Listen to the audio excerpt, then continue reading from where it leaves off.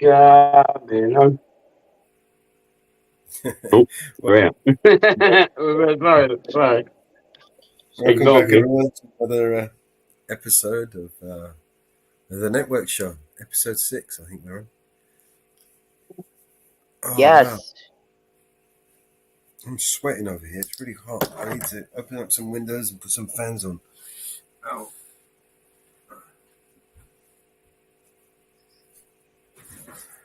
You like my AI picture that I created?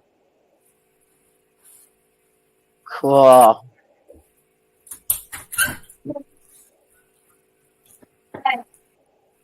Yeah. That's cool.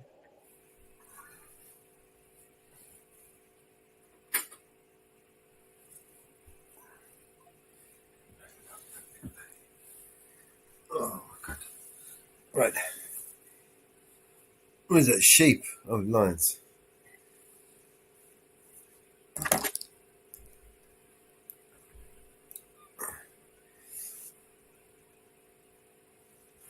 Oh, well. And if nobody knew, football's coming home, by the way. It's going home, everybody. Football's going to go home, finally. Yeah, they're coming home, but whether it's with the trophy or not is yet to be seen, you know what I mean?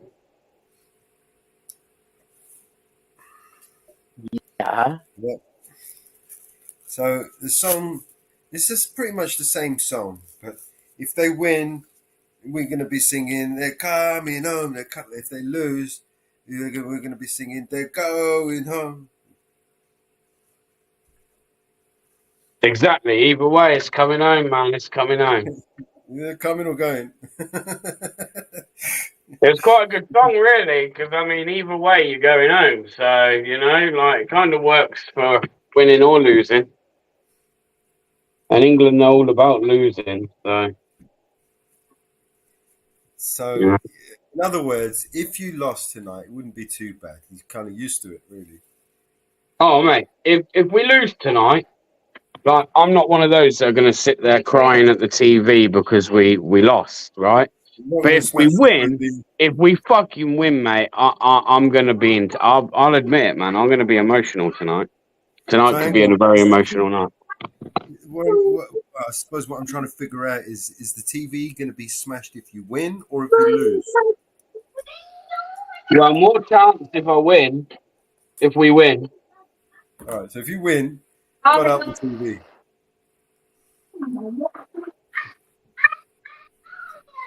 My missus told me to get a life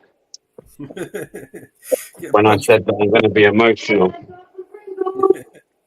Well, I'm gonna be really emotional, man. If we win it, I will cry. I will cry, man. I'm straight up not lying to you. I will fucking sob my heart out like a little baby. You know you got to record that, right, Jess? Don't fucking... You grab that and put that on. That's got to be Blackmail 101. Oh, shit. Uh-oh. I can see fighting in the house. Telling you, man. Football's coming on. We're in children, yeah. Football's coming on. What do you mean over football? Do you say it like football's nothing to get emotional about? It's football. Fuck the world. And it's not just football. Like, it's not just football. Like, don't get me wrong. I'm a Newcastle fan. So if we won any trophy, I'd probably be emotional there as well. Because fuck me. Can't remember the last time we won one. However, England, my country, my nation, winning the European Championships, lifting a trophy in the exact sport we invented, that we struggle so hard to usually play. I mean, yeah, I'm going to be emotional. Don't worry. Chances are, there's a very good chance they're going home. They won't be coming home. They're going to be going home. And I know it's not the World Cup, so it's not quite as big, but still, I mean, it's pretty damn big. There's a good chance they'll be going home. Don't worry. You get too emotional. Well, let's be honest, European football is the most. I wouldn't say necessarily the best football, but European football is definitely like the most prolific, man. Like, you look at the Champions League, that's European teams, and the Champions League's fucking known globally. So what we're looking at, an hour and a half. oh, mate, it's going to be the most nerve-wracking hour and a half of my life. Ladies and gentlemen, if you want to travel around London without any traffic, this is the best time. It is relevant. England is relevant. Where are all my patriotic folks that actually give a damn? Come on, people. We could win a final. What's up, Untrackable knows he's met the English fans. He's met the English football fans. He knows what it means to the people. He knows. You met my guy. I was lucky enough to go to a Chelsea match, and I also have had an English friend that became an American citizen. So I understand the passion for it. You know what I mean? All right. Big passion there, man. Big passion, I'm telling you. Just it's something that reaches even beyond sport, because like I've been to NFL football games, I've been to MLB baseball games, and you go, you have fun, and then you go to the parking lot and it's just traffic getting out of there. But when we left when we went into the game, like, you don't just buy a ticket and go to a game. You have to join the club. Yeah. You have to be like a member. And the away squad sits in a specific section that is divided by security. And I saw Chelsea and Wolves. So you had this little sliver of orange in the stands, and the entire rest of the stadium was either dressed appropriately or wearing blue. But when we left, like, they shut down the entire street. They put blockades in the middle of the street so people could get to the tube. You know what I mean? Get the horses out, man. My neighbours are not going to like me in about an hour and a half. They ain't, mate. I'm telling you, I'm going to be screaming at that fucking telly. I mean, England, we're never the prettiest to watch. We don't make things easy. Like, so that whatever, this is going to be one of those games where you're going to be on the fucking edge of your seat. Well, anyway, good morning, good afternoon, good evening to everybody around the world. And it's a great day to be alive. And Untrackable, hello. Anne-Marie, Ariel, hello to everybody. And yes, I hope you have a good day, BBA, and you can scream at the top of your lungs. Oh, don't worry, I'm gonna. We need to get Mrs. BBA to video that. Right? I want to be able to hear you all the way over here in the U.S. You know what? I'll do what I can. The USA, we're participating in the Copa America. You know what I mean? And yeah. We got eliminated. One of the American players actually punched somebody in the back of the head in one of the games. I see that. There was a full-on scrap, weren't there? It wasn't even a scrap. It was just like, when a defender like backs up against another player, and the American dude just punched him in the back of the head, and it's like, what the man down? Like, okay, now we got to play, 80 minutes with minus a player. That's a great strategy, right? Getting very emotional. So Yeah. so Uh, I'm gonna do my due diligence, and I'm gonna pull for England for you guys today. Come on, man.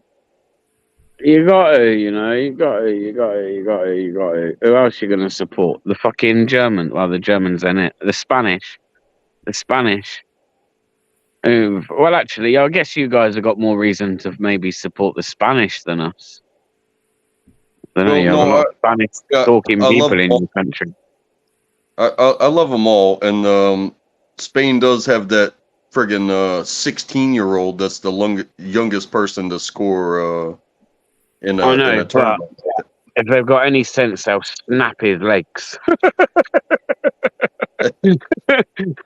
Early doors, man. Take him clean out and that. That's it. Injury. Gotta go. See ya. No, but on behalf of the my experiences and the people I know, I'll pull for England today. The first one I put in the back is still playing as a premiere, Mellow, so you want to skip that one.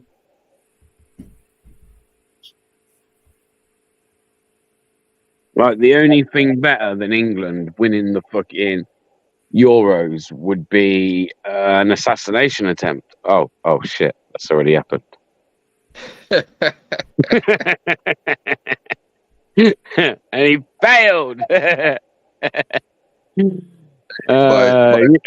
got a mad country, Untrackable, man. It's a crazy country that you live in, bro. I'm telling you. By all technicality, he did hit the target. Well, yeah, I mean, yeah, he would have been on like if you had a target, it'd been on like the outside ring. I don't know how many points he'd have got for that, but it'd have scored. It'd have got on the scoreboard, that's for sure. You know, when you have like a black target with a white circle, and you hit the line, and it's like, well, technically that's in. You know what I mean?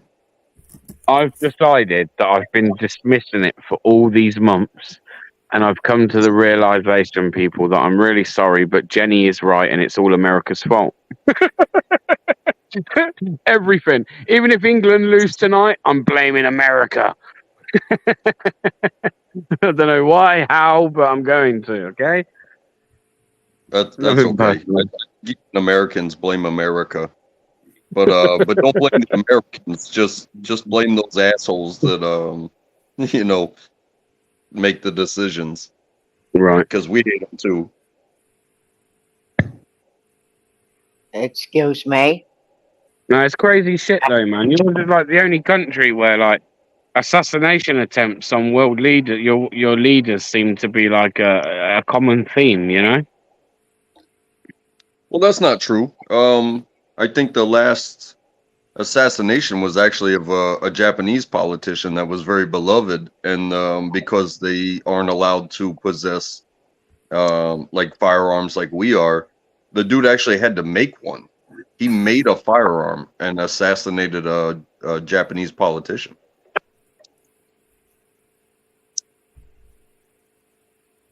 That's some crazy shit though, isn't it? Like, anyway, I don't want to turn this into a conspiracy theory, because I think sometimes like it's good like not to try and go that way if we can help it, right? But I say that there definitely are a few fishy things about what happened yesterday. I don't know if you would agree. Have you ever watched wrestling before? Like WWF style wrestling? Yeah. Okay, so sometimes people go to the ground, and it's well known, these stories are well known, that they will pull a razor blade out of their headband and cut themselves to make it look like they got something. Hang on a minute. Are you trying to suggest that's what happened yesterday? I mean, if you want to go down the, hey, could this be a conspiracy road? No. I said I don't want to. I don't want to go down that road. But without going down that road, you can't tell me if we just go off of what we know so far, right? The shooter was located or situated right around about 150 meters from the rally, okay, on an open top roof, like open as fuck.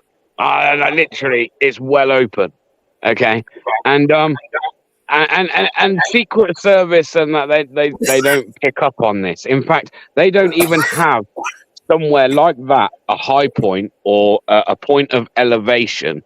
They don't have that covered. But Like, at the same time, as soon as the shooter fired shots, he was killed. oh right, so but it's okay for him to take that shot first. So are you trying to say to me that they're not allowed to act until the shot's taken? Allowed Because if to. so, that's the- insane. The allowed to thing isn't what I'm concerned about, and the faking of it I don't think is real because the witnesses there and another person died, because he couldn't hit his target. Like, if it had been 4 inches to the right, it'd have gone straight between his eyes. You know what I mean? Right. So I'm not saying it was fake, but how do you even get to the point of knowing where he is to kill him instantly? I'm As soon as saying he I only see 2 or 3 options. One of those is a lack of incompetence, man. Incompetence from the Secret Service, right? That's one. Or two, and I guess I am leaning towards a bit of a conspiracy now, but it's not. It can only be one of these options. Or two, someone's purposely not, I don't know, maybe left some kind of like cracks within the security purposely so that shot can be taken. I mean, I don't know. I just think the Secret Service, your government, that they are trained killers. These people, yeah, will fucking put a bullet in you in an instant. They won't miss. They will not fucking miss. Miles away, they'll get you from as well. And we're talking 150 meters here. I just think, come on, something doesn't add up somewhere. How someone gets on a roof, and people, actually, it seems to me from some of the videos I've seen that even members of the public notice this guy minutes, not seconds, minutes before the initial shots are fired. Like, you can't tell me that there's questions that have got to be asked and answered there. There's got to be, surely. Yeah, for sure. Because like I mentioned during this past week, Kamala Harris was speaking in my area, and I was driving on the highway, and I mentioned, like, hey, I'm seeing blue lights, and I'm seeing undercovers, and I'm seeing all kinds of things on the road. Police activity, undercover activity, blue lights everywhere. And you hear just me as a normal citizen with expired registration. Like, I'm like, oh geez, they are definitely gonna snatch me up. It wasn't until I got home that my mother-in-law was like, hey, this speech is going on, and then Biden's gonna speak later. And I was like, oh, that explains all the unmarked random cars that have blue lights that are running up and down the highway because they don't want any blockages for wherever her next visit is, or should there need a quick evacuation, like what happened, yesterday, yada, yada, yada. But it's like, I don't know. Like, they weren't after me, but they were clearly making sure that if something happens, so, you got helicopters overhead. You have people that notice this dude climbing onto the building. You have, the response was quicker than he could take 3 shots. Well, why, I can understand why they wouldn't take a shot before a shot was taken. But if you have somebody that's not on your team and is armed and is looking in the same direction that you are protecting, that should be the only shot taken, in my opinion. Because you can explain that later, rather than have, honestly, I still think it would be almost better to have a politician take a bullet to the forehead than have the innocent person behind them take it to the chest and die. You know what I mean? I don't care how you vote, but that person was the target. Do you think that this is going to have any lasting repercussions? Do you think? I mean, even as far Yeah. as maybe sparking off some kind of civil war. I mean, doesn't this just show how divided the United States is right now? Yeah. Well, I will still We're say more that divided now. there are absolutely crazy fucking people out there, and they pay too much. They spend too much time listening to the bullshit rather than living their lives. And then when crazy takes over, that's what happens. You know what I mean? Like, they're not living their lives. They're not living their best life. They are listening to media, and then they're like, "Hey, I have freedom. I'm gonna pick up a gun, and I'm gonna go do something, and I'm gonna be immortal." But now you're But I just dead. asked the Aberree's question and say, Aberree, yes, Donald Trump could be president from behind bars. That is a thing. I know. I was astounded when I found out that was a thing, but it's a thing. A thing.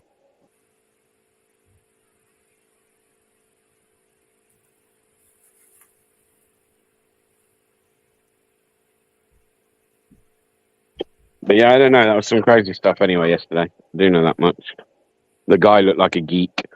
The lad that done it, he looked like a right geek. He looked like the type of person that's probably spends too much time in his bedroom, not out in the real world. As you said, not really living life and letting everything fucking absorb their every fucking fiber of their being. And you get nutcases do some weird shit. You get nutcases do some weird shit. Yep. I do have a theory, but not a theory about this necessarily. But there are a few things that I think are questionable about certain incidents to do with shootings in your country. And I wouldn't say the government necessarily plan it out like a certain way, but I think do I think that they know about certain things or do they have intelligence on certain things that I think they choose not to act on? Yes, I think that happens. I really think that happens. I think it does too. I've said it before. You get like-minded people together, and that happens naturally. But you get one person that is going in there and striking the match, and it could set everybody on fire. You know what I mean? So you take somebody like this, or anybody that's, paying too much attention to media and not real life, and you strike a match and you throw it. Well, all it takes is one twig to catch on fire, and then And then that person that threw the match, they just leave. It's like, hey, you guys are like this. Cool. I love you. Strike a match, throw it, leave. And then next thing you know, something like this happens. You know what I mean? Mm-hmm. And then that one person becomes triggered enough to be like, hey, I feel like I'm gonna make a difference. It doesn't matter if it's assassinating a president or being anti-gay or the kids at school that are bullying me.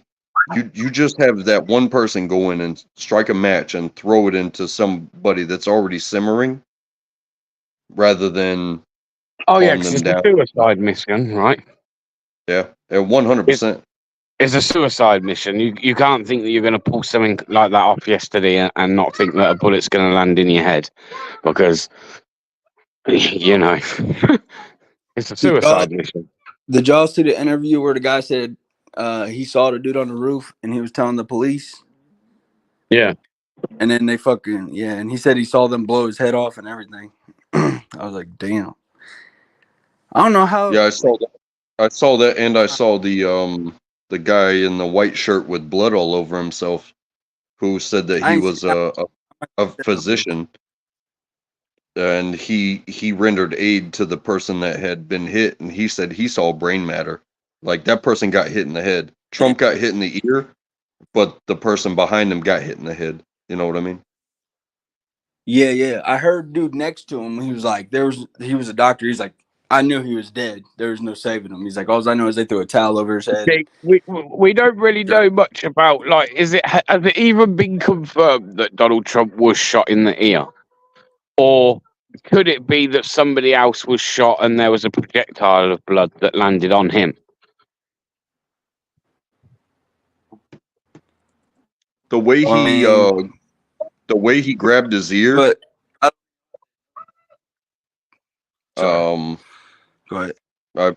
I believe he was hit. But I said before, like, you have to be kind of deranged, and you have to be unexplainably crazy to take a shot like that at such a target. But at the same time, as a shooter yourself, you have to know what's behind your target, because if you miss, you just killed an innocent person. You know what I mean? Well, he fired it's different when so he didn't care. What's that? Why would he care? They're supporting Trump, so why the fuck would he care about their life either? Right, that's true. And two, like, even if you had hit the target, listen, that bullet's going straight through someone's head, bro. Don't be eluded. Don't be eluded. Don't think no one else could be. Well, I'm in a white shirt. You know what I mean? And I was Just saying, paying like, attention, attention to another channel earlier. One bullet can kill more than one person from one shot. And they said, on your point there, they were saying that it was like an AR-15, which I'm very familiar with. That it's only a 22 round, or a 223, which in NATO is 5.56, which is, it's just higher pressure, but the same projectile. But AJM, come up, man. Come up on the panel, AJM. These are when you should be up on the panel. Oh, come on. Jump up, lad. Okay.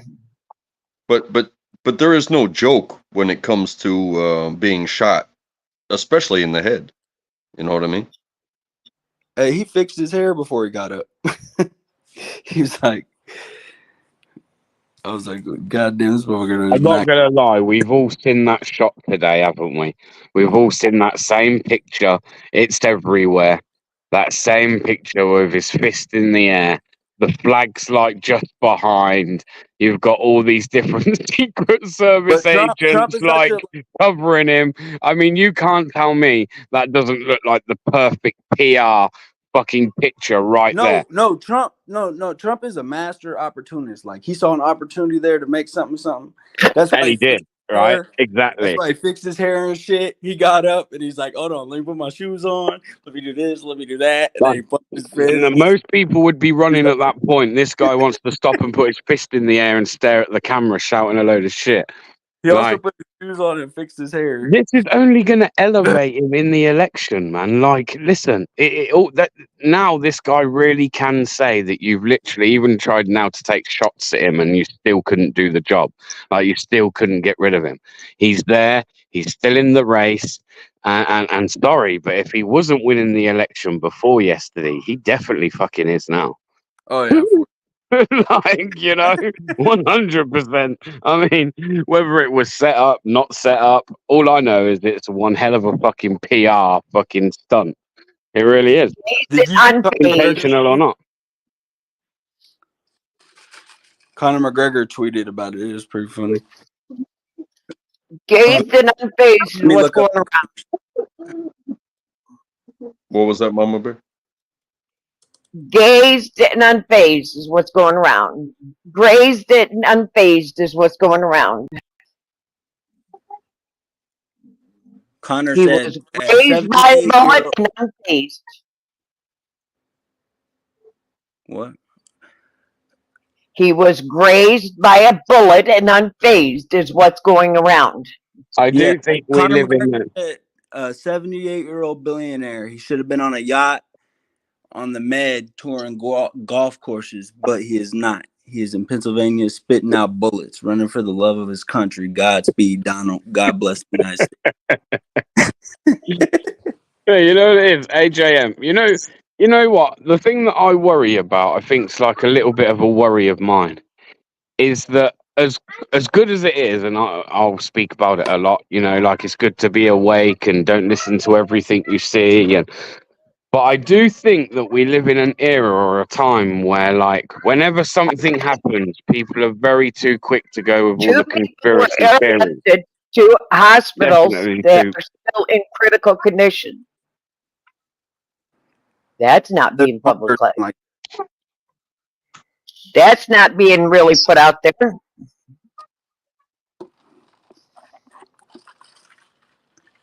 Yeah, I honestly, the story itself is, it's blown up, but I really do care about those people that were behind those shots taken. You know what I mean?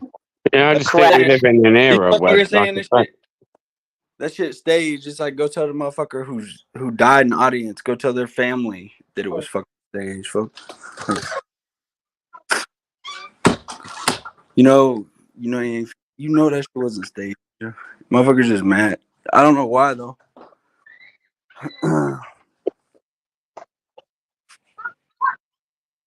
So if you got a reason to explain, anybody. I just chalk it up to crazy.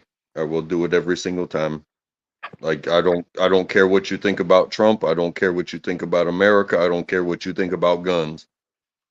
You put all three of them together, and recipe for disaster, isn't it? Yeah, it is, isn't it? Yeah. Hey, freedom. This is what I was trying to get at earlier, like the gun thing. I get it. You love your guns, and it's part of your identity, even maybe your blueprint for you got. His wife. When you put everything, guns isn't the issue, but Donald Trump's wife did put out this morning. She did put out to the families of the innocent victims who are now suffering for this ludicrous act. She did put a humbly affect. I honestly offer my sincere sympathy. You need to summon your inner strength for such horrible reasons. Reason saddens me. she did put out something for those victims. You don't need a gun. You just got to get one of these. Please take Pressure that washer? down. Fucking. No, that wasn't smart. That wasn't a gun, by the way. That was just a. That was a. I know, but that wasn't smart. Well, it was That a was bow and not arrow. smart. It was loaded. I know what it was.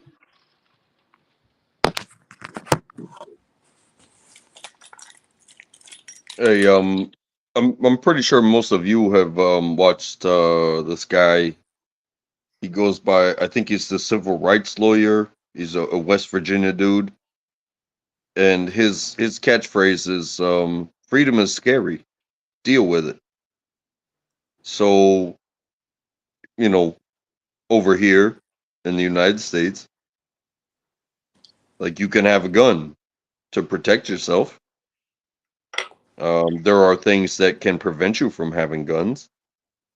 Guns, you should not circle around the gun. The gun should be a tool for when you need it, in my opinion. But freedom is scary. Deal with it.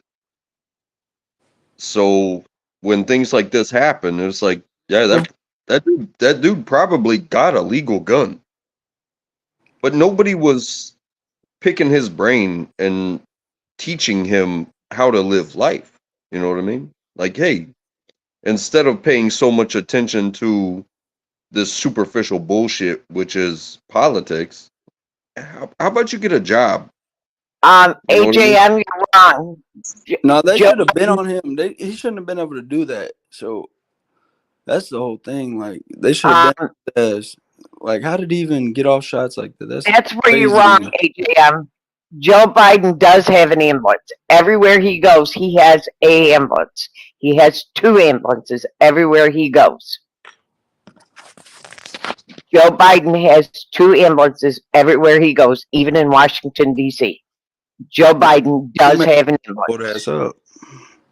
You could tell he just woke up whenever he was talking. He does have an ambulance. Bro, he had some kind of, like, what would you call it? Chronological, some kind of disorder or some kind of disease, bro. Like, something is wrong with that old man. Joe Biden does have an ambulance. Yeah. I don't know what that is. What is an ambulance? Theo, I think it's just called being old, and you, at some point, you just got to hang it up. You know what I mean? Yeah. Nobody minds if you like, just like athletes. You know, you spent 20 years in the league. You got championships. You got rings. You have evidence of your proof of service in your sport. At some point, you know, you gotta hang it up. If you want to keep talking about it, the channels that they'll pay you more than the team paid you to sit there and talk about it. You know what I mean? And you got to do an hour pregame show and an hour postgame show, and you're getting paid more than the athletes that are actually on the floor. Yeah. Fucking, I don't know. This motherfucker just. Why is Trump? Trump's only a couple years younger than him, so that's why I think something's wrong with him. Like, yeah, something wrong with his head. Like, he's getting dementia or some shit. Because, not dementia, but I'll call it like I don't even know the word to use, chronological, some shit like that type disease. Because he mixes up words all the fucking time. You ever notice that? And then when he walks, he walks like a fucking zombie, bro. Like, I got you. Honestly, I think they both need to hang it up. But I think for Trump. some reason, the parties that be keep propping these dudes up. Like, who's holding the stick that's propping these zombies up? You know what I mean? I want both of them to ride out into the sunset. You know what I mean? Enjoy the rest of your life. Don't try to. But you know, how do you get your name immortalized in the history books? And that's exactly what they're trying to do. I think both of them. Yeah. Yeah, because Trump's, I know when he was debating Biden, he's like, yeah, I don't even want to fucking be up here. I could be out on the fucking Mar-a-Lago chilling out, but this motherfucker made me come up here because he's doing such a bad job and shit. And I was like, hey, shit, gotta kind of agree with that. This motherfucker sucks. He don't even work. He's on vacation like 5 days a week. Yeah, but you look at the parties that back each other up, and you've got what's her name, Lauren Boebert. She was a friggin' prostitute on the Republican side, and then you have AOC, who was a bartender on the Democrat side, and these are some of the most powerful people in the country that aren't running for president. You know, you've got your governors here and there, but they want to run their state, and they want the president to like back them up so they can run their state. Maybe that's a reason why some of the best people aren't running. But look at who some of these Congress people are, and it's like, oh, wait a second, you've never had a real job in your life? Or you did have a real job in your life, but you have no education, or you're not paying attention to what's going on, or you don't really care about people, you just care about elevating your own self. And that's what I see. I see them just being like, hey, how do I get to the next level without getting shot at? You know what I mean? Yeah, it's just wild. Who the AJ, fuck? Just, AJM, when you they know were more than in me. Maui, I didn't know about all that. hold on, AJM, the police officer whose motorcycle skidded out of President's motorcade in Hawaii, when one of them was in Hawaii, actually helped.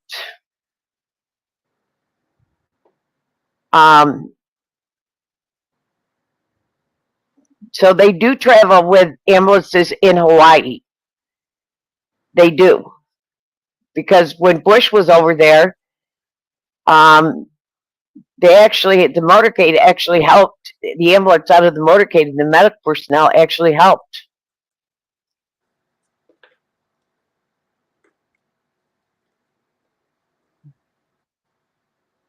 But they do travel with an ambulance does travel with all presidential. Are you saying ambulance? Yes, an ambulance does travel with all presidents. They even do it in Washington.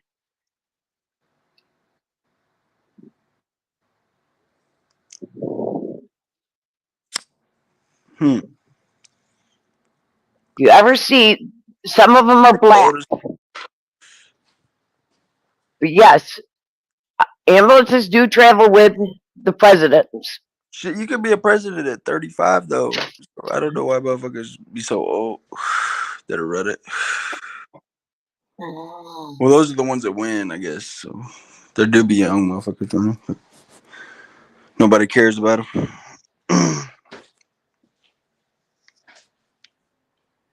What is in a presidential motorcade? An ambulance and the presidential medical team also is in the motorcade. Secret Service, 2 or more limos, press van, counter assault team. 2 or more limos, press van. There is 10 or more and up to 40 vehicles. But there is always an ambulance.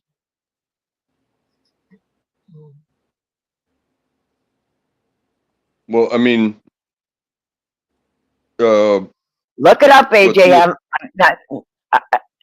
There always is.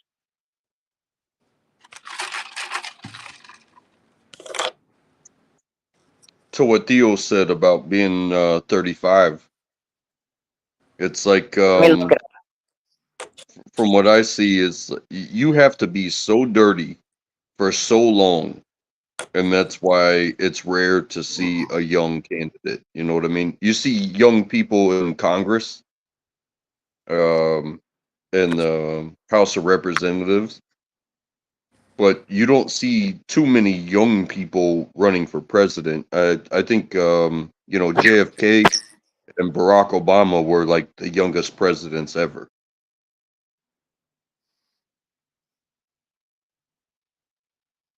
But you have to be so dirty for so long before the party will accept you. And Yeah. and that to me is crazy. They have to vote you in and shit, and then we get a vote. It's like, but the thing is, we really can control that shit. Like, if someone comes in, we can get them up there. They just gotta really want to do it. Like, fucking, you know how motherfuckers run for governor and shit? Like Arnold Schwarzenegger, all that. And as far as the Secret Service response, like clearly the dudes in suits, they were there. They were standing right next to the man. However, you look at those blackouts, those blackout uniforms that showed up after the shots were fired. Pay close attention to those too, because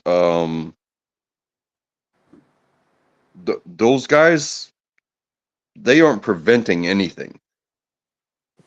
But what they are doing is, if it were to be more like, how many assassination attempts do we have where there's more than one guy?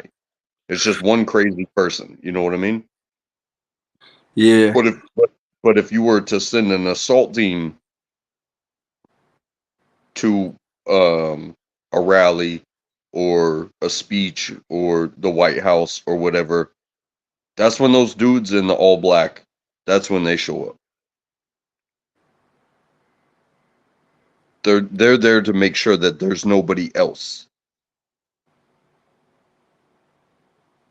Yeah, I don't know. Oh, fuck. What do you mean by nobody else? Like, nobody else died? Oh no, they are not there to take care of people. They are there to make sure that there was only one shooter, Oh, and I that got shooter was handled. But to make sure that there's not going to be some random pop out in the crowd. You know what I mean? Yeah. Because there was, I think I saw 3 of them. I could be wrong. I got to watch the video again and again and again. But the dudes in the suits took Trump to the ground. But then the dudes in the all black, they popped out. And they weren't pointing their rifles in any specific direction. They were just making sure that nobody else popped off and that there was a clear path and nobody was going to start anything. You know what I mean? I didn't even notice that. I just noticed the guys on stage. I didn't notice I had to rewatch it and shit. Look for them. I didn't even notice the guys in all black. You said they're in the crowd? Oh no, they rushed the stage as well, and I imagine they encompass even the people off camera. But you're talking about like ballistic helmets, face masks, glasses, Yeah. rifles, and so the guys in suits, they just like created a turtle shell over Trump. And they were communicating with each other, and somebody had to be like, hey, make sure the car's ready, make sure the path is clear, yada, yada, yada. But there were dudes in full-on blackout military gear. They came out from underneath the stage. You know what I'm talking about. Oh yeah, they were out from underneath that stage. Yeah. And that shit that they put him under, all that's bulletproof. And they're trying to like get him under there as quick as possible. That stage ain't bulletproof. Yeah, it is. Okay.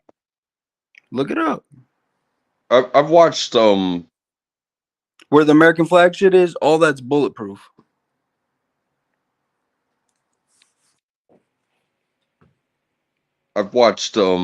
some Don Shipley stuff, and he does mostly like calling out people that claim to be Navy SEALs and stuff like that.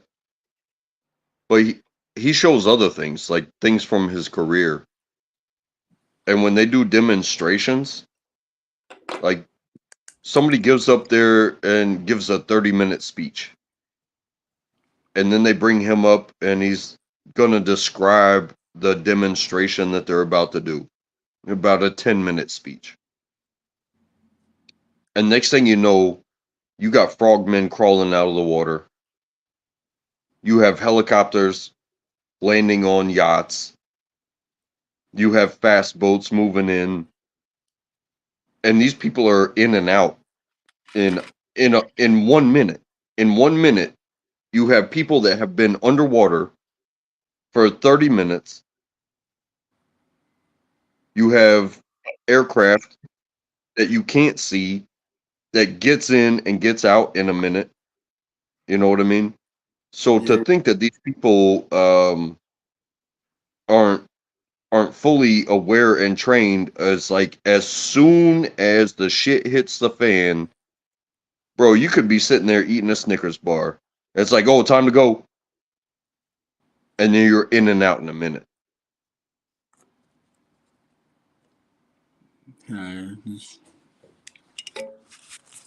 AJM, I don't want to argue with you. I don't want to fight with you. I've seen enough pictures of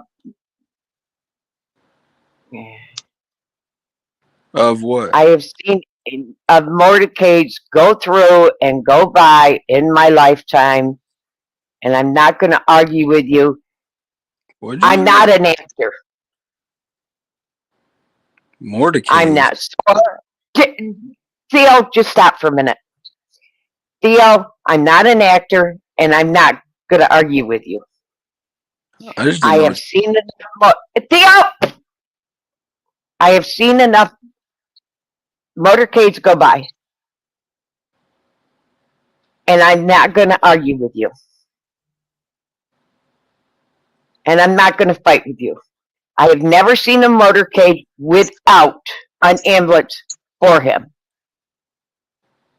and seen medical personnel with it. Never have I ever seen him not have medical personnel with him, just for the reason the same thing just happened to Trump. Because if something ever happened to him, they would have medical personnel there immediately for him. For any given reason, he had a heart attack, he had a stroke, or passed out, or even fell and stubbed his toe. They would have medical personnel there immediately. Maybe they realized he was. Maybe there was. How do you know there wasn't? Immediately. How do you know there wasn't? You even know what's going on with me and AJ. Oh, you're talking to chat. So he was in Hawaii. They would have emergency personnel and an ambulance there, regardless if it was filmed, not on film, whatever. They would have it there on scene.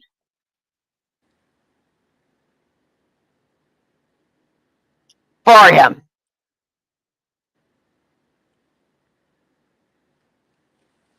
Hey, holy shit! Did I miss the news? Did Richard Simmons pass away yesterday? Yes, he did. So we're going to end the discussion, AJM. It's over. From the Howard Stern Show?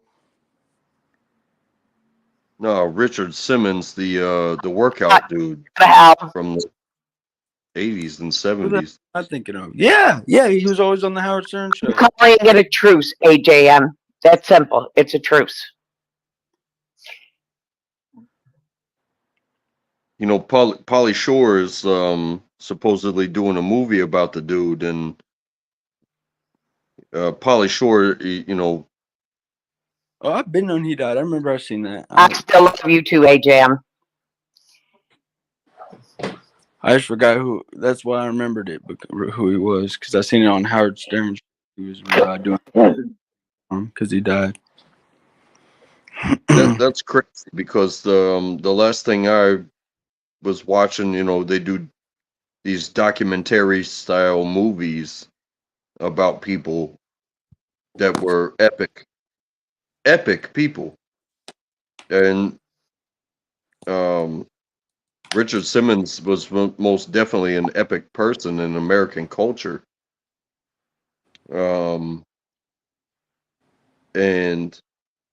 Pauly Shore, like he grew up knowing the dude like personally, and so Pauly Shore is going to be playing Richard Simmons and telling his story. But Richard Simmons made a message that said, you know, I don't approve of this. Nobody asked me about this. But Pauly Shore reached out to him and made his message very public. It's like, bro, I am you because I grew up with you. And this is going to be a tough one to watch. You know what I mean? It's going to be a tough one. Yeah. Fuck. I don't know what I would do. I wouldn't say I am you if they're saying you aren't me, though. Like, you don't know me like that. That if I don't think you know me like that, then you don't know me like from. Like, if you are you, how can someone say they know you better than you? Like, you don't know what I think during the day. You just know how I act. But who would you pick to play you in telling your story that looks like you, sounds like you, comes from where you come from, has experienced fame, has experienced money? You know, how would you react if somebody was like, "Hey, you know, knowledge is free, and this person wants to be me," but they actually knew each other. So would you be honored that somebody that you knew was going to play you in a movie?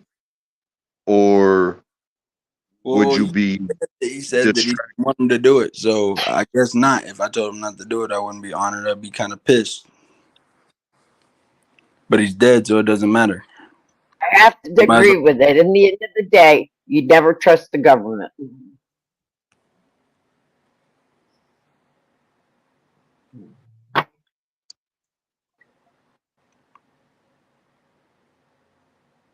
You have to agree.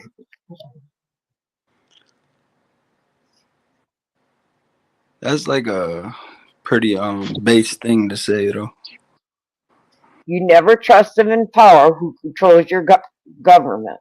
You don't trust them in power who controls your government. You don't trust your government.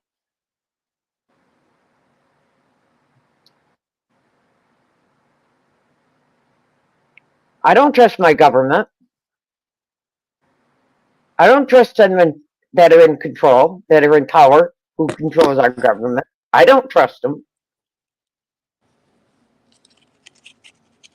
Do you trust them that are making your decisions right now? Well, how can you trust somebody if you don't know them?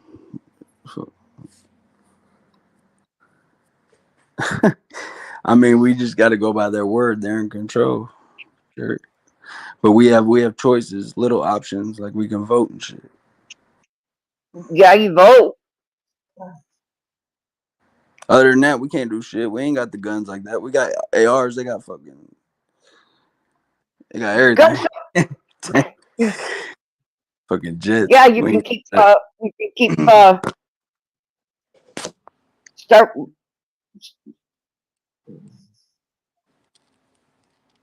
How old are you, Theo?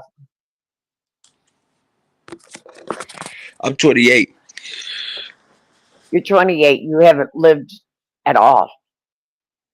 I have been fighting for years, and I have made some changes.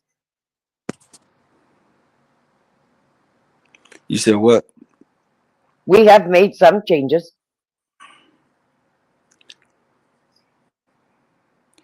Yeah. You're still a baby. You know, it's not all about just sitting there doing nothing and getting your voice out and be heard.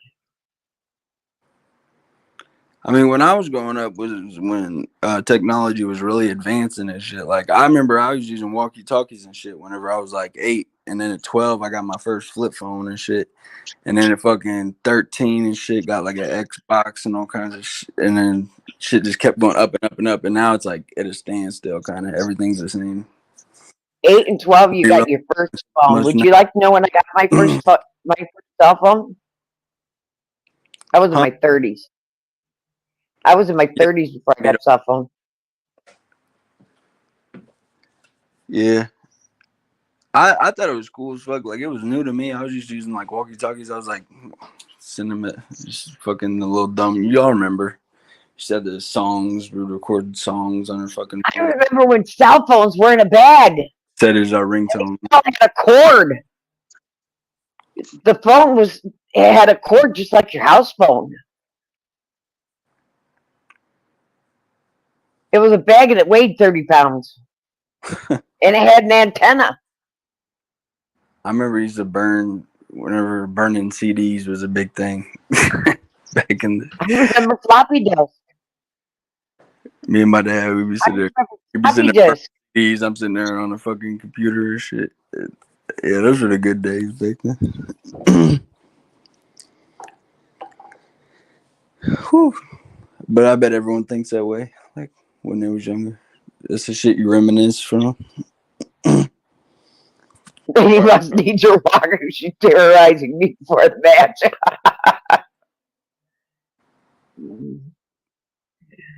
I literally have tears in my eyes right now,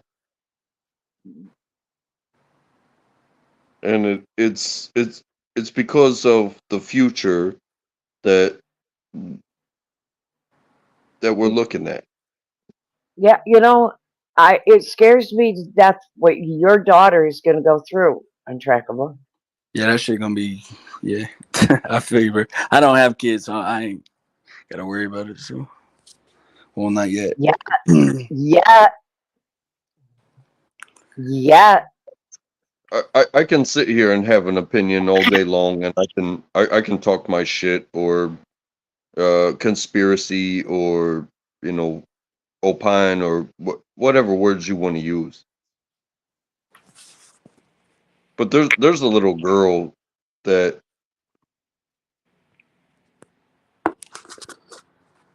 going to deal with the changes that come from all this, whether it be the war in Ukraine or the assassination attempt or whatever. This is going to be her. They're going to make education points about this. Yep. And I'm going to have to do my best to protect her every single step of every single day that I'm alive. Yep. And when I was in school, here for me. My parents were worried about Sorry. What was happening with Vietnam. Now you're worried about what is happening in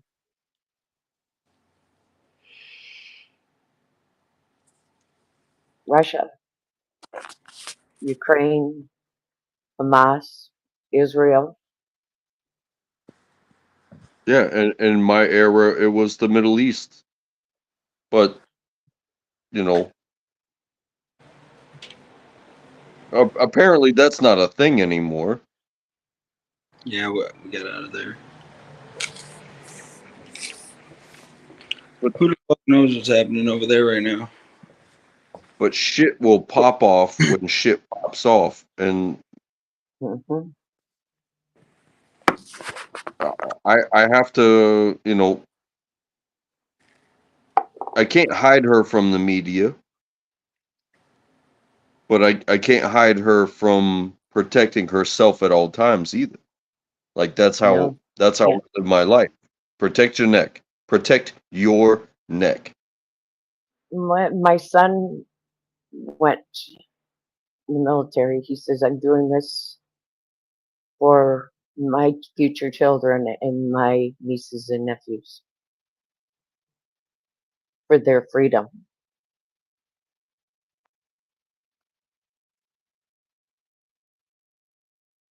And a little part of you probably thought that too when you went.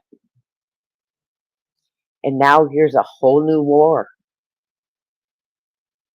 And you never even thought that when you went in and when you were overseas. During the same time my son was there. You were there. A whole new ballgame.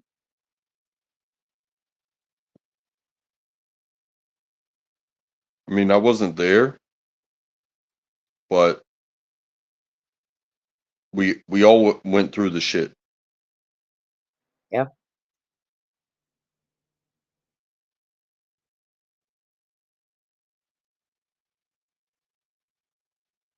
It's hard. The development of a person that is part of me. Yeah, once you have a kid, you're living for that kid. Your life is over. Like you're living. That's Your life isn't over. It's just starting because you're living a whole new chapter. no. I mean, Your you're living life is for over. a kid though. You ain't living for yourself no more. You're living for that kid. Like It's a I'm new not. chapter. You can still have fun doing it. Just reminisce like all the old shit you used to do and all that type shit. And I don't fucking know exactly because I don't have a kid, but I'm pretty sure it wouldn't be too bad. It would be a great experience. Well, I never, I, I I started took, living. go ahead. I snow skied before my kids were born. I snow skied after my kids were born. I water skied before my kids were born. I water skied after my kids were born. Oh yeah, well My yeah. I kids guess if you have them are young doing enough, it with me. and you can start living again if you're healthy enough and shit. Um, the things I did before my kids were born, I started doing with my kids. Just like Right. some things you do stop doing. You don't go out and party so much. But I have my free time to do it with my friends, but I didn't do it as much. You know, Yeah. You just got but to get at a the baby. time when I had my kids, Got when I did my time, responsibility. A my whole friends, we started having parties at home. We barbecued at home, involved the kids, because my friends were having kids. Just we didn't drink. Yeah, I've been to parties like there'll be kids at some of the parties I go to, and but some they ain't allowed, some they are, and fuck. You know, but untrackable. I understand where you're coming from. It's the time I've got grandchildren, and I'm seeing this world in a whole new place because my grandchildren are at the age of getting married, and I'm wondering about my great grandchildren.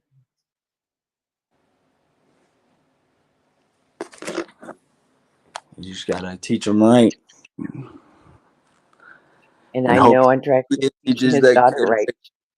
and keep the beliefs and what you believe in the family, what matters to you and shit. Because at the end of the day, fuck, we all gone. Just gotta keep on going, keep it going. Yep, it's scary, Untrackable.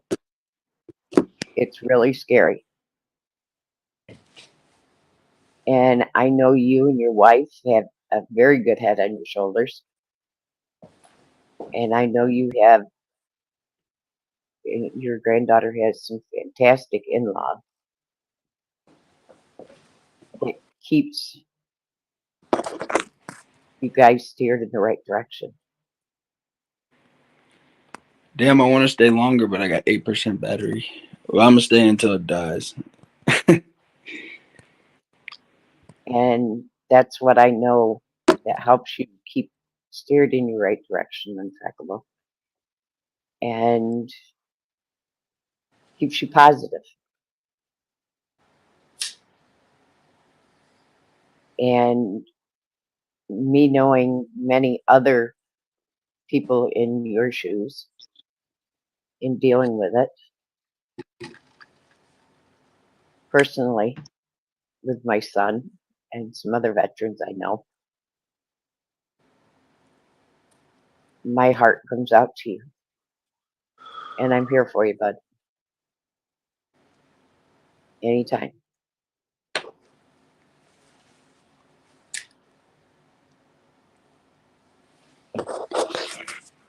And you got this. And I know you got this. Oh yeah, you got this shit easy, bro. Shit.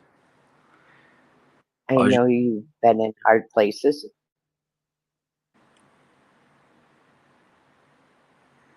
Well, I don't know that all. She must know. I don't know that much about you, or I give more advice. But I'm also way younger too, so feel bad giving advice like that.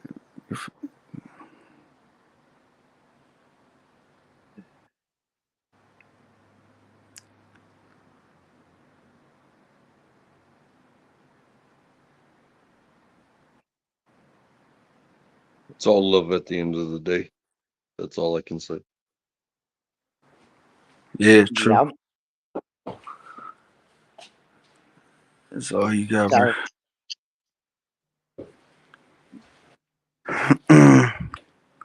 and you know part of my story, Untrackable. Yeah. And you know I stand right behind every veteran. Because you know I'm a veteran.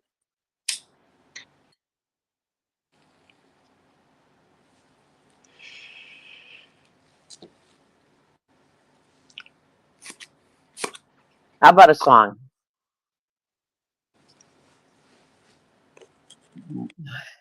What can we find? What song you want to hear? Untrackable. We can play music on here? Yeah, our songs. Oh, I thought we could play like copyright. Yeah. Well, I was in a, Anything you want to pull up. How about your song, Untrackable? Hey, play somebody else's song. All right, what song you want to play? How about 420? That'll work. 420.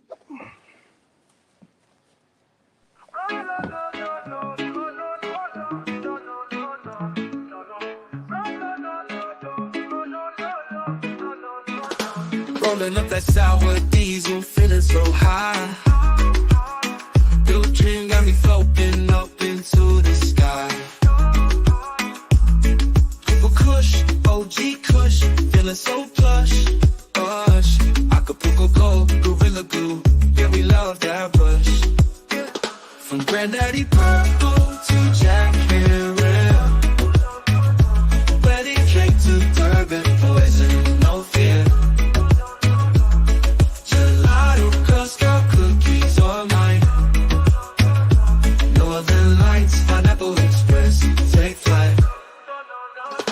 Super lemon haze, White Widow, feeling fine.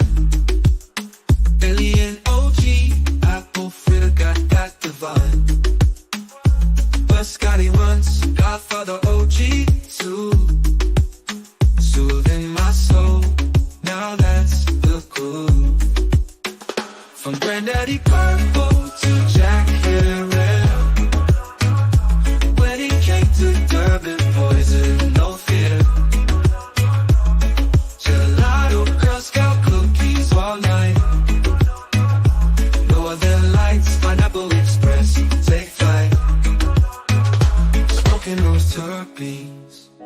so right. Honey, yung ulini, lemonade, we're seen every night. Sessions with the best strains, Mother Nature's delight. So grab a blunt, spark it up, feel the high.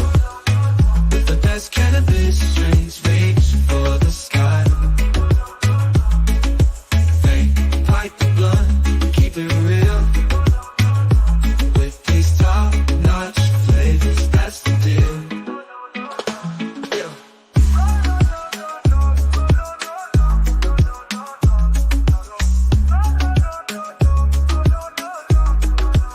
So grab a blunt, spark it up, feel the high. With the best cannabis strains, reach for the sky. Vape, pipe, a blunt, we keep it real. With these top-notch flavors, that's the deal.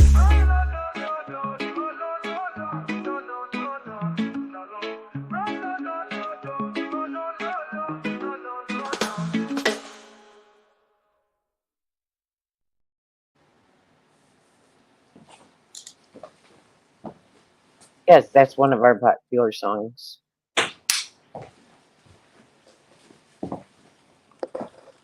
Oh yeah, smoking right now. What about you? No, I don't smoke. I don't smoke the 420.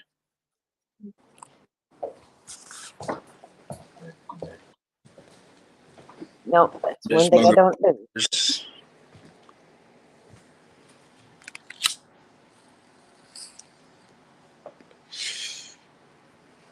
Salud. One thing I don't do. What? That's one thing I don't do. Oh, smoke weed. Yeah, I love it. It fucking calms me down, bro. A Shit. lot of people do.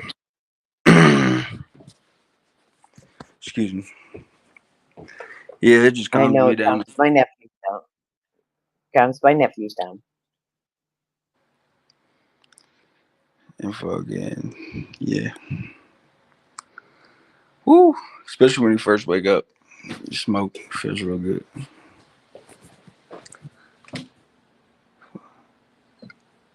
Ooh.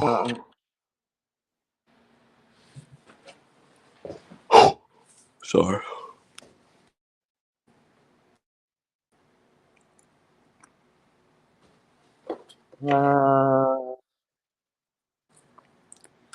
Hold on just a second.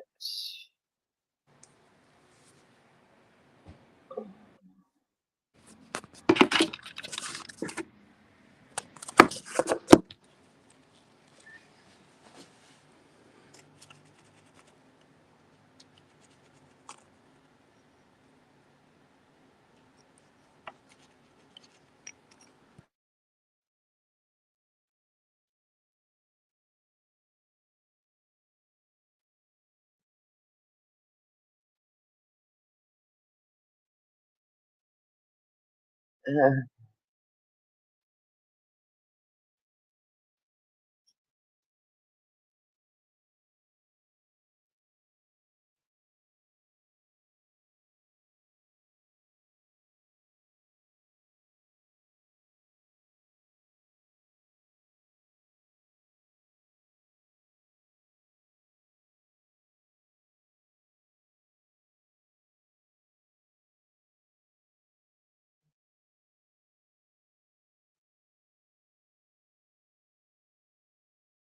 Man, this shit is whack. My phone only charges on the pad thing and it's about to die. And if I put it on the pad thing while I charge it, then it fucking overheats. And then my other phone fucking, it's staticky when I talk, so I don't know what. It's like, fuck.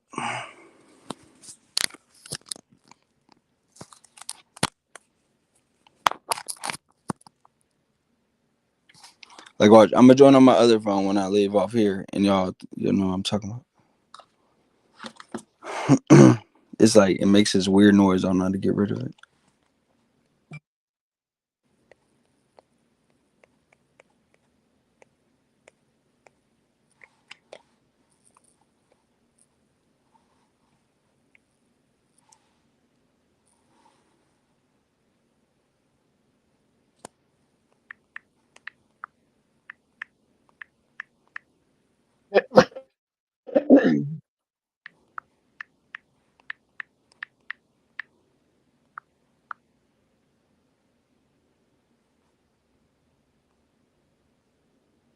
When did he speak?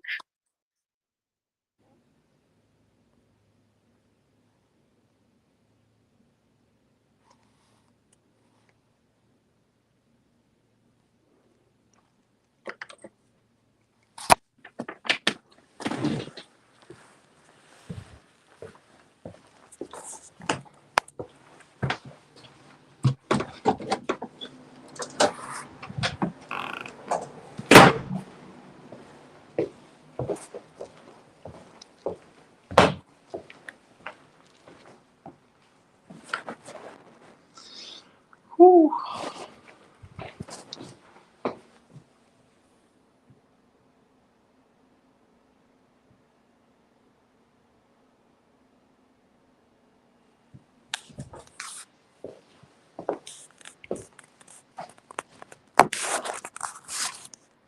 Damn, it's already 2 o'clock. Fuck.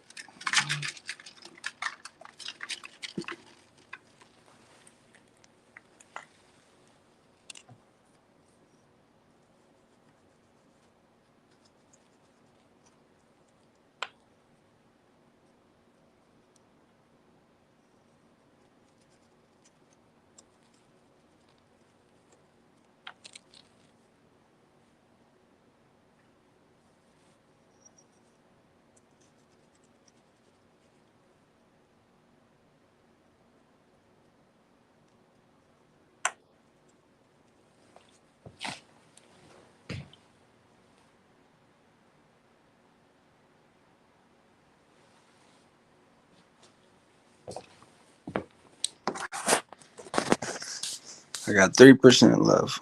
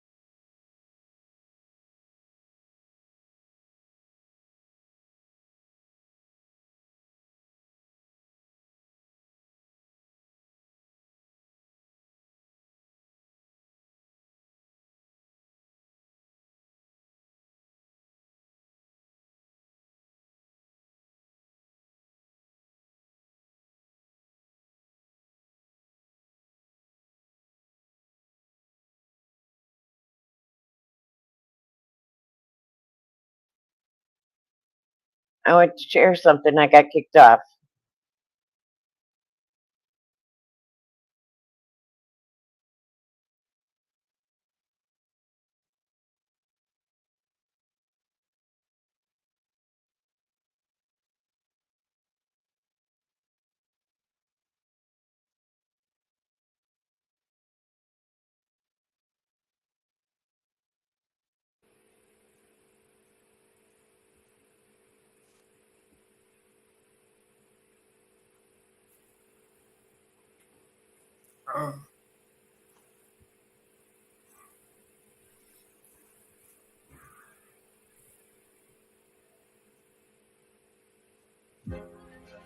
This is your car repair shop's worst nightmare.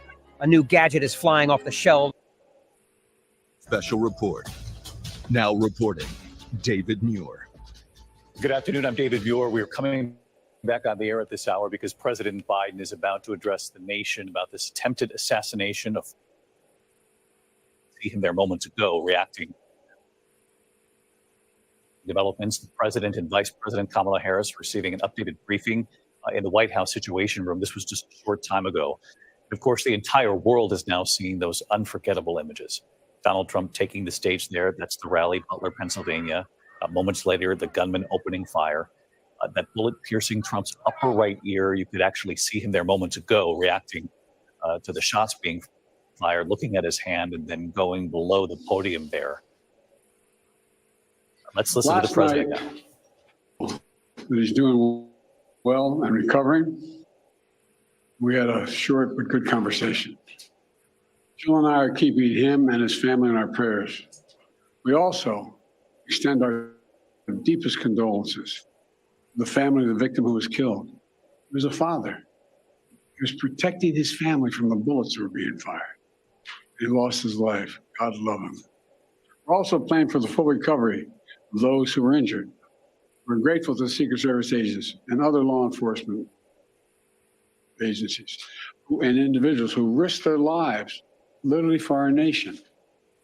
As I said last night, there's no place in America for this kind of violence or any violence for that matter.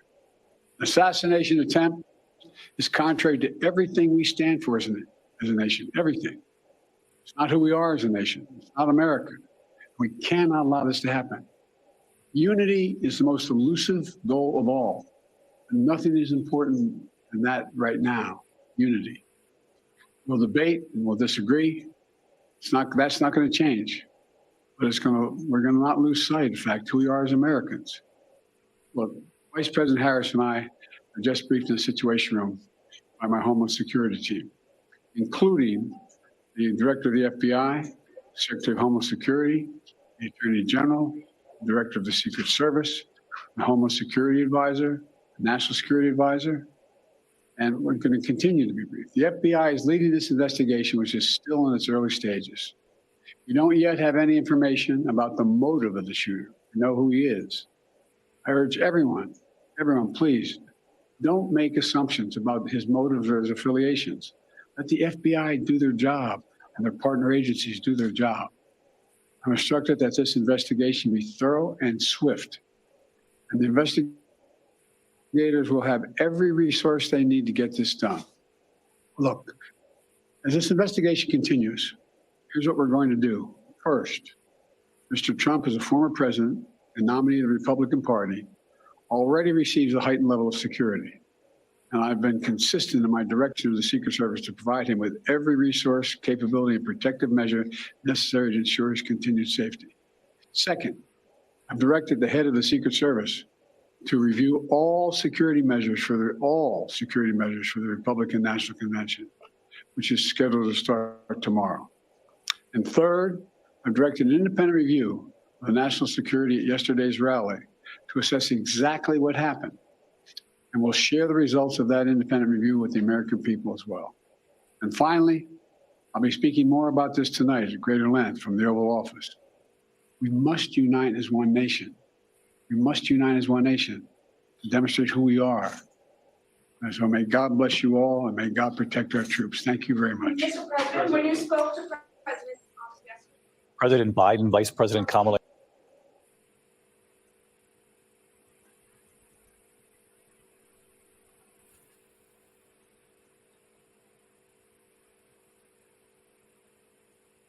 Well, you heard what he had to say.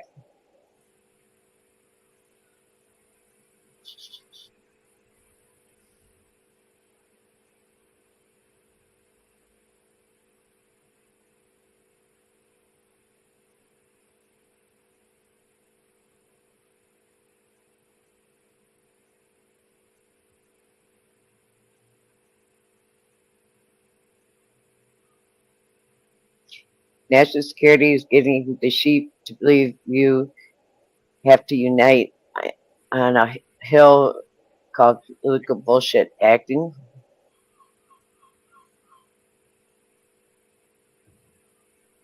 They woke up Biden for that one.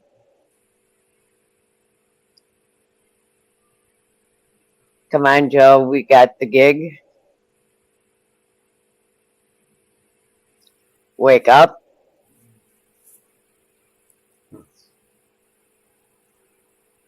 Well, what do you think, Mellows? Yeah.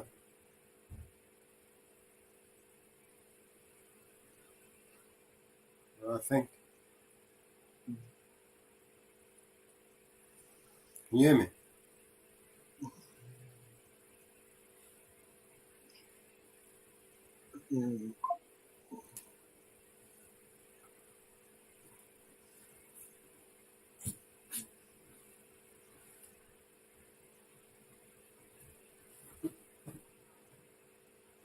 Southgate for president.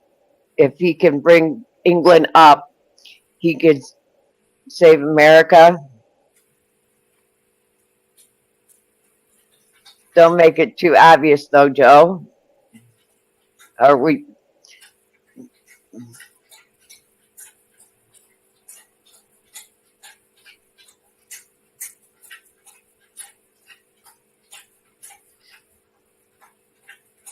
Oh, it's kickoff time.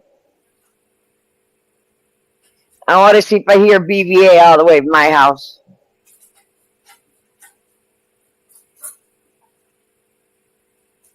Well, there's a massive motorcade taking place out in front of Towers right now.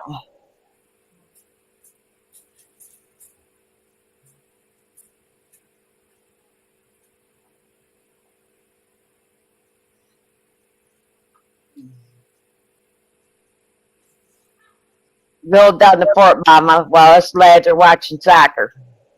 Ah, that's not soccer, that's English football. Come on, now get it right, AJM. That's football. You gotta remember something, AJM. My great grandmother is pure English.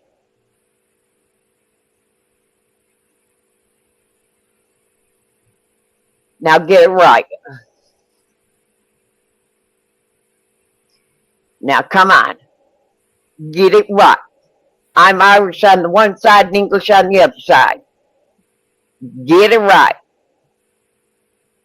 I'm Irish English, or English Irish, whichever way you want to say it today.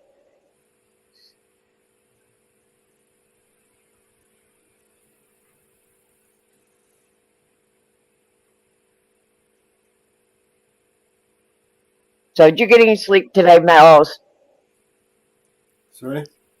Did you get any sleep today? I don't know.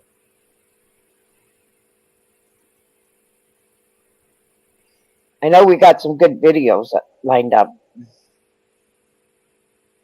Okay.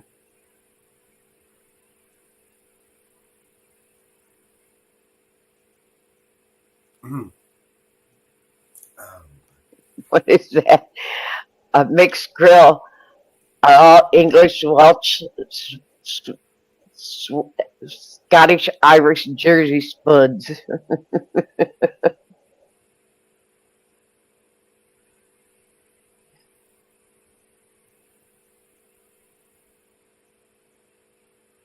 Oh, you can tell the game started. Their count went down.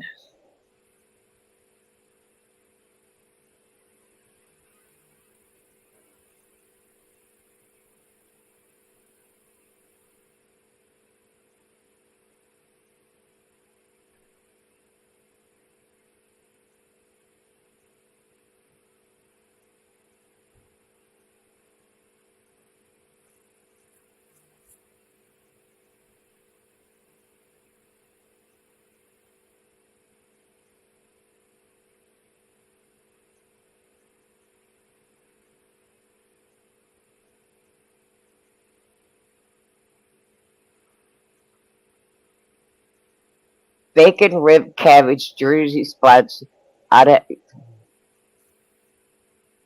Hey, I love me some corned beef cabbage.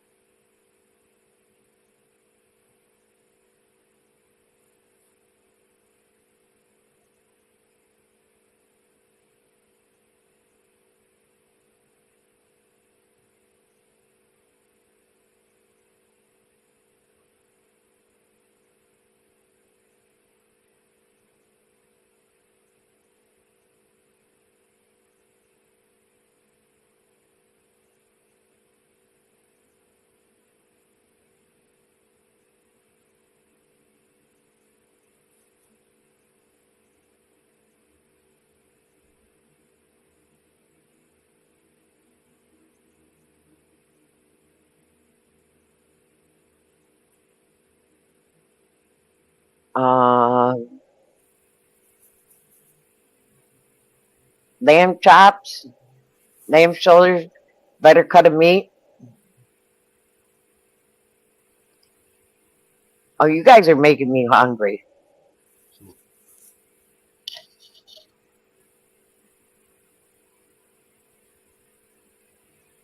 Pork shoulders, corned beef hash.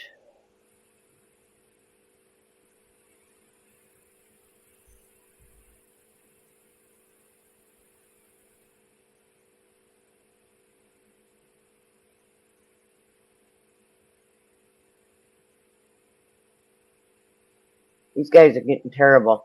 You know that?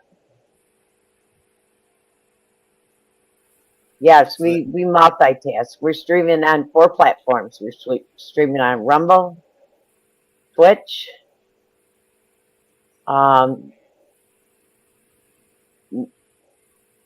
the new Vigilante Media Network, and my platform.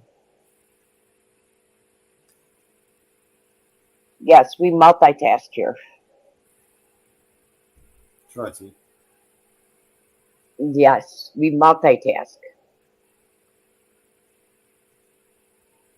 Yes, we are multitasking here now.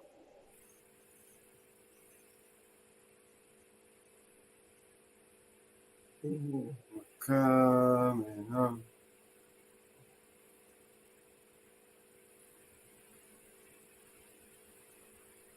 And I lost all my platforms that I posted because I got kicked out.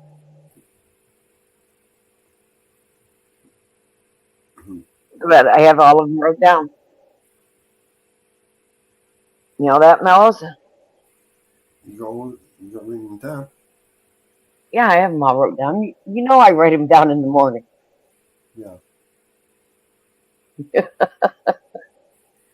I write them down when I search out in the morning.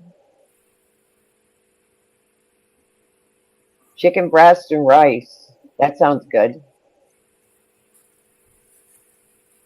Jab up, good morning. And yes, I want to thank everybody for helping me get into my 100 subs. I'm over 100 now. Thanks everybody for subbing to me. Thank you, everybody. Now we're going to work on Vigilante Media. We're going to get them to their 100. We're going to work on getting them to their 100. So we need everybody subbing over to Vigilante Media Network and get them to their 100 plus. So we need everybody subbing up to Vigilante Media Network. Yes, Ariel, we got to our 100. Ariel got Nightbot. We're going to get Vigilante Media to their 100. We got them to their 50 plus. Now we're going to get them to their 100 plus. So we need everybody to like, subscribe, and share Vigilante Media Network.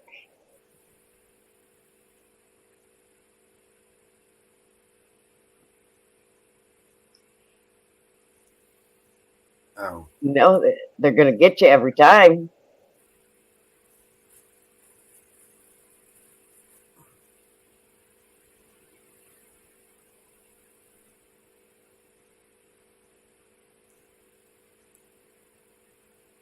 Oh, fuck.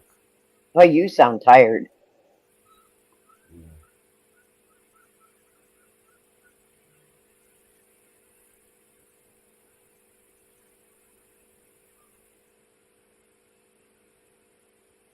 You sound really tired.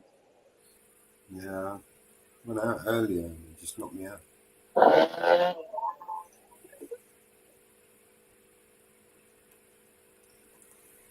Oh my god. Oh. Oh shit, man.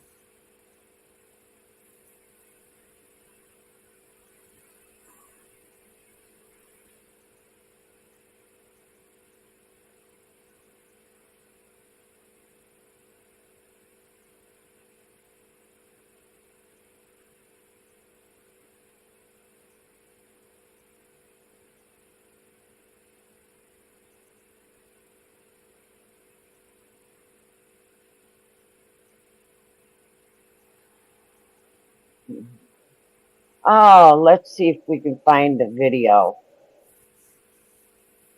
Why don't we, Play a video. why don't we do that public safety one? You're going to like that one. Yeah, for public safety. That first one I showed. That first one I post. So, Sheriff Rigby through intimidation.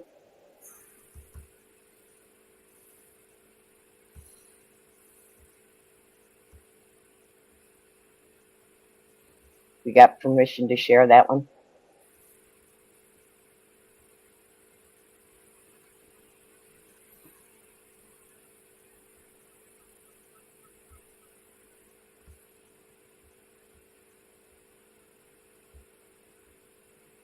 In back chat.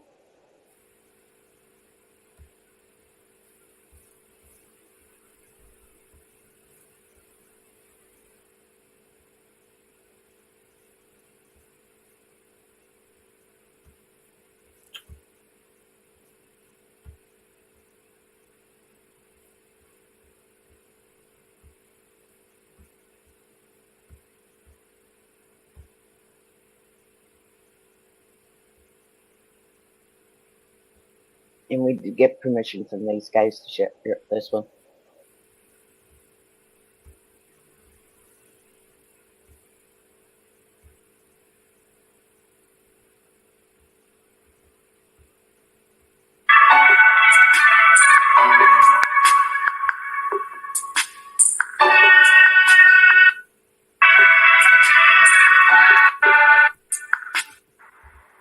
The chief of the Heber City Police Department was placed on administrative leave, accused of choking a suspect while placing him in the back of a police car. For months, even after the chief was cleared of all wrongdoing, Heber City has refused to talk about the case, release public records, or even explain why the chief was under investigation. For public safety here, in this video, all credit is going to go to Fox 13 in Utah's investigative journalist, Adam Herbitz. What Herbitz uncovered is that the police in his area went way out of their way to make sure that they retaliated against an officer who was telling the truth. And in this video, you're going to see an entire recorded internal affairs investigation where the sheriff of their county obviously retaliates for this officer being a whistleblower. Camera on. Matt, please have my glasses and my shoes. Thank you. I don't want to fight with you guys. On March 31st, paramedics were treating Jesse James Rodriguez. Minutes earlier, his wife called to report he was drunk, wanted him out of the house. When Heber City police got there, officers say Rodriguez tried to grab one of their guns. Come on. Chief Dave Booth was on scene. He says he was done being patient and decided it was time to take Rodriguez to jail. Officers say until this point, everything they saw was appropriate, but watch the chief's right hand as he struggles to get Rodriguez into the back of the police car. Any type of choking technique is not allowed. You were under investigation for putting your hand on someone's throat. I just want to know what happened. Which never happened. We have the video, sir. Obviously, there was some force used to get in the car. Would it be surprising to you if there was body cam or dash cam footage that showed your hand on his neck at one point? No, I don't think it'd be surprising. I just view this something I've done literally hundreds upon hundreds upon hundreds of times. In August, days after the state cleared him of criminal wrongdoing, the city sent out an email stating the chief is back to work because whatever the complaints were against him, they were not substantiated, found to be baseless and without merit. When you say baseless and without merit, you're just calling somebody a liar, and you're saying that this never happened. State investigators tell Fox 13 they cannot explain the city's email because they never told Heber City the complaint was baseless or without merit. Now that he's Wow. he was going to come after us. The day after the email, multiple officers tell Fox 13 the mayor called a mandatory police department meeting. She was very upset. Somebody in our agency had gone to the media. She told us, and I quote her, and this is Colleen Potter from Heber City, that she believes in karma, and karma's a That is unethical. That is unethical, and whoever implied, suggested, hinted at it should no longer be employed. City Attorney Mark Smedley verified the mayor's comments, but said he could not remember the context. The mayor has ignored all requests for comment. And then they saved the chief for last. And this guy's angry when he's talking to us. I'm going to make you guys tell me what's who did this. I'm going to make you. And you're going to do what I tell you. And if you don't, I'm going to fire you. It seemed very clear to me that the city's reaction to the complaint against the chief was violating Utah law. It was retaliation. Cameron Platt is the attorney representing Sergeant Jason Jarvie, one of the officers who reviewed the body camera video and filed a written complaint. He says whether the chief's use of force in this case was excessive is up for debate, but the law requiring officers to report concerns is not. They could be criminally culpable for covering up. The way that the city treated it and reacted is much more important and much worse. If it was such a minor use of force, why so much effort to cover it up? Sergeant Jarvie says his supervisors strongly encouraged him to take a demotion after reporting the chief. He has since left the department, quote, solely due to the city's retaliatory actions. Jarvie has provided Fox 13 a copy of his personnel file, showing he has never been disciplined. As part of the case, the mayor also placed both him and the chief under an internal investigation conducted by the sheriff's office. This is done by his friend, Jared Rigby, the sheriff. They're friends. Both the city and sheriff's office have refused to provide copies of the completed investigation. However, videos obtained by Fox 13 show Sheriff Jared Rigby repeatedly spoke on behalf of the city, not as a neutral third party, sometimes lecturing or threatening officers rather than asking questions. There is no excessive use of force. And so your perception is wrong. What Dave Booth did is not even use of force. It really comes down to the future, your future in the police department. Sure. So you can dig in your heels and say, And that's not what I'm doing. this is how I feel and no one's going to change. And okay, that's your decision. You just won't get any trusted positions having to do with DT and use of force and sergeant and those kinds of things because you're not willing to learn and be open-minded.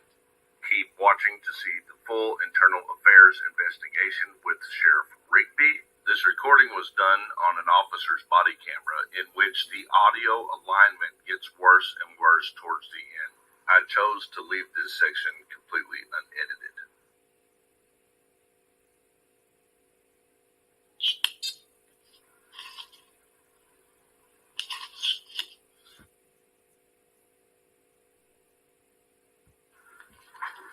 Is it on? Yeah. Okay. So it's September 1st, 2021, at about 7:10 in the morning. So what we want to do is provide you some intro to what it is we're doing, ask some questions, and you're welcome to ask questions throughout. Ultimately, we want to talk about a written statement as well. That's kind of overall the big picture of what we're here to do. So we're doing an internal affairs investigation for Heber City Police Department. Okay. I've been asked by the mayor to do that. This has to do with the Jesse Rodriguez incident on March 31st, 2021. And as part of that, I think we're all on the same page. Just to make sure, there was already a criminal investigation of this. So there are actually two. So one focused on Jesse James Rodriguez, and the other one focused on whether there were criminal violations of excessive use of force. And so the Rodriguez one is still ongoing in court, and the other one is that there's no criminal charges pertaining to officers. So,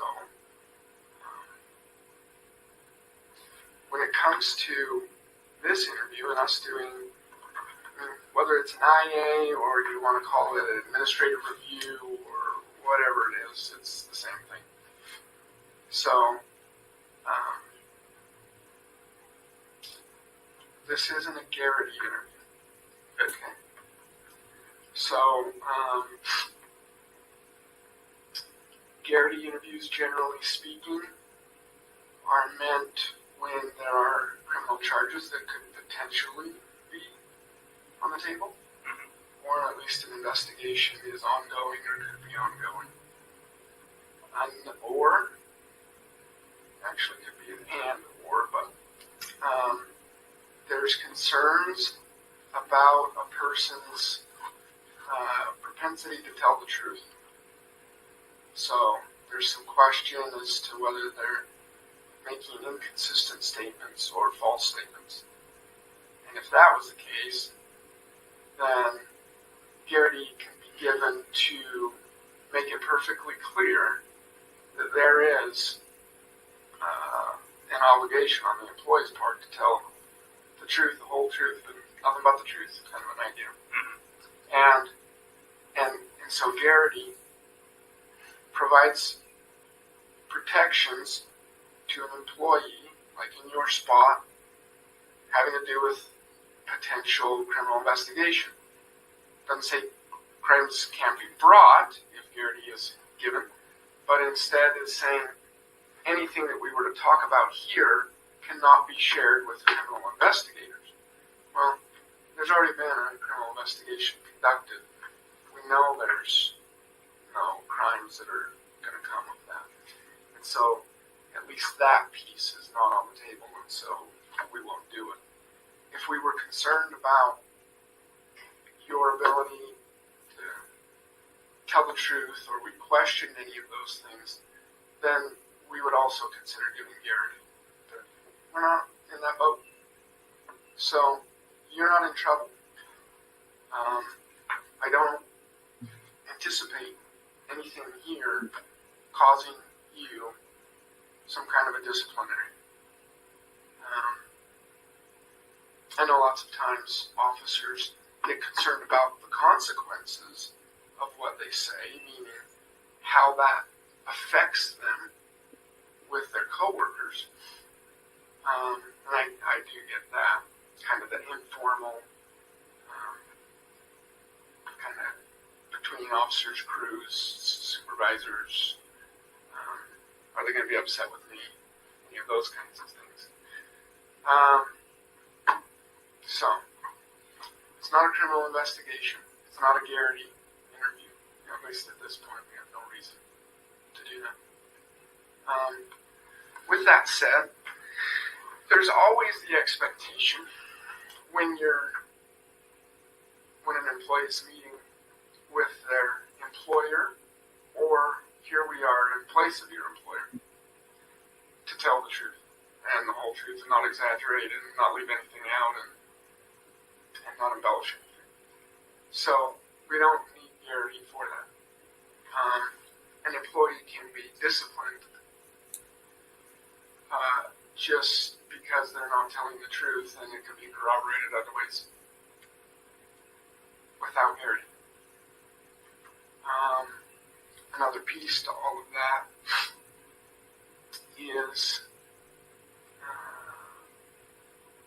that if we felt like we needed to stop the interview, do a Garrity interview, and we'd do that. We'd stop, just restart, and we'd give Garrity admonitions. Hey, these are the warnings and admonitions. These are your rights under it as well. Tell me a cop that tells the whole truth, nothing but the truth. I'm sure they'll be answered. So, we don't want you to question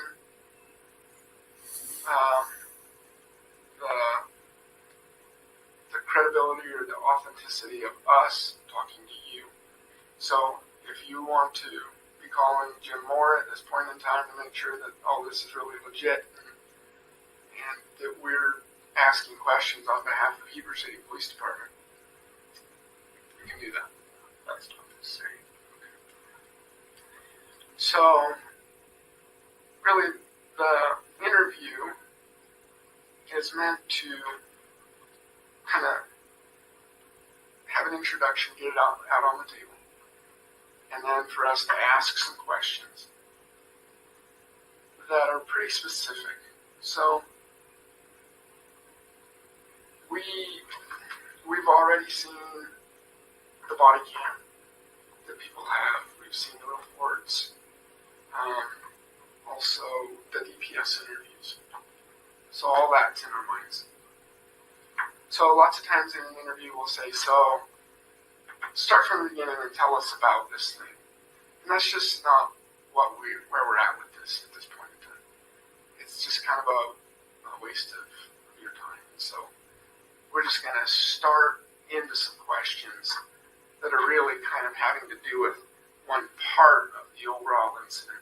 And it's not even anything having to do with being in the house, and being with Jesse James Rodriguez, and then moving on to the gurney, and then going to the cage, and all that kind of stuff. So I don't think you need to feel like we don't have that as the basis, because we've been over all of that. And if we were to just go over it here, it just is kind of needless, because we're really focused on the questions that we have, and we just don't want to waste your time having you think, is it having to do with all this kind of stuff? It's like, we can tell where there's policy concerns in these areas. Okay. Any questions so far? We don't want to take time out of your CIT training, so that's why we're going to cut straight to the meat of the subject. It's very kind of you, Mike. You're welcome. Very kind of you. So, when it comes to how all of the concern came about, our concern has to do with inconsistent and false statements, not on your part. And so, the first question really that we have is, we know that you're the FTO to Adrian Gondorian on this call, March 31st, 2021, right? Liberty Station, Jesse Rodriguez. And then from there end up being concerns in the police department about how it was handled, specifically whether there was excessive use of force, and even more specific, whether Dave Booth used any excessive use of force. So, what do you know, or what was your involvement in, after March 31st, and that incident, and then discussion with others, and leaving the others open at this point in time? We can narrow down more on officers, supervisors, spouse, people outside the office, but all of that's on the table right now. What was your discussion about the incident with others, generally speaking? It's been a while, so I don't 100% recall timing on everything or anything like that, but I know I discussed with, I think, 3 other officers, and I discussed with a supervisor. Is the supervisor one of the 3 officers, or separate? Separate. Okay. Can you tell us more about the officers and the supervisor? What are you looking for? Names, times. Best here recollection. I believe I talked about it with Rojo, Richard, and I actually want to say Weischer, but that was kind of random because he was just in the office randomly. And that would have been, like I said, I don't remember time frames, but it would have been shortly after the incident, like within a couple days. So accurate to say shortly after incident, within a couple days. Okay. And the supervisor. Jarvie. Okay, and what were the circumstances there? My discussion with my supervisor. I was doing what I was obligated to do by policy based on what I had seen. So, help us understand the circumstances of how that conversation happened. So, where were you? Kind of the time frame that it happened. In his office.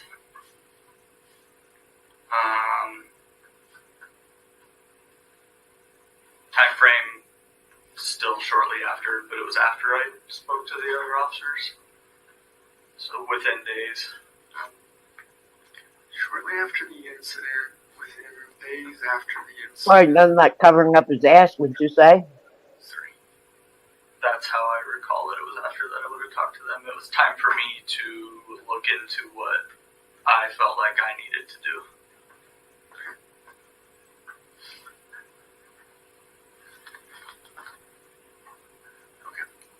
And so, is this on were you both working?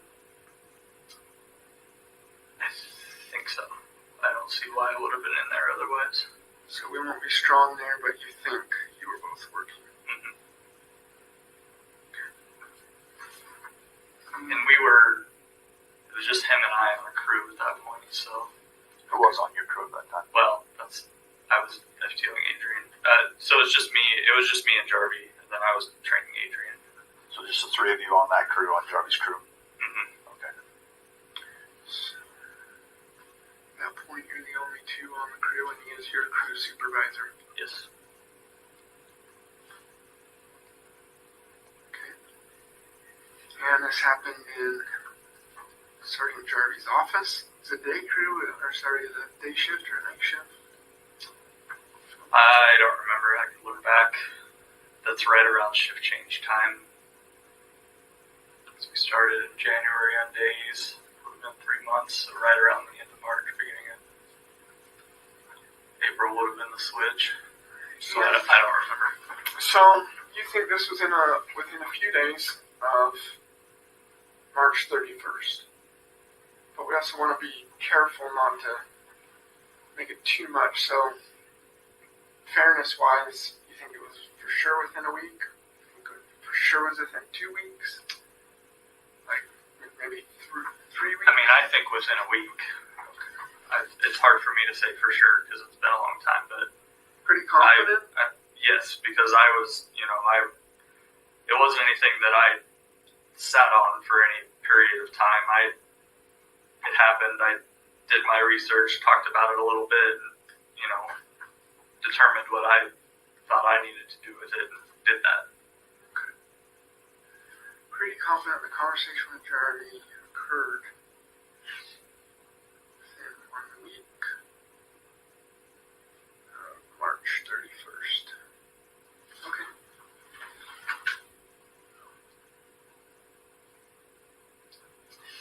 Okay. How long was the conversation?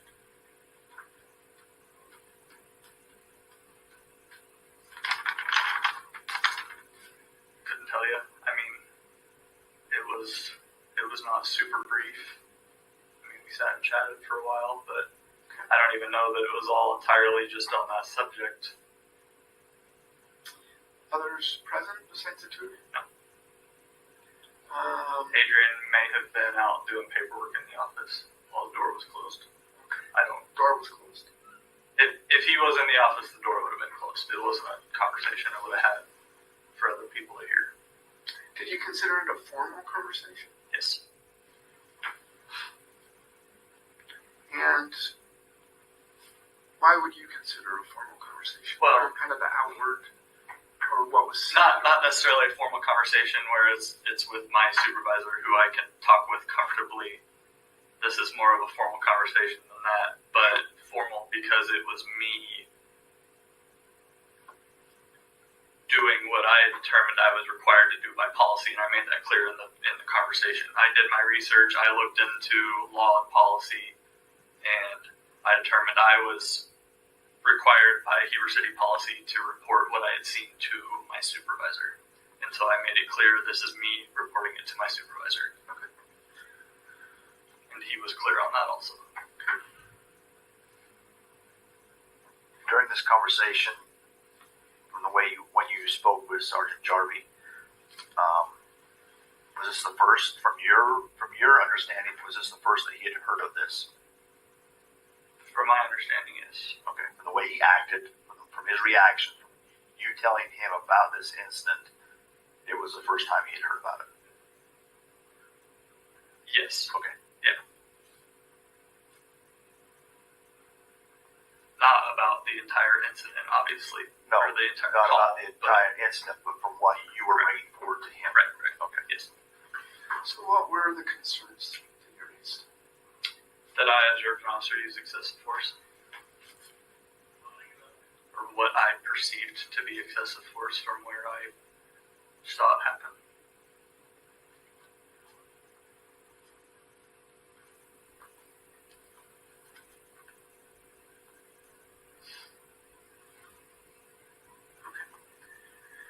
And so, you're concerned about Dave Booth using excessive force. Correct. And you communicated that to Sergeant Jarvie. I did.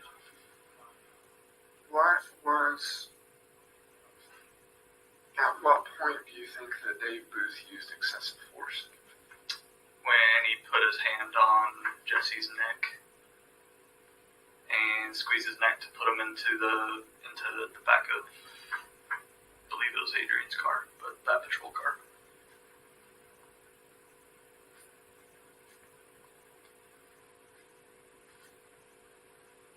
So, to say it accurately, when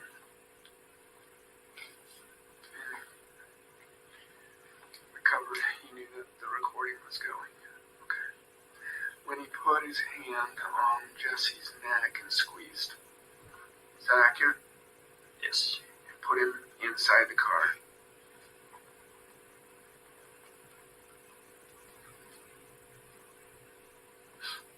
Is that fair to accurate to say it that way? Yes. Put him inside the patrol vehicle. Okay.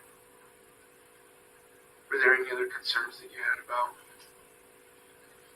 excessive use of force? Anything else? Any other concerns that you raised at the time with Sergeant Jarvie having to do with the incident? Only how to deal with that. How to have that conversation with somebody that I was training to be a new officer who I thought witnessed it, because it was just the three of us there. Everybody else was kind of milling around scene. As you know, there was a lot of people on scene at that point, just the way the previous use of force with Jesse had gone down, and the emergency button and everything. But to my recollection and my perception was at that moment, it was Jesse, Chief, Adrian, and me. In kind of our own little world, and so that was, I mean, honestly, that was the most upsetting thing to me about it at the time, was that I was going to have to reconcile that with somebody who I was trying to teach how to be a cop. So most upsetting, since you were the FTO, you were training an officer, and it was your job to reconcile. What do you mean when you say reconcile? I just didn't know how to approach it with him. Do I,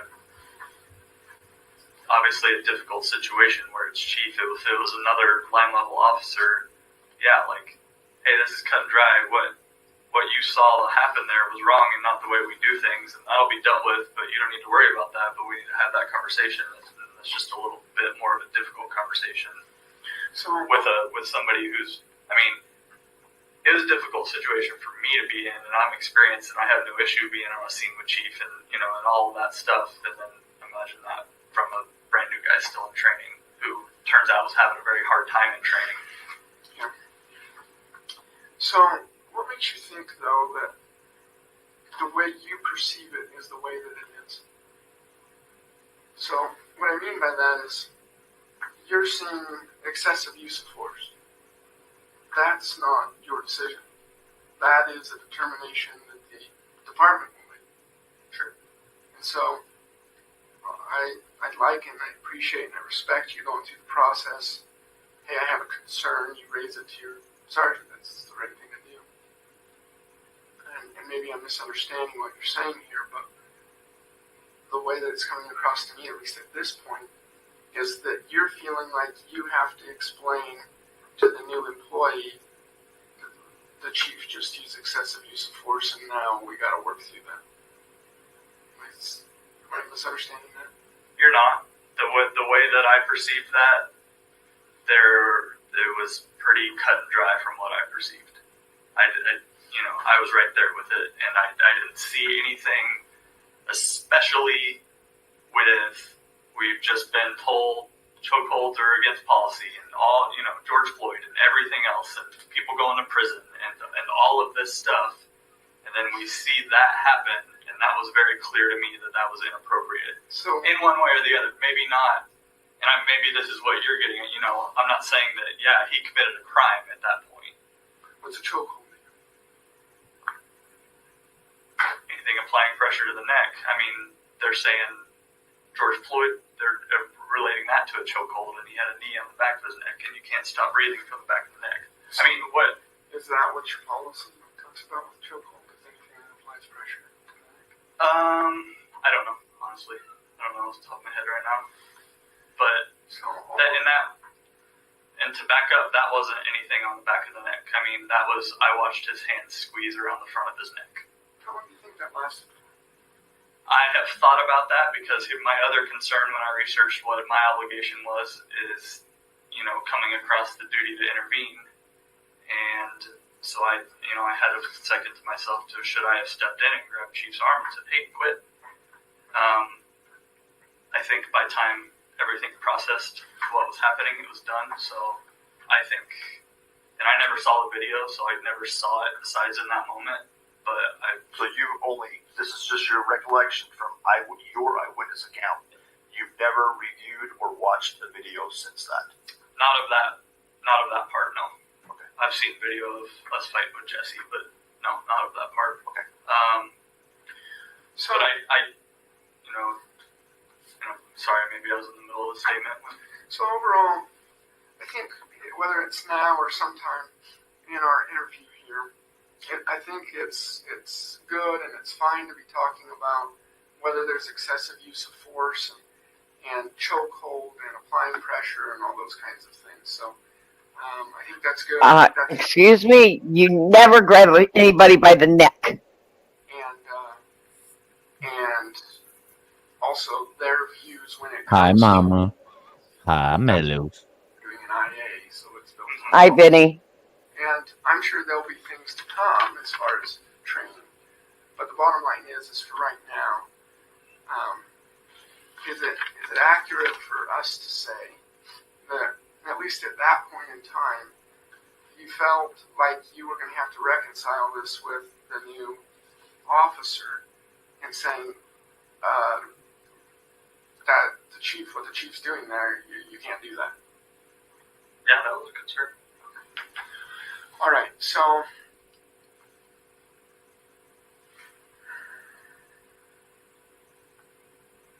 or maybe I should say Is everybody understanding this? The new chief is also a new officer. Or not. Who's who, Mama Bear? I'm lost. Okay. You want to hold up, pause this for a minute, Mellows? Again? Want to pause this for a second? Okay. He is the whistleblower. The guy in the gray is the whistleblower. Yeah. The gentleman in the black shirt is the chief, is the Sheriff Rigsby. A new chief was hired, and the new chief is this guy in the gray shirt's trainee, who he is training to be a police officer. The chief has never been a police officer. He is Chief Adrian, and he is training him to be a cop.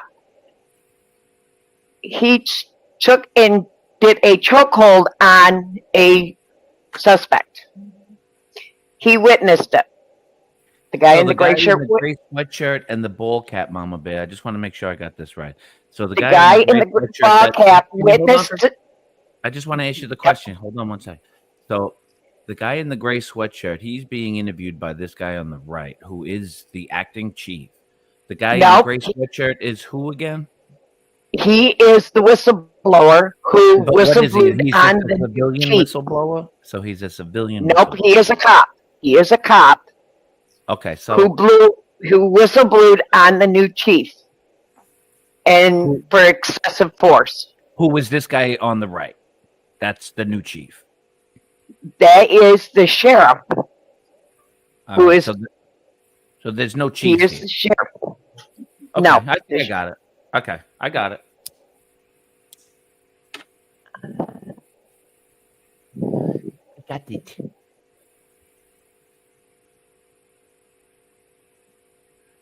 And the whistleblower, he has what to say. What is he blowing the whistle about? He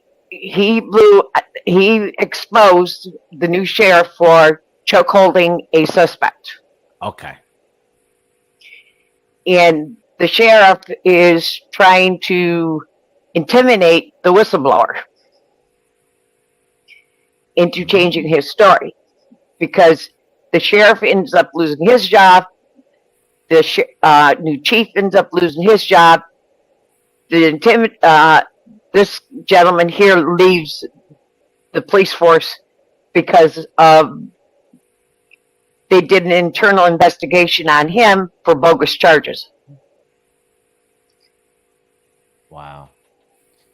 Yeah. Okay. I got it. It's a nice big Okay, TV.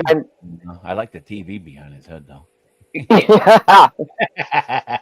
I'm looking at all the reflections. You know how I do it. Yep. Okay. I got my popcorn. I'm ready. All right, go ahead and play.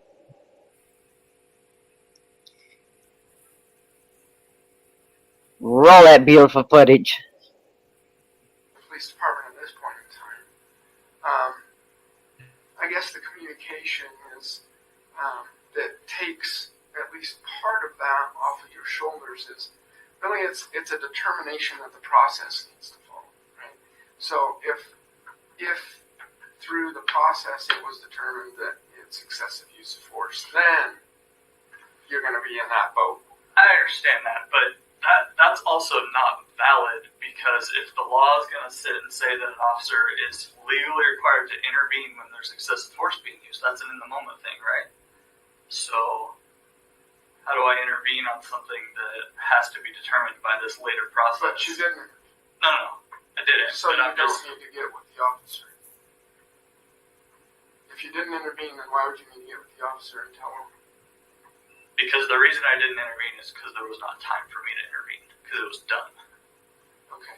So was my perspective of it. And like I said, I had that thought afterwards: should I have intervened? And I realized, this is something that happened so quickly that by the time I processed everything, it wasn't something. If that had gone on, it would have been something for me to have intervened. did you end up having a conversation with Adrian about it? A very non-specific conversation.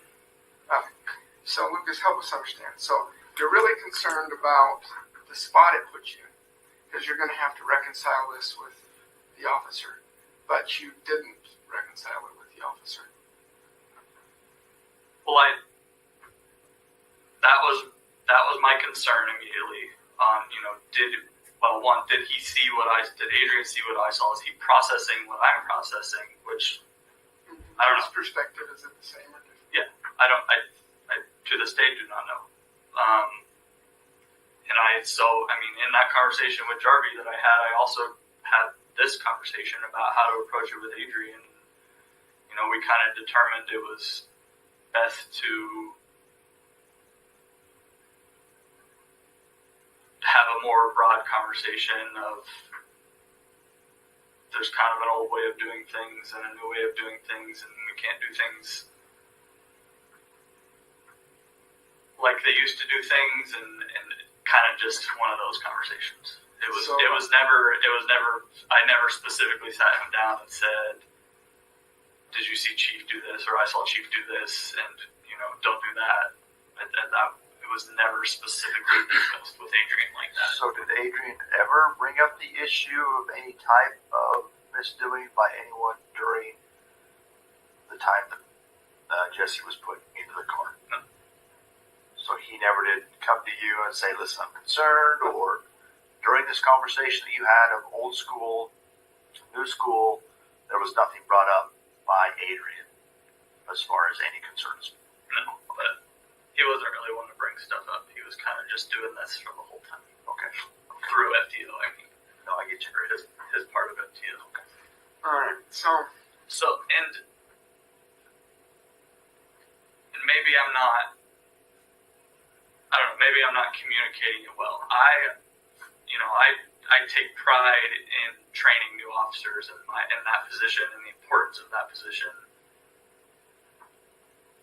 And so that, I guess that was me having Adrian there was just something else onto that issue. That issue would have been that issue with just me there. And I saw what I saw independent of Adrian.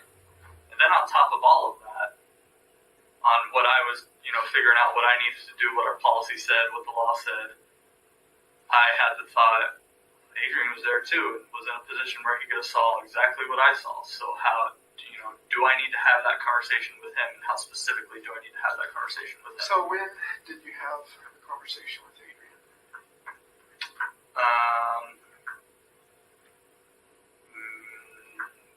Either that day that I talked to Jarvie or within the next shift or two. Quickly after. Within day or two. Speaking with Jarvie. And so you said above that you're pretty confident that you met with Jarvie in a few days, for sure a week, of March 31st. So this is still kind of within the first week or two. Would that be accurate to say? So within 2 weeks after March 31st. Okay. Where did the conversation with Adrian happen? I don't remember. Either in a patrol car or in our office. And was it more of a kind of a formal conversation where it's just kind of you and him? It's not like at break and then it kind of comes up, or help us understand this. It was just me and him, but one of those FTO conversations that we have all the time. Yeah, So, we were having those conversations consistently, so I'm sure it wasn't anything, it was just another learning moment from his perspective. Well, and when you were doing it, were you talking specifically about the March 31st Jesse James Rodriguez incident? I'm sure I was. I can't, I don't remember the exact conversation I had with Adrian, but we did have a lot of conversation about that just because he was involved in a use of force with Jesse, and so there was a lot, and if I remember right, that was like his first day of FT. So there was a lot of conversation surrounding all of that incident that had taken place and took place for a while. So were there any other parts of that incident that you considered to be old school versus there's a different way of doing it now? So just that piece. Dave Booth, his hand on Jesse's neck, squeezing. The old school thing is just kind of how I came up with to maybe have that conversation. That's excessive force isn't old school. It happens. So I don't know. I don't want to label it as that was being old school. I'm sure that happens, in policing right now. So overall, I guess my point, just to be clear about it, is on behalf of the police department, I don't they don't see that as a conversation for an FTO to have with their new officer and making a determination that that wasn't the way to do it. That can work for other things, but not for something like this. Because if you're going to go and talk with your sergeant, because you're getting it off your shoulders, this is something that's important, and policy requires that I go and do this, and there's a process for figuring that out. And it doesn't sit with an officer, and it doesn't sit with a sergeant, and it goes up like it did, and ultimately it goes to the chief's supervisor. And then there's a criminal investigation on it, and then the decision on that, and then there's an IA that's done on it, and then there's a decision on that. And what has been done, or at least it somewhat looks like it's been done, is, well, Adrian's already been told that that was not the way to be doing it. Although it wasn't specific, it was just generalized that that wasn't the way to be doing things. So I don't know if that's, if you agree with it, but that is the police department's view on that issue. And so from here, you could probably have more conversation with supervisors and hear it straight from them, and be like, oh, okay, I guess maybe next time I should do it differently, or maybe they want me to tweak it just some, and maybe I can keep part of what I did. Any questions about that?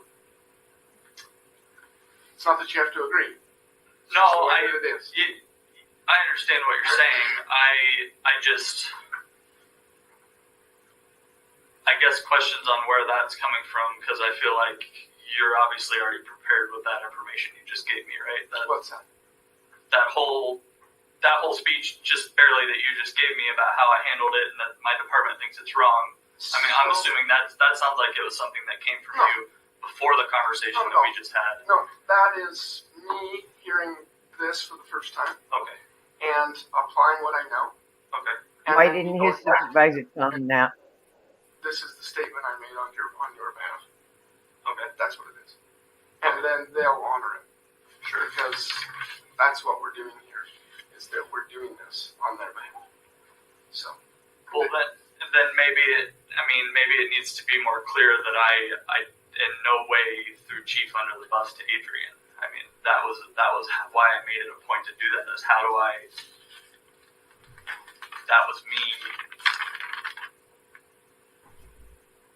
trying to have a conversation on, I guess, appropriate use of force or whatever that may be, without throwing Chief under the bus, knowing, having seen what I'd seen. Okay.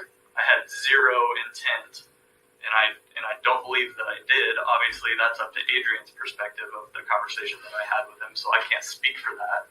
But I had absolutely no intent to You're trying to be careful with that part. Yeah, that's why it was difficult. It was a hard still thing. trying to do this conversation and talk and teach and mentor and move forward. Right. Got it. I'll make sure that part's in there.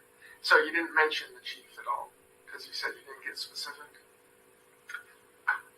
I don't know whether I mentioned Chief, or if I did mention Chief, I didn't mention Chief, hey, he did something wrong. I definitely didn't ever bring up anything like this. It was a broad general conversation of there's a correct way to do things. So I don't know if I brought up Chief or not. I don't want to. Anything more on that point? No, not on that point. Okay. All right, I think I got that. And in the report that I do, I'll make sure that I include this part that you did not intend to throw the chief on the bus with Adrian on that part. Good. All right. So next, I want to kind of loop back to your conversation with Jarvie. How many times did you and Sergeant Jarvie discuss this incident, or this concern? I guess you had. You mentioned it one time in his office. Was there other times? Like up to this point? Yeah. Or sure. It's come up again, yeah. So that happened. Thanks. that happened when it happened, and then to my recollection, it didn't come up for a long time again until I was given a heads up. Hey, this investigation's happening. So just your initial meeting with him in the office, and then nothing for a considerable amount of time until you heard that, okay, yeah, something's going to come of this. Right. I mean, I think it was July when Chief went on leave, wasn't it, or late June or July? Somewhere about that. So there was no more conversation, just that one time. You didn't have any other conversations at the office, out on the street, during a break, anything like that? Not that I remember, no, because I remember when it came back up, I had almost kind of, like, I thought that was dead in the water, because of the time between when I initially talked to him, when he was giving me the heads up, hey, this is happening. Okay. So I don't believe there was any more conversation about it. Okay, so you kind of thought that the whole thing had just kind of gone away, and it was kind of a surprise when it kind of come back around? Okay. So, when you sat with Sergeant Jarvie in his office, shared your concern, because this is what? Then, what was your understanding of what was going to happen from there? There was no expectation of anything else going to happen. Okay. So, my you didn't say, understanding well, of my I'll go and do this or that, or anything like that?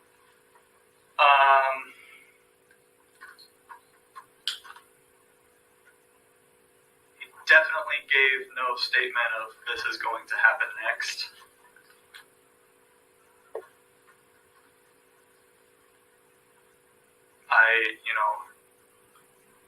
There was also no statement of, nothing's going to happen with this, so I don't know if, I'm assuming it was like, okay, thanks, I'll look into it kind of thing. There was definitely no promise of action. I remember that much, so. And from you, was there any statement as far as like, this has got to be, fill in the blank, I don't know what it would be, but was there an expectation on your part? No. It's like, no. That it be handled a certain way, or? No, I made it clear from the beginning that I was doing what I felt like I was obligated to do, and that was where that's why I was having that conversation, because policy said that, and so I was fulfilling policy. Policy said report it to the supervisor, so I made that clear. This is me reporting it to you. I'm done with it.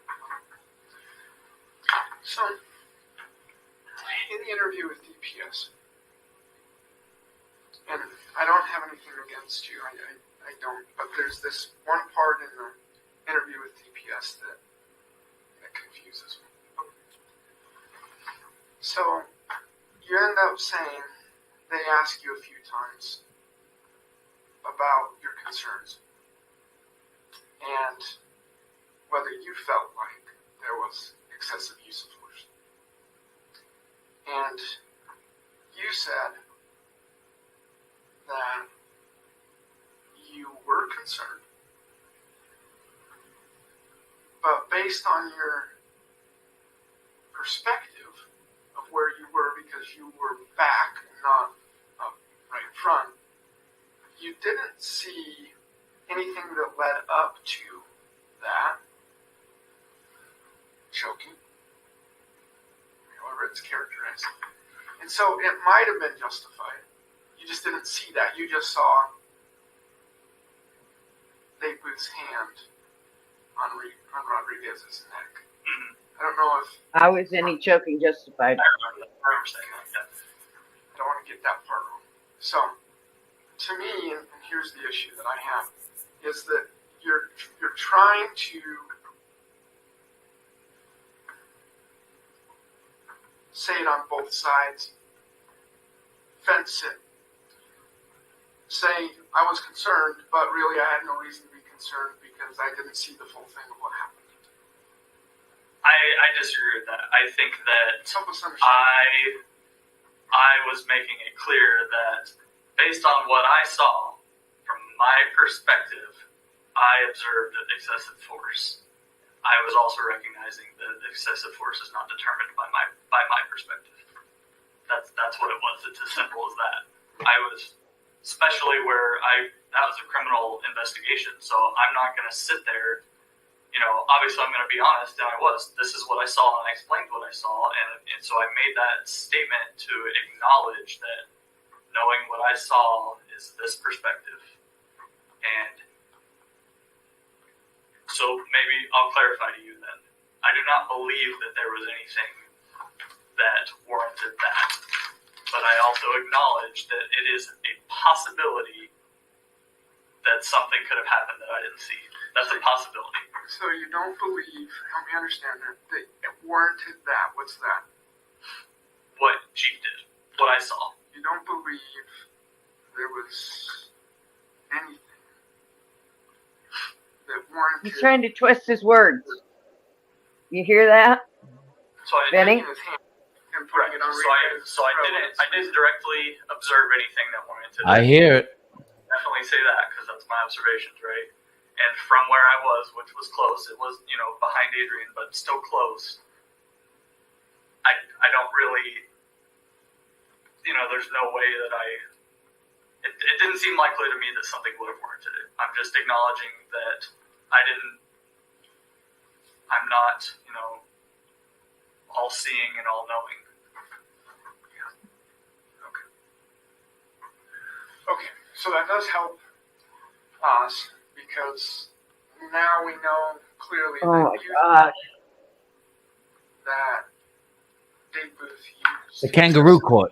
Kangaroo court. It would have just died. Oh my God.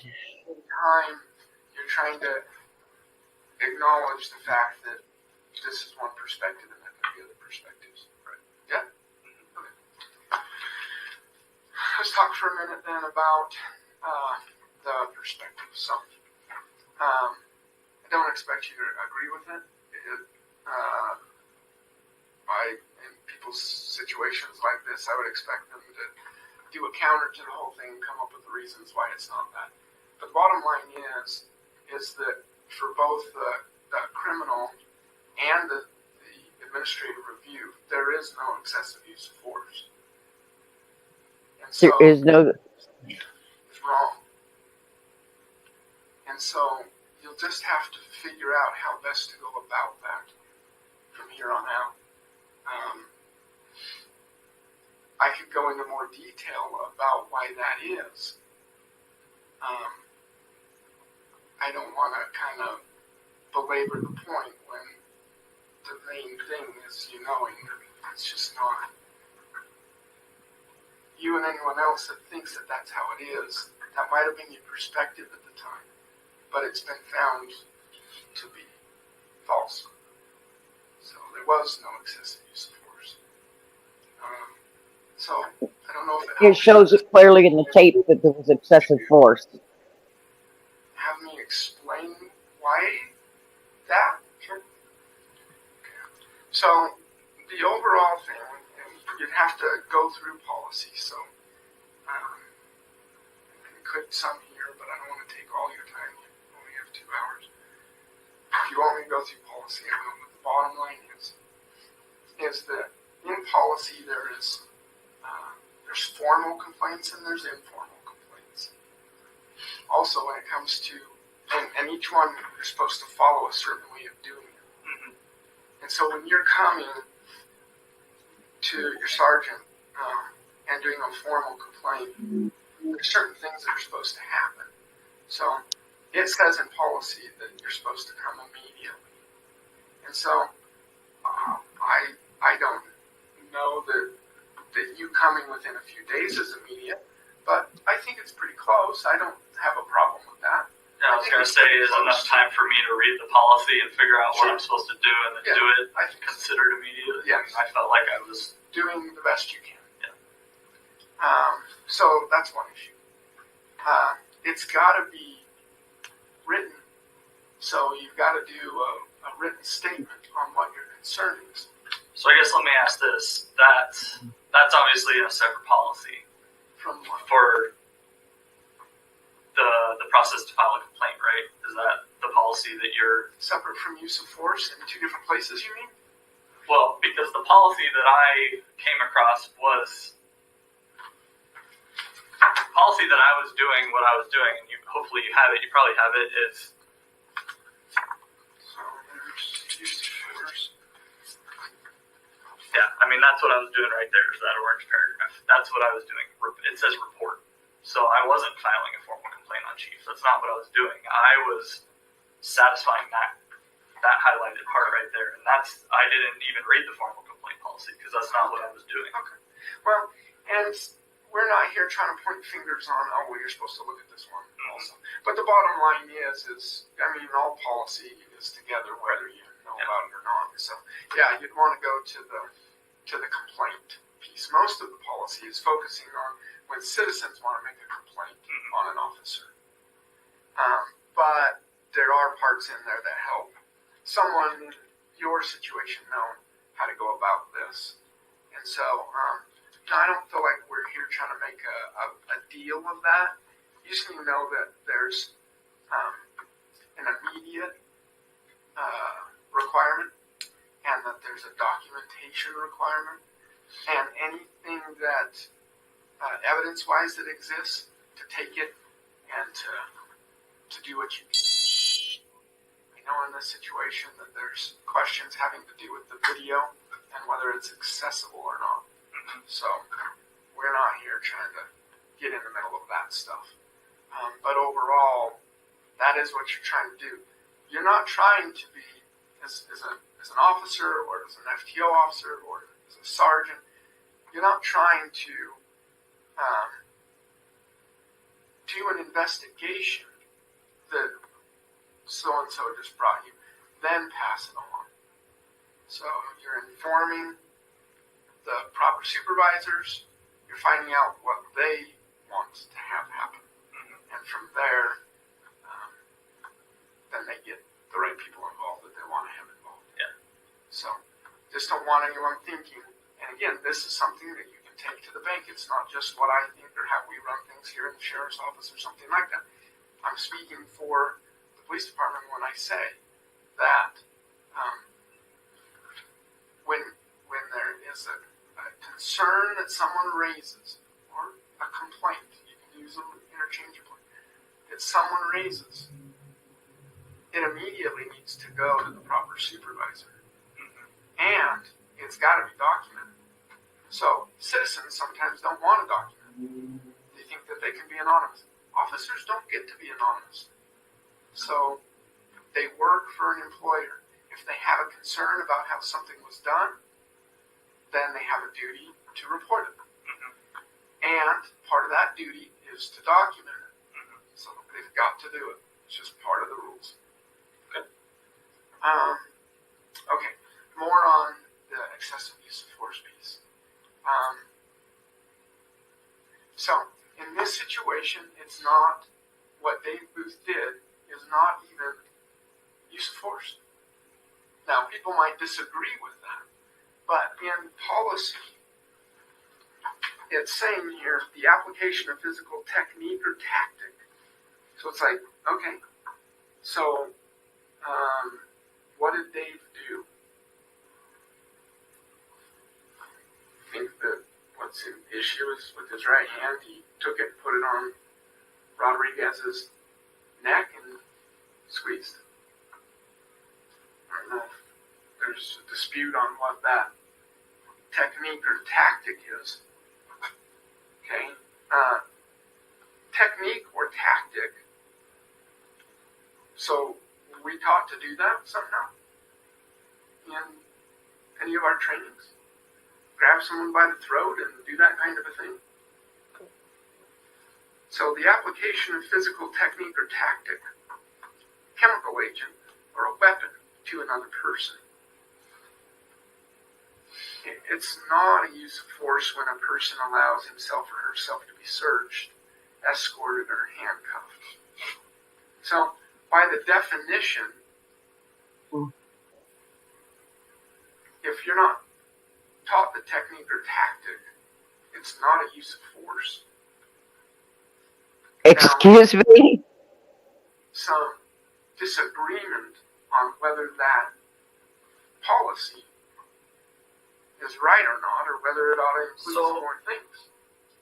Okay, so I mean, the statement you just made: if I punch somebody in the throat, but I've never been taught to do that, then that's not a use of force. Is that?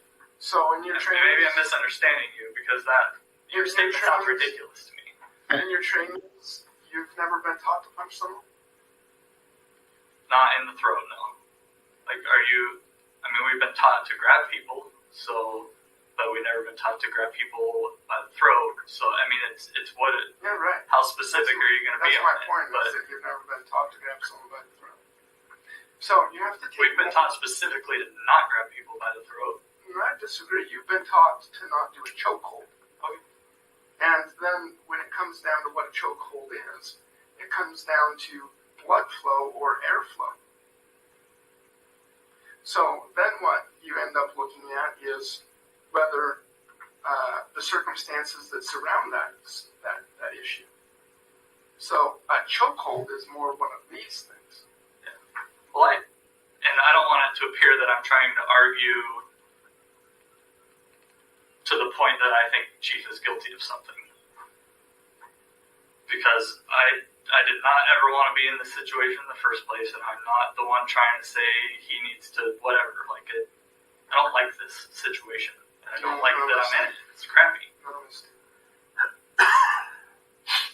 You gotta stop this, Mellows. And I made a very informed decision, and I'm a very experienced officer, and I read case law, and I read lawsuits, and I Mellows, know what, you gotta pause this for a minute. for my perspective of what appropriate use of force is. Obviously, I'm not the one who Mellows. wasn't. And I understand all of that.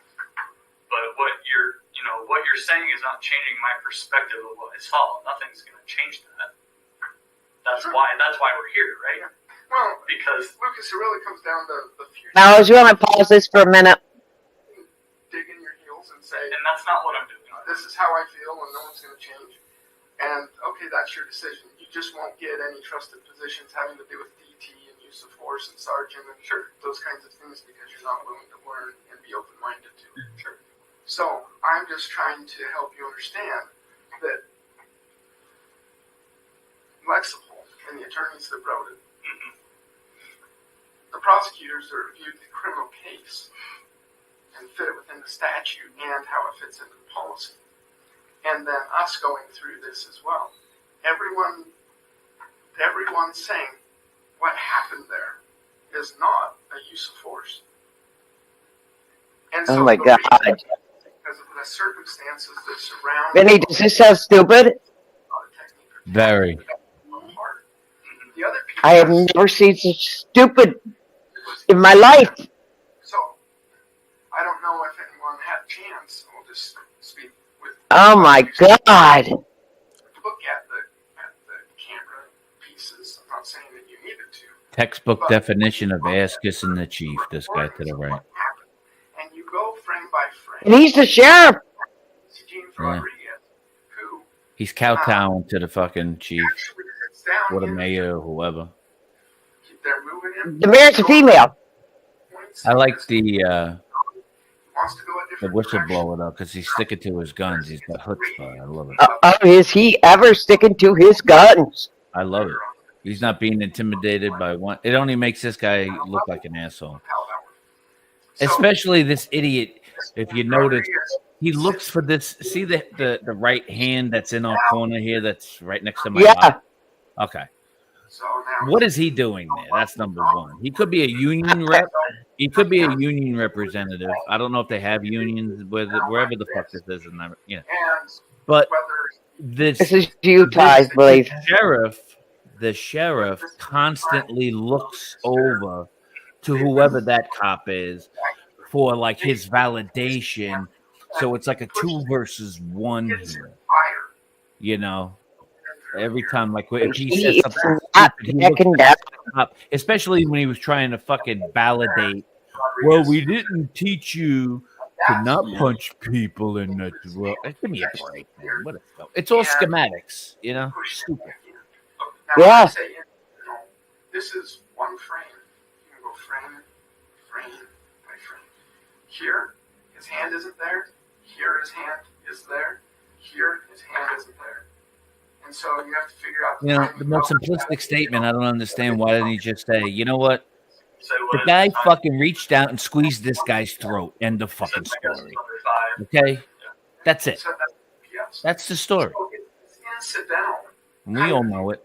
And this guy's trying to sell like no other, but ain't nobody buying it, especially with the video. And this is when Adrian and others are all now trying to help with the whole situation. And Adrian's grabbing him by the feet, and they actually get him in there, and the door shuts. And so when I say incidental, it's like the first time, that's not what Dave Booth And once again, Mama Bear, there you have another chief of police who's never been a fucking cop. That's what's wrong with this department. So none of us knows for sure. Did Dave intentionally on that go around grab him by the throat? That's what he was after, and put him in there. Right. But you end up having to look at the overall thing and say, well, I mean, how does that make any sense, Mama Bear? How could someone be a chief of police and never been a cop? It blows my mind. He's from Sandy, Utah. Some people are using that to say, therefore, he shouldn't have had. New York City is the same way, Mama Bear, with the police commissioners. But the point is, Yeah. is he's fighting, he's resisting, and he's continuing to come out and out and out. Dave Booth is, whether people agree with it or not, the final decision is Dave Booth is doing the best he can to get this guy in there. And this whole thing was unintended. It was unintentional. It was incidental. It was inconsequential. I'm trying to figure out what kind of photograph this guy has hanging up behind him over his shoulder. Just trying to figure out it. It looks like maybe like a courtroom scene or something. I'm all into that photograph behind Dude's head. The issue really comes down to not whether someone's hand was on someone's throat. It has to do with, was it intentional? Was it a tactic? Was it a technique? It's being used against another. Here, we're not even technically affecting an arrest. I mean, overall, you could say that's what they're doing. But they're really not. They already arrested him. Right. What they're doing now is they're escorting or transporting.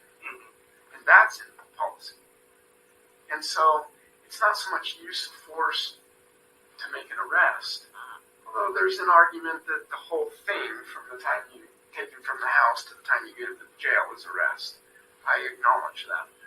But policy gets even more specific. And when it starts talking about escorting and transporting, then it's like, well, it seems like the policy distinguishes between arrest, escort, and transport.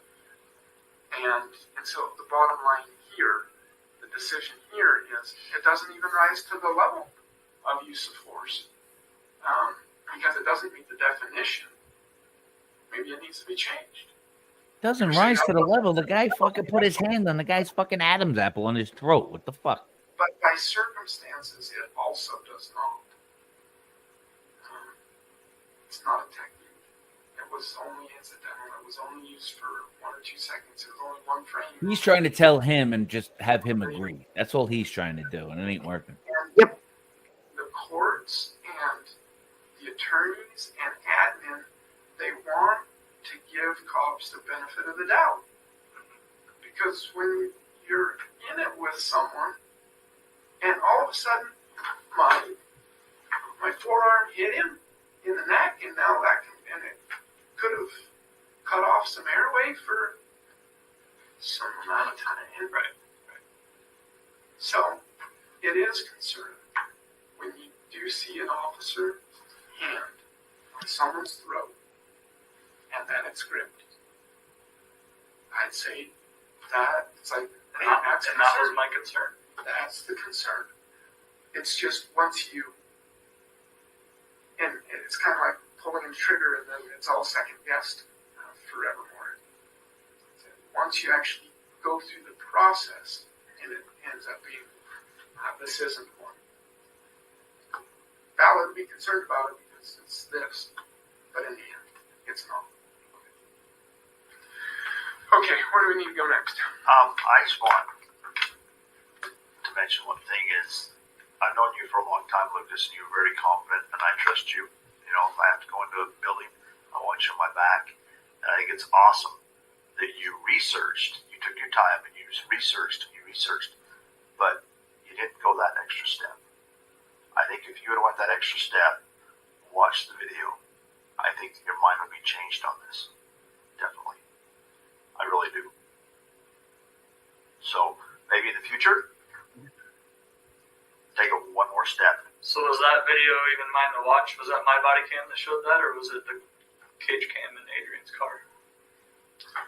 This obviously doesn't matter. I'm just curious. So it's not Adrian's because his fell off, right?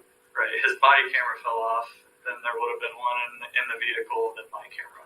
Yeah, I'm not talking about the one that's in the vehicle. Okay. So overall, and I agree with what Brian's saying, another piece you have to read into that, though, another piece of policy you have to read into that, is that there's no requirement to do that work before you go to your supervisor. So when you saw the concerning thing, and it concerned you to bug you, that's the time to go and do it. Now, as all of this progresses, right, then that continued work to try to figure out where things are at. Yeah. That helps. Can you appreciate that this situation was changed by who it was? If this had been another officer, that probably, and I don't know because it wasn't, but that probably would have been the conversation immediately. It made things different because of who it was. It made things very serious immediately. Because you go to church with him. That's why I'm not through with the investigation, so I guess it's not fair for me to answer the question at this point in time, but I appreciate you raising the question with him because I think you have a valid point. Sure. From the beginning of all of it, I was trying to do the right thing. That's what I always try to do. I don't think anybody can question my integrity in anything I've done in this job, and I stand by that. And I was extra trying to do the right thing because it was my chief. And so, what I still, the reservation, or me holding back just a little bit, is that to some extent, the more you trust someone, the less concerned you are with the issue. Mm-hmm. So, I don't know. Some people might take what I just said to say, oh, so we should sweep that under the rug. If you feel concerned about it, you should raise it. But to some extent, someone that has a lot of years' experience, or that's their expertise, or blah, blah, blah, you had a lot of experience with them. Yeah, it can be more. Nobody wrote reports on this thing. Nobody went to the county attorneys on this thing. So there's just different indicators that's like, well, everyone was focusing on Richard Christ and Jesse James Rodriguez. Mm-hmm. That's really the issue, that's where the use of force was. Right. Because that did involve technique, tactic. Yeah. So, it's a good point. You can answer that. So, here we are.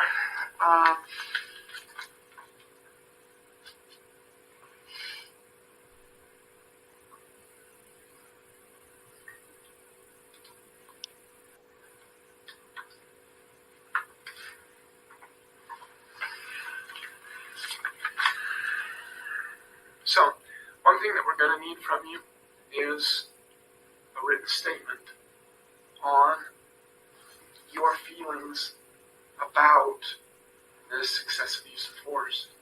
So, we're not asking you to agree with us. We're asking you to put yourself back in the spot of when this happened. And that's what we do, is to document this thing. And so, you had a concern. And when you go and raise it with Jason Jarvie, and then a report being done, hey, insurrection. I went to Jason Jarvie. I spoke to him about these things. My concern is this. We don't want it. Other people can try to make it that it's some other concern. So that's why this matters, is that's what your concern is. It's not any of these other things that people end up using for their own benefit.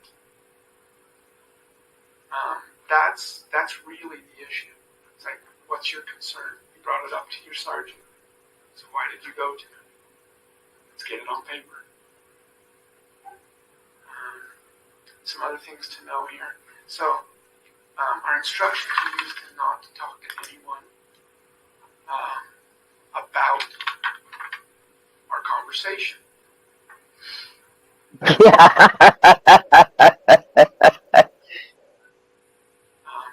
But the concern is with other officers. Sometimes people want to. I wonder why. Can't speak to an attorney. But I'm saying you're How not many supposed people to work in this police department, Mama Bear? friends or I'm not sure. Let me look that up. other officers, whether they're in your agency or not. If you needed to talk with someone because of the stress of all of it, yeah, you go and you talk professionally. You talk to attorneys, all those things. It's just, so I'm going to call a trusted source within law enforcement. No, you're not going to do that. At some point in time, all that's lifted. But at this point, we still have more people to interview. We don't want the information to be shared. I don't know if you feel best about writing this statement on an actual witness statement, or you're going to write it out on a lined piece of paper, or what you're going to do. But okay, give me a sec while I go over.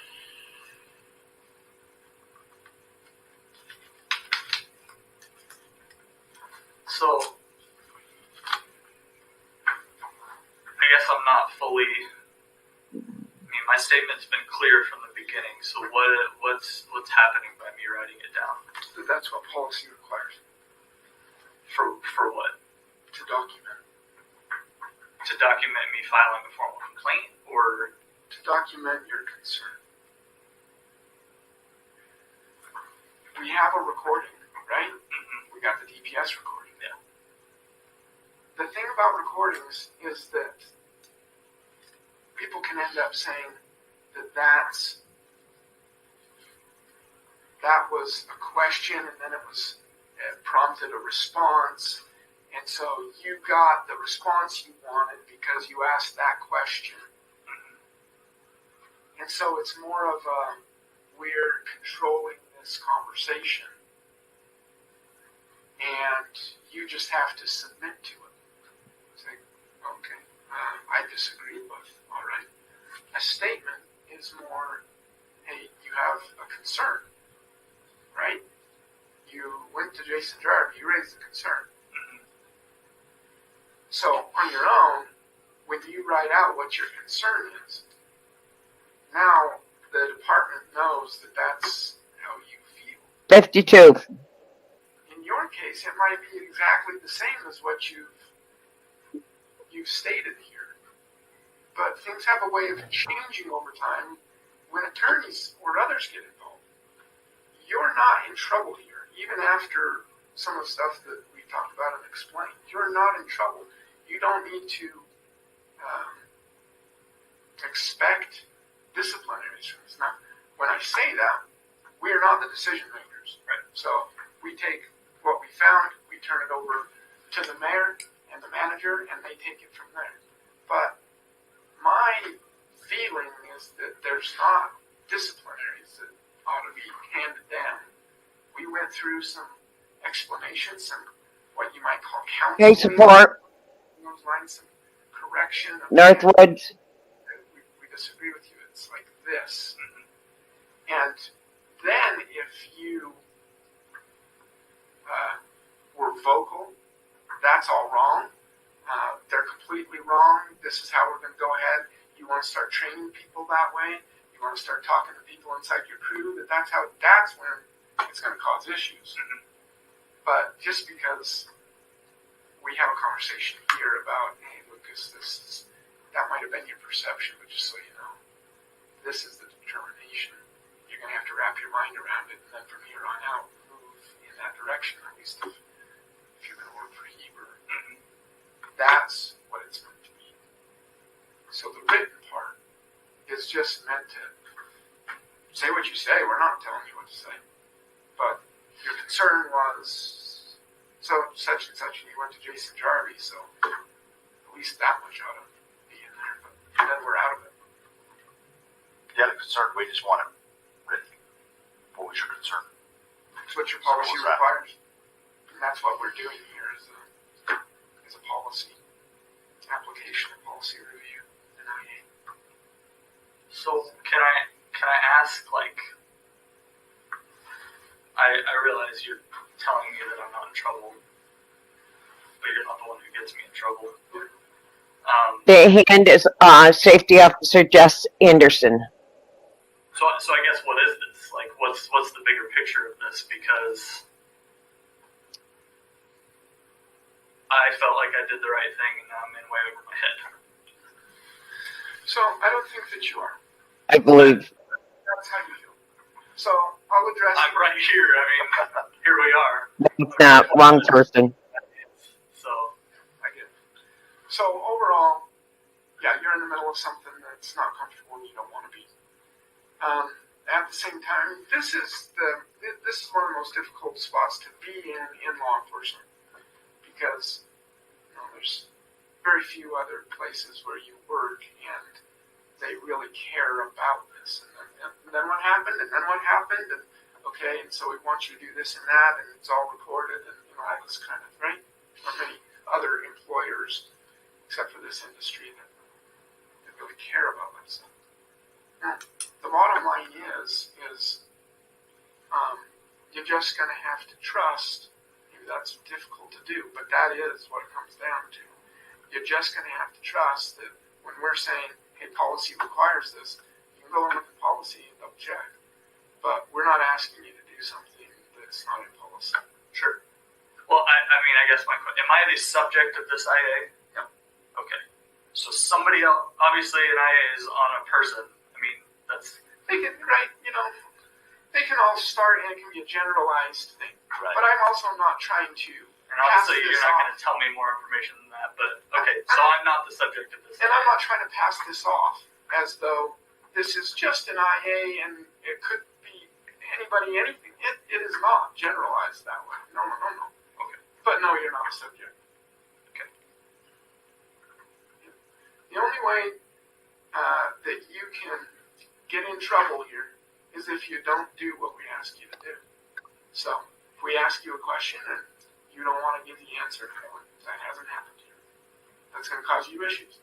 We ask a question, you give an answer, we find out different that that's not how it was, that's going to cause you issues. I don't think that's happened here. And I like to understand things, so I'm asking questions. I'm not trying to dig That's good. anything. So. Yep. That's a good thing. Yep, it really is. And then when it comes to any of these other follow-up things that we need, it's like, speaking and not speaking to people, doing a statement or a report on the issue. Those are the follow-up things that we do. Okay. Do you need a statement right now, or do you want me to do What's that on going my to own be time? And do you think? Well, you've got a half hour before you leave. How long do you think it's going to take you to fill out a statement on this? Not a half hour. Not a half hour. Then let's just get it done and over with. Let's do it now. If that's okay with you. Yeah. And to be clear, you want my written statement to be what my specific concern was that I brought forward to my supervisor. That's right. Okay. Yep, put in the circumstances around there. I mean, but yeah. Good. Simple as that. I get a county statement. Well, I mean, if you want to do it on a city statement, you can, but I just have that here in the office, so. It's a policy thing. Statement. Just kidding. Statement. Written statement. 2103. I don't remember. I was going to That's see fine. if I could No, remember it. you're fine.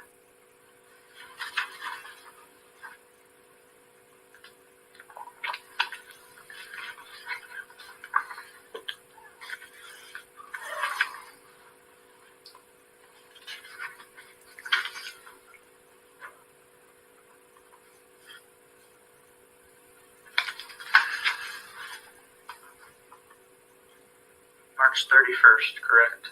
Yes, it was. Yes.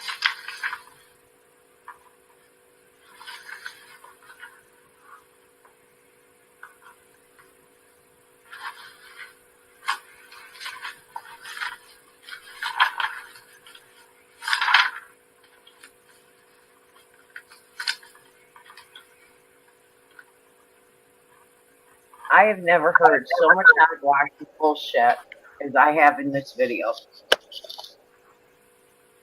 from this sheriff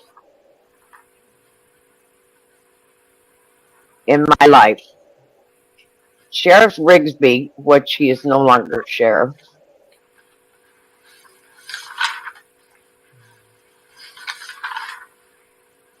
Let me find out who is the sheriff.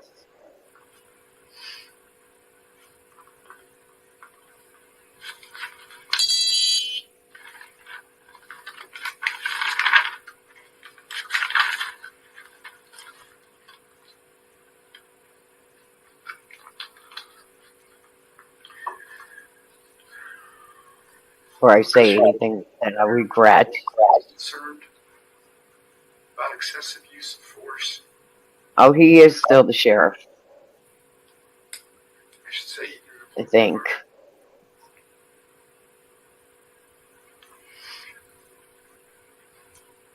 Let me find out. For sure. Well, yeah, he's still the sheriff, supposedly.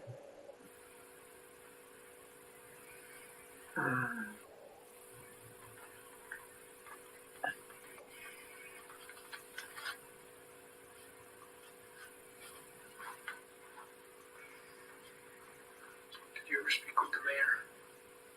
No. Manager? No. Attorney? No.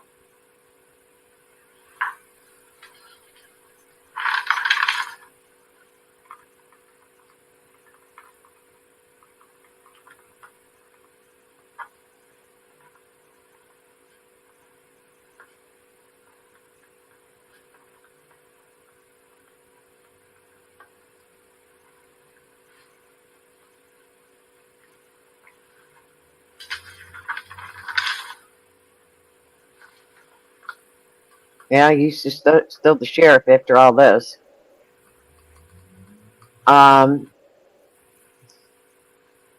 Heber Town does have a new sheriff, new chief of police.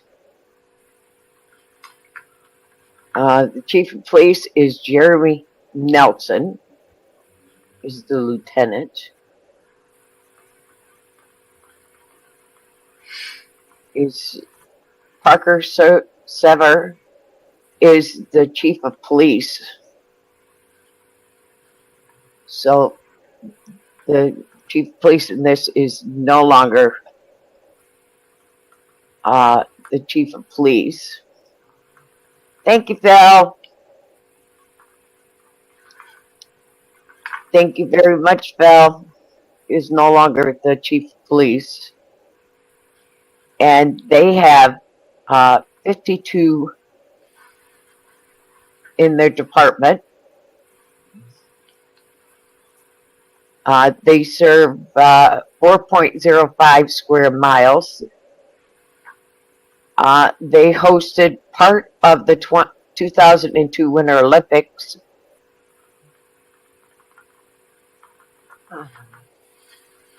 They have chief of police, 2 lieutenants, 3 sergeants, 4 detectives, 8 patrol officers, 7 reservists, 1 code enforcement officer, bailiff, 1 special enforcement, 12 recruiting officers, 12 volunteers, 4 animal control officers, and 5 support staffs.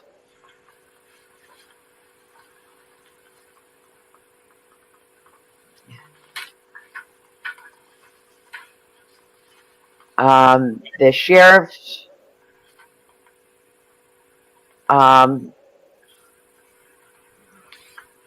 tried for a new job.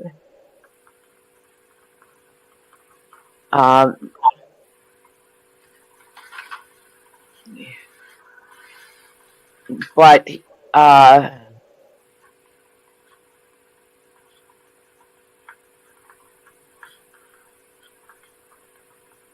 but he was turned down.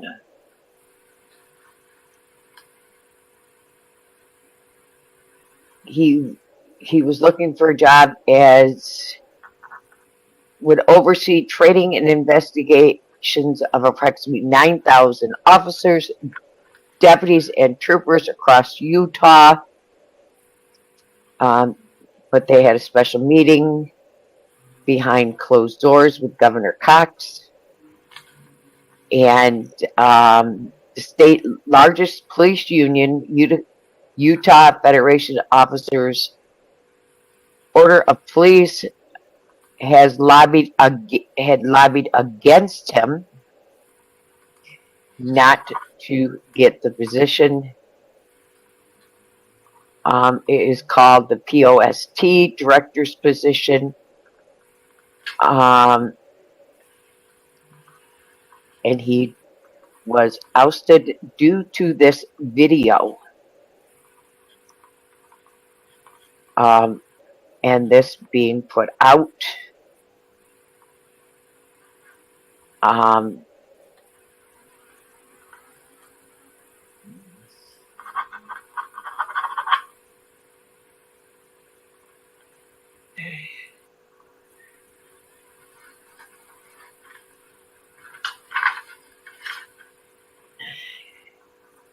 And for what I had found, Rigsby and Booth are friends who hung out together and are members of the same church.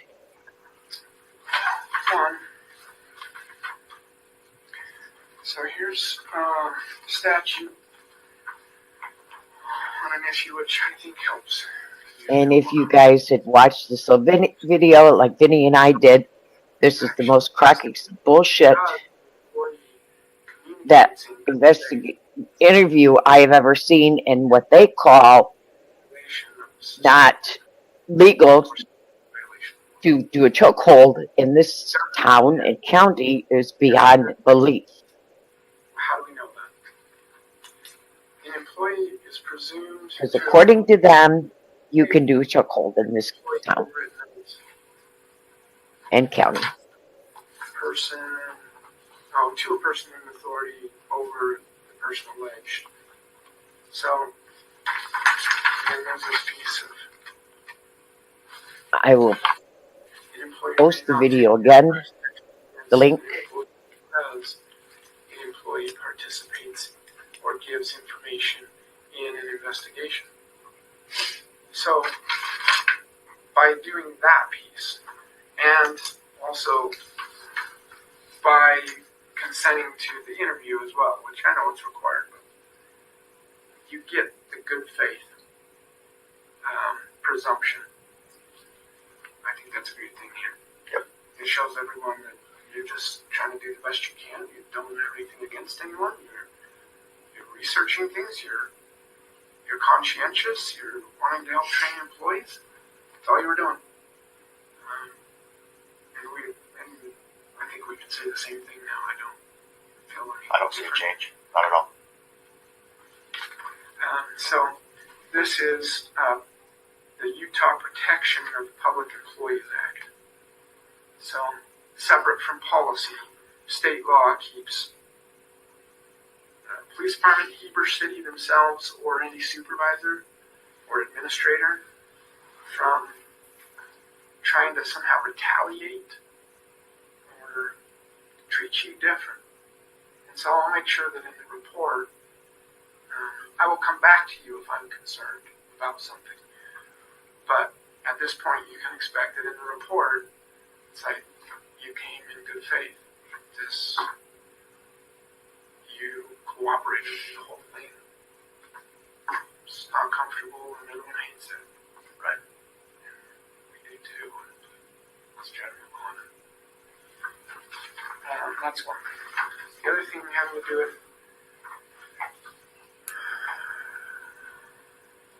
the definition of non-force, application of physical technique or tactic.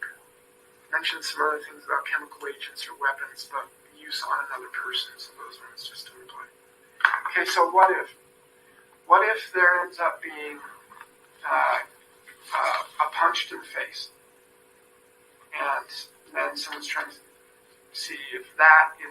hectic or not.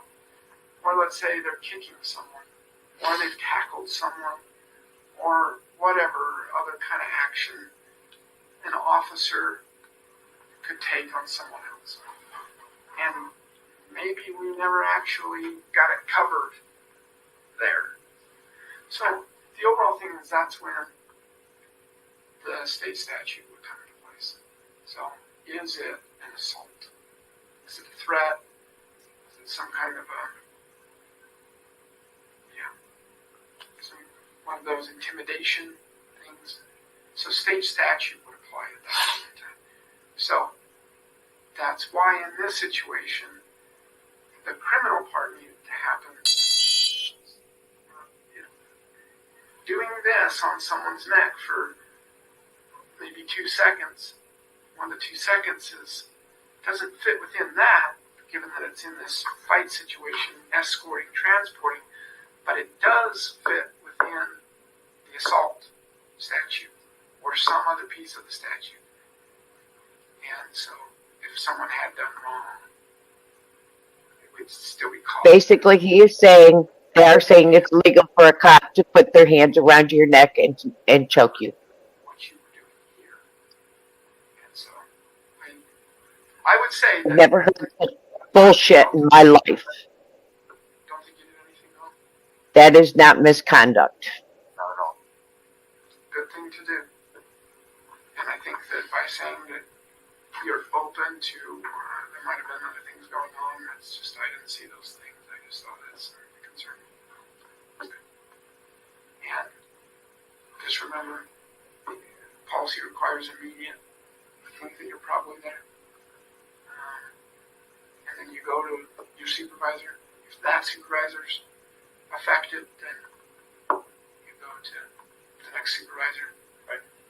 We just can't have it be that it's like, oh, well, everyone in here can't be trusted. And so I'm just going to sit on it. And months are going to go by. So you can always go to, it lists other people in here. You go to the Attorney General's office. You go to the law enforcement agency that has jurisdiction. You can go to, it names all the places that you can go. You can go to the manager, the mayor.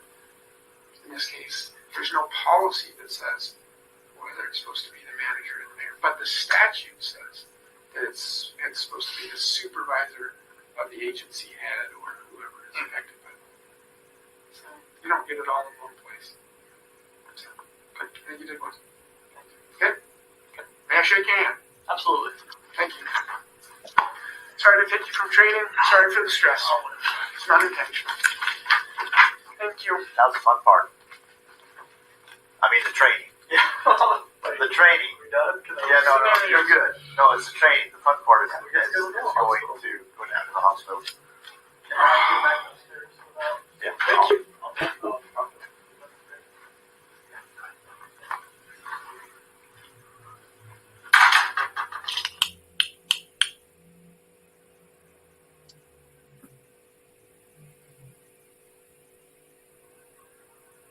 Be funny if he fell out of that fucking chair. Oh, I would love it. I would absolutely love it if he fell out of that goddamn chair. I have never heard so much bullshit in my life. Never heard so much bullshit in my life.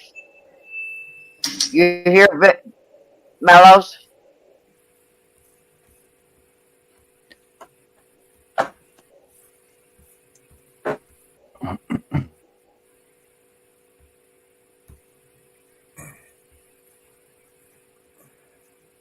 He's like a little pompous prick. A department of 52 people. All that, they have more. They have like 52 people, but they have like trillions. But they have like trillions of policies. It's fucking retarded. Have you, Mellows? Have you ever heard such cockish bullshit? No. So, Never in my life have I ever seen or heard so much cockabilly bullshit in my life. that, Never. Says, when is it not illegal to do a chokehold in New York, in the United States? Anyway. It has always been illegal in the United States to do a chokehold ever since George Floyd, even bigger since George Floyd. And now he is saying it's not illegal according to state statute.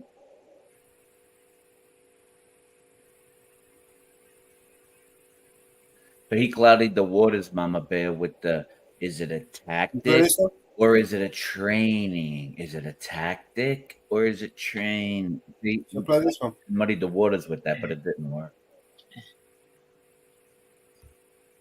I haven't seen that one yet. I wanted to talk to you about. Should we play the next one? Yeah, that's the next one I had Let's dropped. we're gonna get outside on this one. Woof, we need some fresh air. Get out of You need to walk or I'll help you walk. You're trespassing. Yes, I will, but you don't tell me what to do. He has I'm looking at his glasses. You gonna sign up for that?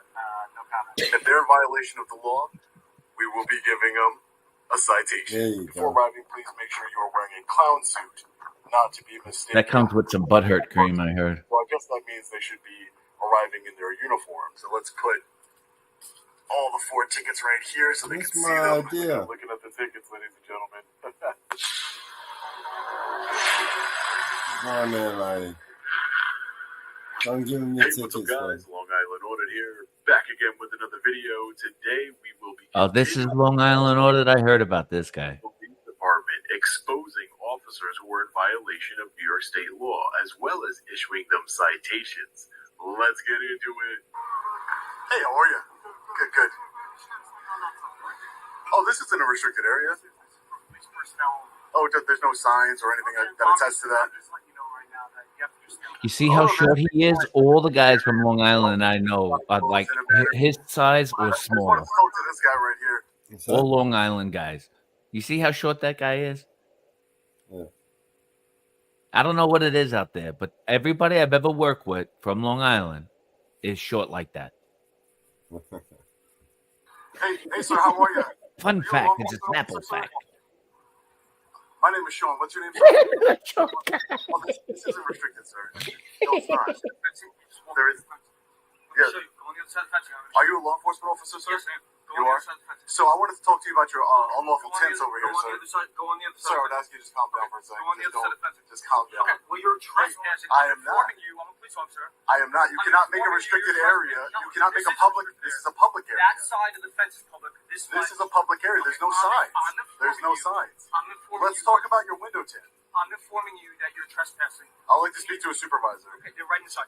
Go to the window. Why are you shaking? I'm not going to hurt you, sir. Certainly not shaking. You can't either. Yes, of course. When you get on the other side.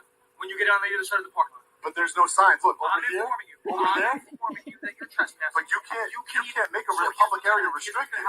I like the lady's cop's face. But sir, over there is a restricted area. It says personal. It says personal. Okay, don't put your hands on me, sir. Don't put your hands on me, sir. Don't put your hands on me. You need to walk. Look at this fucking this guy's like Sammy the Bull. Get out of here. We're walking here. You don't tell me what to do. You don't tell me what to do. Both the same side. Oh, the other guy on the left is smaller. So let's talk about your unlawful tint. Let's talk about your unlawful tint.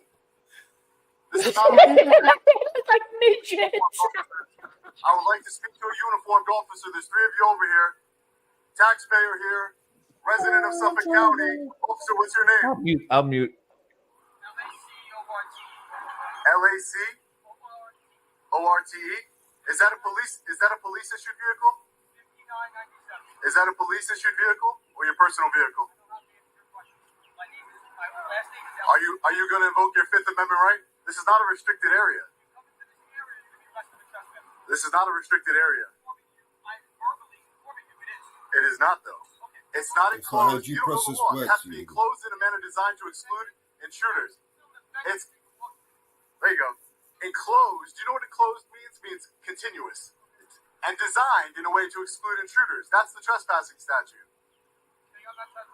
It's called criminal trespassing in the 3rd degree. Right. So let's just take a look at his. Let's take a look at his. I know that already, sir. I know that already. And I could be anywhere. I could be anywhere that's public, but I'm not trying to sit in jail for your ignorance today. Look at those tinted windows on his personal vehicle, ladies and gentlemen. This is not a restricted area. I'm not trying to sit in a jail cell for your ignorance, officer. Because then what happens is I get out of jail. You're not held accountable. The charges get dismissed, but I got to sit for several hours in a precinct. Right. I know how this works already. But you just violated my rights, so congratulations. This is public. This is public. There's no sign saying it's restricted. And by him getting dressed like that in his Carmelos tells me that he's coming in from like an all-nighter partying somewhere. He could just go into his locker. I don't understand why he has all that shit. You know, unless he had I don't know. But Suffolk County cops, I'm telling you, he was probably partying all night. For his unlawful tints. It's an officer safety issue. We all care about officer safety here. Don't we? Another vehicle with unlawful tint. I would beat the charge. I know I would, but I'm not trying to sit in a jail cell today. Done it way too many times in my career for this ignorant officer here. He'll just be exposed online. Make sure you like and share this video to expose this clown and tyrant to the world. Officer, question for you. Hey, how are you, sir? Good. Hey, I'm working on a story about the hypocrisy of law enforcement, specifically Suffolk County, handing out tint tickets to residents here in Suffolk County when their personal vehicles have tint tickets. Obviously this is not your personal vehicle. This officer over here in his personal vehicle, he has unlawful tint on his vehicle. Are you going to cite him for that? No comment on that. No comment? So you're not going to cite him for violating New York state law? Why would that be? Doesn't the law apply equally to everybody? We do. We have discretion. So you have discretion in order to not ticket fellow officers? Anybody. I do plenty of traffic stops a day, and I let a majority of them go. Well, that's great. That's great. It could be for tint, it could be for speeding, anything. Every officer has the discretion to not give out. But don't you think, officer, that if you're using that discretion, I understand you say use it with the public, that's fine. But don't you think even if an officer of Suffolk County Police Department wrote just one officer in this whole department wrote a tint ticket, that this should be applied equally to everybody? It could be. Like, you're not above the law. We can get pulled over going home and they can write us a ticket. Right. Absolutely. Have you ever been written a tint ticket? I have, actually. You've been written a tint ticket? Yeah, I have. While you've been an officer? It was beforehand. Okay. You know the risk getting it, so. Right. I understand the risk. Okay. All right, take care, officer. Thanks. No. Thank you for talking to me. Thank you. Just want to be the star of the show today, right? Kicking somebody off of public property, using excessive force to do so. You have no right to put your hands on me. You gotta keep your hands to yourself. We learned that in kindergarten, don't we? Come on. Just your punches. What's up, Joe? What makes you above the law? Are you above the law? You must be, because you have unlawful tints on your vehicle. You can thank Sergeant Mio of the 6th Precinct for me launching What up, man? What up? Big up, man. Against me. So now every single one of your cars is going to the Suffolk County Legislature. All right, fellow patriots, we just left the 5th Precinct of the Suffolk County Police Department. We are currently at the headquarters. At the 5th Precinct, we had an officer who wanted to go hands-on with us, all because we pointed out the hypocrisy of him having illegal tints and writing "We the People" tickets. No one is above the law. So we're going to check out the vehicles here at the Suffolk County Police Department headquarters, and if they're in violation of the law, we will be giving them a citation. So right away, we found our first vehicle in violation of New York State law. Remember this You cannot idea. even see inside this vehicle here. Now, for those of you who might say that this is a police vehicle, it's a Kia. No sort of lights or anything on it. It's all The only thing I have a problem with these guys doing what he's about to do is it's against the law to tamper with personal property that doesn't belong to you. And by him lifting up the windshield wiper, bam, that's against the law. So he's breaking the law to try to prove what? To violate.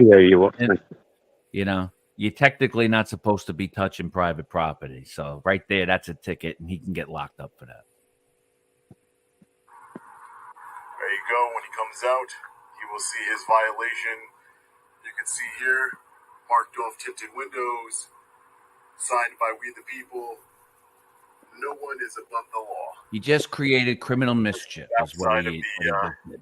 Ticket here. So here is another law enforcement officer personal vehicle with illegal tint in violation of New York State tint law. You cannot even see inside the vehicle. Again, an undercover vehicle would not have these stickers on there. Suffolk County Police Communications Section. And he's guessing whose cars these are, whether they are police vehicles or personal, which is not a nice thing to do. Limit on the side window here in the front. But again, rules and laws for thee, not for me. You have earned yourself a ticket. Put it right here. So when they come out, they're not going to get tickets, as we saw at the 5th precinct. Law enforcement officers aren't going to give each other tickets. They're above the law. They have discretion, as the officer said at the 5th precinct, and they're going to use that discretion. See, to me, something like this is like just a waste of time. Because that's in blue line, right? Another personal vehicle of a law enforcement officer that you cannot see in violation of New York State law. They have earned themselves a ticket as well. This is the 3rd vehicle that we've found in the short time we've been here. I wonder how many we're going to find today.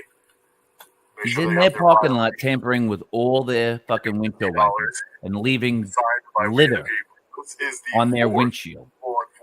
Bogus, false documentation. That is in violation. He's lucky he's not slapping handcuffs right about now. They have earned themselves a ticket as well, signed by We the People. Let me make sure I get it under there for them so they don't miss it, just so they understand that they are not above the law. Number 5, ladies and gentlemen, a law enforcement officer's personal vehicle here with unlawful tint in violation of New York State law. They have earned themselves a ticket as well. Let me make sure. I don't know if I'll have enough tickets. This is number 5. We've only been here for a few minutes. Let's make sure that we got that. That really sounds like a cheat to do it to me, man. So you can see their violation for window tint. Let's move on. Vehicle number 6, ladies and gentlemen, with unlawful window tint in violation of New York State law here. Let's make sure that we give them a ticket so they understand that they are not above the law. Make sure it's under there. There we go. So, a funny thing about all these tickets, if you read the bottom right here, fines may be paid by mail or online. If paying by mail, please make checks payable to Yo Mama. If paying online, please visit payupsucker.org.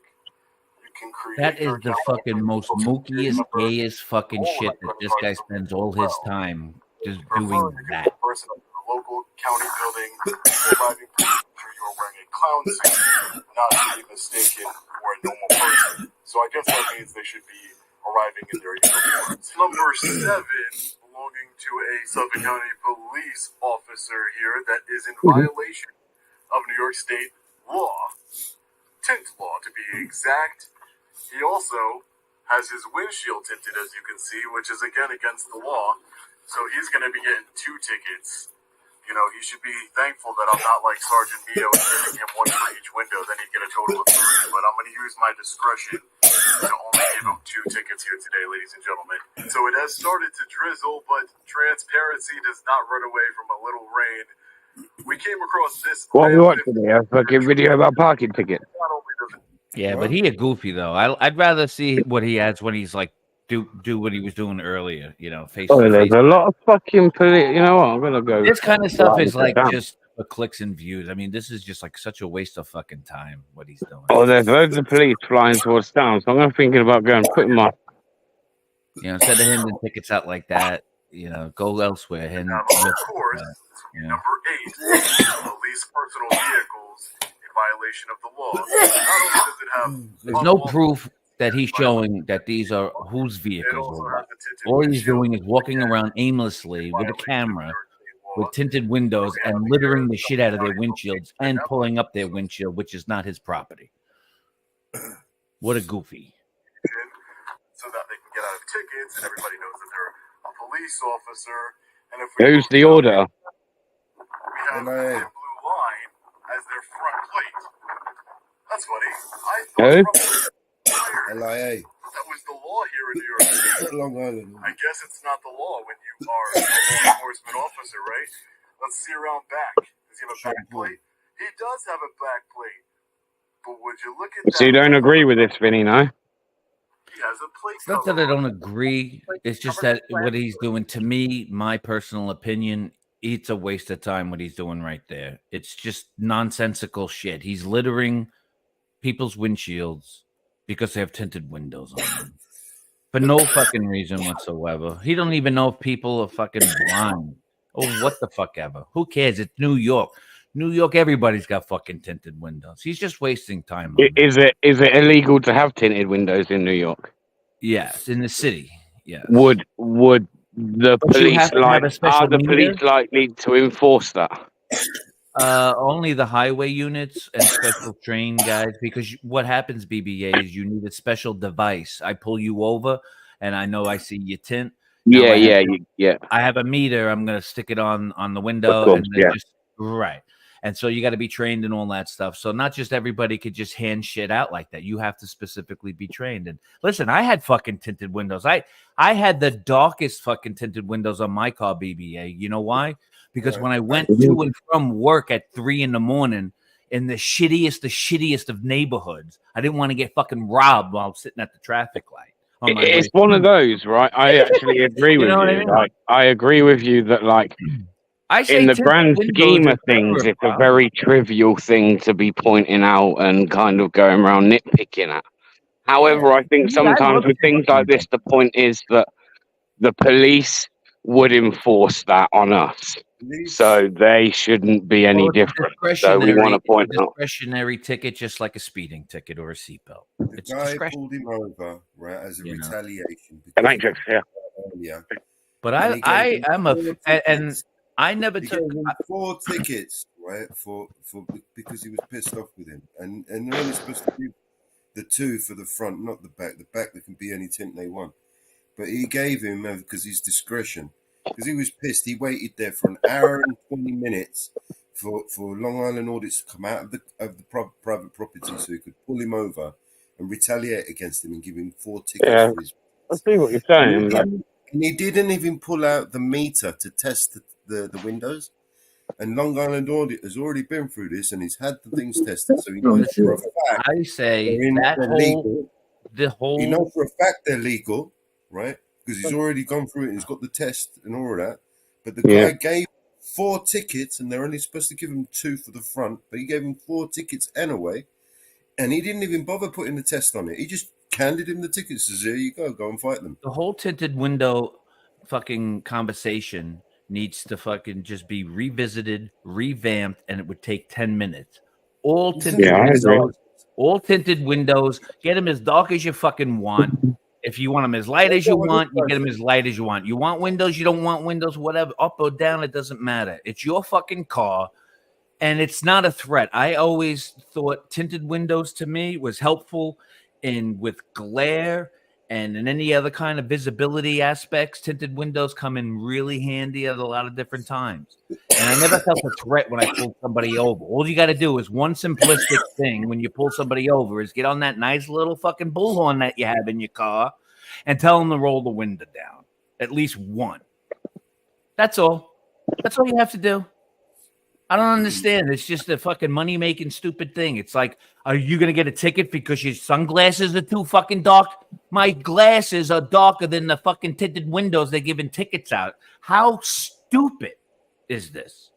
Tinted window conversations is fucking like 4th grade shit. I just don't understand how people have the time to just even consider why they got to poke their nose in the business of somebody if they want to drive with a fucking tinted window or not. It has nothing to do with safety. In fact, I say it probably makes everybody more comfortable being on the road instead of being like you're in a fucking fishbowl. I hated the fishbowl. I love tinted windows on a car. You kidding me? I could pick my nose at the light and look right at the girl next to me and say, "How you doing?" She don't even know. You know what I'm saying? All right, I got to take a union break. Listen to what this guy's got to say about tinted windows. Any other material, remove it. It is illegal. So these plate covers are designed to mask your number. I thought We have those unconstitutional red I light thought cameras. Long Audit Island was training the police now. You'd think they'd fucking know this shit. This is, like you just said, 4th grade shit, man, yeah? See on camera, but there you go. It changes each and every way you look at it. You don't have to pay tolls. There's a lot of benefits. No speeding cameras, no red light cameras, no tolls. You get to just do whatever you want here. I guess that's the way law enforcement officers roll here in Suffolk County. They are above the law. No front plate, thin blue line flags everywhere, and illegal tints. With all these violations of law, I almost forgot to issue the tickets from We the People. So we're going to issue a total of 4 tickets. One for the unlawful window tint, one for not having a front plate, one for the windshield window tint, and one for having the back plate unlawfully covered in order to get out of paying tolls here.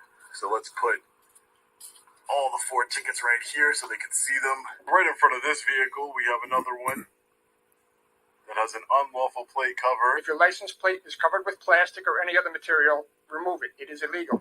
Unlawful tints all around, windshield, everything. And before you say that this looks like a police vehicle, you can see you can't see inside at all. I put the camera right up. There's no lights anywhere, and I put the camera right up to the window here so you can see inside. I'll show you really quick.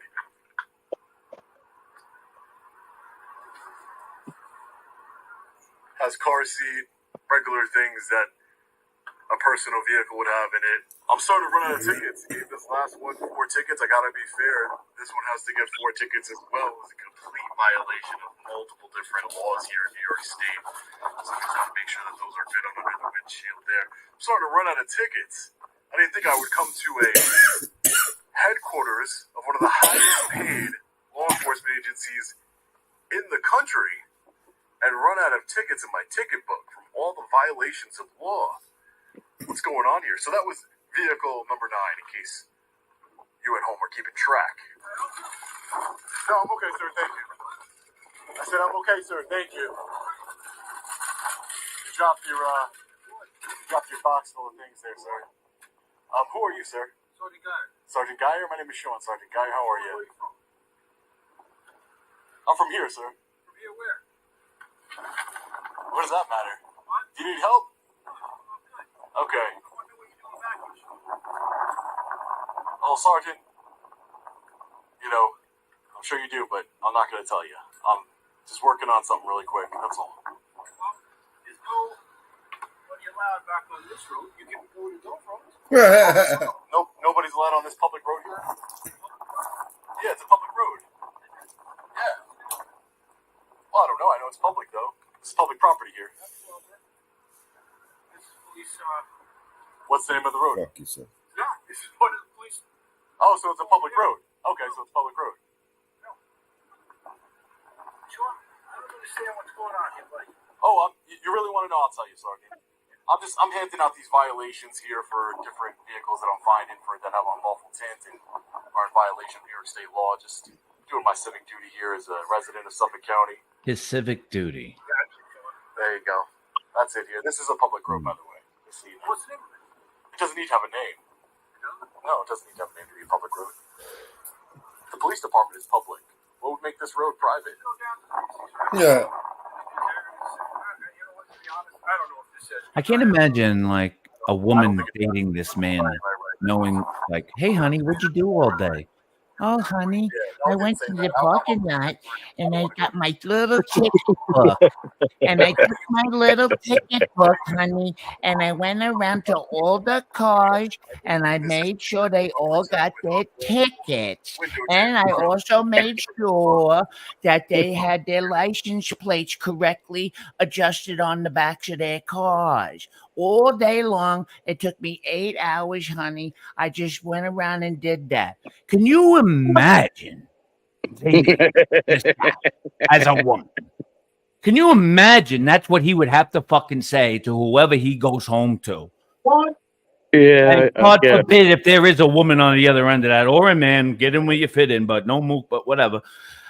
To somebody says, "That's wonderful, Long Island audit." That's right. And he pats himself on the back and gets his glass of milk and fucking Oreo cookies. You fucking mook. You crack me up. And you know what? He got paid to do it in super chats. Ticket, we the people. Make sure they have it on there good. No one is above the law, ladies and gentlemen. There you go. We have this Nissan Altima here in the police officer parking lot with unlawful tints. This is vehicle number 11. I wonder how long I'm going to be out here for. I'm running out of tickets. This is getting a little ridiculous. I thought I'd find a couple, but 11? We're not even done yet? So what's the violation with that car? What's wrong with that car? Tinted windows. Yeah, but how does he know? How does he know that it's not? It's against the regulation if he hasn't tested them. He doesn't. That's the goofiness in him. And he's not even verifying if they are police officers' vehicles. Yeah, like he's just eyeballing everything like a goofy. In that sense, I get where you're coming from because loads of tinted windows have got different. I've just seen there some of the different tints. Yeah, so, and if he has glasses on, that will definitely miscue his fucking sight. That's what I don't understand about this issue because everybody's sight is different. What looks dark to me could look light to somebody else. It's no different. That's why I say it's a mute issue. In fact, I would just outlaw because you go down to any other place that gets hot as balls. They need the tinted windows because it gets hot as fuck in a car if you park it and leave it in the sun for fucking 2 hours while you go watch a movie. You know, out in Arizona, in the desert, down in Florida. Yeah, there's no laws for tinted windows because it keeps the car cool for your pets, your kids, whatever the fuck. You know what I mean? It works. I don't understand that. It's all it is. It's just a stupid gimmick to fucking make money. I would abolish that. Oh, I would too here in New York. And it makes a car look sexy as fuck. You know, I'm still a car guy, and I like sexy cars. And tinted window, let me tell you, it's like the ZZ Top song, BBA. Every girl's crazy about a sharp dress man. Gets the last 2 tickets right there. No plate, unlawful tints. Officer found these 2 vehicles with the tickets. He has them in his hand right there.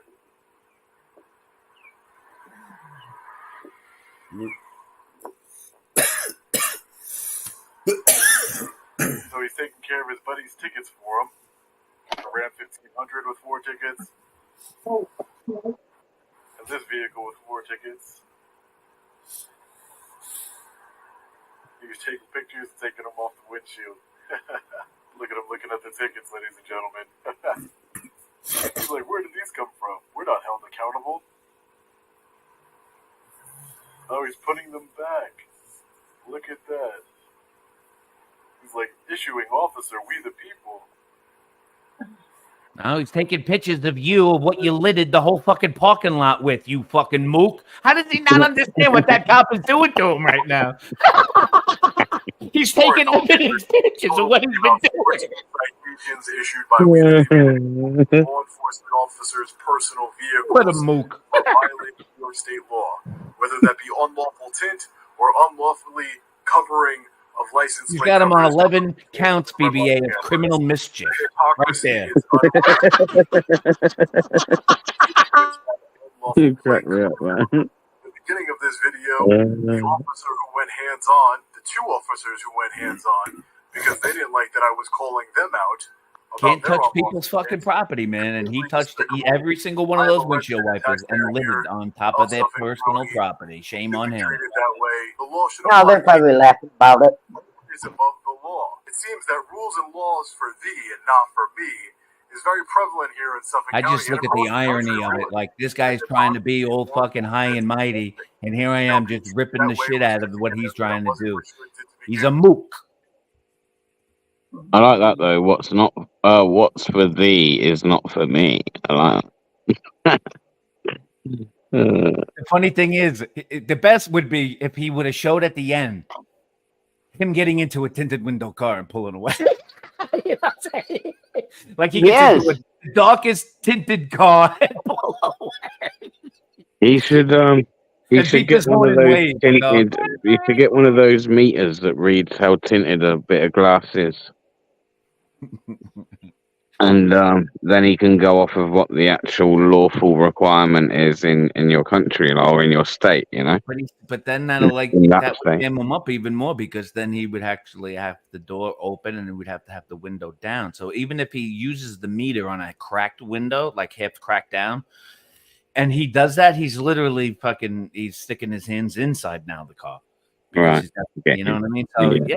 So it's a lose-lose. Just figure out something better to do to help the community with the asshole cops that are there or whatever it is. But that right there, ladies and gentlemen, to me, my perspective on that, there's so many better things to do with your time. Don't get caught in a fucking hole like that guy on that. I don't know what his verbal judo is on the cops on the street and shit, but that stuff right there, I've seen that done a million times. Brooklyn Order does that. He's, yeah, give me my sexy business card. Yeah, give me your sexy business card. Oh, I'm gonna give you a ticket. Yeah, he does the same shit. It's all stupid stuff. He's got a good chat going. Yeah, Long Island, that's good. Listen, like I said, I wish the guy well. You know, I mean, I'm not issuing the guy to get Hey, Vinny, mate, you're allowed to criticize. You're allowed to, you know. You're allowed to. Just by looking at how he spends his time, to me, that's mook. He's just mooking it up. I mean, I'd rather see him do more productive. What he's did that right there is, let alone breaking the law and wasting time, where he could have done something more productive in those 3-4 hours. I would say for a channel like really Long Island Audits, I feel like that's to really earn and deserve that glitz. I mean, I imagine he's done that 1,000,001 times already, right? He's got a big channel. He's been going a while. I'm sure it hasn't taken this long to go, hey, I'm going to go look and see what cars are. Oh, yeah. That's part of it. I guess, you know, some of it you might, I don't know. Well, I'd rather I him be get where you're doing that coming from. BBA if he's a little fucking, botched in the brain than fucking, holding up a liquor store. You know, if that keeps his mind occupied to do that and go, honey, I handed out 11 of my violations from my ticket book and I feel better now and I have my milk and cookies. So if that makes him feel good, BBA, by all means, let him do it. You know what I'm saying? I'm just saying, to me, it's a little weird. I mean, it's one of the more trivial kind of. Typed it up and he printed it out and everything. I mean, he's got his ticket book, BBA. It's like he's got his little star from the cereal box, and he's out there playing Mr. Police Officer because he's a concerned, lawful citizen. That's. I don't actually think that many citizens give a shit. That's kind of more of a joke of what he did today, because that's normally not what he normally does on his channel. Like, I don't think. Well, I guess they do. Actually, that's a lie. They do, because, like I said to you, it whether you think it's trivial or not, it's about the fact that, like, as he said, I like that saying, "What is for thee is not for me. It's not for you." You know, it's like one rule for them, one rule for us. Is it one of the more lower hanging fruits in the sense of getting a bit of content for the channel? I mean, I guess so, but still the point remains the same.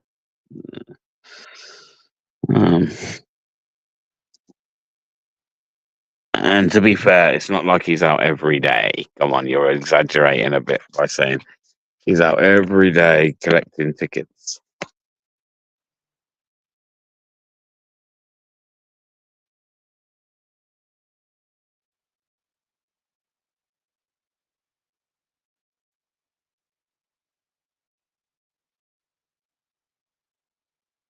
Yeah.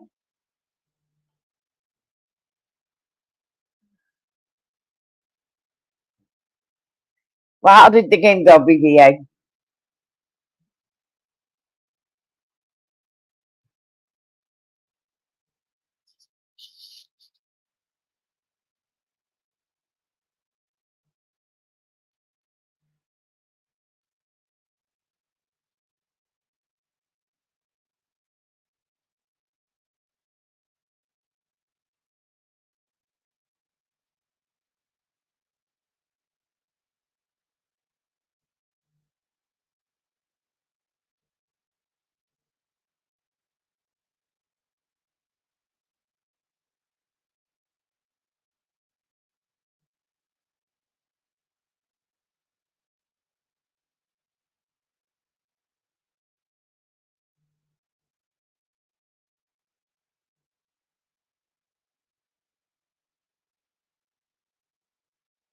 Think you got left alone.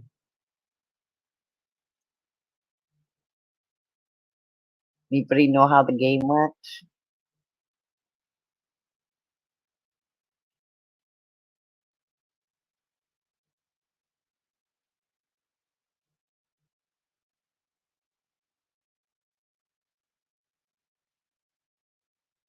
Yeah, let's start playing a song.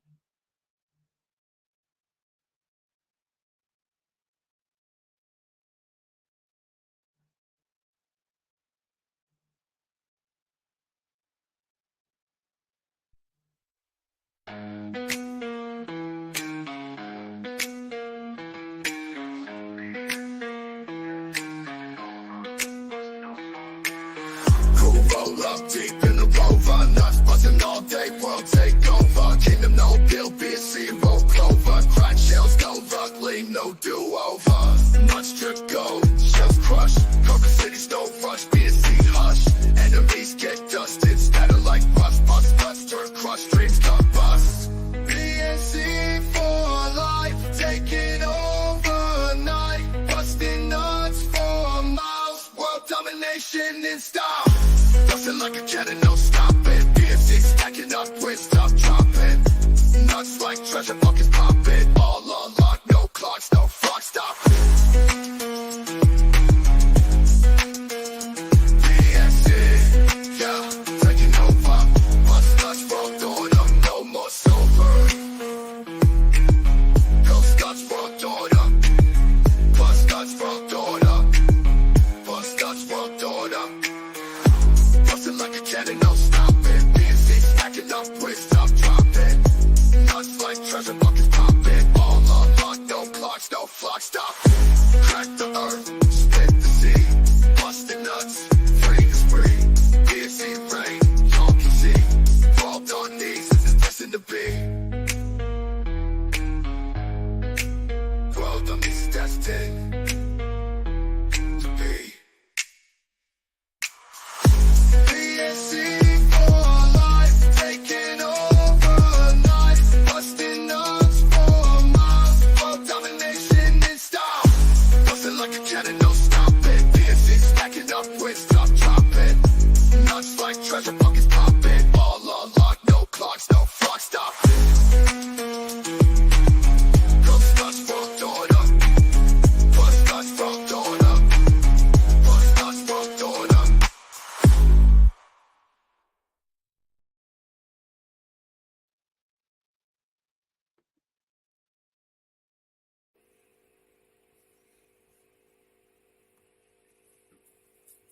All right. Hello, Mountain Girl. How are you?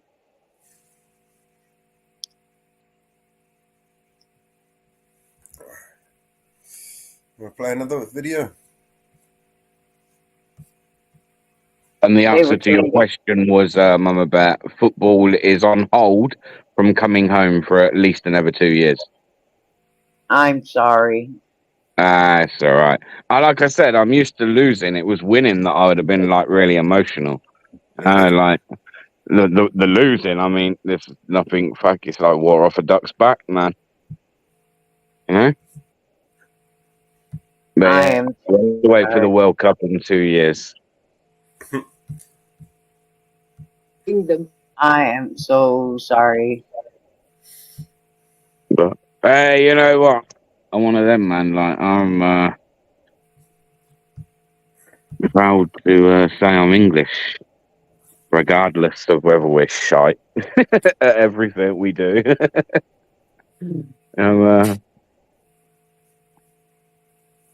Yeah. Oh well, never mind. Onwards and upwards. I was hoping they'd win. When's the next Super Bowl? When's the Super Bowl? I like watching that. Can't remember when it is. Is it like the end of the year or something? Yeah. End of the year, isn't it? Yeah. Yep. Not for a while. Is it February? Yeah. So I've already watched the Super Bowl this year. Hasn't even started yet. It was February. Damn. Hasn't even started yet. Hey, Mountain Girl, where's Northwoods? It's all right. 2 years' time, you never know, man. There might be England USA game. I think that's going on right now. Yeah, right. You know Hey, what? Vinny, what do you think of the I'm going to tell you. assassination attempt yesterday? I'm What do you reading think your of that? mind. Listen, I'm the best. Listen, BBA, I'm already reading your mind because I'm amazing. If you see I'm very dainty. I'm a big fat orange puffy man, but I'm real fucking dainty on my feet. And, I'm amazing. And I just said, you know what? I'm going to put all these fucking weird character people all around me, and everybody better act their fucking part, or I'm going to have to fire every single one of them. Now, our plan went across amazing. Our plan was beautiful, right down to the fake fucking Heinz 57 ketchup I used on my earlobes when I was going down to the ground and the bullets were flying everywhere. If it wasn't for my fucking powder dust, I just clouded the whole audience, BBA. It was amazing. It was like a crop dusting of orangeness, of greatness of orangeness, and that saved us. That was a blessing. I can't finish, BBA. It was just amazing, BBA. I'm just glad I'm here to live to tell about it. Wait a second. Hold on. Throw that out. Wait, I'm talking to the guys in the back. Yeah. That goes in the fire now, boy. Yeah, that in the fire. That. All right, now back. That BBA, you don't hear nothing. All right, don't worry about those guys. Yeah, man. We're all amazing here. Just everybody believe all my bullshit because I'm your savior. I'm your knight and savior, fucking Dorito orange puffy chippy bitch. That's right. You heard it here first, ladies and gentlemen. And according to Obama now making his rounds here on these YouTube streets, just interfering with everybody's nice fucking videos. I want to watch a music video, BBA. And it's amazing, But then I get this fucking Obama balls guy going, nope, just $5. Just $5. Everybody, just send me $5. Just send me $5. Maybe listen now. Before you. I've never done it before. No move. But just $5. Just $5. $5 will make a difference. $5 will make a difference. Are you not a difference? Screw you. What is your pothole fixes? What? But Arnold. Are you not a $5, Arnold? Just $5, Arnold. Screw your $5. Screw your $5. No, but. Vinny, go on now. Are you not a fan of Trump? Oh, no. He can suck it. He can suck an egg. How would you usually vote? Would you be like a Republican? Or I don't vote anymore. I don't vote anymore. The last time I voted was for the Orange Man when he won the first time. And then after that, I wised up. Wised up. Yes. Yep. Seeing through it all. And listen, it's God's doing. I call it my, testimony and how my presence is even here on this panel discussing this with such fine individuals like yourself, BBA. You know, so I want to say 4 years ago. But let me tell Where you. would you say you stand on the whole, like, would you say you're pro-government or anti-government?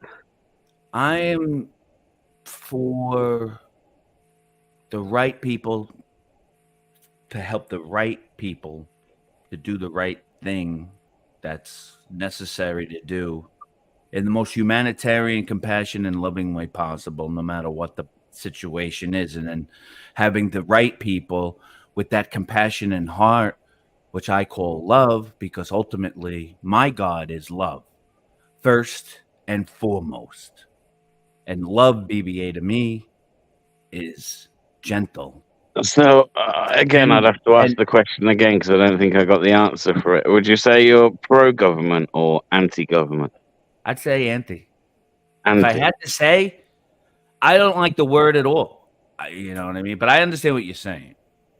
No, I obviously, understand there's some people who you've need to worked do what needs to get with done, but it just- fucking the police, right? You've been There's so much in the fat police. to be chewed out, So, BBA. like, I find understand. that, I don't know, not saying it can't be the case, but like to be anti-government and come from a police background, I would think that somewhere down the line you'd have to be a bit I want pro-government. to define to you what you are. Let me define what my definition, my perspective, and vision is. But when you say government, okay, when I say when you say to me that I'm anti-government, I'm not against a governing body that has responsibilities as an adult to literally say they're going to do something and then fucking follow through with what they said they were going to do and minimalize that said fucking body to very few people. So you're really quick to fucking just go right to that person and say, why the fuck is this, that, and the other going on at ABC?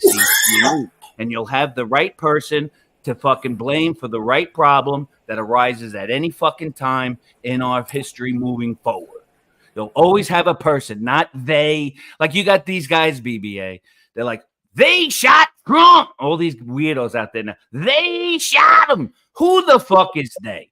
Just say one fucking individual shot and let's see where it goes from there.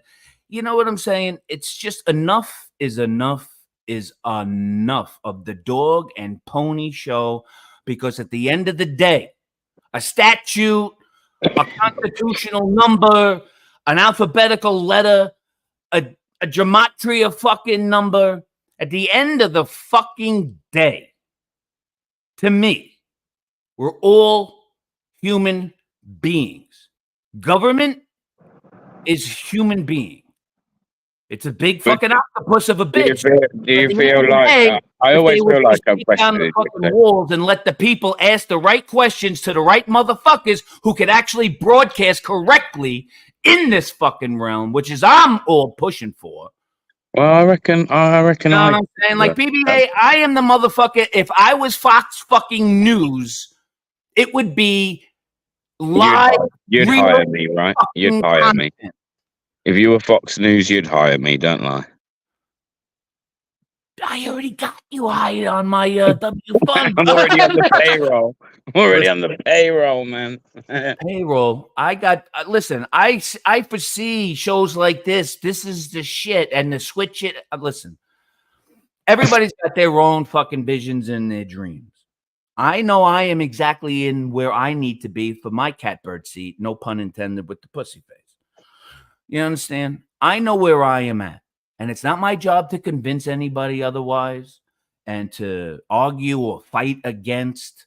Because BBA, to tell you the truth, bro, what I have learned is that when I go against anything or use a negative connotation and an action, such as I'm going to fight this, or I'm going to knock this out, or I'm going to punch war on that. To me, I don't do that anymore. To me, that sucks into the succubus of what I call this dark negative energy in this realm that gets people running in circles and fighting things and never really getting to the root of it all. How many fucking t-shirts can I have for a walk for cancer, for crying out loud? I mean, it's ridiculous. Wake the fuck up, people. But it's not my job to wake anybody up. And I've learned that. I'm in it for myself and my loved ones and the people who I care about, animals and all. Right energy. How long were you in the police for? Over 15 years. And then I 15 years. In that 15 years, after walking away, whatever your reasons were for that, whether it's be retiring, whatever, did you feel like you got out of it what you hoped to? Yes. Yeah, that's good. Mm-hmm. Yeah, that's good, man. Yeah.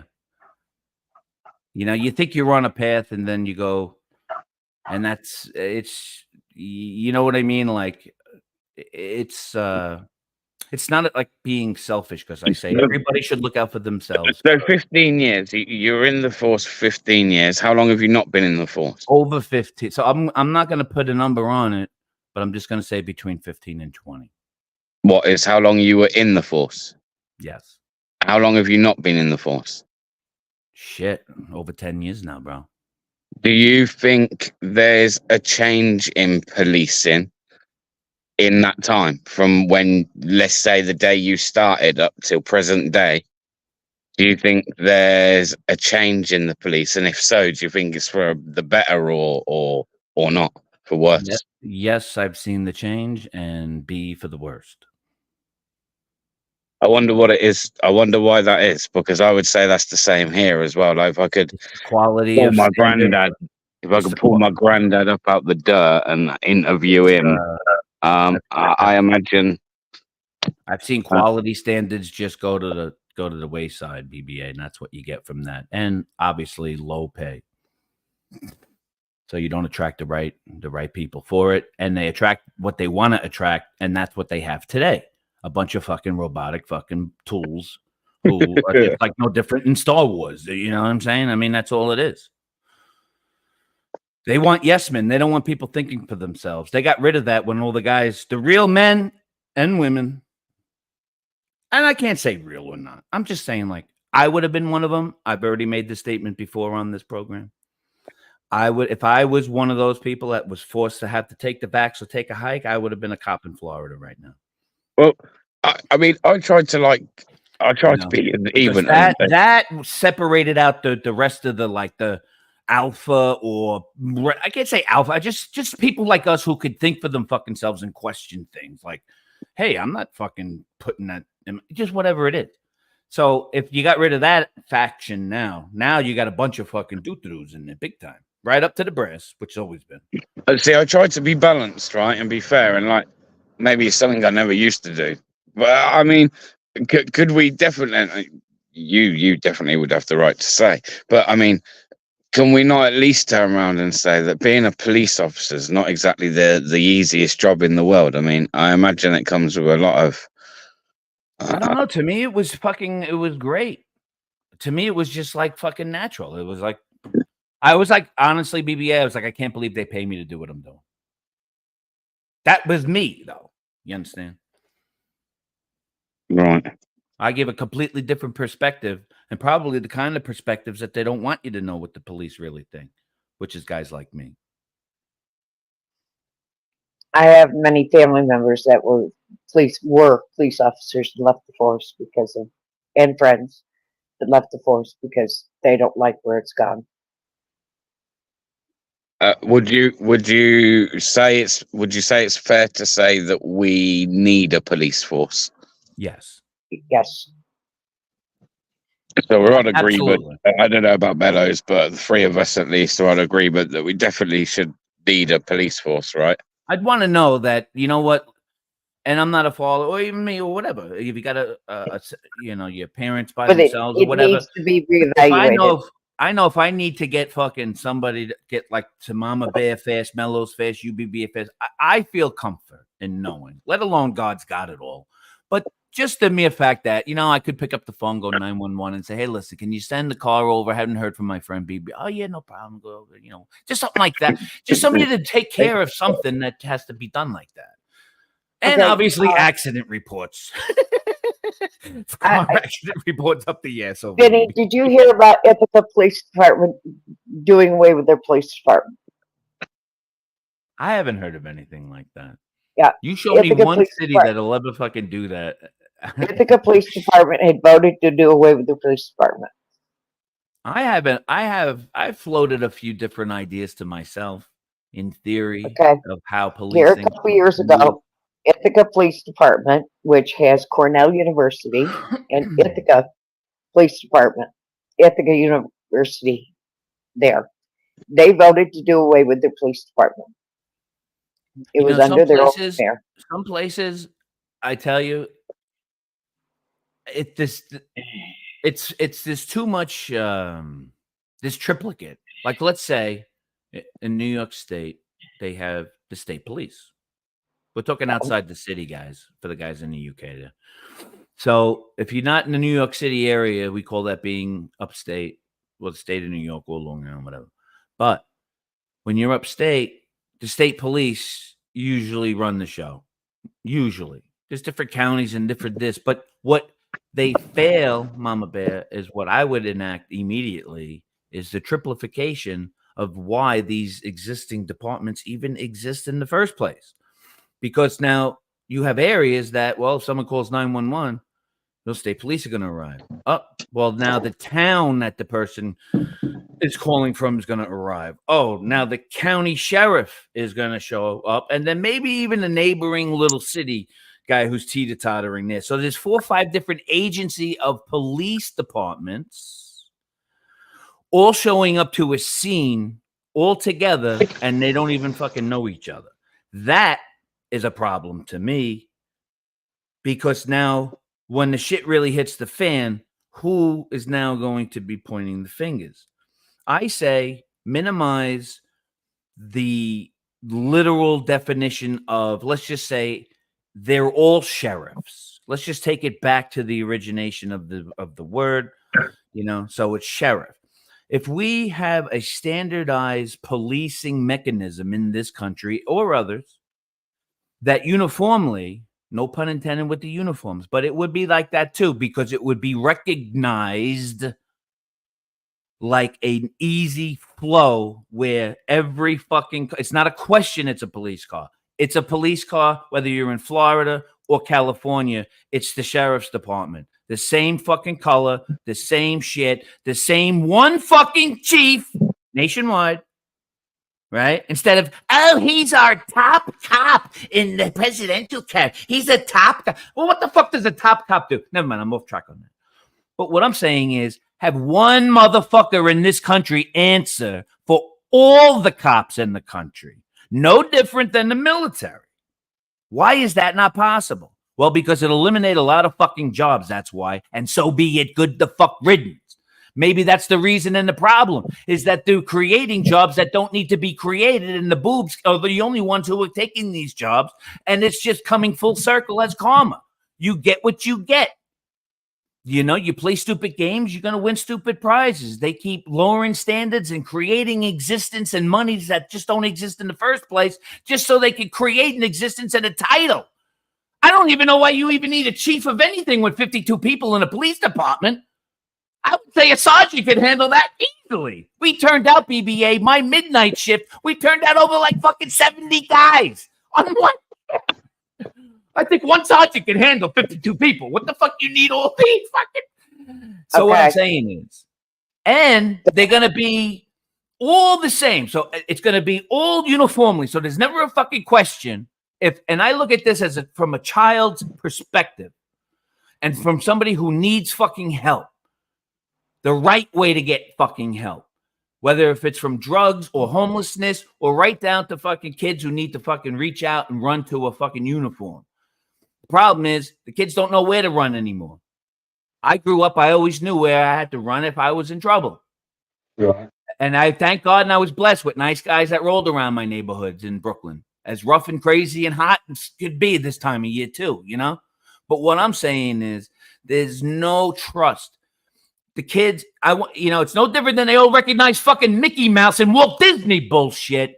Let them recognize what is a good place to go run if the parents aren't around and some shit. Instead of saying, go fuck yourselves and go fuck this and that, and we're going to burn this and down and fuck the police and this.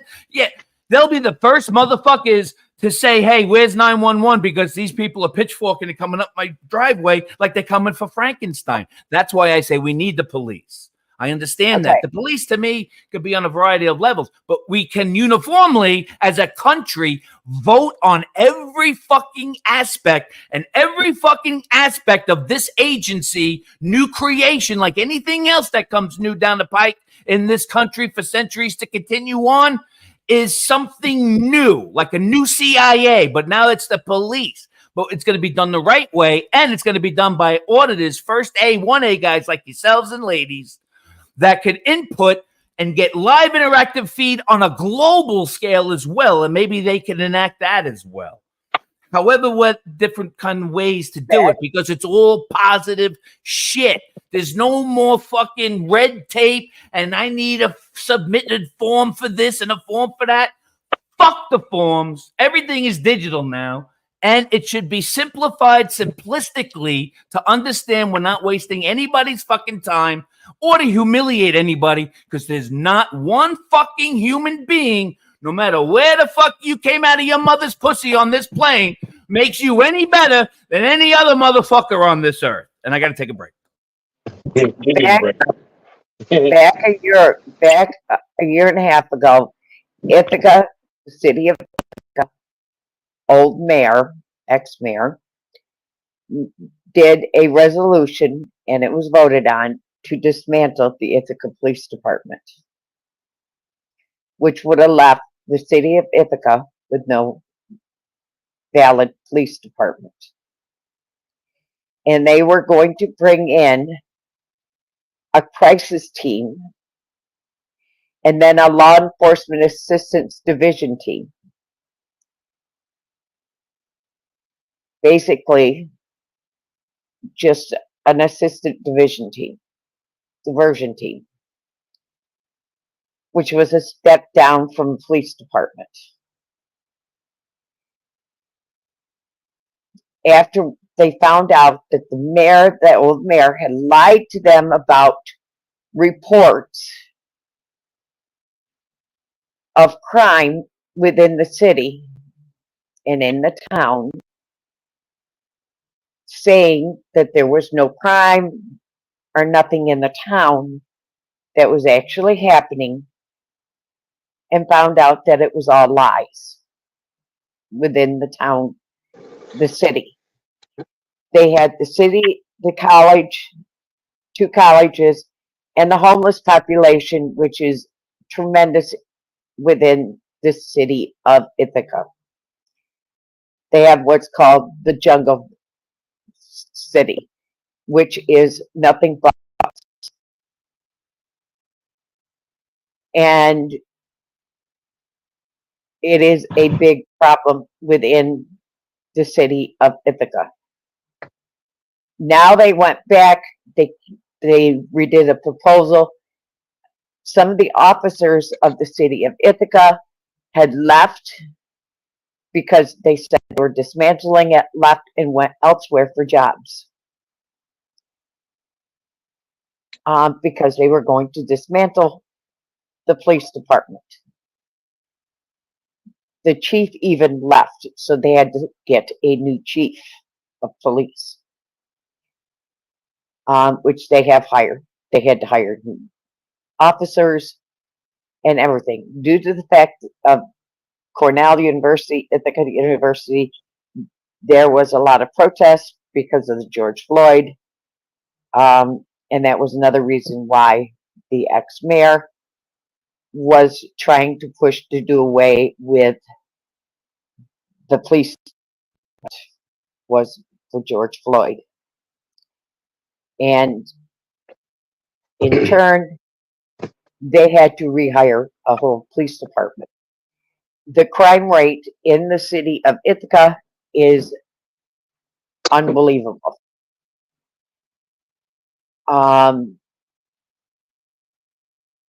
That is another reason why I believe we still need police. Stabbings, murder rate in the homeless population is very high. Drug use is very high. they are having a lot of problems there in the city of Ithaca.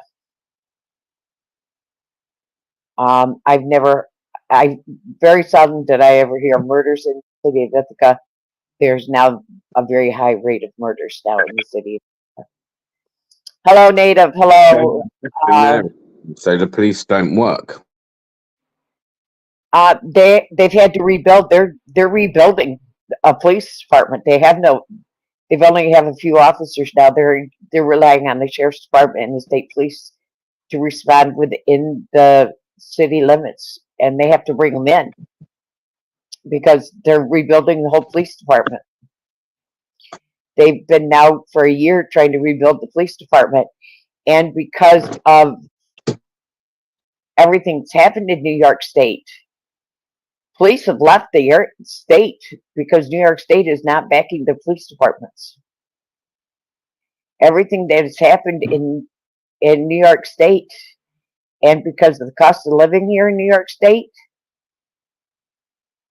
everybody is leaving New York State. People are leaving New York State in droves. People are leaving New York State in droves. They are leaving the state by the groves. Hey, Northwoods. Mama Bear. Good to see you, sweetheart. Good to see you. Our taxes have gone up so high that it is not funny here in New York State. In 3 years, my taxes have gone up $500.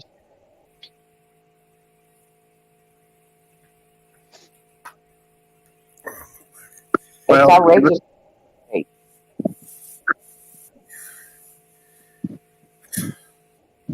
They're turning the countryside into the city park as well, more or less, you know. Yeah. And with all the changes.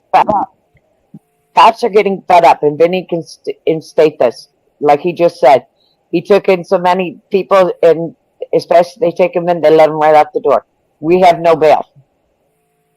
You could arrest them, but they're out the door before you finish the paperwork. You cannot get all the paperwork done before they release them. And it's frustrating for a cop. You cannot get all the work done before they put them out the door. And the victim, too. Frustrating for police and the victim. Yeah, that they're arresting them for. And Mama Bear. Hold on one second. You know, a lot of things they don't talk about in New York City Police Department is that no matter where they're assigned, they always have a detail list, right? And what those are your parades, your gay parade, your Thanksgiving parade, you know, Puerto Rico Day parade, shit like that. And your 4th of July fireworks, your Times Square shit, and all these little fucking summer fairs and all kinds of crazy fucking concert series and West Indian Day parades and all that shit, right? Now, me going through all that means like I could be doing my usual, which would be like a foot post or a sector car, right? This is one before I was a detective. And then I'd come back in for my lunch or something, and now I say I got a notification, and that notification is saying, all right, next tour, you got to go to this fucking parade. And it's a totally different times thing, and however they fucking do it. And so now, you know, you're left with all these different, so you could go from, I mean, and it's part of the job, but I always thought it would be, first of all, they overkill all the fucking details. From the presidential stupid motorcades to these stupid details of these parades. I mean, just put up the damn barricades. Everybody's fucking civil. You don't need a fucking cop. You don't need 10 cops on every corner on every fucking parade. Trust me. If the parade is set up correctly and everybody's there to do the right thing, trust me, everybody's going to have good energy and have a good time. They just over fucking do it for some reason or another. And it just wastes the scheduling. I could only imagine the wasted overtime because these cops get paid on travel time, right? So if I usually work in the borough of Queens, I'm going to get paid extra if I got to go into Manhattan for my next shift because they'll call it out of borough travel, whatever it is. They give you an allotted amount of time. It's not much, but whatever it is. But it adds up if it's everybody. If there's 10,000 people showing up with a detail like New Year's Eve or some shit. So there's just so much wasted. I seen the New York City Police Department fucking receipts where they are spending like over $800 a month on a fucking like a stupid rental car from some unknown fucking rental agencies. Now this is all over the place. You know what I'm saying? Like just stupid fucking supervisor take home cars that just and then, you know, they don't own anything. They lease all the shit except I think the marked ones. You know, it's just, it's disgusting. It's disgusting. The amount of greed and just the fucking pig slop trough, and no pun intended on the pig shit. I'm just saying, I mean, enough is a fucking enough. And a lot of people, let alone anywhere else, don't let anybody else get your goat with all this fucking play that you see in front of you here in the United States between this guy Biden and the orange man. Because I got news for everybody. This is all staged. This is all planned out. Okay? This is my perspective and my opinion only. And I've been saying this for a while, that there is not going to be an election this year. There is going to be divine intervention and a wonderful blessing that's going to come from God, in my opinion. And what we're witnessing is just the end of the road of an end of an era. But I say the beginning, instead of saying the end is near, I always like to say now the beginning is near. I see the light through the tunnel of this stupid play that's being shown in front of civilization. Because what goes on here is the epitome of what goes on around the world. So obviously God, in my opinion, plays more attention to this because since we're supposed to be a light on the top of the hill kind of bullshit, right? Like we're all fed and all whatever. But I say it's the light was in divinity lies within. It's within your soul. You light that fucking light no matter where the fuck you are on this plane. Whether if it's round, flat, triangular, obtuse, doesn't make a fucking difference to me. We're here. Now, what are we going to do about it since we don't have a whole lot left, long time to go? Now, you want to spend it doing nonsensical things? That's fine if it makes you happy. But I know Mellows and BBA and everybody here alike. You know, I see God's blessing and God's hand that's coming down the pipe. And it's an exciting time. It's an exciting time. And I tell you this, it's going to be something that has just never been done on earth. God is doing something different and very unexpected that what people think that's going to be in the book of Revelations. And I got to take a break. Yeah, it's just like I don't see why we need 30 vehicles in a presidential motorcade, 2 ambulances, and yes, so some of those black vehicles you see in presidential motorcade, there is a couple ambulances that run in those motorcades. There is, you know, sharpshooters in those motorcades, but you know, why do we need all those? And they're screaming economical. Yeah, we got to go Green New Deal. Well, I don't see them getting green new vehicles. I don't see them getting electric vehicles for the motorcade. Does anybody else? Yeah, I what don't. about those nice new electric tanks, Mama Bear? Where are those, right? Where's our electric tanks? Yeah. You know, I don't see them getting an electric Air Force One.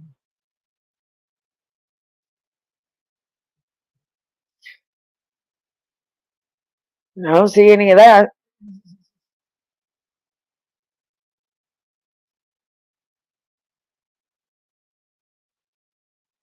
I don't see them going to an electric gas range in that White House. Oh, not true, Mama Bear. Listen, I had it in the works. It's an amazing thing.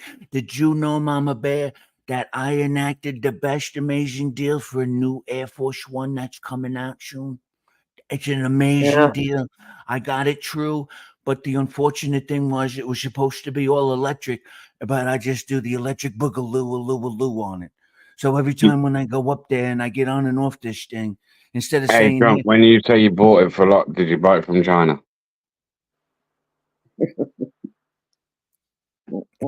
The solar panel is going to fly off that. The awkward silence there from Donald Trump tells me that he bought it from China. yeah, but it was an amazing deal, BBA. It's got gold toilet seats. Solar panel's going to fly off that thing. It comes with, you get a free comb, BBA, when you come out. So this way you could pot that fucking piece of doopy wig, that the orangey thing. It's really, sometimes it's a real Garfield cat on his head, on my That head. bathroom It's an come with a amazing spray cat. hand. The cat Does sits the on my bathroom head, come Mama with its Bear. own I pay spray the tan cat machine? in cat food. Does that bathroom come with its own spray tan machine? Yes, you're going to get 10 free spray tans at all the Trump Tower Village. Biden's plane has lifted off from Milwaukee. Oh boy, it's wheels and canes up.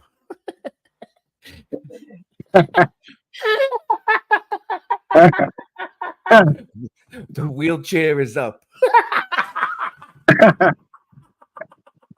Good to see you, Vinny. Mama Bear, you know that's the call sign. Wheels up means if you hear wheels up on the radio, I don't know if anybody knows it, but when you hear wheels up, that means the president is took off. And when you hear wheels down over the airwaves, when they do that on the radio, wheels down means he's Chicago is moving all of its homeless people. Where are they hiding them? Where they going to put Lori Lightfoot? Well, she's got some trouble ahead of her. Where are they hiding the homeless in Chicago? We'll have to ask Nick what's going on in Chicago. I heard Lori Lightfoot's going to be the new spokesperson for Farina. She's going to take over Buckbeak. Where are they hiding? Sometimes these jokes land, Mama Bear. I'm just shooting in the dark.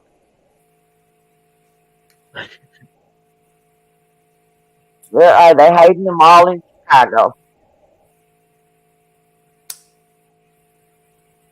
You're cool, Mama Bear. You make me smoke at my house. Hey, I smoke out on the porch. I want to go out there, but it's like, as soon as you go out, it's like a little more pea soupish today. I'm like, yeah. You know, I said, today's going to be a cold day. I'm going to treat myself to stay inside for at least one day. I have an inside porch for the winter and my outside porch in the summer. Nice. Yeah, I can't get enough of the sun. I love it. I hadn't hit the beach yet, unfortunately. No, I sit in front of my patio doors. They have French doors, and I sit in front of them. Ah, the French doors. They say, Do the "Good French. morning, Mama Bear."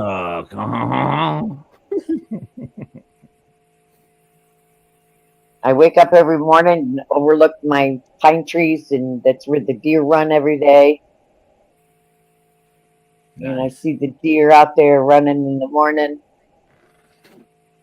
That's what I wake up to every morning. Nice. Is my deer. Yeah, I think the deer over here, sometimes they like me or they don't like me. And most of the time, they just fucking moon me. They bend over. It's like they just stick their asses at me all the time. I don't know what that means. I tell them no mook. I don't know what goes on in the woods. I'm from Brooklyn. You know what I mean? I told the deer, listen, I don't swing that way, but your tail is cute. It's fire, whatever it's doing, you know. And then it turns around at me, and it's got the balls to start stamping its feet. And I learned that that's them getting territorial, like I'm in his backyard. And I'm like, yo, Mr. Deer, you better be nice. I'm letting you eat my azaleas right now. That I spent all year nursing and nurturing just for this meal you can eat. I have No, the deer I that love live all in the my. wildlife. I say let them eat it. They do, Mama. But the only real ones that I keep is like real close to the house, like the door. Other than that, the tulips are gone, the roses are gone, but I don't mind. Even in the apple trees, I've had it. I don't care. You know, who am I to tell them they can't eat? Meanwhile, I planted my. Somebody built this structure in the middle of their fucking living room. I look at it as my house was constructed in the middle of their living room. That's how I look at it. So who am I? That's right. That's how I look at it. I love it. Well, I the suggest bears. everybody at least one time just fucking spend some good quality time in the woods by your fucking self. You know how they say, Mama Bear, you know, they go in the woods and they write books and shit? Well, it's true. It's true. And I understand what they it's just a wonderful fucking experience. I suggest everybody take a vacation from people, including your own fucking family members, and let everybody do Yes. it and let everybody get their own turn. I tell you, 1 month in the woods in a cabin alone, let me tell you, you'll fucking feel like a million motherfucking bucks, man. I'm telling you. Yes. That's right. If you could swing it to have at least 30 days or so just to do that, just no contacting nobody. And I'm saying, you know, you bring some DVD, whatever. Listen, whatever fucking floats your boat. I'm just saying, just the alone time is just fucking impeccable. Yes. You know, I love it so much. I I made a absolutely lifestyle love out of it, but hey, get it where you fit. I actually, you know, I love when the deer are out in the backyard. Oh, You know, even I where have I the sit huge right turkeys, now, Mama I can see Bear. my backyard. You know, the turkeys come through. The owls, man. The owls here. And it's all year round. I love it. A little bit more prominent in the fall, like no pun intended for Halloween season, but that that bassy, you hear them in the distance, the hoo hoo hoo, and then you hear the real other one go hoo hoo hoo. I mean, you hear my fucking windows can vibrate if they're close enough, on their hoos. Oh yeah. No who's about it. You know what I mean? I've had a hoot owl out in my backyard here a couple years ago. I could have got out and shot it if I could have found it. Woo fucking woo. Oh, Mama Bear, you like Cousin Vinny in the movie when he came out with that screeching owl? And he's like, big fucking gun out the cabin. Oh, that thing drove me up the wall. Little screeching owl. He came up the cabin with the big 357. I think he was in his underwear with just his leather coat on. Good scene, man.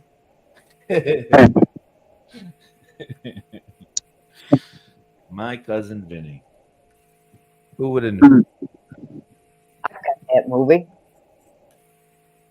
I've got that on VHS. Yeah. VHS. Yeah, Marissa told me she was a piece of ass too. I don't know what she looks like today, but boy, she was a piece of ass back then, man. Oof-ah. My biological clock is ticking like that. She stamps her foot on the fucking. That was a great scene. Yes, I have VHS still. I do too, Mama Bear. I still have VHS in my house. And I have, access right here for a nice no mook 4-head VCR. Whatever 4 heads mean. 4 heads, I'm getting a good time, Mama Bear. I remember that was the thing.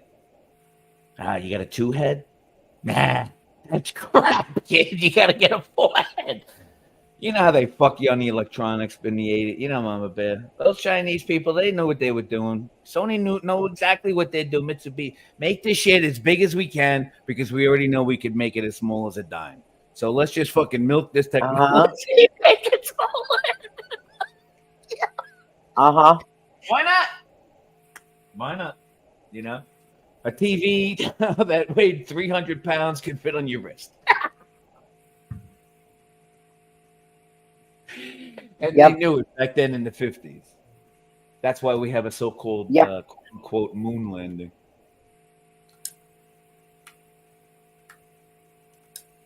Yepper.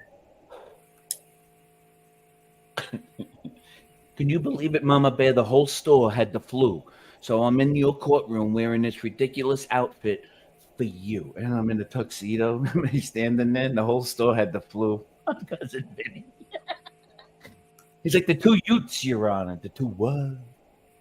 And that was Henry, the Munster, right? Herman Munster. The judge. I don't know. Tough crowd here. Tough crowd. I'm looking for a picture. I got so many pictures on my computer. It's not Go funny. here at 6:22. Be the same one at 6:22.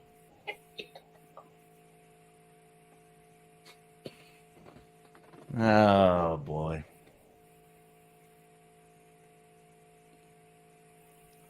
So listen, since I'm so dainty and I could duck the bullets and all that were flying and around my cheesy head and shit, you know, how am I doing in the polls, Mama Bear? I bet I'm still amazing. I bet I'm still everybody's savior. I'm just an amazing person. This could look more scripted.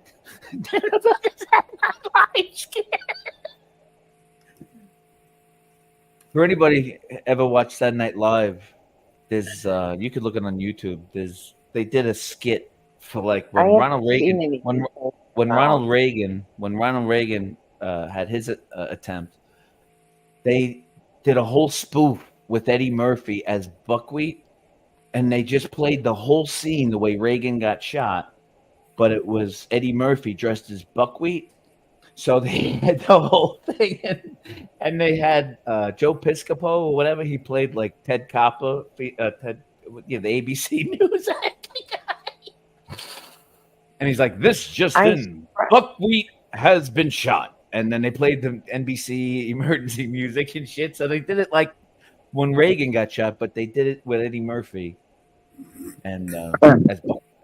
It's funny as fuck, Mellows. It's worth a good laugh if you ever look it up. Just look up Eddie Murphy, Buckwheat. I'm surprised they have got a new poll out.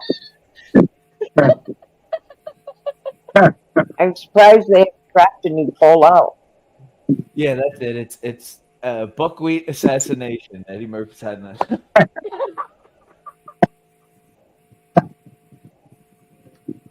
I'm surprised they didn't drop a new poll. Yeah, David Cobb. This just in, Buckwheat has been shot.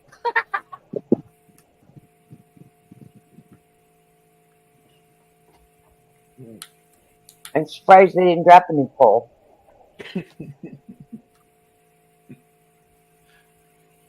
It was great, Mama Bear. They had the bodyguards all moving around the exact same way. And then they do it in slow motion too, and they go, and you hear, "But wait!" Somebody yells at it, and goes, and it's all in slow motion. You know, with the, the whole sound effect. I don't know. I just find certain things amusing. Those guys wrote it. They made me laugh. So there's something to it. The Biden assassination attempt would be one of the most conspiracy-ridden assassinations since J.F. Kennedy. You know what? I think so.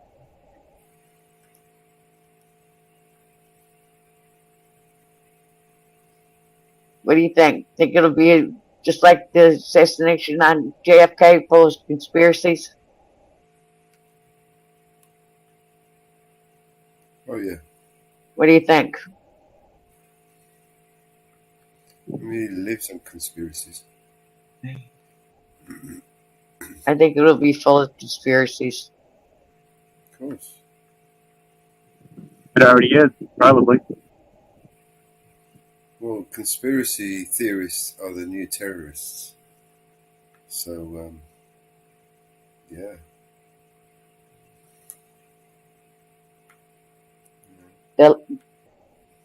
They left. Got We've got to stop those conspiracy theorists. They're dangerous. They're a danger to our democracy.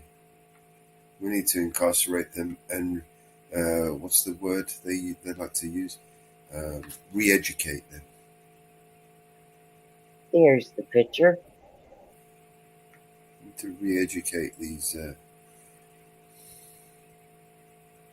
confused, poor souls. They actually think that the government is, corrupt. God. What's the matter with these people?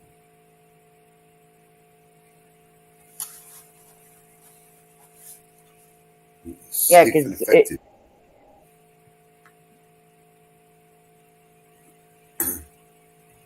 Government's safe and effective. Yep.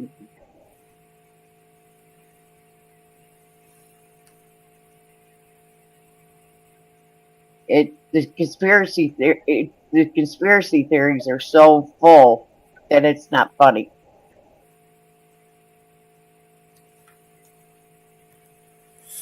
We'll go to the extreme. Yep. Always go to the extreme. Hey, Mellows, here's an idea if you want. Let's go through the video that they have, because that's going to be, it's already starting to disappear, they said. So I've noticed a few kind of suspect things already, like who was in front of him, who's behind him, and all the different reactions on a frame by frame slow-mo. And I don't know if anybody noticed a lot of weird little dressed characters in there, especially somebody who was wearing a sports coat dressed patterned out as a brick wall. Did you guys notice that? I won't say where it is. You're going to find Waldo. There's a man. There's a person wearing a brick wall sports jacket. See if you could find them in there. Little clue, little homework, little tidbit, little something.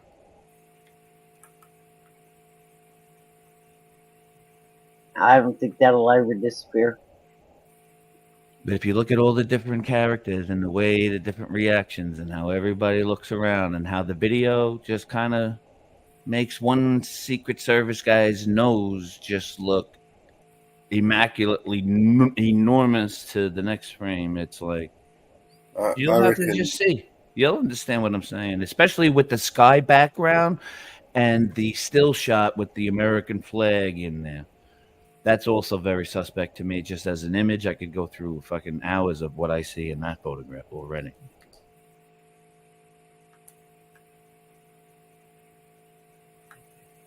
Just the fact that nobody is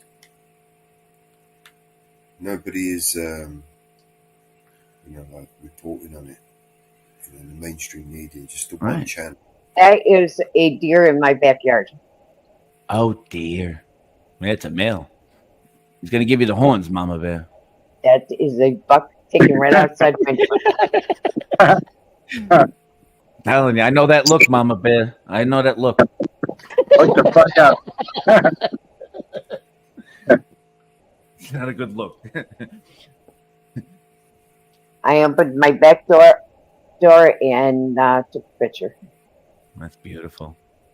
It's like a little card. Looks like a little card. Mama Bear, do you notice the shadowing behind the deer and the person with the left profile looking up to the diagonally left? The black shadow. It was my dad. Yeah, it was my dad telling me, "You're not shooting me this year. You're leaving me for another year." I was just but I'm serious. Where the deer's antlers are is a V, and just follow that V straight up into the top part of the dark grass shadow behind. So what you're doing is you're forefronting the shadow and backgrounding the colored green leaves, and you're going to see a figure behind the deer, and it's going to outline like this, like something like a giant. Not a giant, but you'll see something back behind this. There's something telling me, I see it. I can't tell you what to see because I see different things. But something is addressing that in the back. And since it's your photograph, it's very personal and sentimental. And that's coming through the other side as I see somebody. Hold on, Mama Bear. Yeah, it's my dad saying nobody shoots on my property. No, it's blessed. It's a nice place. Nice place. I'm just My saying there's dad- a lot of nice energy there. I already see it in the trees right above that deer's head This is my mom and dad's last forever home. on so many levels. And I bought it from the estate. And this is my forever home. Yeah. It's just nice when you just have a place to just fucking have, home. People take for granted a lot of things of what they call home. I'm just saying, like, just to be grateful, like, you have a place to rest your head at night. Yeah, I'm always grateful for that. And nobody hunts the property. Yeah, that's a good thing too. Yeah, same around here. There's too many homes around here. Well, in the distance anyway, you know what I mean? Nobody hunts the property. Once in a while I hear my neighbor shoot, but I know what he's probably getting. He's probably getting a turkey on the back end. I have the next game warden, main game warden that lives next door to me. But I don't mind stuff like that because he's not he doesn't shoot or hunt for sport, really. He does it because he actually uses it all up. I mean, because you got a bunch of scumbags out there that just fucking hunt and don't fucking eat or utilize anything on the body at all. And I think that, me personally, I think that's a shame. But and they don't even offer it to a friend or whatever. So you just got scumbags out there with hunting licenses just for the thrill of the kill, and they just fucking leave it and walk away like littered trash. My neighbor's next main game warden. And he hunts. He doesn't hunt the property.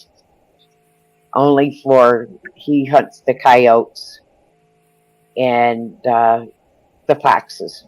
But he doesn't hunt the deer. Because he knows my dad. Listen, I feel as long as there's a purpose to protecting your flock, whatever that flock may be, it may be 100 acres of corn, whatever you got to do. You know what I mean? That's how I look at it.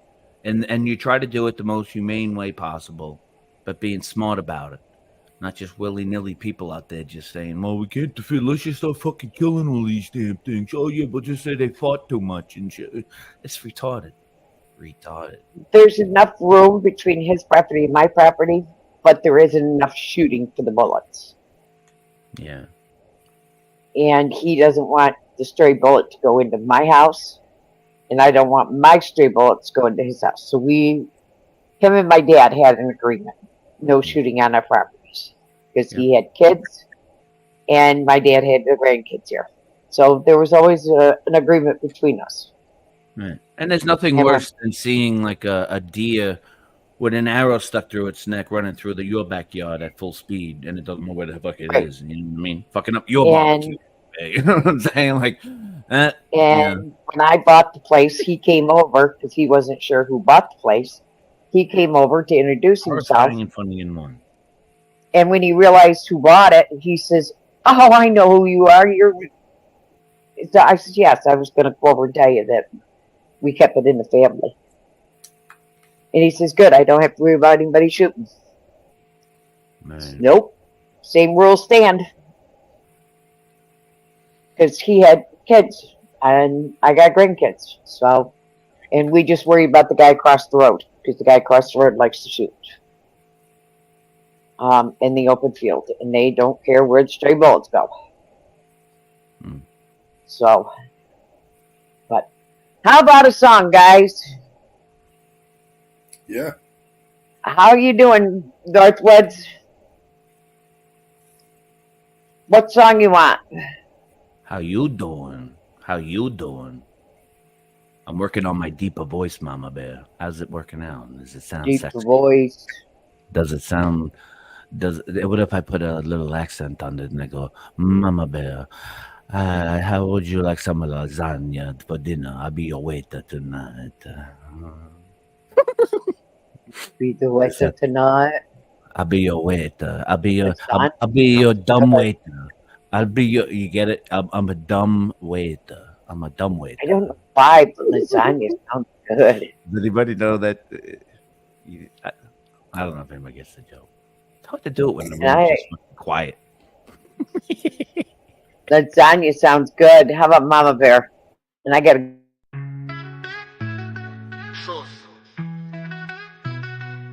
My mom likes when I rap fast with enough energy that it can make her heart dance. I would like to write a song for her to sing along. Better make it fucking bumpin' cause my mom's the bomb. Life took my parents on a giant roller coaster ride. Cause I was walking with a limp, something wasn't right. Doc came in the room, said they found a giant tumor. It was lodged in my brain, immediate surgical procedure. Imagine the thoughts running through their head. They 2-year-old boy heads filled with dread. You can't prepare for that being said on a Tuesday afternoon when you get out of bed. But I made it, I fucking made it. You've been by my side through good and hard times. I'd do anything for you, I'd do anything for you, Mama Bear. I love my Mama Bear. Mama Bear, I love Mama Bear. Childhood, we spent a lot of time together. School was pretty far. I wouldn't trade it for the world, driving, talking in the car. I was on a path or a mission, you could say. All I wanted was to be like Rafa, Roger, or Marc Andre. I always had it in me, the fire was burning strong. My mom told me a story from I was 6 years young. Mom, I hate losing so much, I want to win so badly. I guess not much has changed though, and that kinda makes me happy. I got fire burning in me, it's strong. Living by my side through the good and hard times. I'd do anything for you, I'd do anything for you, Mama Bear. I love my Mama Bear. Mama Bear, I love my Mama Bear. Mama Bear, I love Mama Bear. Back to the fire burning in me as a kid. It was hard to control the stupid shit I did. Provincial tennis champs, hitting no man in the head. Threw my racket at the net, it flew over, smack, his face went red. I looked over at my mom, oh my god, I'm dead. Oh my god, he's dead. She was living to the max. That kid needed a lesson, probably needed quite a smack. But my mom is way too cool for that.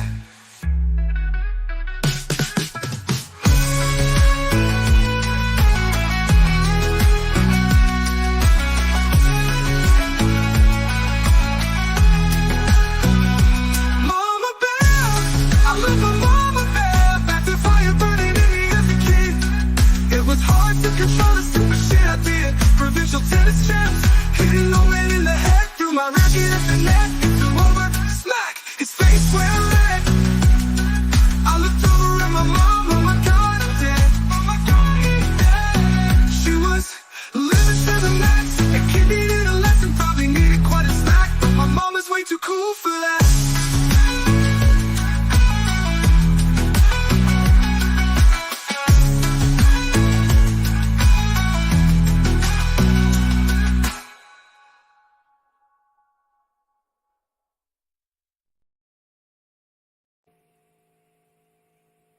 Well,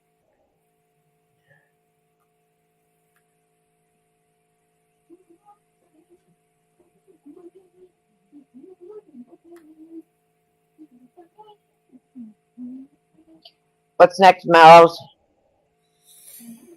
I don't know. What Maybe videos you got? Um, Hi, Miles. the moose is loose about this hoose.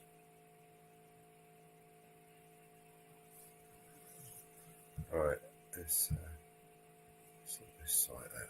Oh, I did see one report. The guy that tried to assassinate Trump was a registered Republican, and the Democrats are using them.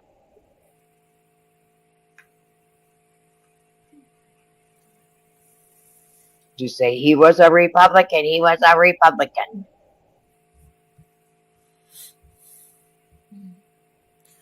All right.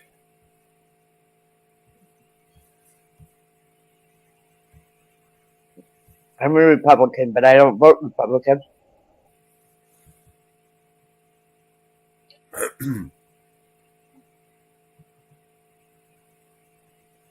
I don't vote by party line.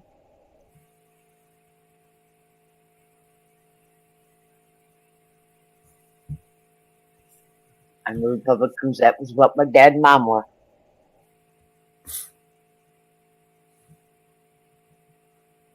What kind of music we got?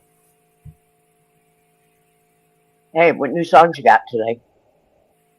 I'm working on a new song right now, actually. I was support sending you an email too. I don't know if you've seen that. I have. Yeah. Just doing something.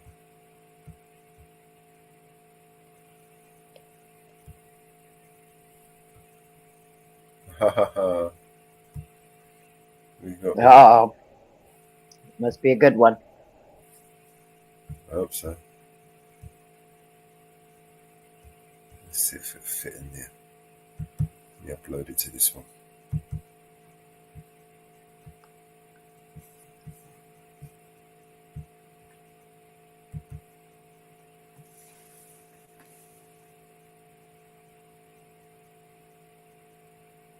Must be.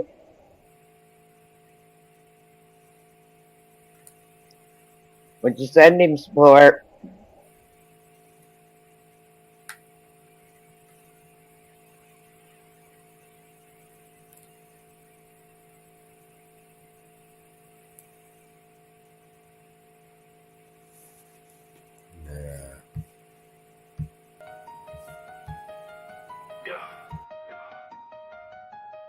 Hailing from Chi-Town, it's Joe Cool, no tool, walking the streets, he rules. A gem so cruel, fighting for freedom with that First Amendment fuel. Schooling crooked cops, turning them into fools. Gliding through the block, vision like an owl. Knows every law, makes patrolmen scowl. Hear that legendary laugh, a beast on the prowl. Cop watchers rally, they're on the hunt now. Joe Cool, keep it smooth, keep it real. No shady cop can kill his zeal with justice and grip. He's the public shield in Chi-Town skirmishes. He's the battlefield. Joe Cool, that laugh hits hard, cops dismayed. His rights upheld, they never fade. For the community, he's solid, won't be swayed. Under Joe Cool's gaze, peace is displayed. Southside walk, camera poised, feet spread wide. Capturing injustice, no wrong can hide. Authorities alerted, know where to slide. Joe Cool stands firm, law as his guide. Defender of rights, the people's sender. Oppressors shake as he demands their surrender. Each right declared tender as a sender. Ensures they serve us right, never a pretender. From Hyde Park to Inglewood, his voice soars, giving the silence power to break open doors. His presence robust, his message restores, empowering the voiceless, his word endures. Cops murmur dreading his round. Jungle's wrong spreads, truth abound. Loaded with wisdom that astounds. Rights declare, freedom sound. Joe Cool, keep it smooth, keep it real. No shady cop can kill his zeal with justice and grip. He's the public shield in Chi-Town skirmishes. He's the battlefield. Joe Cool, that laugh hits hard, cops dismayed. His rights upheld, they never fade. For the community, he's solid, won't be swayed. Under Joe Cool's gaze, peace is displayed. Here's to Joe, Chi-Town's brave invader. His light shines, making the future ever brighter. A pillar, a force, a true igniter. Joe Cool, the activist pathfinder. Reclaiming the streets, our valiant knight. Chi-Town Sentinel, making wrongs right.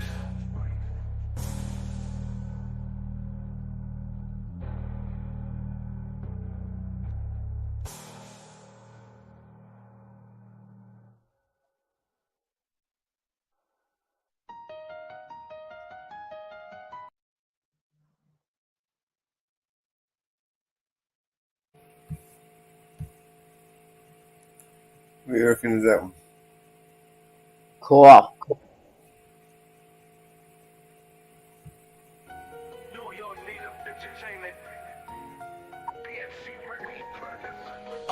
Step into the scene, fresh, never feeling tired. Introducing the main scene. It's that native fried rice. When it lights up, sparks conversation, insights. Every leaf like a story blazing through the night. We cultivate the truth straight from Earth's heart with every puff. It's a revolution, a brand new start. Reading the scrolls of Genesis. Natural, we embrace native fried rice. NYC would tell, no chase. Inhale the history, exhale tomorrow's freedom. Flying on cloud 9, high where we seeded from. That deep green bud, crystal with wisdom. Each hit a universe, expanding kingdom. Native fried rice, lighten up the panorama. In every drawn breath, elevating this drama. Spiritual in essence, peaceful resistance. The cure, the call, testifying existence. Park your thoughts, let it marinate your mind. Native fried rice clutch, every time it's my find. Rooted deep like culture, explosive like a pulse. Every gram weighed, a testament, no false. From the dirt to the stars, observe how we orbit. Each leaf a narrative, poetic lyrics I submit. Queensbridge to worldwide, reality script flips. On the strain, feel the power while the beat skips. The street symphony plays as the smoke curls. Power to the peaceful, boys and girls. Native strength in each strain. Unity binds, we roll deep, redefining the high lines. Native fried rice, lighten up the panorama. In every drawn breath, elevating this drama. Spiritual in essence, peaceful resistance. The cure, the call, testifying existence. Echoes in the alley, whispers through the streets. Every puff of protest, defiant against the seats. NYC told the changes with each rhyme I steer. Riding with the native, vision crystal clear. Back on the rhythm, feel the earth's heartbeat. Native fried rice, not just any treat. A legacy and grow, a legend in the make. Pioneering consciousness for humanity's sake. Legacy locked in each leaf. Savor the sensation from the east to the west. A cultural fixation, nothing superficial. It's respected commands. Native fried rice, healing right at hand. So when you light up that tip, feel more than high.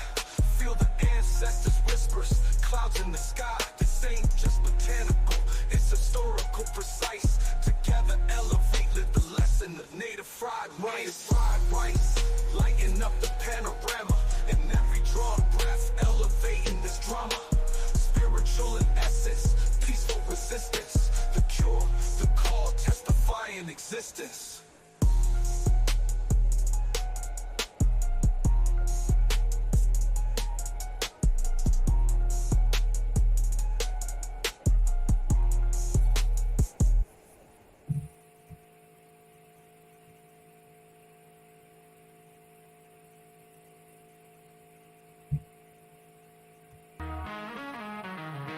Cool.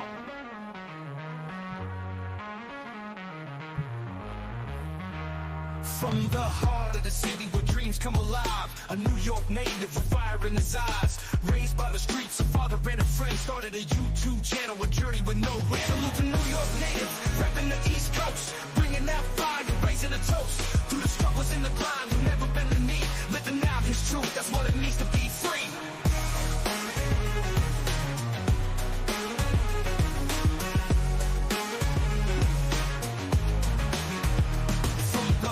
To Brooklyn, he's seen it all through the highs and lows. He'll stand tall, spitting truth in every rhyme he spits. New York native, never one to quit. Salute to New York native, repping the East Coast, bringing that fire, raising a toast. Through the struggles and the grind, we've never been in need. Living out his truth, that's what it means to be free.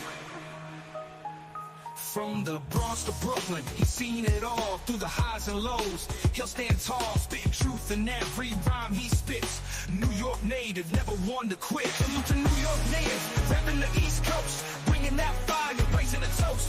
Through the struggles and the grind, we've never been in need. Living out his truth, that's what it means to be free.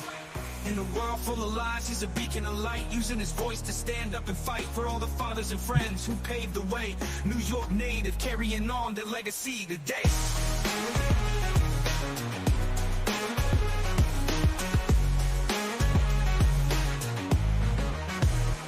Salute to New York natives, repping the East Coast, bringing that fire, raising a toast. Through the struggles and the grind, who never been the need, living out his truth, that's what it means to be free. So raise a glass to the man with the plan, New York native, making a stand. In a world full of noise, he's the voice of reason. Salute to New York native in every season.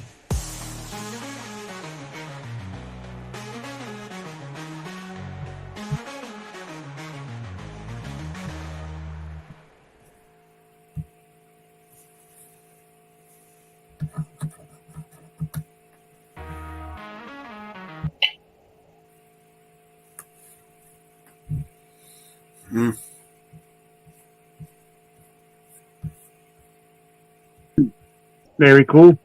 Salute. New York native. Who fucking Hellos, Mama, honey, good to see you. I'm back. I made it.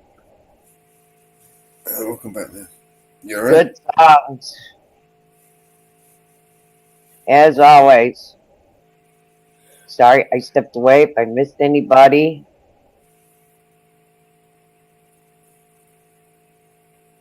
I ate me some lunch, supper combo.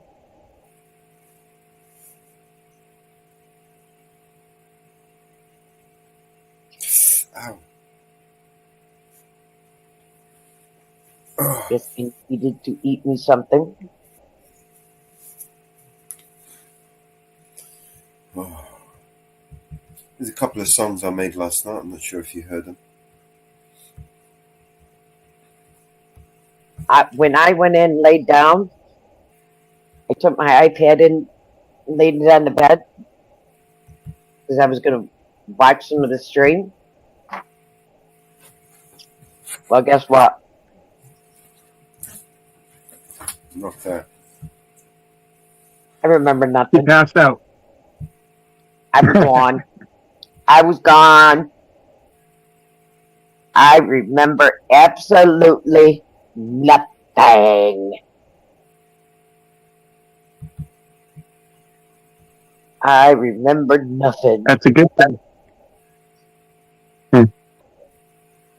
I made 3, and Grim, I think, made 2. So here they are.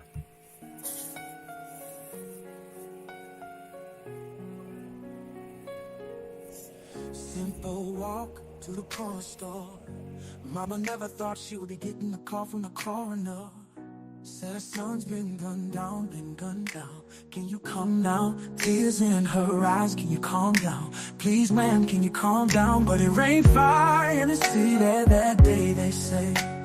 A river of blood in the streets, no love in the streets.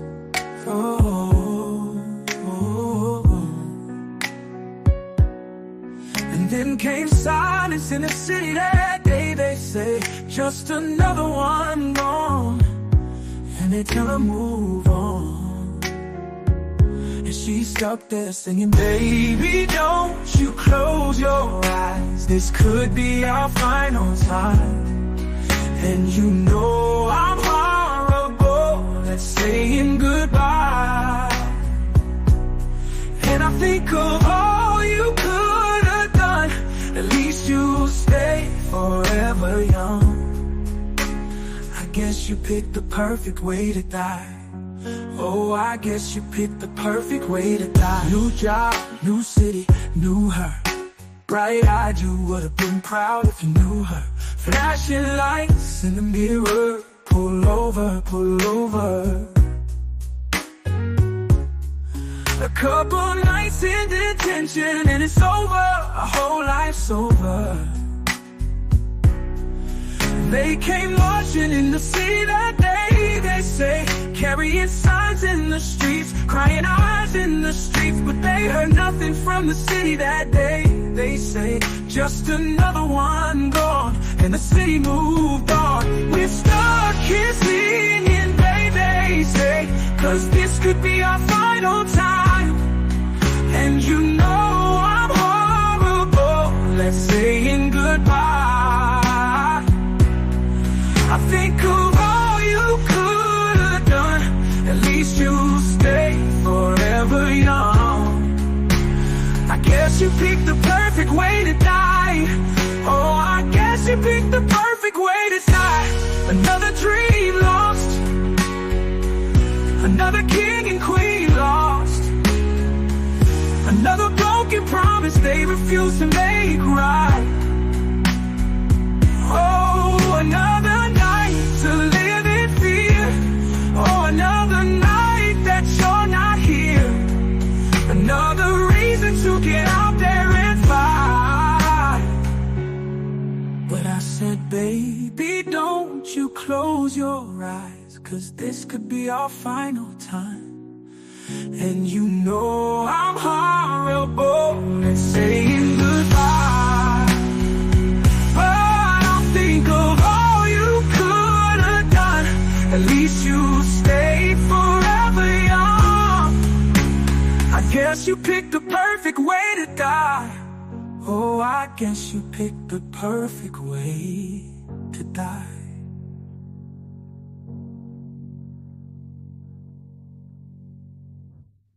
I made one this morning. I'm doing a video for my niece's graduation party. Put it in the bag.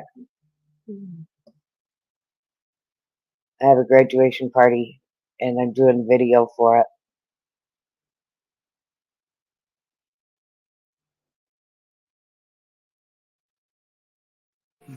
Nice.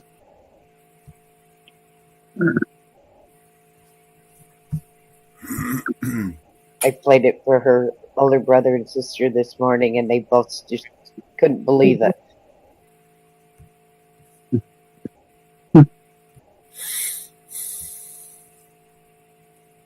Awesome. I shocked them with it this morning. They didn't know I could do the songs.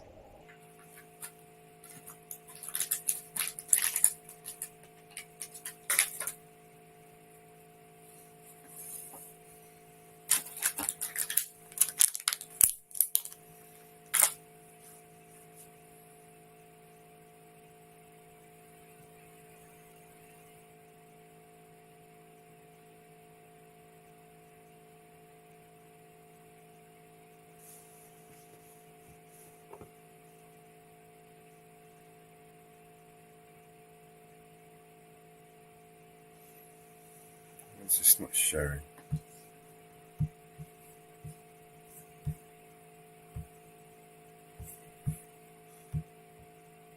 A second.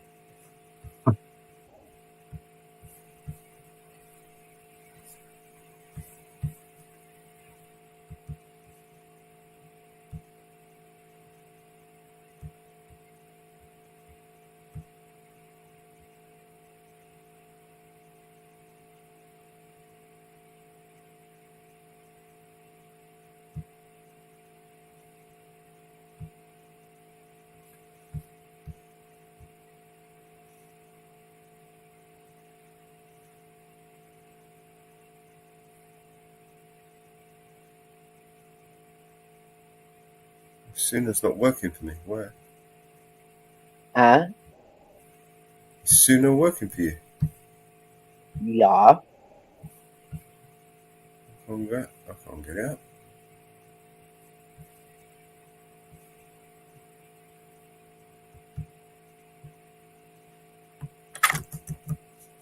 Mm.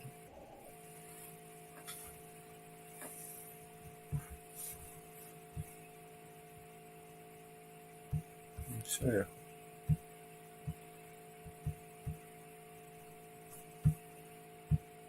Just stuck there loading forever and now I've got an error page.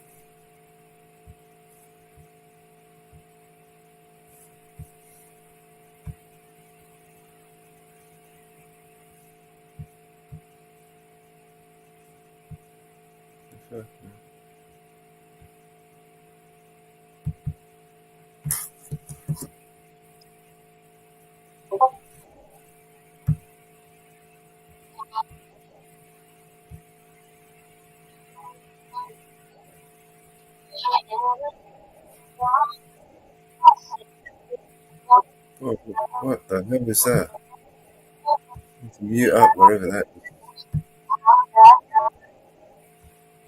Who is that?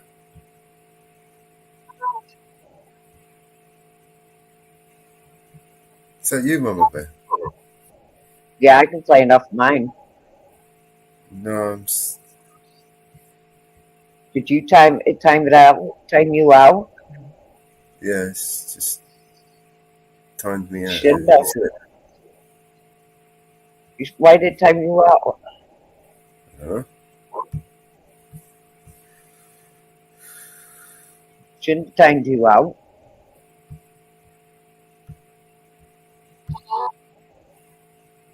What is that noise, man? I'm getting some bad feedback on my side.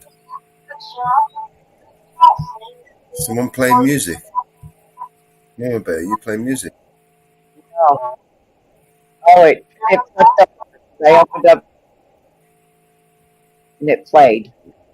Yeah, that noise was coming from you. Yeah, because I opened up my Suno and it started to play.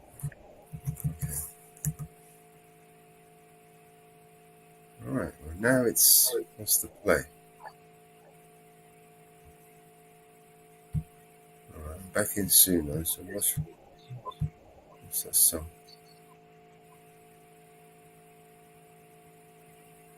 I've done it again.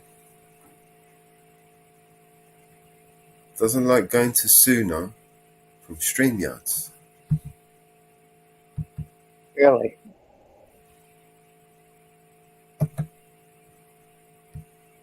Here, I'll email it to you.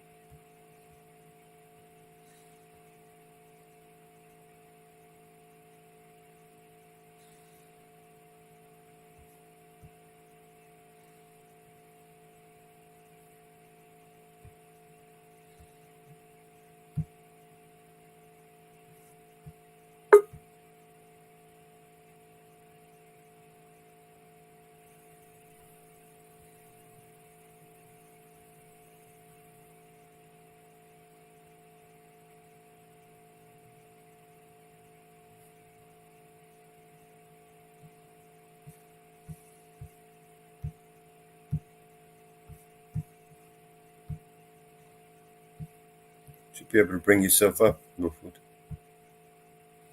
Hey, Mose. What was that, bro? You should be able to bring yourself up. Okay. You're not. No. No, I couldn't. I can't. I just went and checked out Mama Bear's song. Awesome song, Mama Bear. Good job. Thank you must be looking into StreamYards with a different account. Okay. Can I get back? Do I go to Vigilante Well, no, the one that you used to. before? Mm-hmm. Okay. I'll have to go in and change it. No, you don't have to. I'm just saying. If you fall off again. The one I added as a co-host, you should be able to bring yourself up and down. Okay. All right. Next time I fall off, I'll go over and change it out. Thank you. Appreciate it. I hate to be a pain in the ass, but this phone sucks. My service is crappy right now. I just found out the weed that I bought earlier on today is short. Oh, did you talk to my guy? Yeah, and he charged me extra for it. Well, it's probably because he got screwed last time, 80%. He's probably trying to make up for it. So he Yes. charged you more and gave you shit weed. Nice guy. My guy. I'm not shit weed. I don't know if you shit weed. I ain't tried it That is my niece that lost her mother when she was 10 years old. Yeah. Sorry to hear that. And she graduated on the same day, 24 years later, that her mother graduated. Well, shout out to her. Doing such a great job. Yep. Wow. And we're having her graduation party next weekend. Awesome. Next Sunday is her graduation party. From high school? Yes, she graduated. She's 18 years old, and Awesome. she beautiful young lady. That's great. And I helped my brother raise them. Beautiful young lady. So she's gonna touch a mama bear. In her. Yes, Gotcha. she knows. Gotcha. She knows nothing about this song. Her older Not brother. yet. Her older brother and sister does, and they are helping me put the video together. This song to it with pictures. Nice. And we got some of her baby pictures and pictures with her and her mom, and some special pictures of her. And I have put the video together. My brother doesn't even know about it. And she will be shown next Sunday. She will be so surprised. Yes. Sure.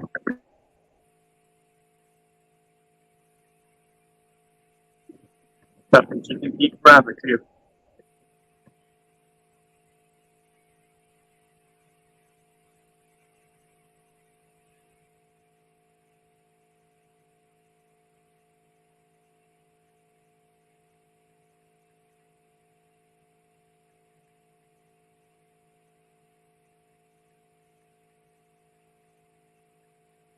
Her mother's name was Pooh Bear, and she's my little Pooh Bear. Oh, that's cute. Hmm.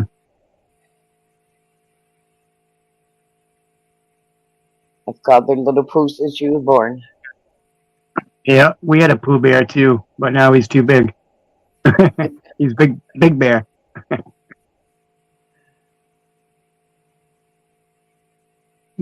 He's like, Dad, don't call me that, please. I'm like, all right. Now it's just Bear.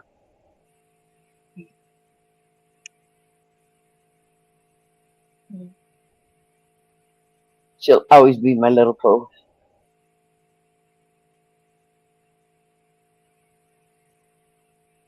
How about a song? Rooftop Groovin'.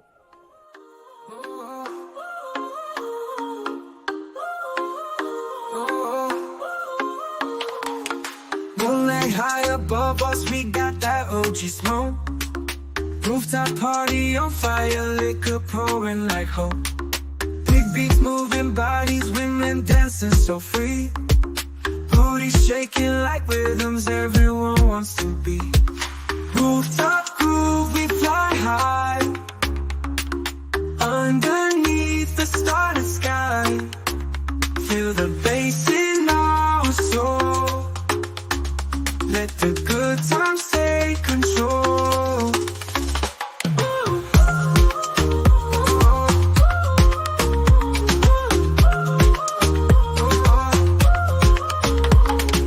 Every smile, every glance feels like endless summer dance. Liquor flowing, OG haze. In this party, in this place. We got music as our guide. Dancing close side by side. Laughter echoes in the night. Everything feels so right. Rooftop groove, we fly high.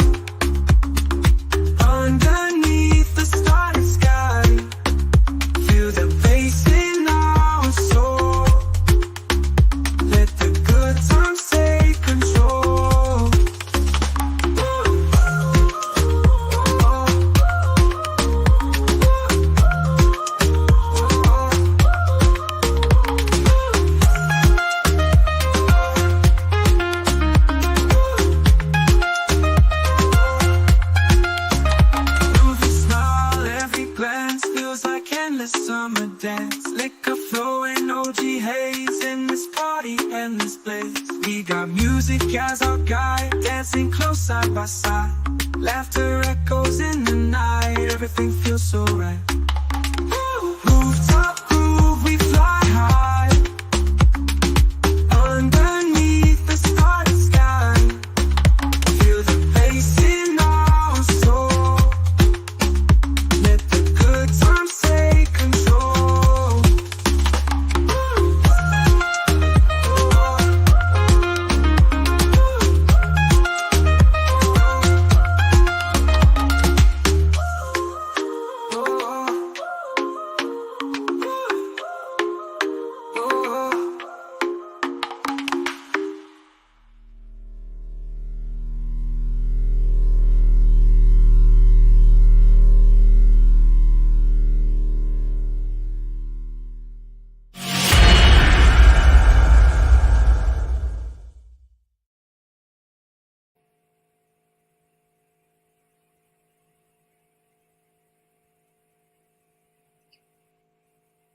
Cool.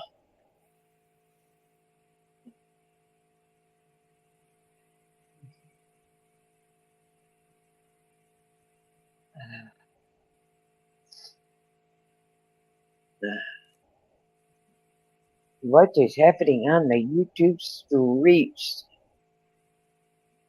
You know what it's been happening.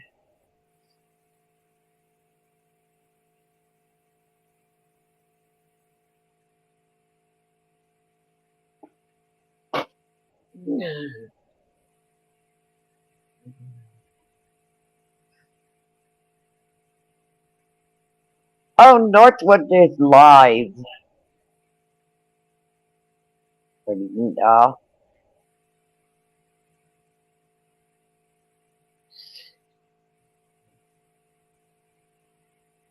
Secrets of Princess Catherine, she made it a surprise appearance today at Wimbledon.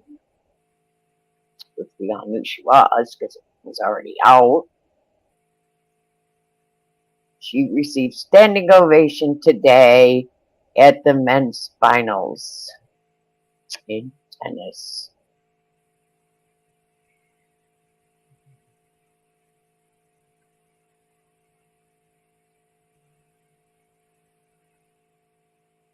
I knew she was going to attend because it made news yesterday.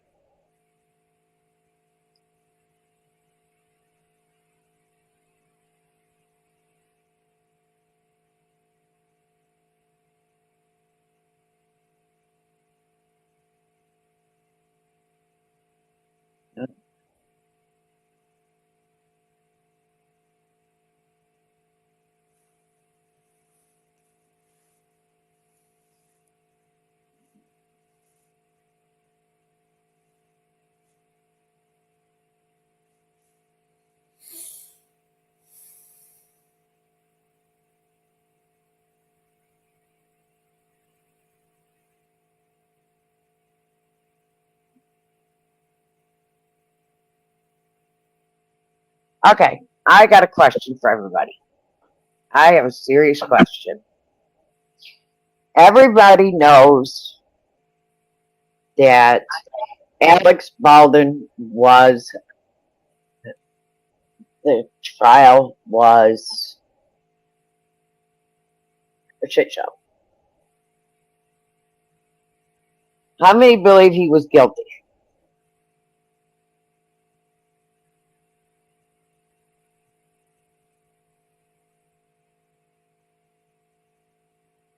I believe he's guilty.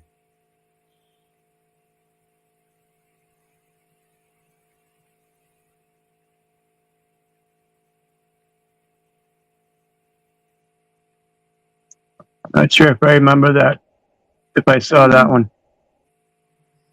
Alex Baldwin was charged with manslaughter. Hey, Summer. Mama Bear, I got amazing things. I got a lot of tips from Alec. He taught me a lot of things, how to fake the ear shit and take a dive and all. It was a real Hollywood Class A1 production. It was amazing, Mama Bear. Amazing. If you're handed a gun as a gun owner Many people, Vinny is a gun owner. Summer's a gun owner. Northwoods is a gun owner. That's right. Mountain Girl. I is a gun, Mountain Girl's a gun owner. Everybody is a gun owner. First thing we do, we check to see if it's loaded. That's right. Properly loaded. Safety is on. Correct. You got to know what We you teach do. you know what you're doing. You aim it Never down to take the anybody's ground. word for it. You never You take never anybody's. take- Yeah, I got it. Yeah, I checked it. No. That is something. Correct. You and always you, no matter who says what, like, oh, yeah. And if you have a scumbag friend that goes, what do you don't trust me? That's a scumbag.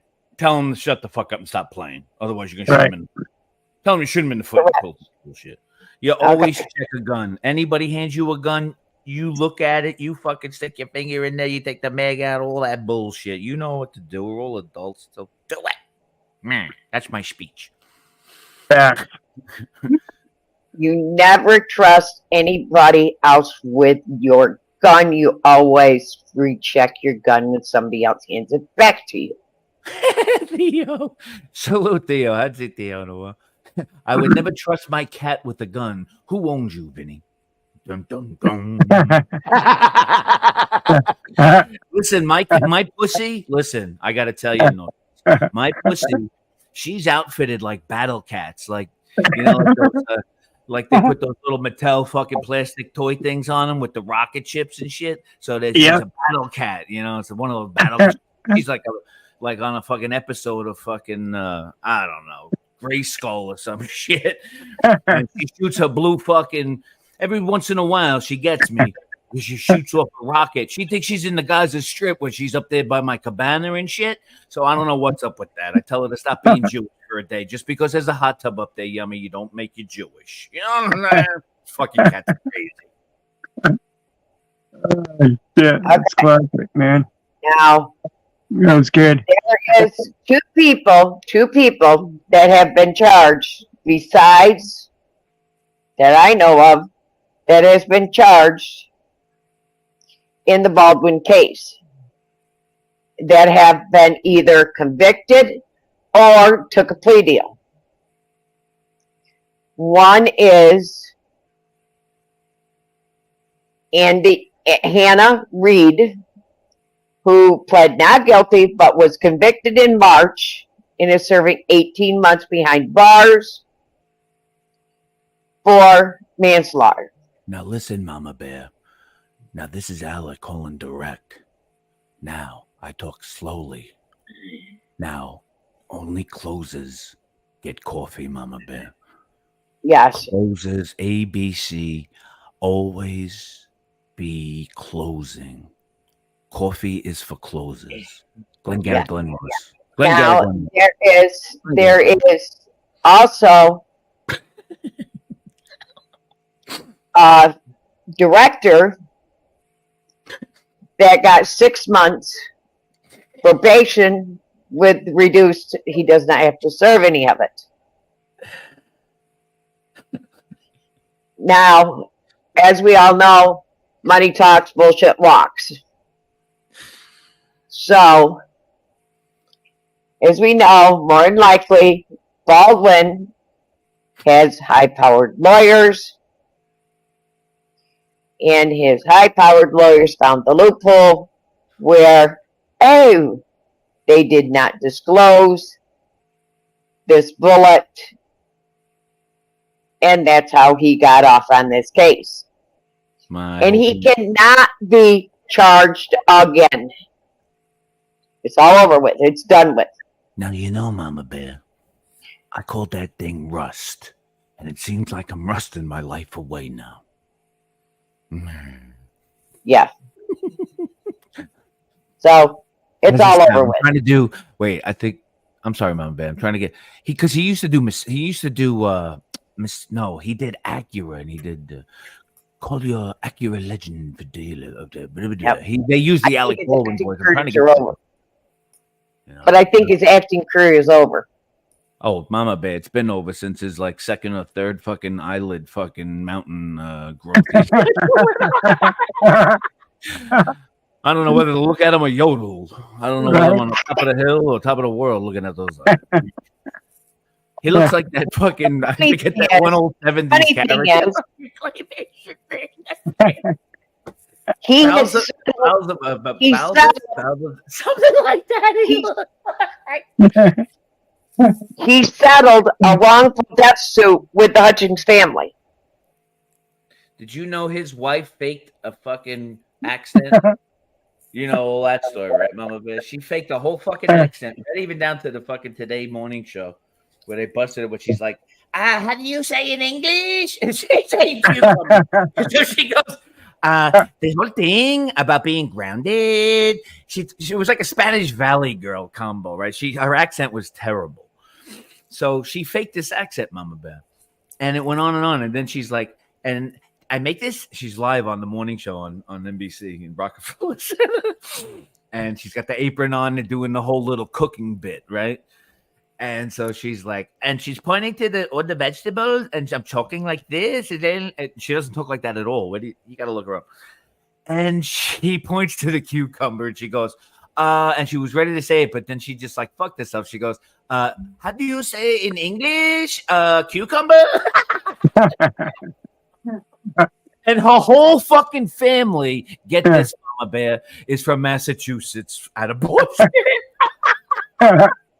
She was claiming she was a Spaniard from Spain. And even Alec Baldwin is clipped on YouTube here. You could look it up. Alec Baldwin, late night David Letterman, saying that his wife is from Spain, and she talks to me like this on the phone. This is like when he made like Hunt for Red October and shit, when he thought he fucking had brass balls and shit. When this went, but he says it, and he's like, for instance, I'm talking to my wife on the phone, and she's like, "Hello, buddy, what time do you believe?" And he goes into it, and it just shows you the backfireness of it all, of how that life is going with those two scumbags running around.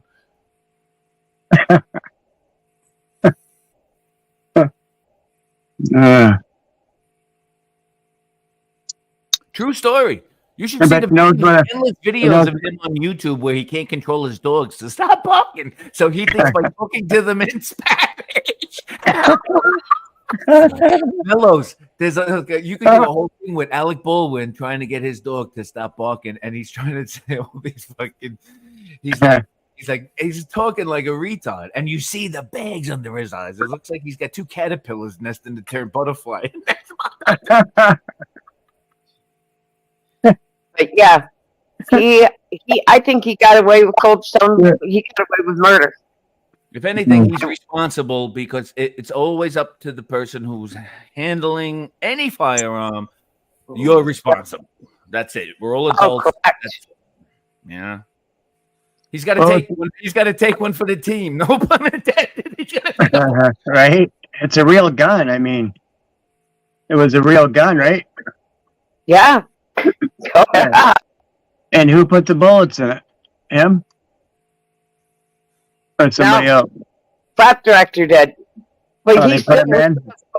Yeah, she got 18 months.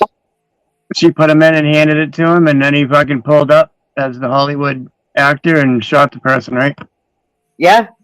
Yeah, I remember seeing it. She got 18 months. Wow. Huh. Crazy. Yeah, she got 18 months. The assistant director on site got 6 months probation. Unsupervised probation. But Alex Baldwin, who's got the money and got the, can pay off the big time lawyers, walked away scot-free. What did they charge her with? She was charged with I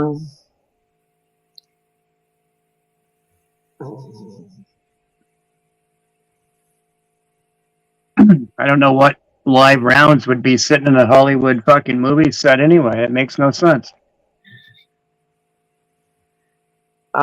She is seeking for her to get her case totally dismissed. She was Yeah. convicted of involuntary manslaughter in March in the killing of the cinematographer, and is serving 18 months. It was a prop gun on the set when it fired a live round. How a live round got on the set is unknown. But she is looking to get her charges dismissed now that Baldwin's case got tossed out. She is looking to have hers dismissed because his got thrown out. Did it say how many bullets they actually found, live ones, in the gun, or was it just one? One round. Just one round. Yep. Well, somebody definitely. Absolutely no evidence that there was any of that ammunition is related to the incident involving Miss Hutchings.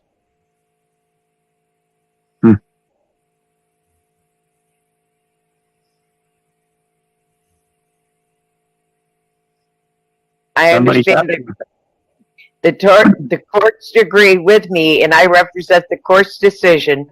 She said that there is absolutely no evidence that any of that ammunition is related to the incident involving Miss Hutchings.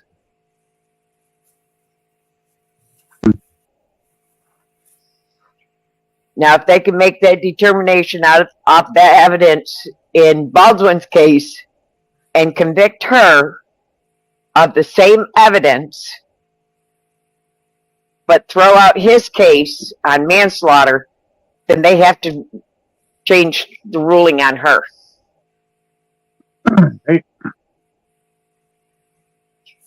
They would have to change the ruling on her, and then they'd have to relook at the evidence on Smith as well.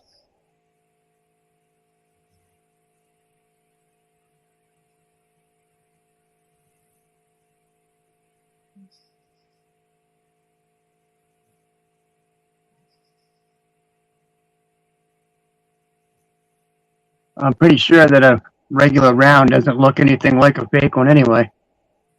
You know what I'm saying? Baldwin's criminal case is dismissed after a New Mexico judge overseeing the case ruled that the prosecution did not disclose evidence related to the fatal shooting.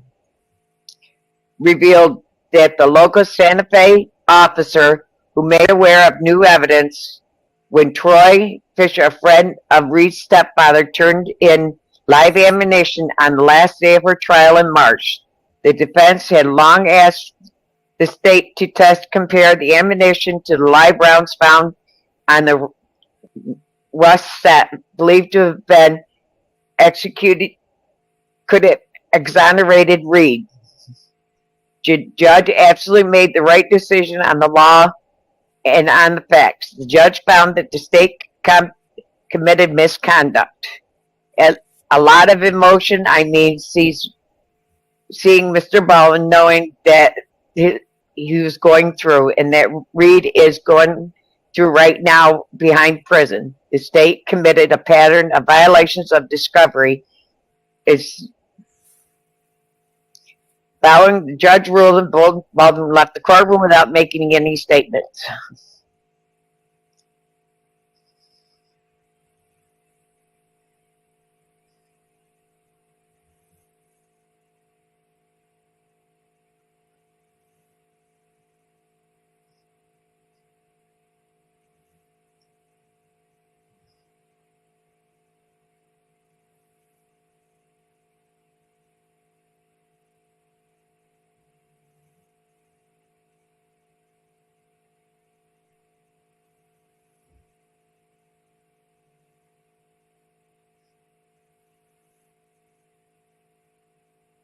So,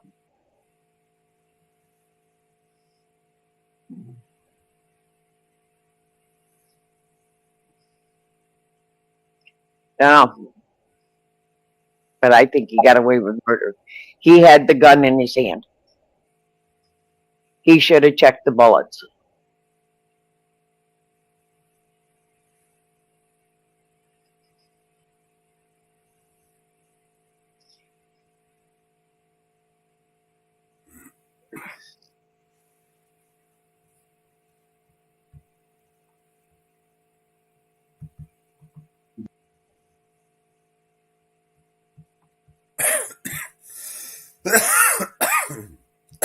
another one.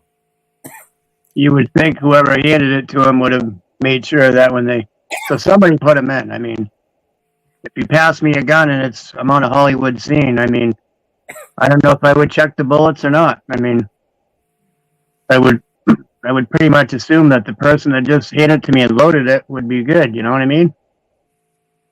I don't know. It's a mind boggler.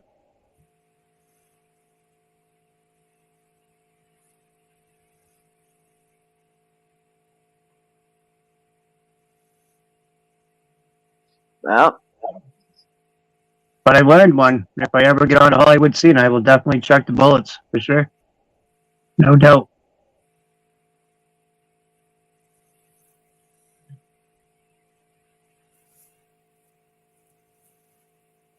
prop bullets to real bullets. Yeah, they don't even look anything alike, you know? Correct. I just looked up pictures of them. Right, they're just blanks.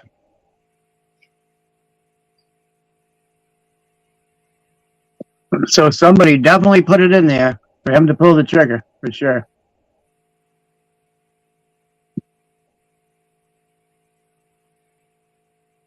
I looked up pictures of what prop bullets look like to real bullets look like, and the prop bullets for the gun to what real. And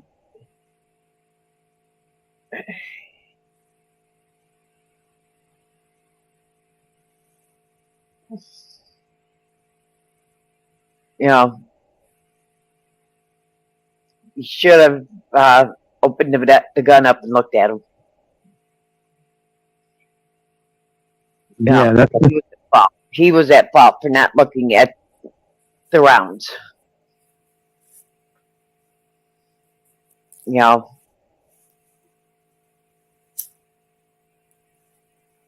I'm sure you look at your rounds before you put them in to make sure you have the right caliber. Oh, definitely. When you load it yourself, yeah, for sure.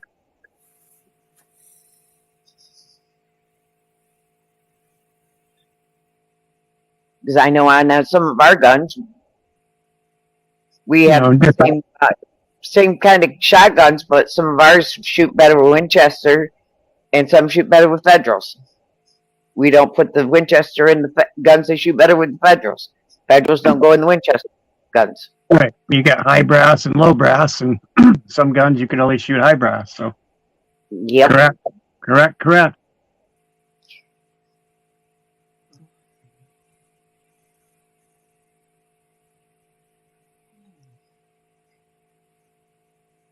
We watch which ones we put in which guns.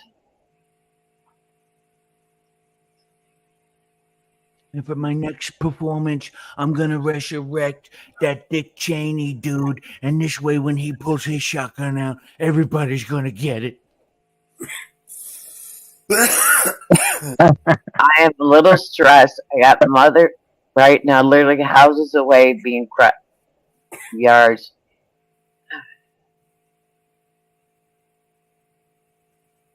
I'm sorry, Theo. Tell me you want Jumpstart.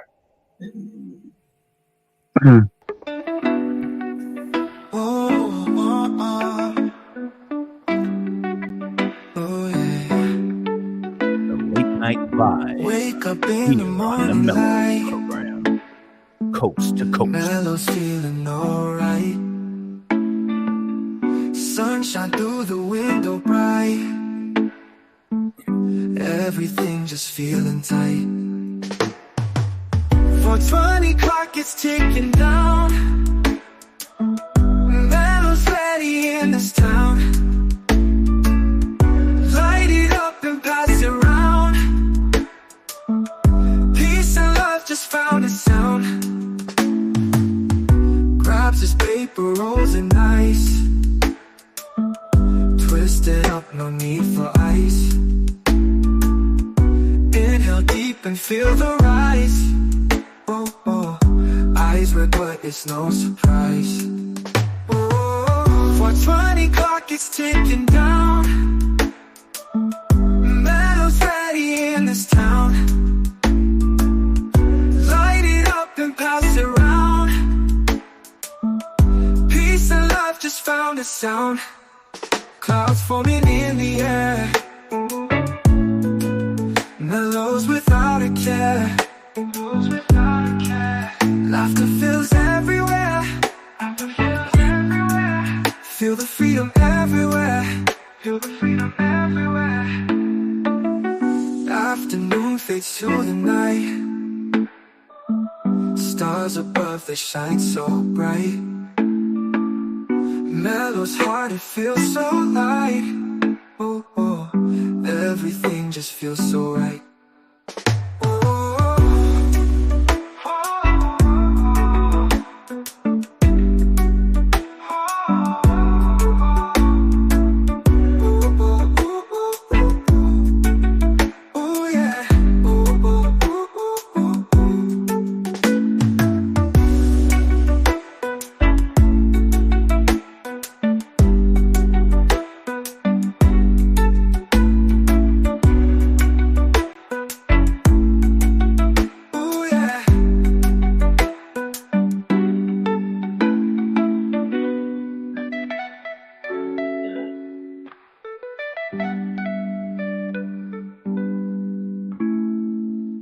Afternoon fades to the night,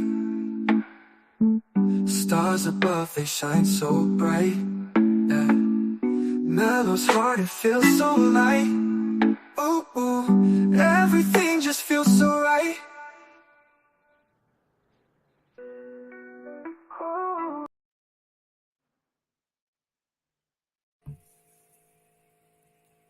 Who isn't chilled right now?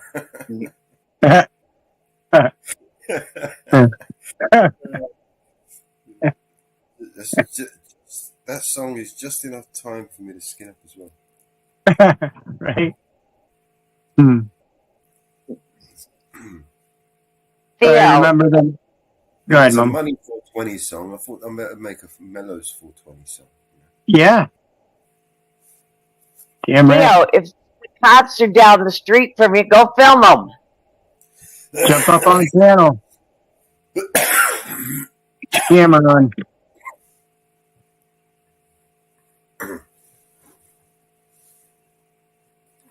Oh, wow.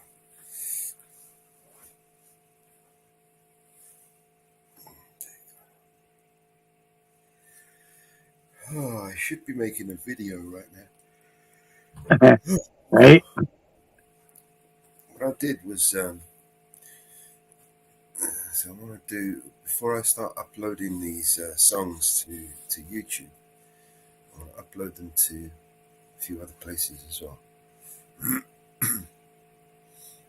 We got another live at 8 o'clock with Biden. Dude. Oh, God. You can't get enough. Yeah. Something he forgot to say. He's I don't probably know, gonna but we got to. he's probably gonna think he got shot at instead of Trump. You know, I was just about to say the same thing. I knew it. I know. Wouldn't it be funny, right, if they took a shot at him and they actually got him this time? I mean, not funny, haha, but like funny, like weird, as in that could literally spark off a civil war. Yep. You know, because Exactly what I was thinking yesterday. and notice how Yep.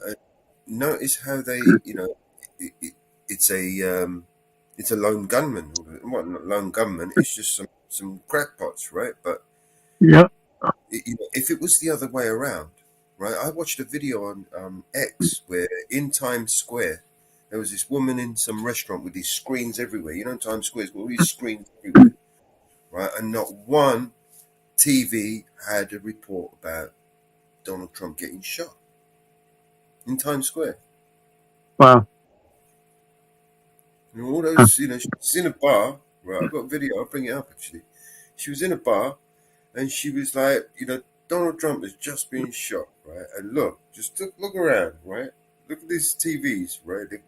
They're just playing on mainstream, just playing as if nothing happened, right? And apparently there's another thing going around that they've been ordered to play it down. the assassination to play it down and not hype it up. What do you think would happen if it was the other way around and Biden got shot at? Watch. What do you think the news would be then? It'd be all over the fucking place like crazy. Every inch of it. It would be those racist, right-wing, crazy terrorist fucking Nazis. You know what I mean? Right? Take the guns away. Take the guns away. Yeah, I mean, they're going to still use this to take the guns away anyway. Do you know what I mean? This is definitely going to be an excuse. Yep. You know? It almost looked like he was laughing when he came out in the beginning. The first one I saw. Like he had a smile in his eyes, you know? If you look at the first one, when Biden came out, it didn't look heartwarming to me very much. You know, what was confusing to me was how close he was in proximity. Yeah. Right? To it. I mean, how could that have allowed to happen? Do you know what I mean? It's just they literally allowed that to happen, right? Yeah, they had one guy on camera that was trying to tell the police there was somebody on the roof over there, and they didn't listen. So I mean, that's kind of smelly. It's fishy. It was kind of fucked up too. That's all fucking stinks to high. Somebody comes up to you and says, "Hey, there's a guy over there on the hopping roof to roof with a fucking gun pointed at this way." I mean, wouldn't you radio Secret Service and say, "Hey, look over there"? Whether you believe it or not, when you say, "Hey, look over there," I would check it imagine out. Secret Service would have every angle covered. Yep. Right? Yeah. They would have had a fucking, dozens of men there with fucking, like checking out the whole fucking place for every rooftop, anywhere, any angle. They would have had people there. Do you know what I mean? With the drones and shit we got and all the stuff, all the equipment, I mean, that place should be secure as a fucking bee's nest. You know what I'm saying? Hey, white boy. White boy Hatcher in the building. Woo, fucking woo. They're pissing on us and it's calling it. I mean, we have a pretty elite CIA team anyway, so. With all the drones and shit flying in the air, makes no sense to me. The CIA's running the whole show, man. The whole fucking show. What was it? 12 shots that we heard or so? Yeah, they said 8 or 12. Can't believe somebody could pull that many off with the but that shooters we have. That wasn't all the shooter, because as soon as the fire went off, they were on him and they shot him dead. So some of those shots could have been them shooting him. Yeah. So he doesn't have much social media, so we're not going to find anything out, really. Probably they're going to hide this up, whether he does or not. They've already scrubbed his social media. And there's nothing there. As soon as they ID'd him, they scrubbed it. Do you know scrubbed it. Do you know what I found interesting, right? The timing of X putting on their premium package, because on that day I was trying to connect to fucking my X channels, right? So I could stream normally like I normally do, right? Yep. But apparently X has decided you can only stream to X if you pay for the premium. So they got premium plans over there. They got different subscription packages you've got to pay for to be able to stream now to X, right? Yep. And I just found that terribly, it's coincidental. I mean, who the fuck believes in coincidences these days anyway? That it happens to be today when the most live streams would be out there restreaming this one thing. Right.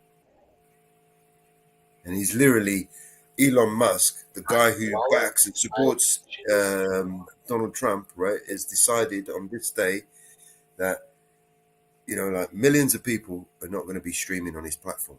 Millions. How many people, right, that normally stream on his platform won't pay for the pro? I'm not going to stream, right? So I don't know, it's just terribly the timing of it, it's just a little bit out of whack, like perfect. So you couldn't have designed it better, if you know what I mean. It's almost as if an orchestrator fucking, Well, then they're saying that that Crooks kid there is a Republican as well, and he's a gun rights guy. So I mean, it's all kind of odd. When you just wake up one day and say, "I'm going to go shoot the president. He's coming to town." Fucked up, man. Okay. Thomas Cook was reportedly rejected for the school shooting team because he was a bad shot and he's off-colored jokes.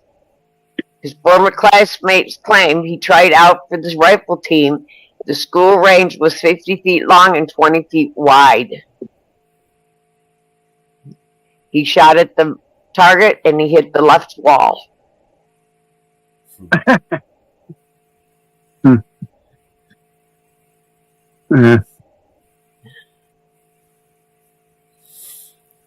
See if I can play it.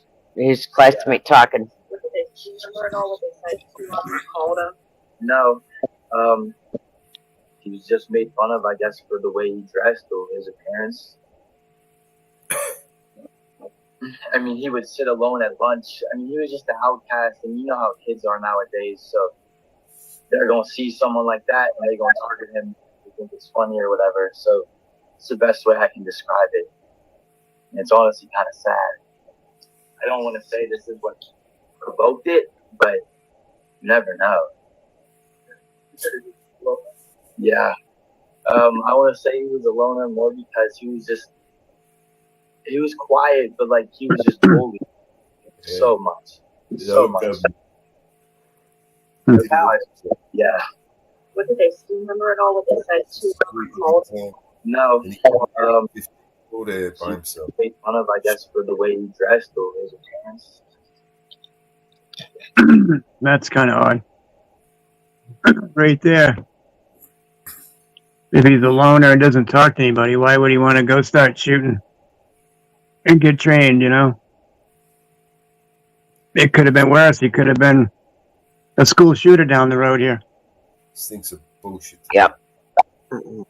So maybe it was a blessing that he did what he did and he got smoked and he's not going to hurt anybody else. Or anybody. That there, right? If there was any truth to it, we wouldn't have heard it. Still be investigating it. It'd still be privileged information. You can't talk about it. You got to do. It's all bullshit, bro. For them to be broadcasting information means it's all bullshit. Mainstream, right? I mean, on the one side, they're deaf to it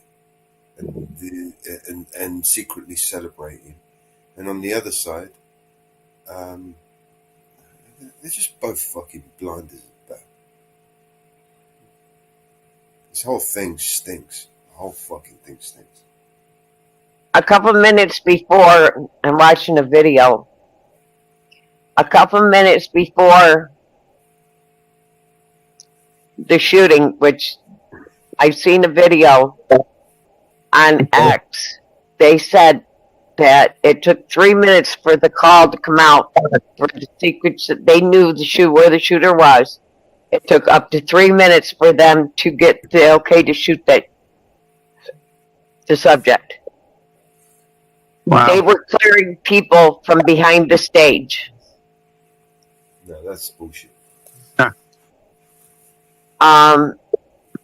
They were trying to move people from one side of the stage to where his cars were. They were clearing people. Wow. I'm watching the video on X. Can you play it now? Not from X. I don't think I can from X. Let me see. Do we have another one from one of the news channels or something we can check out? I can play it from X. I forgot. I can play from X. Let me pull it up. I did download X on my laptop.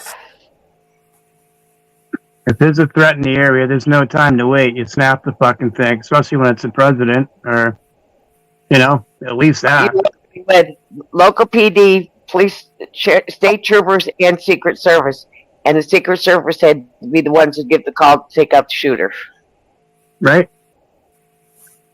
So they had to get the clearance to take out the shooter from the Secret Service. You have to remember that.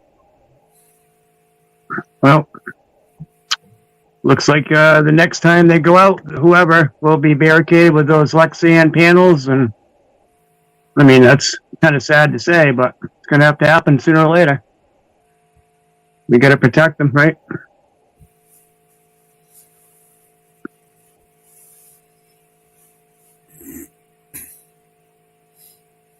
Look at what they did to the Congress Republican baseball game back a few years back there. Yeah, I remember that. That was a disaster right there. You can't play a baseball game. You need protection for that. You need protection for everything today.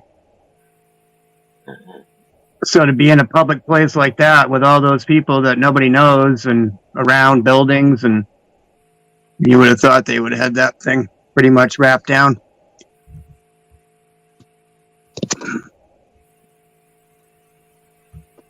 Okay. Does anybody use Rumble? Yeah, I have Rumble. Right, I've got we're streaming on the Open Panel podcast. I've already blocked one person on it. Or on that one. On Rumble. Yep. He wants to keep spamming web pages.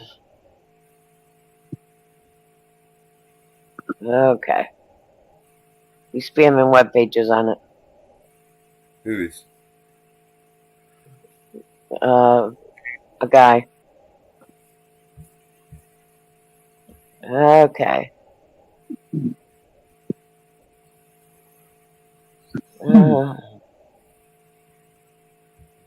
Sure, I'm following you. Full screen. Ready? Yep. Let me bring up volume.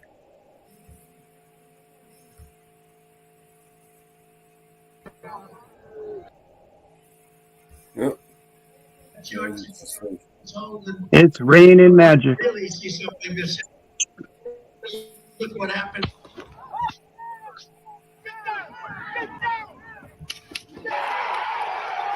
I'll play it again. Hold on.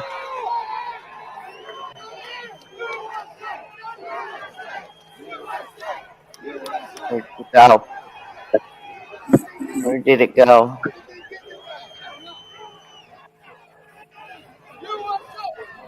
Is that full screen, Mom?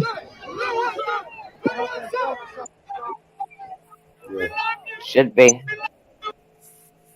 Let me play it again. Happened to our country. Probably 20 million people. And that's a little bit old, that chart. That chart's a couple of months old. And see them moving them? I really see something that said, take a look what happened.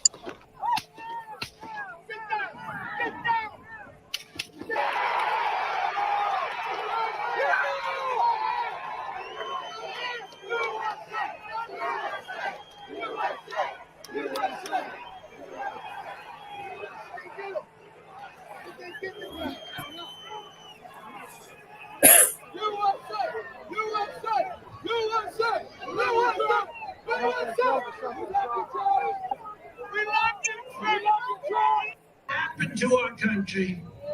Probably 20 million people. There. Right there. You see them moving? See the Secret Service? You see them right there? Yeah, with the Okay, go ahead. You see them right there moving them? Go ahead. And you know, that's a little bit old, that chart. That chart's a couple of Yeah. You see them moving them? months old. And if you Yeah. want to really see something that's sad, take a look at what happened. You moving them?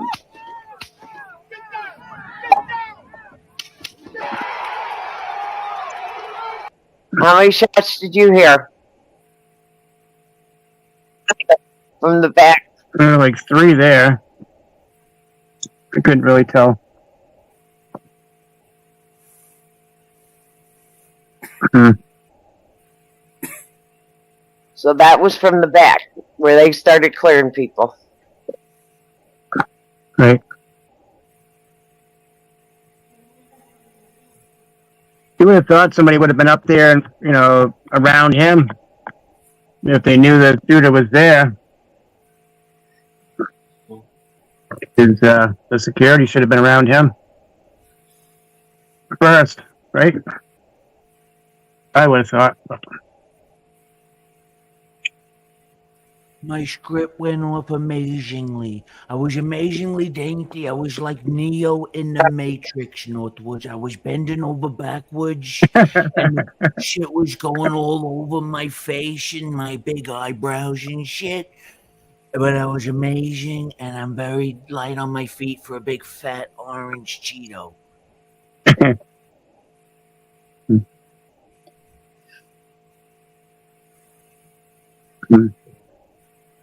I don't know, but when you're training, isn't the training to protect him, to get up there around him, right? Right, Vinny? If it walks like a duck. Duck. It ducks like a duck. You would, right? Common sense, right? Not right. Just saying. Right. Yeah. Just So saying, you know. I mean, look at the guys in the bleachers. You know, the shots are being shot, and they're jumping over and laying on their wives and protecting them. You know what I'm saying? Yeah. how about the idiots that were yelling, USA, USA? You realize, people, in my mind, my perspective is they didn't realize what the fuck would just happen. They didn't understand that's what fight. They thought it was like fireworks, you know. They thought it was a concert, you know what I mean? Until they realized, oh shit, people are on their fucking belly. Right. Damn. I don't know. The whole thing is kind of weird. Of course. I mean, they, you know, you hope it never happens, but I mean, look at the training and the money that we spend on these guys to be around them. It's worse than any fucking Hollywood script running right now. It's like B movie material is what they have. Oh, no doubt. C to D-rated actors and actresses. It's what it's come to, but it has to be, Northwoods, because in order to start anew, we got to squash out the old. You know, Yep. So the movie has to play out. We know we're all good, you know, you're good in your soul and your divinity lies within, kind of shit, you know, and so we're ready to go, kind of shit like that. But I know the smart people in the world always realize, and if they don't know it by now, I hope this reaches somebody's ears. Right. Don't trust your fucking churches. Don't trust your government. Go with the divinity that lies within your heart and soul and act accordingly to your God. And if your God is like my God, who is just love, that is what you get guided by. If you're new to any of that bullshit, you know, if you just believe in love and truth, just be guided by those things, because that inevitably is what is going to swing around. Now, it's already swung around for all these guys, because you see the shit's hitting the fan for these guys. So they're all trying to run and trying to get out of it. They both don't want this, is what they're trying to say in a way. That's my message for that, because I know that God is divinely going to intervene here, and we are going to see something just wonderfully anew, starting anew. And you know, I'm not saying nothing. All I'm saying is get ready, because just like when you go to sleep, ladies and gentlemen, when you realize that you are sleeping, it's going to happen just like that. Yep. It's just, you're just going to cloud into your own perspective of where you are in the timeline of tapestry of what's going to happen, because only you could predict your future. Sheltering his family from those bullets. You know, Only you can predict your own future, not this Momo up here. Look at this fucking. I spoke about an ongoing I know. investigation. We do Sickening. not know the motive of the shooter Look yet. at the pictures behind him. Don't know Disgusting. Yep, it his is. or affiliations. We don't know whether he had help or support, or if he. This guy, there's not a fucking soul in Communicating this anyone. fucking corpse's body. Law Yeah, and he doesn't go anywhere. He won't go outside. He won't even do a rally or nothing. shot. He's turned into the American actual citizens killed. Deliverance character, the Right. young boy, and we watched that young boy from Deliverance all the way to now to his fucking revelation. We've traveled for Yep. His family, Dr. Jill Biden, should be fucking embarrassed that she is allowing her man to be out there acting a fool. Oh, but Yep. behest, Dr. Jill Biden, she actually is the one that's pushing this scumbag out there. Her fucking sweet dream to come true is for this Momo to go into thy good night. For sure. Yep. There's no Because then she'd be the kind of person. Well, I'm going to step in. I'm the first lady, but I'll run with Kamala. I'm Dr. Jill by Valley. I'll run it and give it me. Fuck out of here, you creepy fucking people. Go sniff some kid, you asshole. This guy should be creepy sniffing fuck this guy is. Yep. Fuck out of here. You and your fucking big asshole son. Fuck this guy. Slap the shit out of his mouth. Exactly. fucking douchebag. This election is going to Mhm. the future of America and the world for Facts, brother. Facts.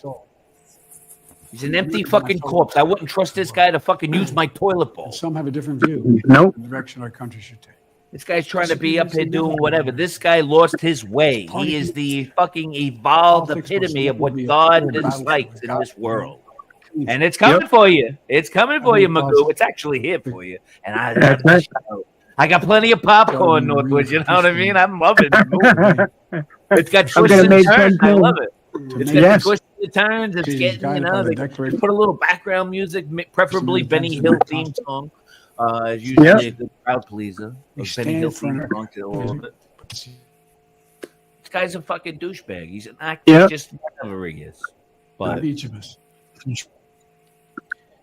God's on it. What I know for sure is God is on it, and we are not going to be suffering much longer with these assholes. And all the smart, individualistic people that are out there, don't fall for this fucking dog and pony fucking Barnum and Bailey fucking circus act show that's traveling around the world called the United States of America with these new idiots. And the vision for our democracy. You know what I'm saying? Stand up for our Wake the Constitution. fuck up. Rule of These guys law. want you fighting each other. That's how The best thing you should can work. do is just fucking chill and fucking relax. Compare and contrast the character. That's They right. want to fucking show. The The records, more the they issues, fucking the keep agendas, doing the it, they're vision going to for show America. themselves. Yep. They got nowhere to go. Social media has surrounded them. They got no other card left in their deck, ladies and gentlemen. No. You'd be a fool to Well, that's how we fucking do it, at the battle invite any of these motherfuckers into your life to have any kind of fucking authority to make any fucking changes on your daily routines. God forbid any children. Change America.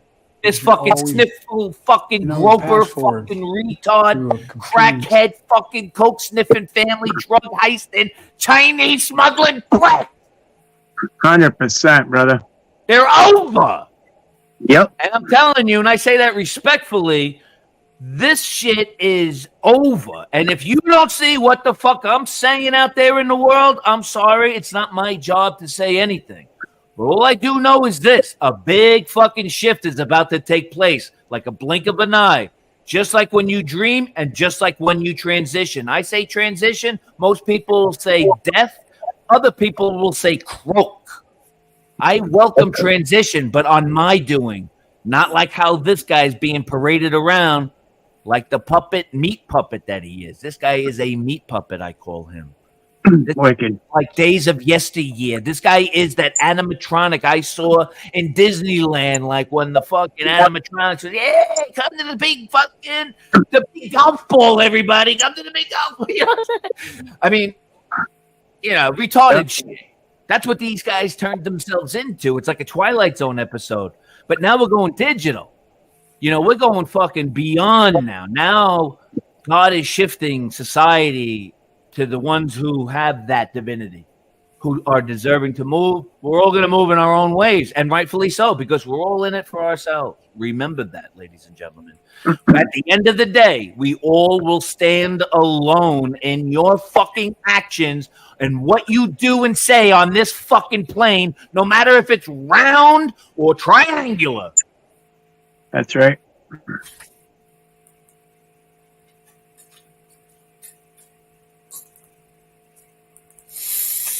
Now, what is he talking about?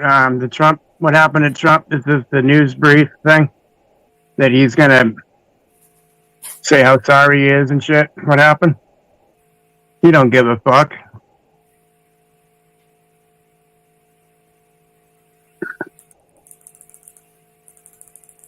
He's a waste of a vessel.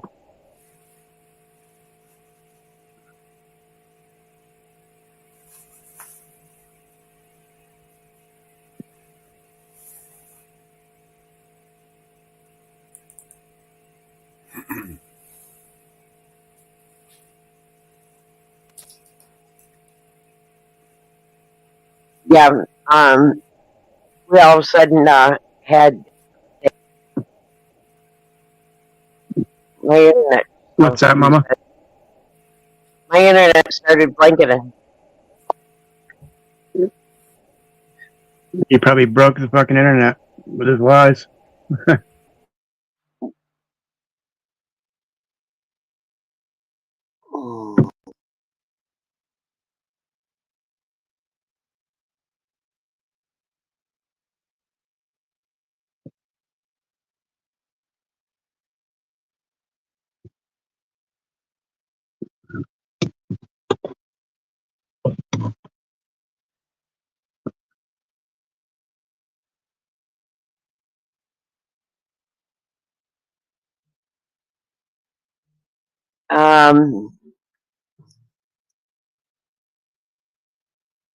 I don't know why all of a sudden he did so many press conferences.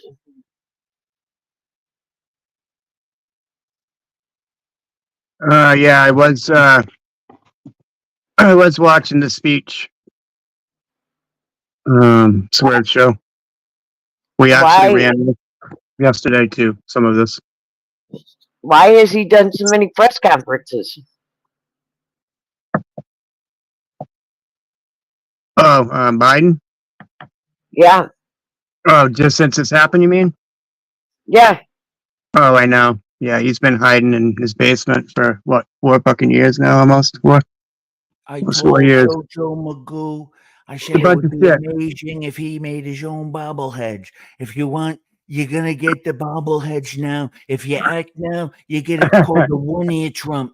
It's the 1 ear Trump bobblehead, exclusive today only. Let me see what this comes. We're gonna call it the Mike Tyson edition. Oh, the flag, yeah. I don't remember that part, but so what? So what's the rundown on Joe Schmo? What's he saying? Did he think he got shot at instead of Trump now? Is that what it's in his head? No. That'll be I'm just next. trying to figure out why he's. I'm just He's trying to making figure out news. why he. That guy has no idea where he is, Northwoods. Right, exactly. He has no He's idea still where on- he is. No, he's still on a mushroom trip. There's no more good performances out of that old Buick. It's done. Nope. It needs to go. Exactly. reason In he Mafia term Exactly. families, we'd be saying someone needs to go. Yep. Take him out behind the barn. I mean, but no, Finish him off. because they're all criminals. They're all fucking. For sure.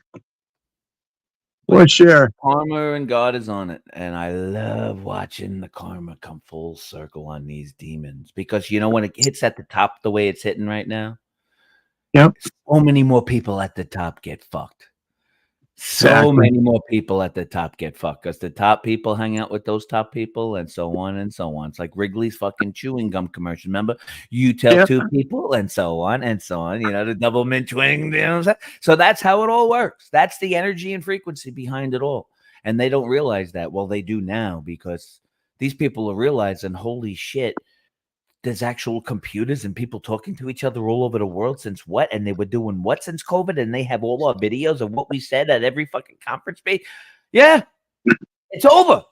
We Yep. got everything. Nobody can run for anything anymore because everybody's got receipts on everybody. It's like dominoes. Especially their social media presence. Their show. Not only do football players, kickers determine where the wind is coming from to kick the football, but do you know also sharpshooters look at the winds to determine where your bolt's going to go? Yes. Because your wind has How many- a lot to Did they determine where say how your many shots it took to take the shooter out? Was it one shot, one kill, or did they have to shoot fucking 6 rounds at him? one shot.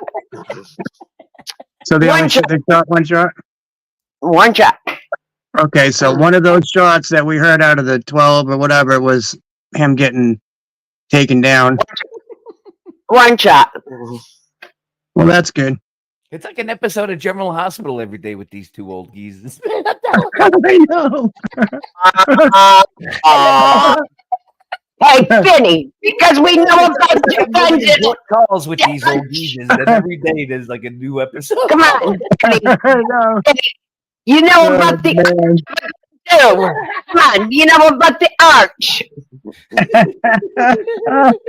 Right, that's what you know about the arch of the gun, the bullet.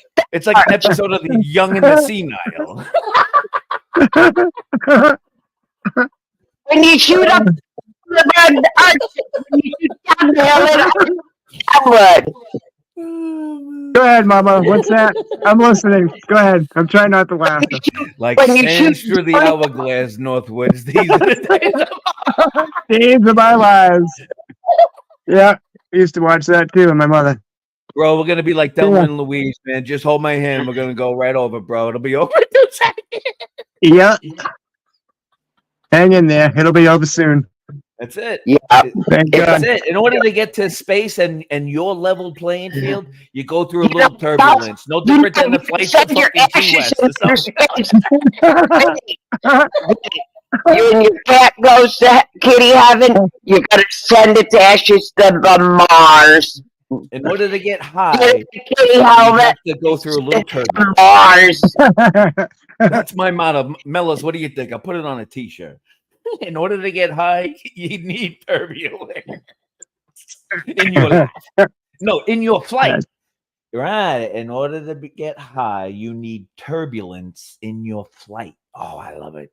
Mellows, that's what You know what? That's You right. know, if you look, I look at this show through my laptop, and you know, Vinny's kitty looks like he's already got a space helmet on.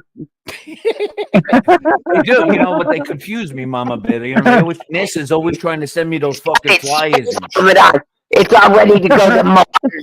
But you see, I'm no fool for that shit because I go through a lot of people's garbage cans and shit at night. You know, it's us cats and pussy. You know, sexiest pussy on YouTube, by the way, ladies. You know, It's going to Mars. I use my whiskers very nicely, ladies. You know what I'm saying? Anyway, where was I? Ain't going Yeah, to garbage Mars. cans and You know what I think his kitty got to go to is Jupiter. get your ass to Mars. Get your ass to Mars. Jupiter. Screw you, Jupiter. That's a hard word to I say. think it's gotta go to Jupiter. Screw you, freedom, Jupiter. Jupiter's Oh, wait a minute. We haven't had that one in a long time. fucking Schwarzenegger. Oh, Pothole shit. extraordinaire fixer. You need a pothole fixed up, just call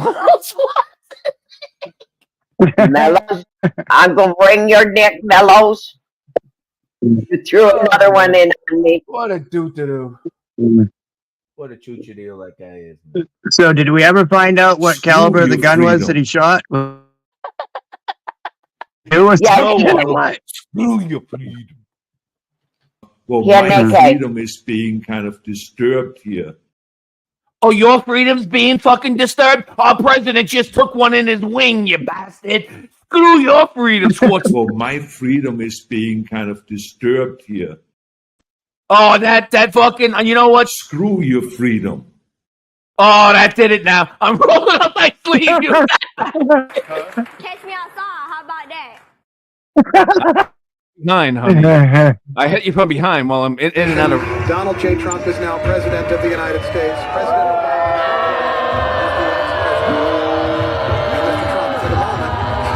What a great honor to be able to introduce for the first time ever anywhere the 45th President of the United States of America, Donald.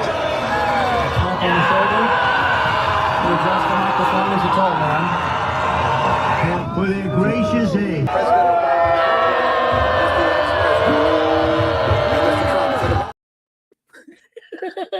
Hey, listen, ladies and gentlemen, that's always usually a first butt cream reaction. When you try and Mellows' butt cream, McQueen's butt cream, usually that could be a side reaction on the first couple of tries, and then don't worry, you just lube it in there. I thought she was trying to pull a dildo out. The thing sucked back up in there. You know? Is it wrong for me to think I think of two things when I just look at that person? I think she's got bad breath and a stinky pussy. Yeah, bad breath and a stinky and a fucked up head. Puss. Yep, no doubt. Need a case of that shit. Send her a free case. God damn. Butt hurt. Unreal. And you know what? And if you act now, we're gonna throw in the special edition fart sound effect. So when you squeeze it out, ladies and gentlemen, it'll go. Fart sound effect. And you may bust a nut. You may bust a nut with the Bust a Nut crew. That's right. Hey, we're busting. Bust your nuts. I don't know. I had the nuts thing. Hey, yeah, let's go. Love for president. Love for president. And pots and pans for a cigarette. La, welcome in, La. La for president. You're vote La for president. Time for the last song.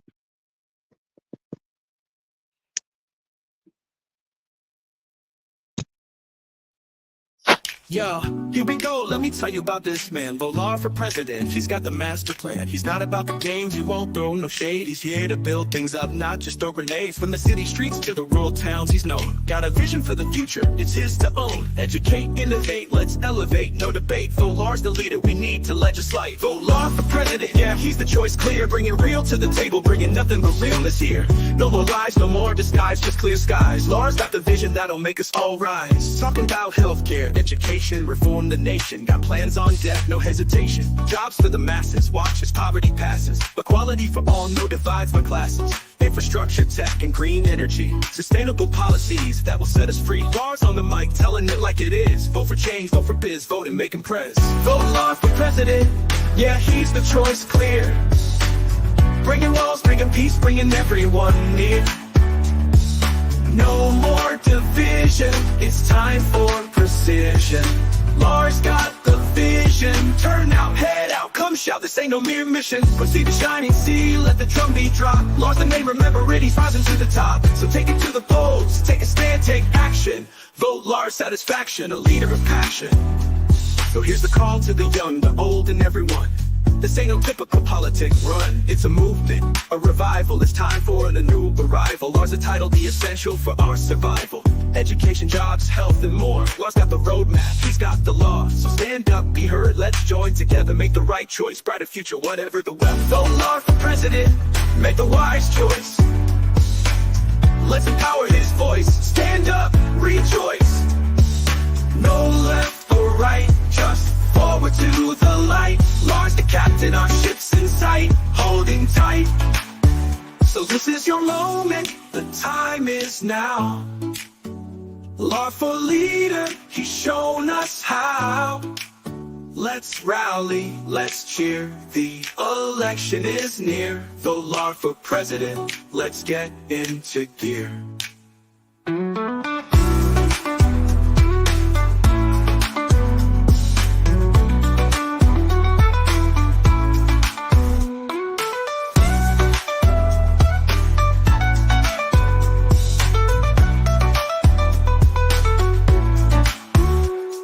Yeah, here we go. Let me tell you about this man, Volar for president. He's got the master plan. He's not about the games, he won't throw no shade. He's here to build things up, not just throw grenades. From the city streets to the rural towns, he's known. Got a vision for the future, it's his to own. Educate, innovate, let's elevate, no debate. Volar's the leader we need to legislate. So here's the call to the young, the bold, and everyone. This ain't no typical politic run. It's a movement, a revival. It's time for a new arrival. Laws entitled The Essential for Our Survival. Education, jobs, health, and more. Lars got the roadmap, he's got the law. Educate, innovate, let's elevate. No debate, vote Lars satisfaction. Vote Lars for president, make the wise choice. Let's empower his voice, stand up, rejoice. No left or right, just forward to the light. Lars the captain, our ship's in sight, holding tight. So this is your moment, the time is now. Lars for leader, he's shown us how. Let's rally, let's cheer, the election is near. Vote Lars for president, let's get into gear. Yeah, vote Lars for president.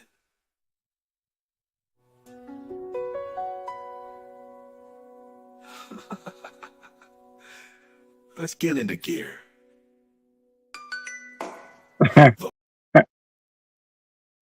Vote Lars. Okay, we got If you're coming Trump in, here. hit the light. We have Trump's here in chat. Hello, Trump's here in chat. How are you this evening? I hope the rest of the body is connected to that. It's not just Trump's ear. You can hear us. It's the bit that got away. I hope it's more than just the ear. You know, there's a funny story.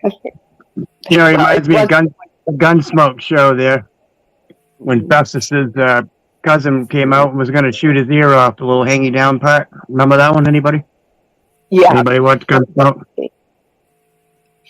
It's not funny. It wasn't funny at the time, but it is funny. I can laugh at it now, but it wasn't funny at the time. Exactly. My ex-husband was out checking roads because he was the assistant superintendent to the highway department where we used to live, and he worked over 100 hours that week, plowing snow, and fire tones went off, and I had to take the kids. The girls were in cheerleading, so I had to take the girls to the school. So I took the girls to the school to go on cheerleading. For basketball, the boys were home. I dropped the girls off for cheerleading. I came home. The phone rang. Your husband's been in an accident. Okay. My father-in-law was there. I said, come on. And I didn't stop to get the girls. I went to the scene, and he was over an embankment. Took telephone pole off. The truck was crushed. And the girls' coach was there, and she says, I will go get the girls and bring them back to the scene. I said, thank you. And they were calling in the helicopter. His ear was chopped off from the impact of the accident, and it laid off his head. It was just attached by the eardrum. So it's funny to see the earlobe in because that's just about what it looked like off the side of his head. So it makes me laugh. And they had to sew it back on that night. But it's funny to see that. I have to chuckle. I have to chuckle. But it was traumatic to see him because they ended up going to airlift him, but he refused the chopper.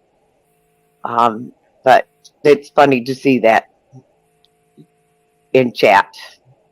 That is a comical sight to see. Because that's just what his ear looked like.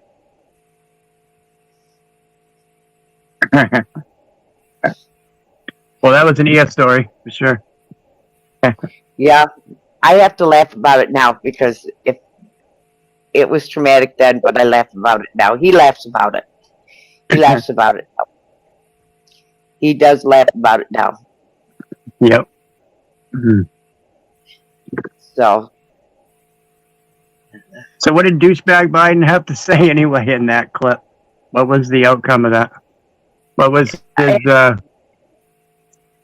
basically word? that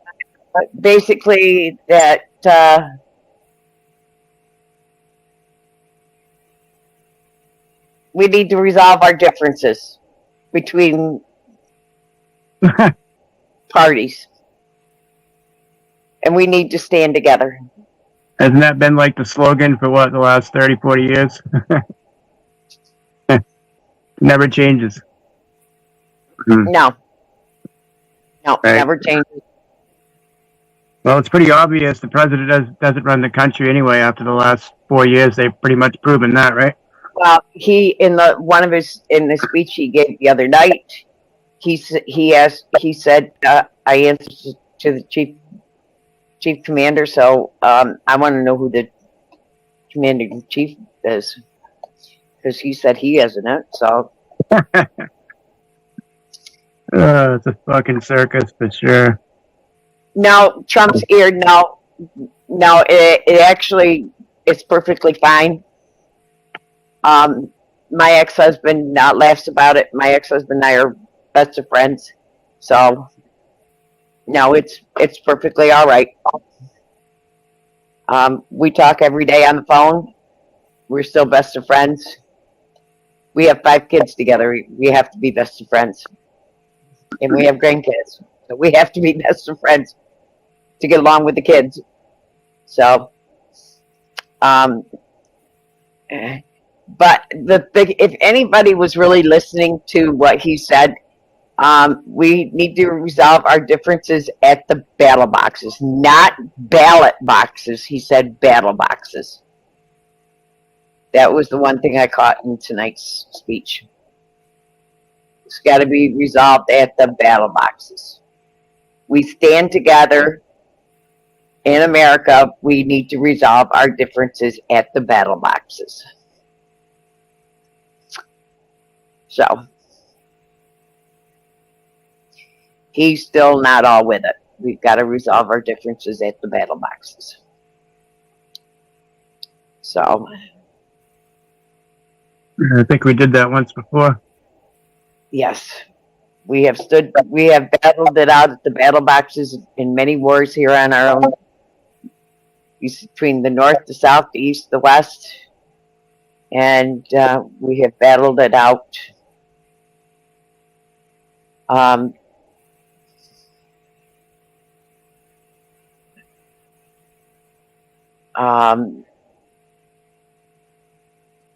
So instead of the Battle Bot Arena, can they meet me at the Rock'em Sock'em Robot Arena? Yes. It'd That's be something we need to amazing. do. It'd be amazing. I'll put the gloves on. I'll say, Mr. Magoo, Jojo bullshit. Stop this ballot bullshit, and let's handle this like real fucking old geezers. And let's take it into the ring. Let's go. Let's go. I'm amazing. Mellows, that's something we need to do is a Rock'em Sock'em wrestling ring. Look at me. Look at me. I'm walking on water. Look at my loafers. Aren't they gorgeous? They're the best. Everything I wear is the best. We don't have that. Laughing at Lon's face on the bottom. We need Sock'em battle ring and Trump. And Lon has a hat too. You know, it goes with the whole lake fishing.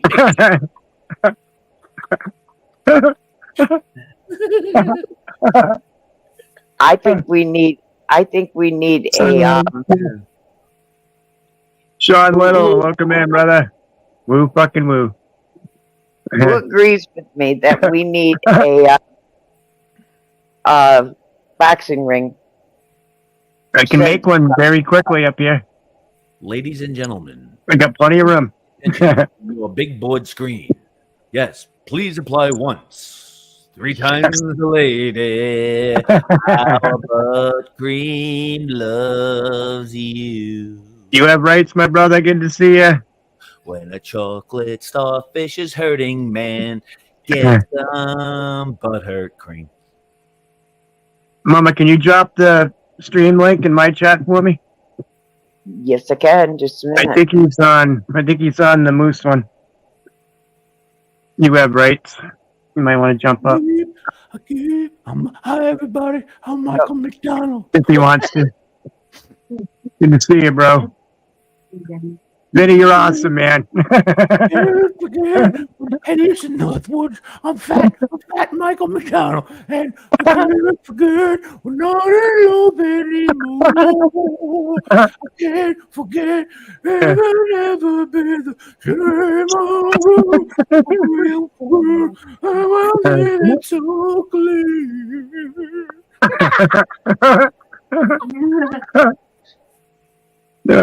Shit.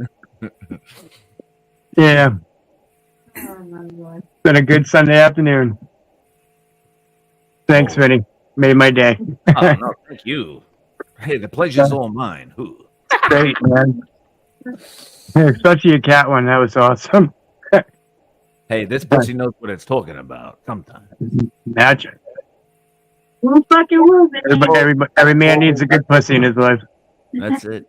Let me tell you something. This cat saved my, this cat, you know how it all works. That's all supposed to be and shit like that. But it's just, that's funny though, because sometimes, you just know what they say and think without them fucking just with a look. I'm like, don't give me that look. I tell this cat all the time, like in Goodfellas. I said, listen, I don't know how to run a restaurant, Yummy. That's her name, Yummy. I said, I don't know how to run a restaurant, Yummy. All I know is to sit down and open up the can and put it in there and chop it up for you. I do that. I don't know how to run a restaurant. I don't know what this kid wants. I don't know. You want to laugh? Last week, this kid asked me to christen this kid. $7,000 I charge you, pussy. I don't know. This cat wants me to christen this kid. This cat's crazy. This cat comes in and out my back window. It scares me because that's where I sit down and go to the bathroom. Facts. I'm like, what are you doing? That the cat knows that. Before it was like really wanting to get in the house, and before the old getting to know you. Well, getting to know you, I'm like, you're a peeping fucking tomcat. What the fuck are you crawling in my bed? You want to talk about getting scared the shit out of? That's better than any colon cleanse I've ever experienced. Just set your toilet bowl next to a window and make sure it's open and like that morning air and like being in the woods. All the time that fucking big hairy pussy jumps Woo! Yeah. Everything shit fly out of my ass so bad. Scratch on the leg. Yeah, in the wintertime, she does that because all the doors and windows are shut, so she can tell by the lighting because she's an outdoor cat and indoor. She runs the show. Trust me, I'm held hostage. Really, I'm doing this whole YouTube thing. All right, you pussy. It's like fucking slave labor here. This guy won't leave me alone. Yeah, you want to talk about Alec Baldwin holding people at gunpoint? Whoa, Yummy, check your fucking magazine, Hey, this cat doesn't even file down its claws. It's almost near the trigger, Yummy. Hey, ooh. I'll be right back.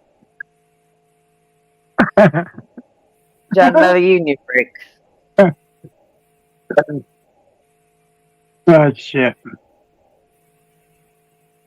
Oh, man. We've got what? How many more months of Biden in office?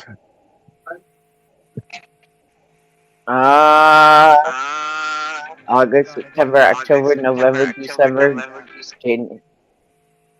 6.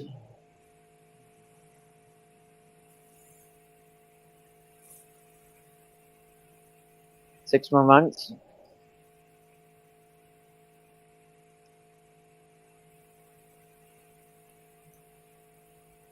All right, Mama Bear. How about this outlook on both candidates? Either or. How old are they now? And remember, if whoever wins goes to 2029, if they go that long. Sorry, guys. And then Mama Bear, if they do the 2029, how old do we have to witness them age the fuck out into dust?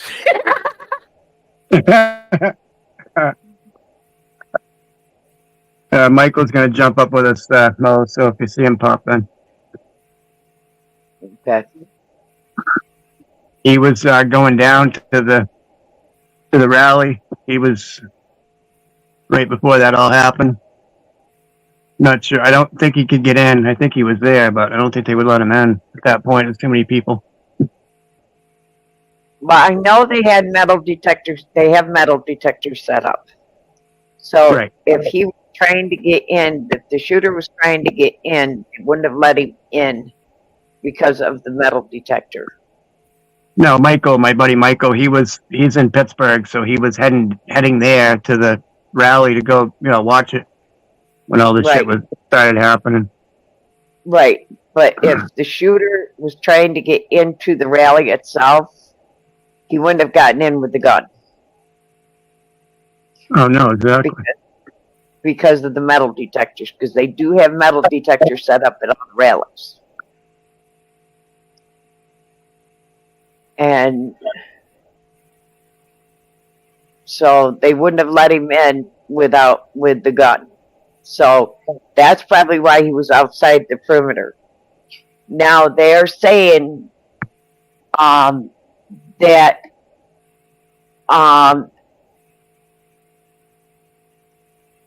one police officer did see him on top of, and he was questioned, and he pointed the gun at the officer. The officer went down off the building and notified security of a shooter on the building.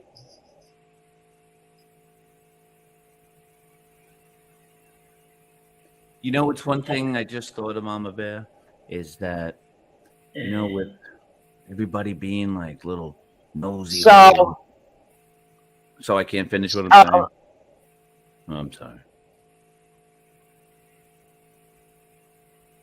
What's that? They were notified, and it took 3 minutes for Secret Services. This is what they're saying. 3 minutes to give permission to shoot from the time they were notified and he was spotted. First of all, I'm going to stop that right there. My ears perked the fuck up. They had to wait for permission. Was this a hostage situation? There's no waiting for permission to take fucking action. Exactly. So right there, their fucking story, there's the big fucking hole. Well, as one as many, the whole story is a quilt. You know what I'm saying, with holes in it. But that's why I said they had 3 minutes to protect nobody. If I'm fucking getting ready to draw down because some guy's getting ready to draw the fuck down on me on full uniform, I ain't waiting for nobody. I'm fucking drawing like the fucking Wild West and it's on. The bullets So already how there. is anybody waiting with shots fired at the fucking leader of the free fucking world, waiting for fucking permission to take down a threat? Come on, man. Wake up, people. That's why I said, wouldn't the CIA or whatever rush over to the president and stand in front of him instead of leaving him there like a sitting fucking duck? And he's a sitting duck with a red hat on. This is what I wanted to say earlier, is that there's another thing that these bozos don't count on, is people like us who want to be thorough. And now what I found, now just recently downloaded to me, is that, stories like this, I want to see who the fuck is all sitting there, who got the tickets to sit behind them, and who was sitting in the first fucking 10 rows in front. Now I want to see who's been interviewed, who they are, where they live, and everybody's got to pull all that shit together. And that's one thing that these schmucks don't realize anymore, is that everything they do, everybody's been watching and recording. They just these old geezers don't get that yet. And all it's going to do, you think the JFK video has been fucking looked at? Look at those idiots. I'd start with the guy who's wearing the brick masonry work looking fucking suit jacket. I don't know if nobody spotted him yet. I guess you're not interested in looking at why would somebody sitting behind Trump or around in the front be wearing a suit jacket that looked like if he stood in front of a brick wall, he would fucking blend in.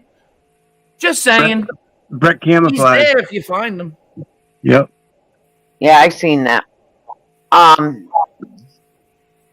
I mean, it's got to and the be. brickwork represents masonry. kidding Is me where I wanted to is- go with that. That's where that message was going. That brickwork represents masonry, and it also does a nice, neat trick on their video. Okay, they rushed Trump out of there. Where's his son?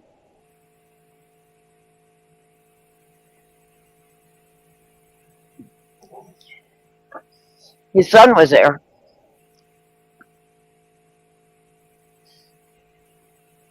Huh. His son was there. Isn't there CIA sitting in the, behind the stage there, ready to jump up and protect them? Yeah. It seems like they came from everywhere, though, besides behind the podium. No, I showed you the video of behind the podium. When they were I showed moving people out of the way. Yeah. Right. But I mean, nobody jumped up when they had 3 minutes. I mean, that should have been their first thing, is to go up and surround him, right? That's what I was saying. Okay. Before. One of them that was killed, shielding his family from gunfire, was a Buffalo Township Volunteer Fire Department fireman. Damn.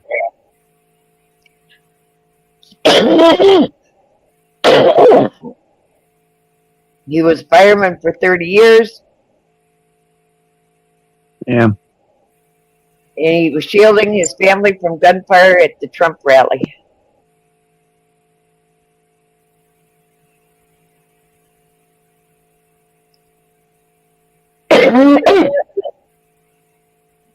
Friends and co-workers at the Buffalo Township Volunteer Fire Department.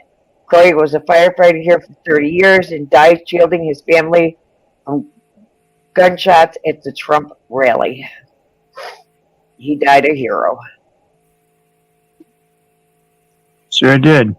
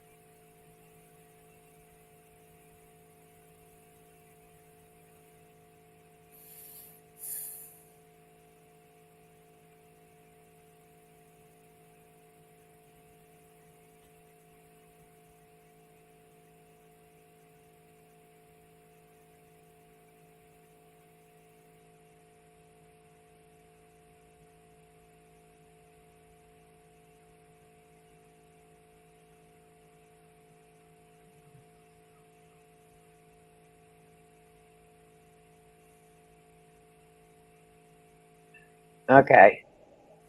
Secret Service agents fatally shot. The gunman attacked from the elevation position outside the rally.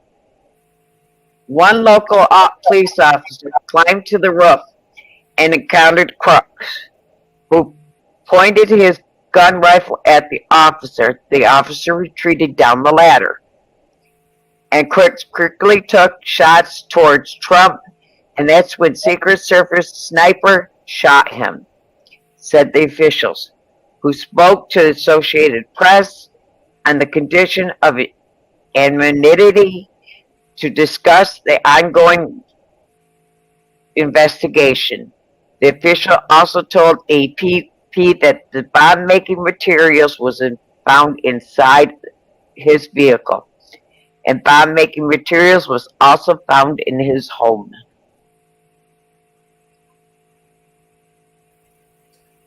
So the basic CIA dossier of anybody that does anything.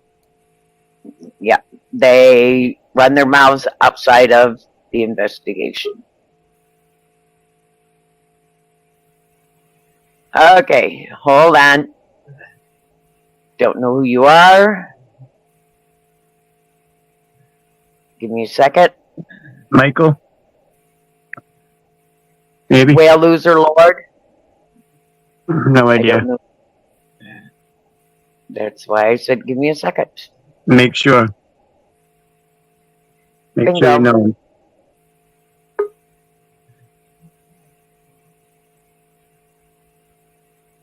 Hello. You want to unmute yourself, please? I didn't see anybody from. How's it going? Good. Show me a picture of yourself. I gotta turn off this echo. Oh, we got two of you back there. Hold on a second. Watch out.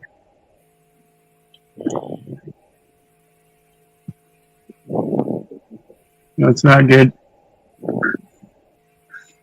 Hello. How's it going? Good. Where are you from? Florida. Venice, Florida. Okay, how'd you find us? I actually found it just through searching the lives on. I just did a filtered search on YouTube, and me and my buddy's got another account, and we were just that whole chat died, so we're looking for a different chat to migrate to. Is that Dr. Snyder, your buddy? Yes. Hello, Dr. Snyder. Hello. How are you today? Good. How are you? Fantastic. We're kind of leery on porn bombers. What was that? We're kind of leery on porn bombers. You want to put your picture up there, Dr. Snyder? You guys got channels? Let's check them out. My channel is Samuel Thomas and Gardio. If you want to look into my channel. You want to stick them in the back chat, please? How are you, Dr. Snyder? You want to turn your camera on, please? Can I turn it on to wave at you? I'm kind of You're in back chat. You're not on live. We've got a screen up. Well, I'll turn on and give you a wave here. I'm kind of camera shy. Huh. So you can see I'm a real person. Well, nobody can see you. Well, nobody can see you but us that are on panel because you're in back chat. Nobody can see who you are because I got a screen up. Show face. Got to show face or I'm not. No, show face or I'm not putting you up. I'll remove you. Yep. That's the rules. Well, I'm not wearing my Leave the screen right up. Leave the screen right up, Mama. I'm not taking the screen down. So what's up? You don't show your face. We don't put you on panel. Yeah, just leave him back there. So what's up? Well, you have anything to add? Then. You have anything to add to the conversation?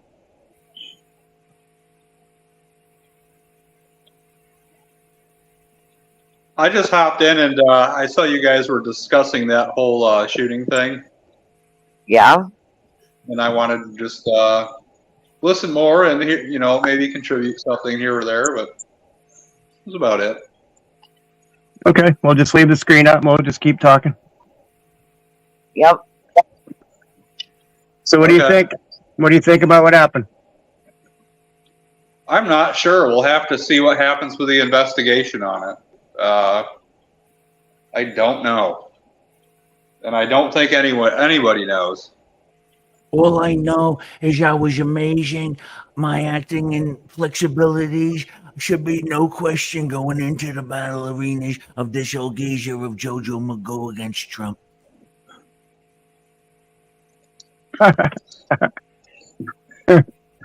By the way, I'm trying to get it sponsored by My Pillow. That Lindell motherfucker, he owes me money. It's amazingly how much money he owes me. Exactly. My Pillow is gonna be my fucking pillow.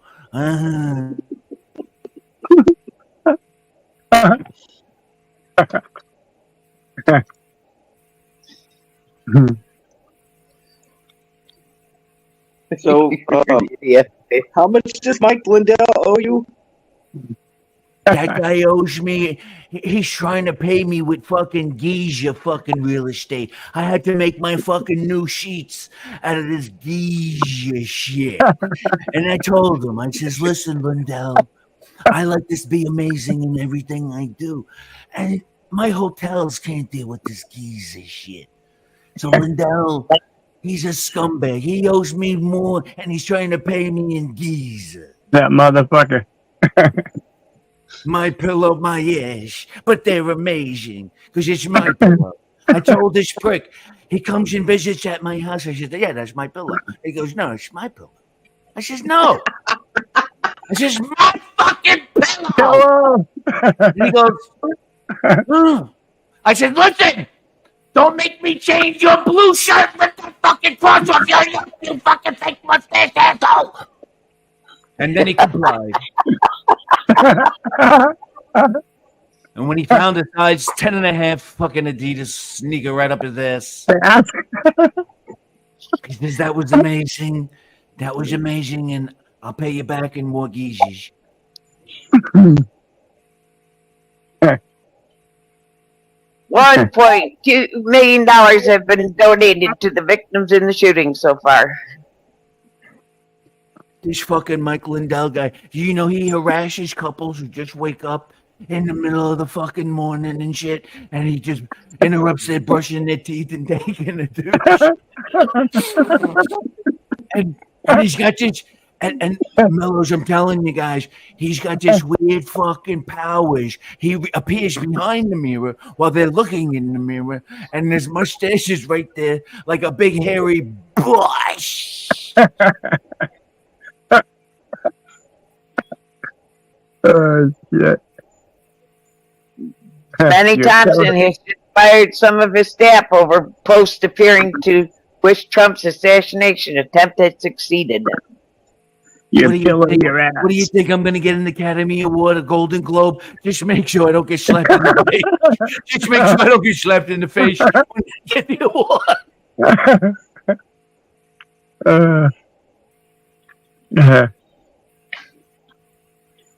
Don't let that Will Smith anywhere near me. He'll take my other ear out. Oh.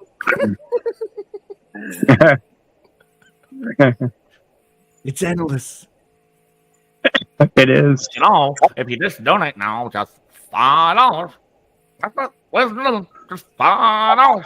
It's all damn commotion. And all terror I didn't remember. Listen here. Just $5 is all I need. Because $5 is what I need. Because I need $5, dollars. Because $5 is what I need.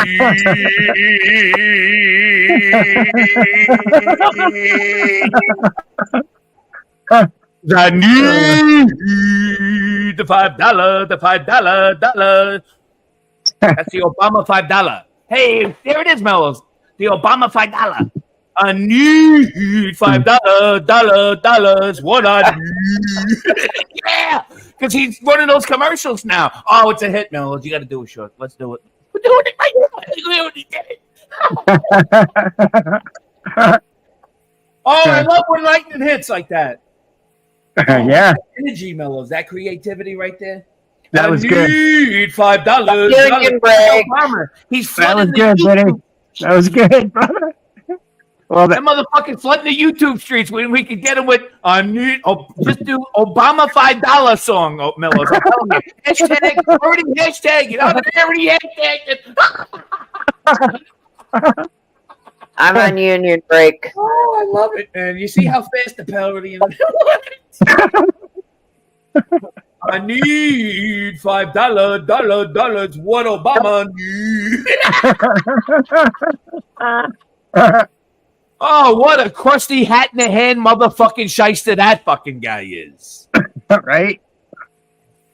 Ugh. $5. I just need $5. That's right. $5. Just $5, ladies and gentlemen. That's all I need. That's all I need. If we all do it together, and yes we can, and yes we could, and yes we could take this and shove it out of your ass.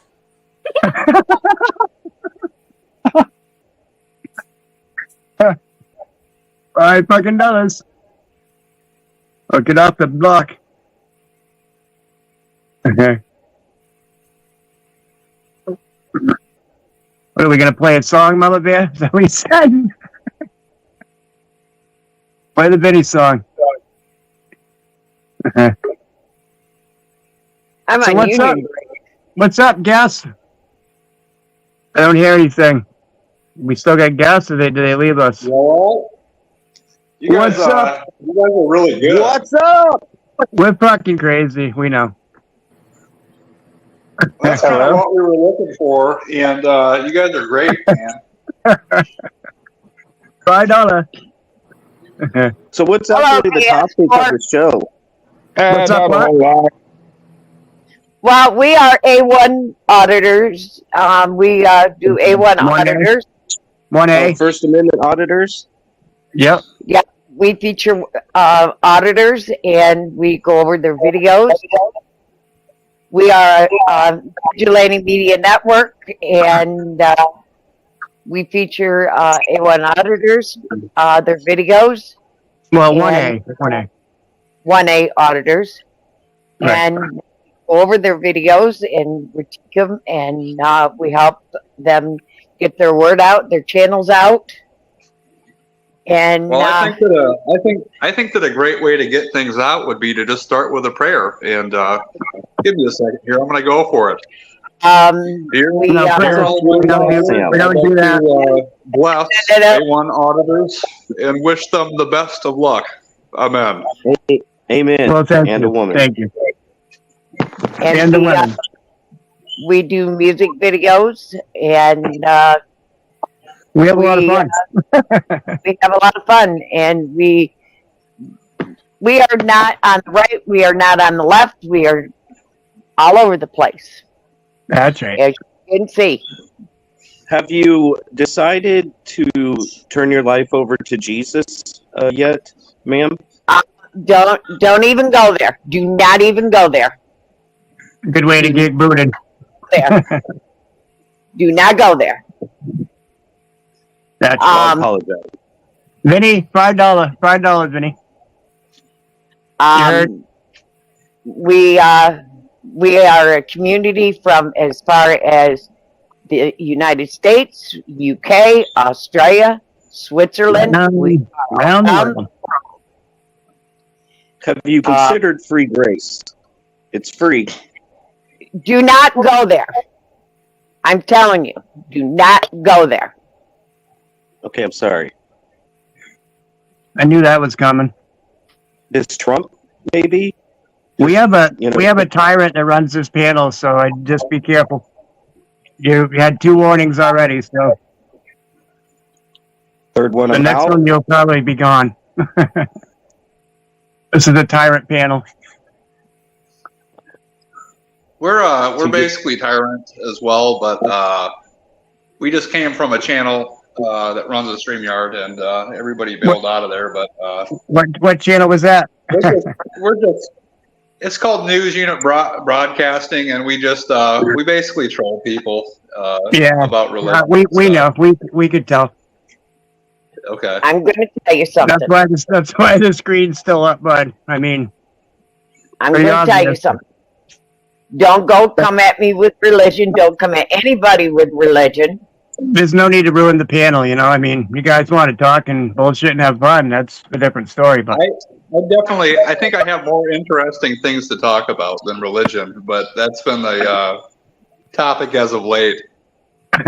well, you got the floor. I mean, but just watch what you. Like I said, the owner of the channel. There's two owners of 2 different channels on here that are running the stream, so all precautions are in place, and it only takes a little press of the button to send you out of here. So, Do you run StreamYards frequently? Yes, we do. Usually every single day. And sometimes we run it 24 hours. That's right. 36 hours, 48 hours. Very cool. But I will tell you right now, Mellows is in charge of this panel, and he is the head of the vigilante, and he doesn't put up with any shit. Puts up with nothing, and I put up with nothing. And he's got a whole case of butthurt cream that he passes out to the people that get booted. So yeah, from what I've noticed, you guys have a lot of like very serious discussion based upon what I've noticed in the last 5 minutes. So yes, we do, and yeah. we will, and Mellows is very well known for his facts. I will look and dig facts, and I don't play around. Never have, never will. We protect children. Can I interject here? There was kind of a playful moment with the guy talking about Michael Liddell that was absolutely hysterical. Vinny is our hysterical person. Vinny can bring down when Chad kind of gets out of whack. Vinny kind of brings us down. Vinny is our retired detective out of New York City. And Michael, welcome in, bro. Vinny is very Vinny well is known. He's been an attack cat as well. He is an attack cat. That's right. Wow. We have people in here from all walks of life. We have many, many people here from every trait and all kinds of people. And many people will say, fuck 12. Excuse my French. But many of us can't stand law enforcement. We stand with them on some things, but we do not stand with them on a lot of other things. Could you give me an example of what you don't stand with them? You stand with them on some things. Violating our rights is one of them. Yes, that's one of the main. I got a real good example if y'all don't mind. Keep it clean. Go ahead. When you see a woman being thrown like a rag doll, and her elbow is dislocated, her shoulder is dislocated, she has stitches in her eye and stitches in her mouth because a tyrant officer did that to her. It's not acceptable. This is in the last 30 days. We all witnessed this on live stream. Wow. Did they actually stitch her eyeballs shut back together? I didn't know that was possible. Her eye socket is fractured. They had to stitch her eye. Her eye is fractured. The fracture. Her mouth is sewn it wrong. They stitched it wrong. She's got to have plastic surgery on her mouth. Her elbow is dislocated. She is having numbness in her hand. She has ringing in her ear. They were so worried about getting her out. They were so worried about getting her out of the hospital to bring charges against her and put her in jail on 4 bogus charges. They were rushing her through the hospital to get her arrested. They didn't properly get her medical treatment. That's right. Well, She she That happens all the time. That happens all the time. Ow. She probably shouldn't have slammed her head on that guy's fist. Slammed her head. Hey, bye, Donna. He flung her in the air and threw her to the ground with her arm and dislocated it. Put the link in the chat so they can watch it. It looked like Kruger pretty much pile drove her into the concrete.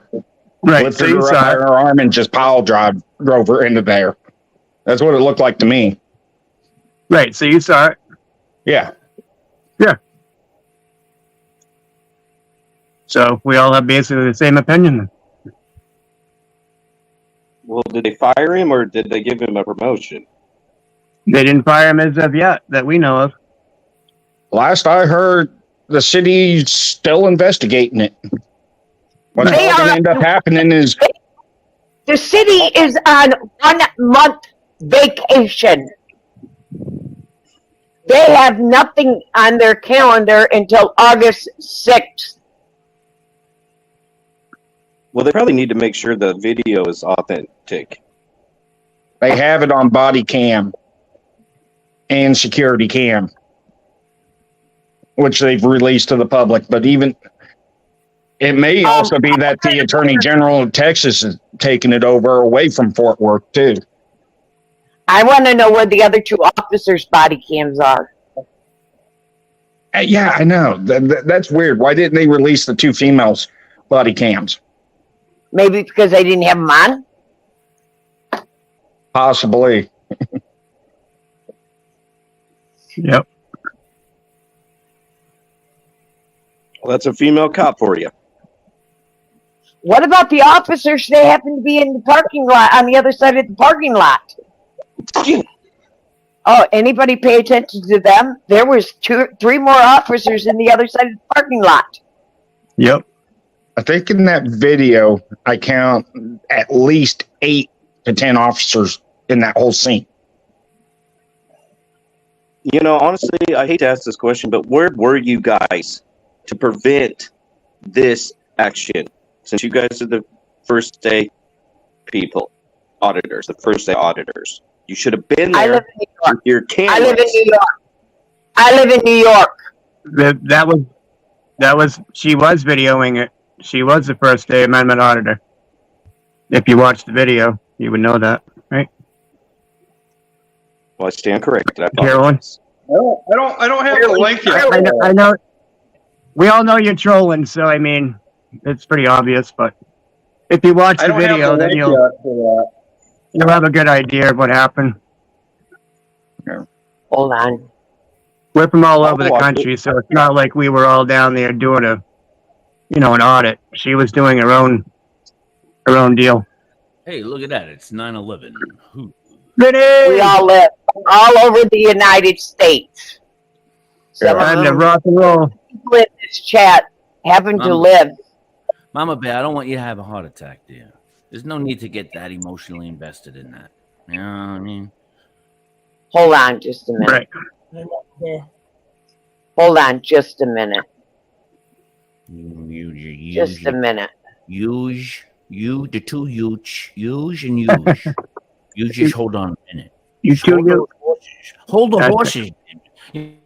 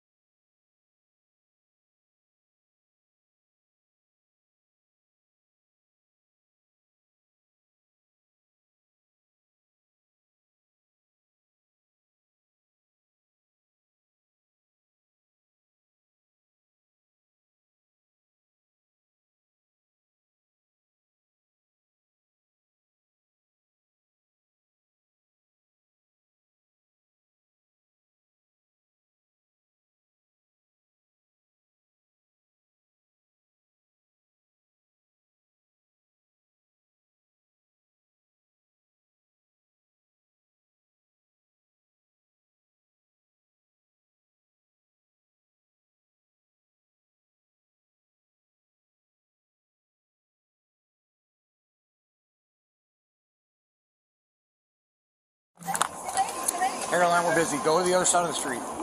You can go. There's you no can go. investigation. There's no nothing. You can go to the other side of the street or you're going to get arrested. I'm not warning you again. What are you talking about? Go to the other side of the street Why? right now. Wait, tell me why first. We're doing an You're under arrest. Turn around. Put your hands behind your back. Stop resisting.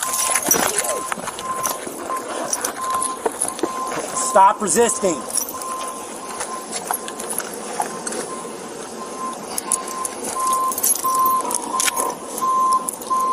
She's bleeding.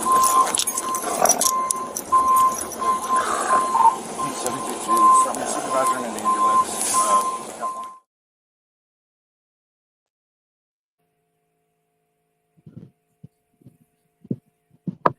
She's bleeding. And she's snoring because she got knocked the fuck out. You heard? Yeah. So the First Amendment auditor lady, she's the one that got hurt. That Yeah. you're talking about. That's Correct. CFW, Caroline and Fort Worth. So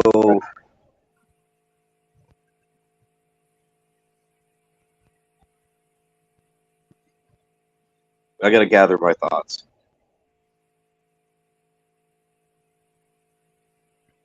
That's just one example of what the cops do.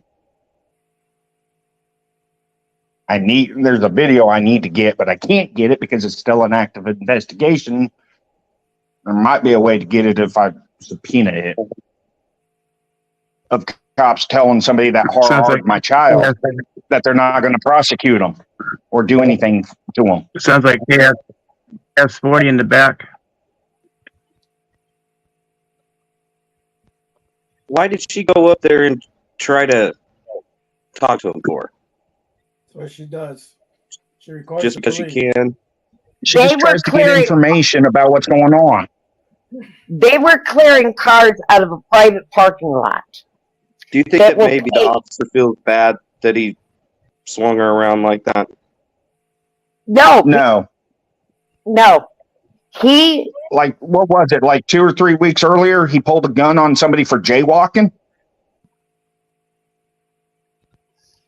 Well, it is illegal. okay, he was, My He had point is that just- cops are crazy people. They are. We all know this. So why would you go Okay. over there and try to all right, butt listen, in can like I that? explain something to you? Can I explain something to you? There's a Matthew Mata who is down there also. This cop had just pulled a gun on him for jaywalking. Yeah, you should probably go to that cop and stick a camera in his face. This cop is a tyrant cop. Hey, Mama, can you read U.S. Rights' comment, please? Who's? It's above the one that he asked to read. Yeah. You have rights in the chat. Go to the other side of the street is demanding reasonable and tax fee. It's ordered free people to go do something that they have no duty to perform just because an agent is asking or demanding.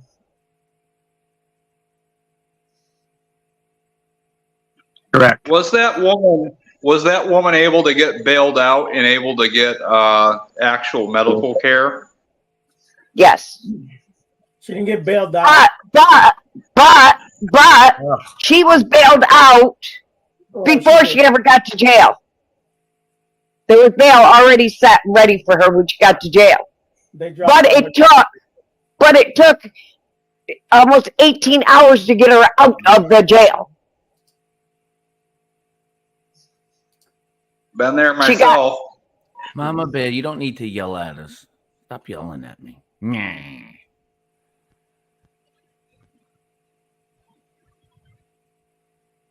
You'll come across so much nicer without getting so emotional in your response, dear.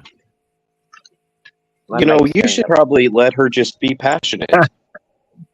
Yeah, that's true. It's not like these I'm just guys- saying, every once in a while, it's like you got to take a My breath. mic was turned up too. Okay. Oh, listen, you know, Yeah, support. I love the passionate. Do you think That's that just how maybe this people the love rooftop. talking to each other, though. Screaming from This the woman, rooftop this to my woman has been Scream at me. doing audits in Fort Worth for a while. This cop has no business being on the street. He was fired from one department already for misconduct. I thought it was Sued to 3 get- departments. I thought that Fort Worth was like 3rd department. I Instead know of getting one other. fired from 2 of them, they let him resign and he moved to another department. They did the same thing. The other department fired him, and then he went to this is like his 3rd department. I know about Irving that he sued to get his job back. He was let go of Irving. He sued to get his job back. He was terminated from Irving. He sued to get his job back. They gave him a 15-day suspension. And then he left Irving and went to Fort Worth. If there's another Yeah. department, I don't know about that other department. I do know about Irving. And you know, she kind of did just show up and interject herself. And would you do that to like a I want to somebody tell you, that's I not would a do police it. officer? I would Somebody do that it. was- no, I'm saying somebody that's not a police officer that you heard was a crazy person that was like pulling guns out on people for jaywalking and stuff. Would you go stick your camera in that person's face? You bet your ass. I would. To prove my, you bet your ass I would. Because a lot of cops Do you don't think want to do that their job. Do you think that maybe she's regretting getting a little too close and kind of getting an attitude? If it meant saving another man, woman, or child from being abused by an officer because of cocky attitude and possibly taking and shooting a woman, male, or a child, you bet your ass I'd be out there Yeah. And if you think and exploit Carolina that has officer. an attitude, Yep, bet you your ass. go look up Well, I Eric mean, Brandt, what he's done to the cops. Do you guys actually get out there and do this type of work, or are you just online most of the time? If I was able to do it, I would be out there. That's why I'm sitting here helping these 1A auditors with everything I possibly can because I can't be out there because I am disabled. And I support every 1A auditor I can support. Yeah, I mean, I can't afford to get arrested. I support, and I tell you, It's like when saying one gets through the arrested, when one gets arrested, for the panels of our lives. Do you guys remember that guy Schrodinger's cat channel? What happened to him? He passed away unexpectedly. Does anybody know exactly what happened? No, I don't think it may be out there, but I don't know. I don't know if one just if got it is. arrested in New Mexico. One got arrested in New Mexico.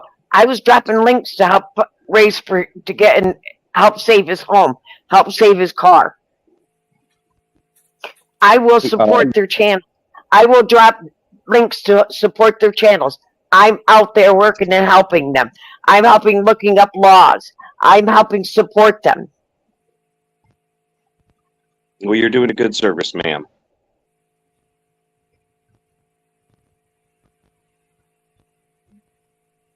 I sit and I go through videos. I sit and support every single one. Do you ever call up the local police department on the non-emergency line and give them a taste of your opinion? I've called and talked to chiefs. Have you called the local news? Yes, I have. I've even called to the the AG's offices. You don't think I got a running list of people? You bet No, your bottom dollar I do. I bet you do. And you give them hell. You can ask anybody in here. How do you think I got my name, Mama Bear? I thought it was Mama Bear. I didn't realize I it was am Mouth Mama Guy. Bear. I'm Mama Bear. Because I will stand and fight for any of my 1A from here to UK to Australia to Switzerland and We know around some the guys world. from the UK. We know some guys from the UK, don't we, Sam?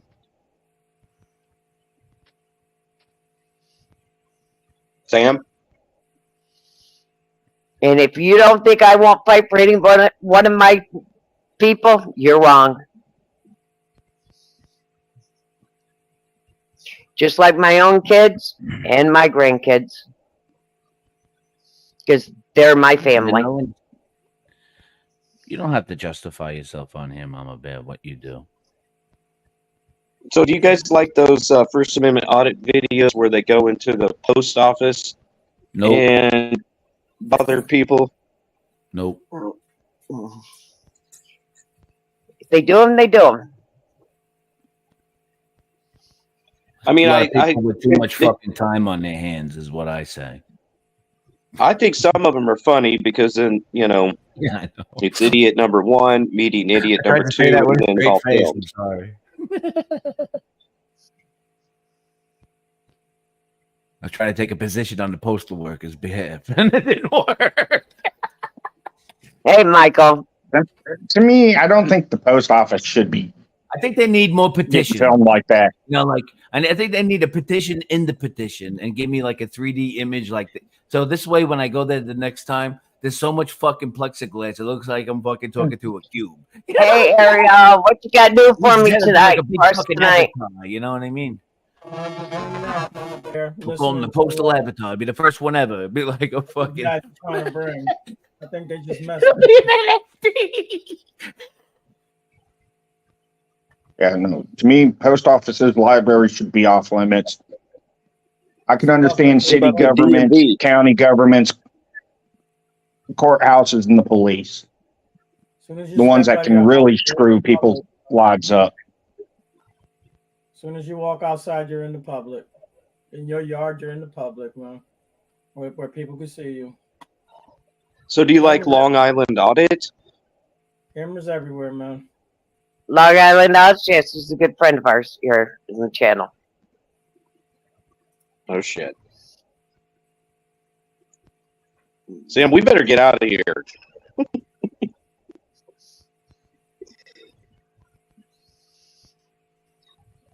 We don't want Long Island audit showing up to our house. That's okay. I got my little ticket book.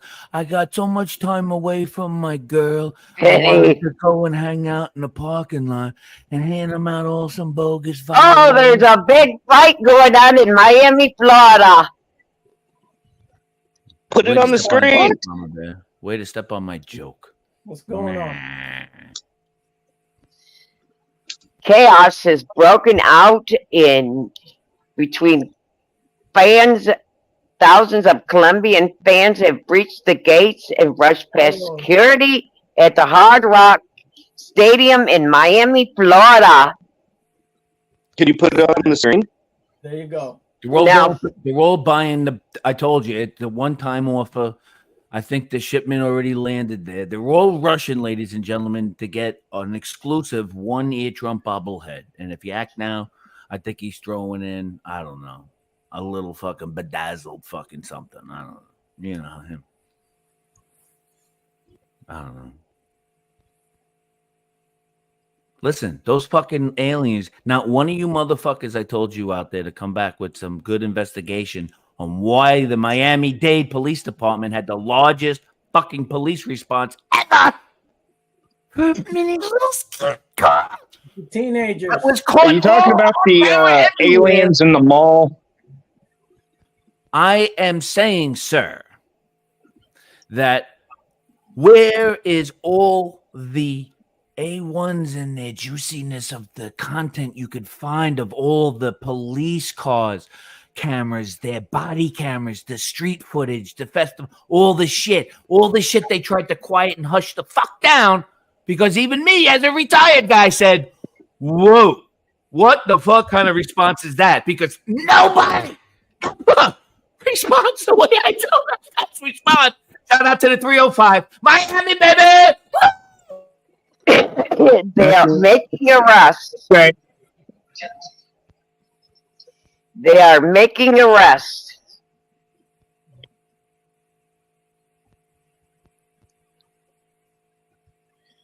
Well, I mean, what else are they going to freaking do?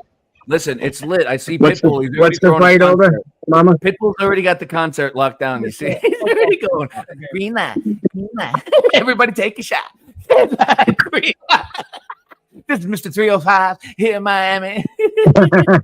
Wait, Will Smith said it better, right? Viva la Miami and some shit. Yeah, Will Smith, look at you now. Welcome to Miami.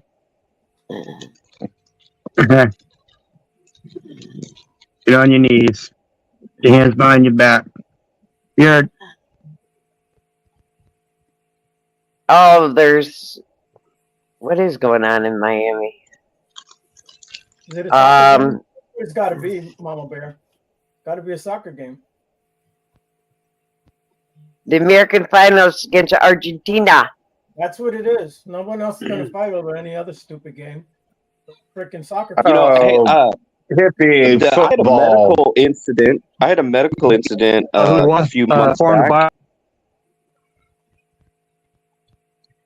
And the police took me to the hospital, and that's they called sat there and waited matter with of me. public interest. So you could call it bothering all you want, but actually, I hope that you think it's bothering because it's going to continue because that's the right of the people to know exactly how they treat our neighbors.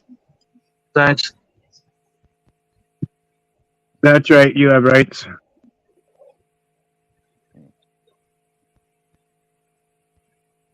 I had a medical incident a few months back, and the police took me to the hospital and waited for me and for like 4 hours, and then brought me back home. Can we give them a little credit for that? I mean, don't get me wrong. There are good cops, and they need to be praised. That's what we said. There is some good cops, but there is bad cops. There's That's more their bad job, cops than good cops. The public servants are supposed to wait and take care of you, right? I know. No, you know, it's by the honestly Supreme Court, really- they have no duty to Not to beat even the shit out of you. perform their duty. To protect you. That's not their My job. mother was a cop, and she took care of me. I turned out just fine. I got friends and families that are cops. But you know what? They've also said there's bad cops. And you know what? They've even turned some of them in. That's right. Mama, don't bother Yeah, yourself. no, I kind of like what Colorado's done, but a lot of the cops out there still haven't used the law. Out in Colorado, cops are mandated to report all bad cops. You know what? Doesn't happen. It doesn't happen. And Yeah. when it does, I've seen it you know what happen. happens to those officers when They it cut the uniform off of them while they're in cuffs. But you know It what? happens It far in doesn't between up in Colorado. What was it? I think last year there was like 5 cops. 4 of them didn't turn the bad cop in, so they went after all 5 of them. Since Colorado no longer has qualified immunity. But you know what? If Trump gets elected, you know what he wants to do? Give law enforcement absolute immunity. Can Yeah. I share just a whole different spin, just a completely different outlook? Just Go ahead, something- Vinny. yeah, just something I thought about. And not too many people think about this. I always thought I want to be comfortable no matter where I am, whether I'm in my mind, my body, soul, and especially in my clothing. Exactly. Now, whether if it's a hot motherfucking day when I'm freezing my balls off out there, you're still gonna try to look to be comfortable. These police uniforms nowadays, it's too much. They got way too much shit. They got shit they'll never use or ever need. So I say lighten up the fucking shit around and what they issue these motherfuckers. And I say vests are an option. I hated these vests. Unless you make a vest that feels like a fucking polo t-shirt that could breathe, go fuck yourself. I'll take my chances with God because God has me on a mission. You know, like the Blues Brothers. Hey, we're not talking about religion here. That's right. Because religion sucks. Fuck religion. I'd love to stick my foot up the Pope's ass in the middle of the Vatican, bro. And I grew up Catholic. Cheers. Salute.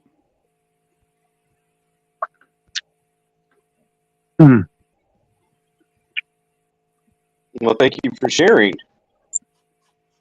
Comfortability is the utmost of importance to any fucking productivity and any fucking human being.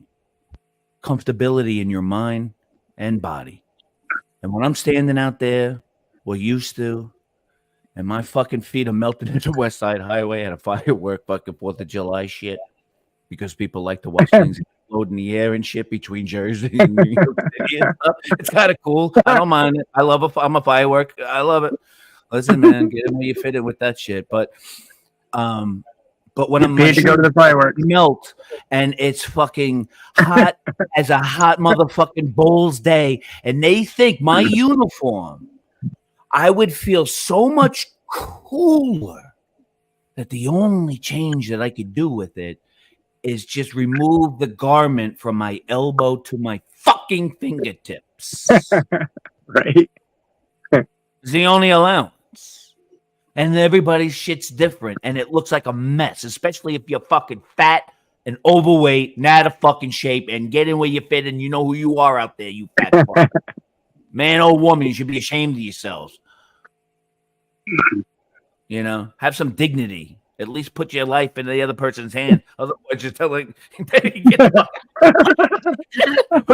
you better sign up for fucking ESU. We're gonna use you as a battering ram, honey. Some people need to get a fucking realization and wake the fuck up. Take some accountability. Have some reasonability. Enjoy yourself. Laugh.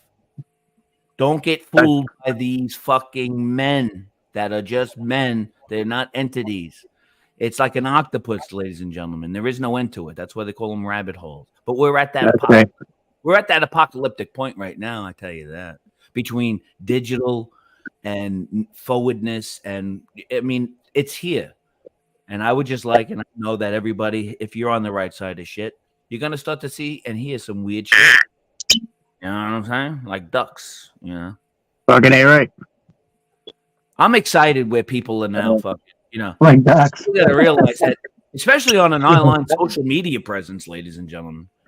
You know, but you want to be comfortable was my point. Because I always thought, you know, why can't I wear just fucking, you know, just simplify the whole fucking thing and just be comfortable in all our out and whatever the fuck it is, you know, but don't, you know, the hat is stupid. Anyway, a hat is stupid.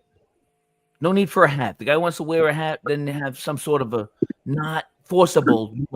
I was in fucking almost a gun battle with a motherfucker, and I had a stupid little fucking brass idiot lieutenant as a fucking captain. He goes, "Where's your hat? Where's my fucking hat, Lieutenant? Where's my fucking hat? Where's your fucking manager? Then make sure I don't fucking shoot you in your fucking pinky toe, you little Asian prick." I told him.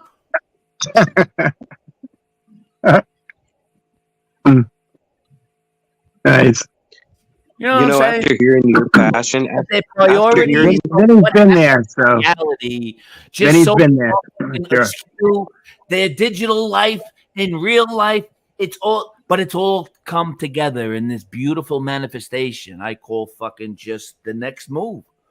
And it's going to be the reality. It's where people who are fat fucks who've already been found out online, who you are with your social media fucking reputation. You know, I mean, I've seen some people, you know, shaping up their shit. A lot of people went into like good night. and accordingly so. And some of them are behind bars, and there's no disputing that. And thankfully so. And I'm talking about all these other predators that sit amongst us in our bushes here on this fucking social media weird fucking stream. But it's fun. And there's a point to it. And I know it's a positive energy movement. The right people are connecting to the right fucking people at the right time, at the right all divine time is what I could say. I'm happy about it. And I'm not forcing anything, but I just know if don't let these assholes get your shit in a bunch. Who gives a fuck about these two old geezers? I don't care what kind of movie they show me.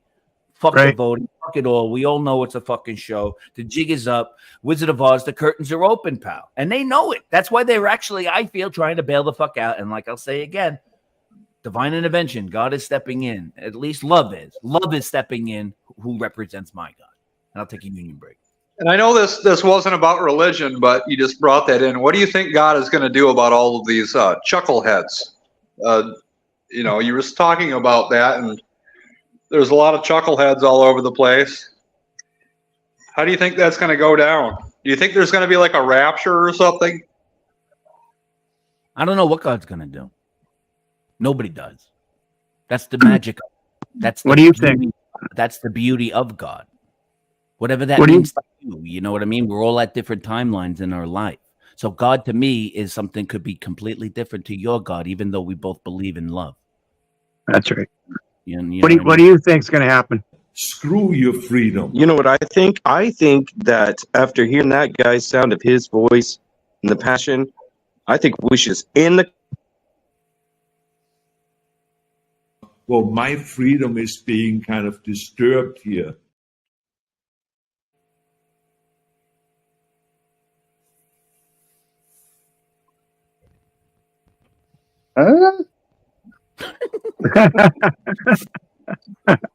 Arnold, go fix another fucking pothole, you loser. Get out of here. Get out of my life.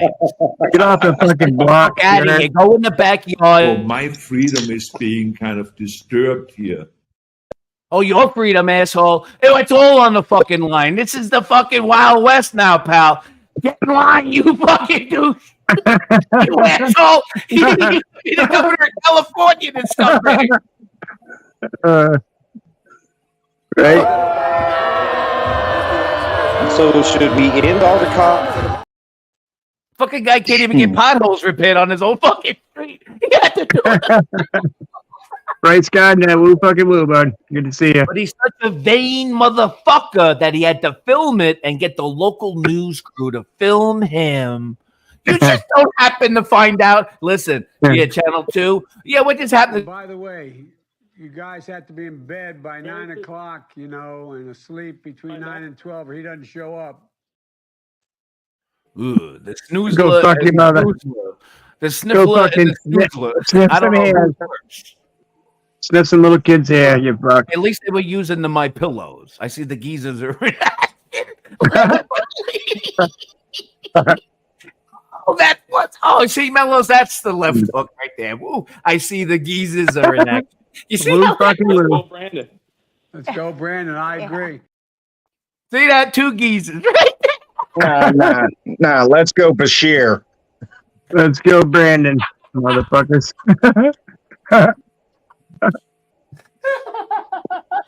What a fucking can you imagine if that were my next door? Oh my god, these people are weird, man. I'm Dr. Jill Biden. What a pompous bitch. Holla at y'all. What a pompous bitch. Well, So what is your freedom take on being maybe kind of ending all the disturbed cops? here. I'm sorry, Arnold Schwarzenegger.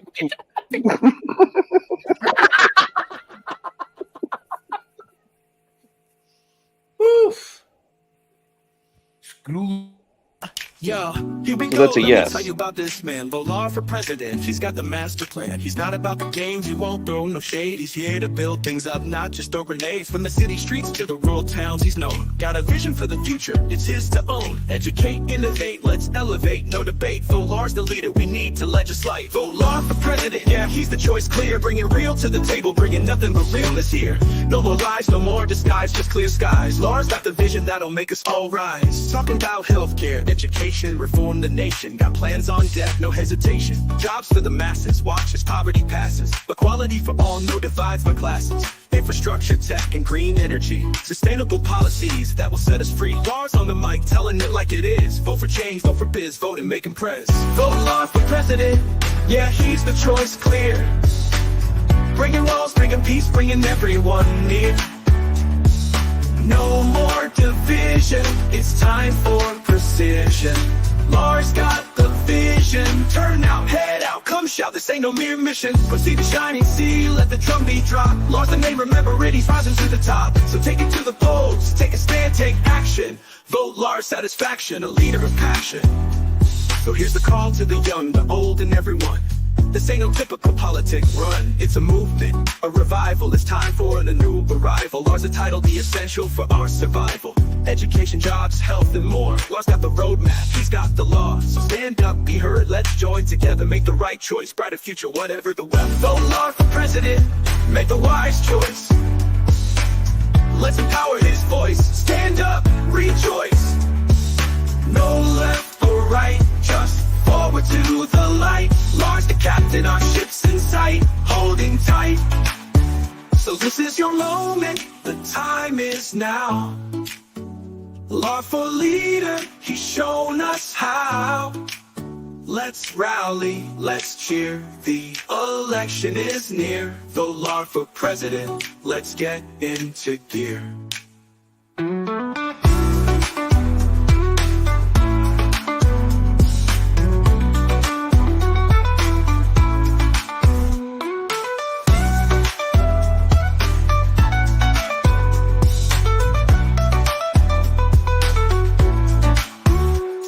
Yeah, here we go. Let me tell you about this man, Volar for president. He's got the master plan. He's not about the games, he won't throw no shade. He's here to build things up, not just throw grenades. From the city streets to the rural towns, he's known. Got a vision for the future, it's his to own. Educate, innovate, let's elevate, no debate. Volar's the leader we need to legislate. So here's the call to the young, the bold, and everyone. This ain't no typical politic run. It's a movement, a revival. It's time for a new arrival. Lars a title, the essential for our survival. Education, jobs, health, and more. Lars got the roadmap, he's got the law.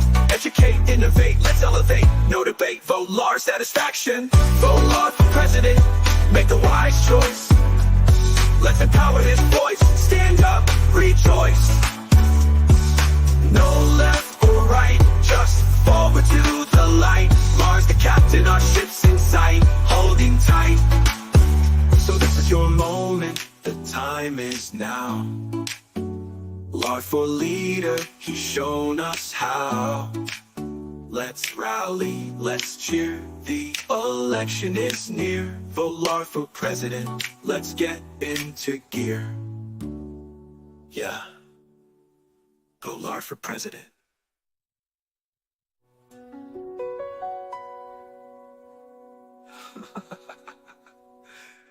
Let's get into gear.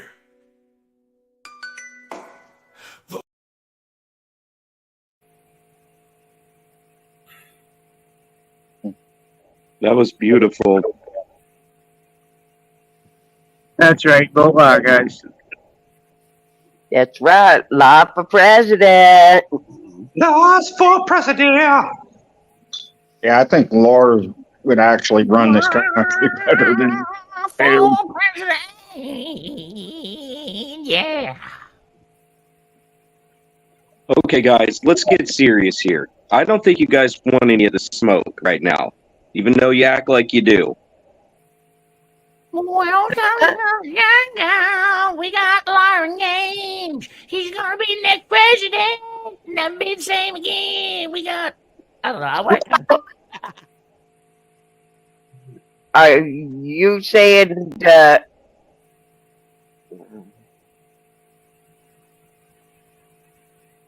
People love smoke. You guys want some of the smoke? So listen. Oh, the smoke. We got smoke in now. 420 style. Rolling up that sour diesel, feeling so high. Blue dream got me floating up into the sky. Purple Kush, OG Kush, feeling so plush. Acapulco Gold, Gorilla Glue, yeah, we love that rush. From Granddaddy Purple to Jack Herrera, wedding cake to Durban, poison, no fear. Gelato, Girl Scout cookies all night. Northern Lights, Pineapple Express, take flight. Super lemon haze, White Widow, feeling fun. Alien OG, apple fritter, got divine. But Scotty once, Godfather OG too. Soothing my soul, now that's the groove. From Granddaddy Purple to Jack Herrera, wedding cake to Durban, poison, no fear. Gelato, Girl Scout cookies all night. Northern Lights, Pineapple Express, take flight. Smoking those terpenes, vibe so right. Honey, Nahum, Ulini, lemonade, we're seen every night. Sessions with the best strains, Mother Nature's delight. So grab a blunt, spark it up, feel the high. With the best cannabis strains, reach for the sky. Hey, light the blunt, keep it real. With these top-notch flavors, that's the deal. Yeah.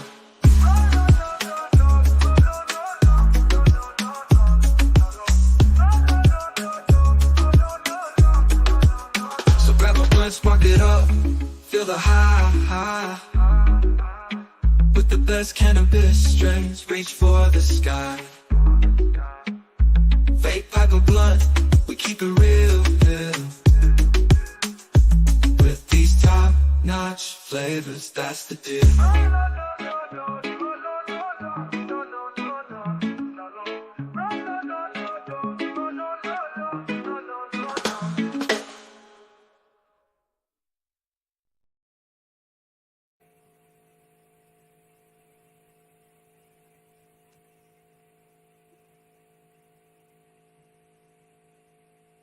My guess good.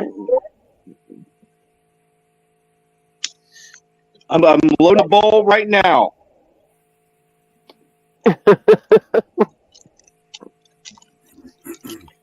How's that for you? That was great. I really appreciate you.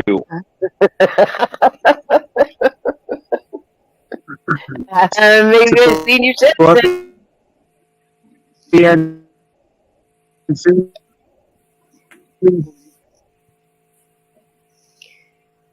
But I was born in the hippie stage. On a fucking building here. See you, BNC. Hey, support. Again, Genuine still, and see you, Genuine. You back with us, Mellows? Yeah, I'm still there. Yeah, Think we can take the banner down? you can take the banner down. You can't take the banner down. Well, one didn't want to show its face, but he Well, I kind of been waved. pretty cool. Yeah, you've been pretty cool, so I'm going to take it down. I promise I won't do any weird stuff. Like, You make me regret it, and I'm going to come after you. They all know I Mama promise Bear I on this won't. channel. They all I know Mama Bear appreciate you. on this channel. I appreciate you trusting me. Thank you. Just no more religion. I'm not religious, okay? I just was. So Give me the basically, crap. yeah, we found ourselves in this religious StreamYard that we would go to all the time, and we like learned everything there is to know about Christianity and the Bible, and then we would get into these arguments on the matter. Even though neither of us are religious, we would still like get into religious arguments just because it was hilarious. And Did you find Renata? No, but write that down, Sam. okay, I'll write it down. Did you What's find that? I'm gonna write down too. What is it called? Granada? Renata? Oh, Renata. Yeah, we'll go talk to Renata. If she ever pops up. You can have her. Enjoy. Thanks, Linda. Can I call you Linda? What is your name? Oh, Mama Bear. It's just Mama Bear. Is your name Linda? No, it's not. It's Mama Bear. Can I call you Linda? Nope. That's not my name. My name's Mama Bear. Can I call you Mama? Everybody else calls me Mama.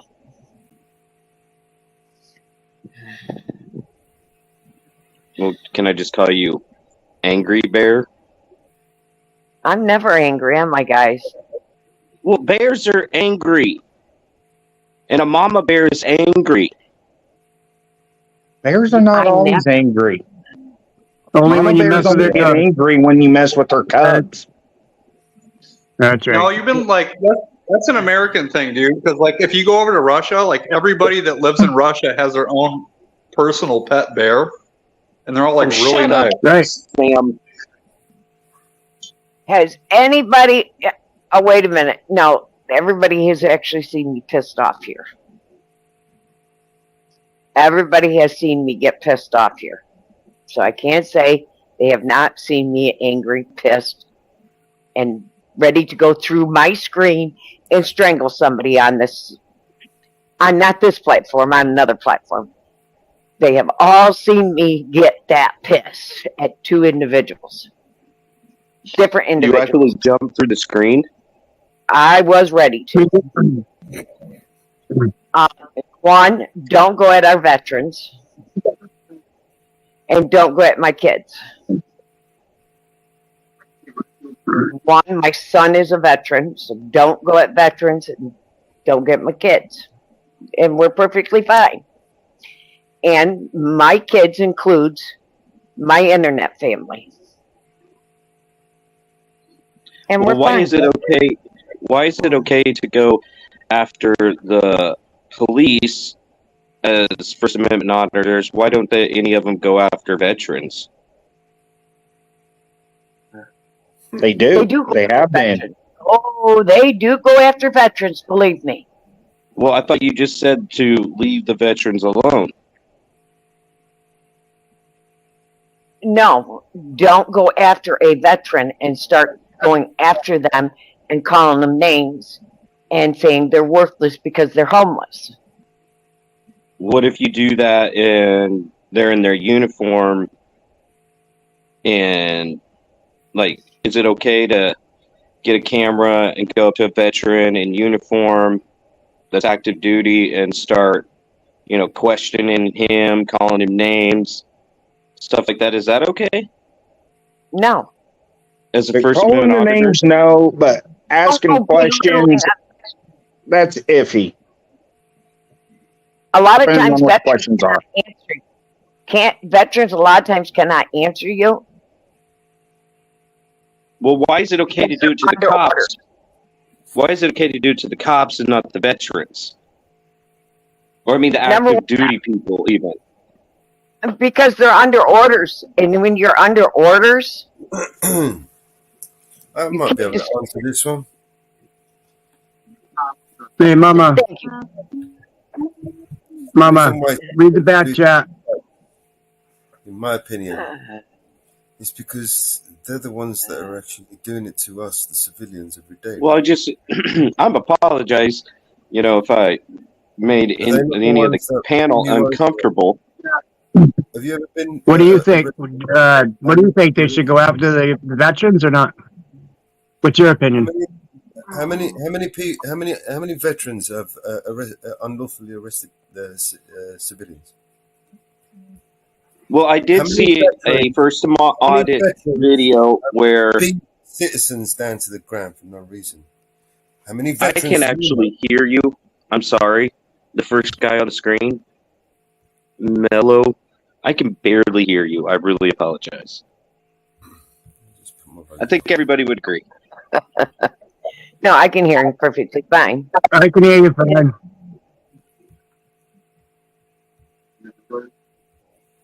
I am having trouble hearing him. Can you hear me now? I can hear you now. I was going to say, how many veterans do you know that have unlawfully arrested citizens? That you know? Well, you know, Doesn't happen a honestly, lot, right? I would imagine it doesn't happen a know. lot on U.S. soil. I don't know. Fellas, that's actually a loaded question because a lot of law enforcement are veterans. They were prior military. Dang. Thanks for helping me out there, Exactly. bud. All right, fair enough. But they're no longer just veterans. They're now the law enforcement, right? Yeah. So it is a loaded question. When is it all right to audit a police veteran when he's a police officer? You know, because we're paying him, right, to do a job. Okay? You know, honestly, Sure that he does we the all job. know. We all know that that. they don't do the job properly, do they? We all know that these guys are just trying to get. Not all of them.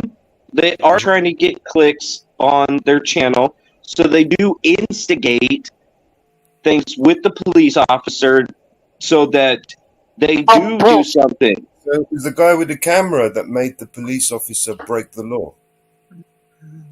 Let's see. I can name one auditor. It's called PayPal Patty. He calls the cops before he goes filming them. How can someone with a camera, make you do something that you? No, I'm just saying that they are looking for it. And what I was saying, when, like, say that lady got slammed on the ground, you know, I guarantee you she's not glad that she did that. She's probably, if she's any kind of a rational thinker, she's probably thinking, you know what, I shouldn't have walked up to that damn crazy person. I already knew he was crazy. And that makes it okay. Yeah, but audit is an investigation. What kind of world do you want to live in where you can't even walk up to your police officer and ask him a simple question without getting your head smashed into concrete? Is that the kind of world? Because there is all kinds of weird stuff going on in the world. These goddamn cops are already going on in the world. We should accept the fact that our highly paid public officials who are paid to protect and preserve our way of life are. You remember the Acorn video? You remember the Acorn cop? I remember that. Yeah. Okay, there you go. These guys are, they're obviously, some of them are fucking crazy. They're not. I just don't think it's a good idea to, like, be yelling at them. If you're going to film them and you're going to do like a First Amendment audit, you should just film them. You know, the worst thing I think you could do, right, with some unhinged guy like that, is give him a badge and a gun, right? I think, right, it's incumbent upon all of us to make sure that those unhinged motherfuckers, right, are removed from public service as soon as possible, in my opinion. Yeah, but the only way to remove them is if an independent psychologist that is not on law enforcement's payroll evaluates them and says they're not competent to perform the duty. Not necessarily. I mean, we've got video evidence of them breaking the law all the time. It should be sufficient to remove them from a public office, especially if they've committed a crime like misconduct in a public office. They should be removed as soon as possible. Wouldn't you agree? Yeah, but you got the police unions and you got psychologists that are on the police payroll. Doesn't make Wipe it it okay. under it don't make it okay, but you got to get rid of those if you're wanting to get rid of bad cops and the crazy cops. Well, I don't see how you're going to get rid of those people. And the only people that we can watch closely are those people that serve us, right? Those people that interact with us every day, the ones that pull us over every day for no goddamn reason and give us fines and give us tickets for without even testing the windows, whether it's tinted or not. They just, you've got tinted windows, here's a ticket, you know what I mean? Or don't talk to me like that, or I'm going to violently beat you up and drag you out of this car and fit you up with a crime. You know, these are the people, right? That I get all of this, and I get all this argument. Like, why not just like leave them alone and let them do their goddamn job? You know what I'm saying? A lot of them are unhinged. Leave them alone And just let them do whatever. To smash people's faces to the concrete. Well, if you're running at them with a camera, that's a different story, and that's like, you know, that's irritating, and I understand why that's irritating. I know it's your right. I know it is your right as a First Amendment auditor. Right, but we should I get this. I get this. Hands down, you're against the 1A auditors. Yep. No, I actually If you like read the the auditing draft, thing, but there's a certain level to where it's actually malicious, and I have an actual personal problem with it. There's a certain level to where it is actually like malicious, and it's like, you know, they have a very stressful job, and I'm sure they do come unhinged. I totally, it's absolutely a truth. 1A auditors. Answer the question. No, I like it. I like it, and I don't hate cops, but I'm sure they come unhinged. But I'm sure when you're like harassing them with a camera and shit, that's absolutely obnoxious. Right. They have a camera on you, though. The same time, their Okay. cameras are on you. So why can't you What have a we're camera on them? saying is- How do we're you saying feel that- when their cameras are on you? When your guys are standing over there across the street, just but filming. cops don't bother me because I don't get in trouble, and I'm not getting in trouble. And I understand that some people do. I understand that people get in trouble. You had been in jail. One of you guys said you were in jail. Which one of you said that? We've all been to jail. That's why we're online. Not everybody. I've been to jail, and the problem with me going to jail is that I am way too comfortable around cops because I grew up around cops because my mother was a cop. So I'll say something to a cop that the average person would never say to a cop or do around a cop. It's not that I'm a criminal, it's the way that I talk to cops. So anytime that I've ever been incarcerated has to do with the way that I speak to police officers. And He's a bootlicker. That's all, Mama. You know, Oh, honestly, bootlegger? I've been arrested multiple times and never not once did the cops kick the shit out of me. You know why? Because I knew I'd been caught, and I just would like, you know what? Gosh dang it. Let's just get this over with. So what you're saying is that when you're breaking the law, right? That's when you think it's bad. When I mean, it's okay for them to. I don't get where you're going with this. Well, should we end all the cops and legalize all drugs? My point well, you're is, saying you're essentially stating the cool thing about cop cameras is cop cameras eliminates the process of hearsay. So how When would they it be, delete- you know, but what about when they block it or delete it or lose the videos? Is that okay? Is that common practice? that's not okay, and I never said it It's not was, okay. not once. Okay. Just like with the Caroline, they released what they wanted to release and didn't release all the video. Are you talking about a discovery, and they just want to release a discovery pertaining to that The only thing that particular they lose camera? is something that helps them. If it doesn't help them, they'll lose it. We all know that. They'll hold on to it for months. They'll just call it a discovery, and it's a chopped part of the video. Yeah. Definitely. How many times the prosecutors have deliberately denied the defense like evidence, exculpatory evidence that could be damaging to the case that they're putting forward. How many times these people do that? Not every time. Do you know how many people have been arrested and incarcerated for the same crime? You know how many people? I'm sure. What kind of question is that? You are saying, do you know how many people? That's called repeat offender. Who's going to keep an eye on these people if we don't do it? Do you know why the Louisville police chief is on the Brady list?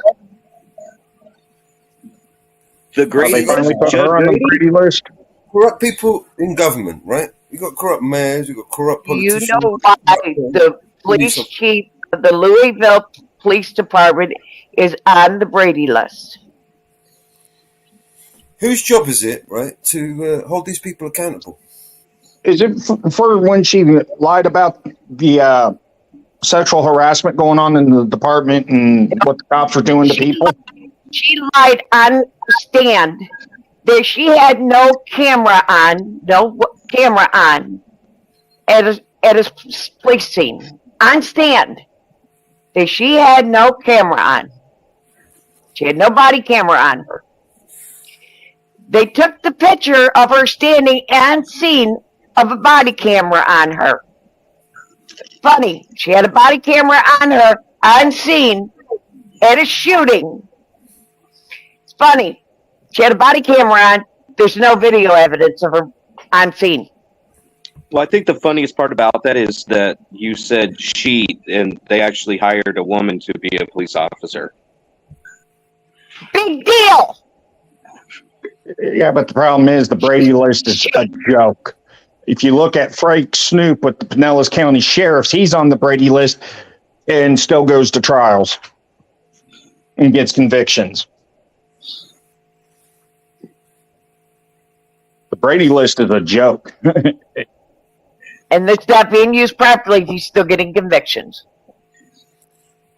You know, Brady list is just that, right? It's just a list. Right? Just a list of corrupt people with their corrupt deeds. You know, the power belongs She to had a body cam I'll just on. say something, Mama Bear. The power And her- belongs to the people, okay? The people collectively have willed the power to hold these people accountable, no matter how high up they are. And if we don't step up and step forward and hold these people accountable, who is? Whose job will it be? Is there a department that checks on other departments that arrests them if they do break the law or hold them accountable? No, there isn't. The only department is the media, the fourth arm of the fucking government, which is supposed to speak truth to power, but it doesn't, because we know the media is being bought and sold by all the fucking corrupt fucking bastards on the planet. So now it's down to us. We're the only people left. I get all that, but I have a question for you. But you don't. Mellows, I have a question for you. Is this the typical discussion atmosphere that I could theoretically or hypothetically find every day within this chat? Yeah. What you mean? So this is what is discussed every single day. No, we discuss all kinds of shit. This is not just. We talk about all kinds of shit. Mile High Community Channel. Good to see you, brother. Hey, Mile High. It's an open panel, man. We discuss all kinds of stuff. It's called Free Press, you know. It's called First Amendment. I understand that. I was First just Amendment, trying to free press. figure out. So I you was don't- just you trying to don't see- figure out if there was a bias, towards this or a bias towards that. Well, most of us don't hate cops. We just don't like bad cops. And when you go out and do a First Amendment audit, it's actually free press. So you have a right to do it. I mean, all you're doing is filming. And when they start pushing you, you have a right to push back. You know what I'm saying? I got introduced to that through the Channel 2 Apri. You might have heard of it, and it's goofy, but I mean, everybody's different, you know?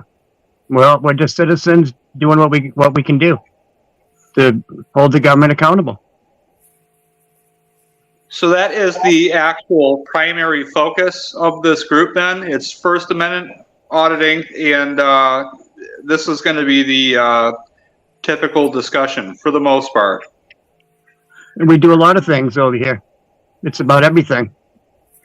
Okay. Whatever we decide to put on, somebody wants to come up and talk, or we help people, we do what we can, you know?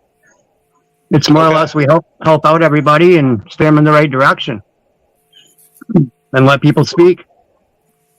But not to be trolled and, you know, ask dumb questions that you already know and just try to stir up shit, you know what I'm saying, man? We're not here for that. Yeah, I totally get that. We're not here for drama, I'll tell you that. But if you think about it, you know, the police all have cameras. They can stop you for a tail light. I mean, a little plate light that's out.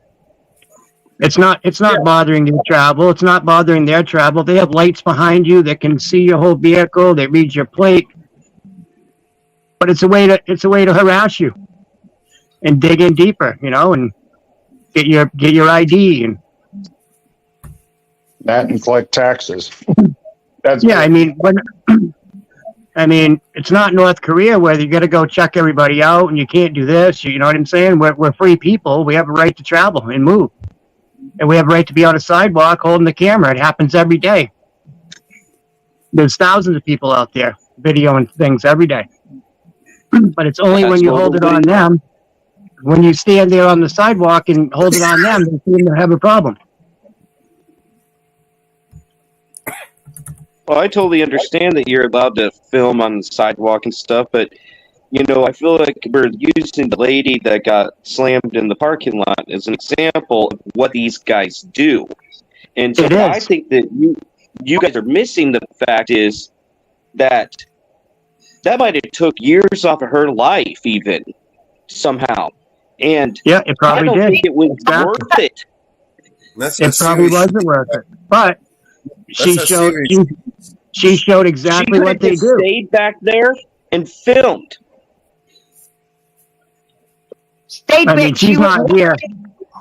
She's not here to defend herself either. So I mean, it'd be assumption if we all said something. Well, she would probably say. We showed you the video. You saw the video. You saw what happened. I mean, she just has a camera. It's not a gun. She's not threatening anybody. She feel like a celebrity.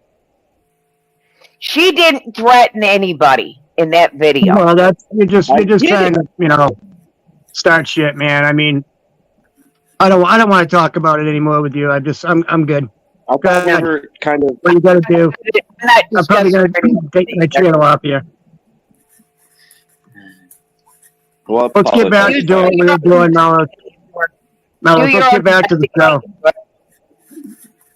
I guess What do my we got? question on that whole footage, if a police officer said, you know, quit walking towards me, go film over there, and you continue to walk towards the police officer with a camera, wouldn't they obviously arrest you? He gave her less than 30 seconds to move across the street. End of discussion with you. But wasn't she walking? Everybody's hearing's different. After they said you need to like go elsewhere, and she kept walking towards him with a camera. You need to go elsewhere. Nobody has a right to tell you to go anywhere. Investigating into her. Do your own investigating into it. No longer going to discuss it with you. Mama Bear. All I'm going to say is that even if he did say that, we don't know what her hearing's like. Maybe she has to get within 3 feet to be able to clearly hear something. Exactly. Well, I wouldn't be out there running up on a bunch of crazy cops. You do How did she know they were crazy? She just was filming. That's it. Well, it's just a camera, you know what? bud. All of It's them not a are gun. crazy. It's not holding a gun. And she has a right to it. So do you. You take video, I'm sure. I'm sure you film things, right? Every day. You have a channel. I'm sure you're out filming stuff. Nothing I'm just exciting saying. ever happens. Wherever you go, I mean, if you want to film something, I'm sure you do. I'm sure you don't go out. Well, nobody, you know, I don't care. Nobody's gonna bother me. You're just holding your camera up. You get people in the background. You get people. Don't you think that maybe she actually? My mom likes when I rap fast with enough energy that it can make her heart dance. I would like to write a song for her to sing along. Better make it fucking bumpin' cause my mom's the bomb. Life took my parents on a giant roller coaster ride. Cause I was walking with a Support BNC, my brother. Good to see you. Woo fucking woo. Found a giant tumor. It was lodged in my brain, immediate surgical procedure. Imagine the thoughts running through their head. They 2-year-old boy heads filled with dread. You can't prepare for that being said on a Tuesday afternoon when you get out of bed. But I made it, I fucking made it. You've been by my side through good and hard times. I'd do anything for you. I'd do anything for you, Mama Bear. I love my Mama Bear. Mama Bear, I love Mama Bear. Childhood, we spent a lot of time together. School was pretty far. I wouldn't trade it for the world, driving, talking in the car. I was on a path or a mission, you could say. All I wanted was to be like Rafa, Roger, or Marc Andre. I always had it in me, the fire was burning strong. My mom told me a story from I was 6 years young. Mom, I hate losing so much, I want to win so badly. I guess not much has changed though, and that kinda makes me happy. I got fire burning in me, it's strong. Working by my side through the good and hard times. I'd do anything for you. I'd do anything for you, Mama Bear. I love my Mama Bear. Mama Bear, I love my Mama Bear. Mama Bear, I love Mama Bear. Back to the fire burning in me as a kid. It was hard to control the stupid shit I did. Provincial tennis champs, hitting no man in the head. Threw my racket at the net, it flew over, smack, his face went red. I looked over at my mom, oh my god, I'm dead. Oh my god, he's dead. She was living to the max. That kid needed a lesson, probably needed quite a smack. But my mom is way too cool for that.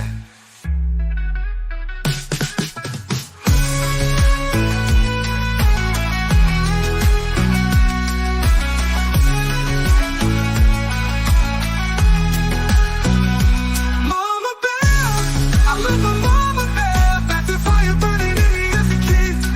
It was hard to control the stupid shit I did. Provincial tennis champs, hitting no man in the head. Threw my racket at the net, it flew over, smack, his face went red.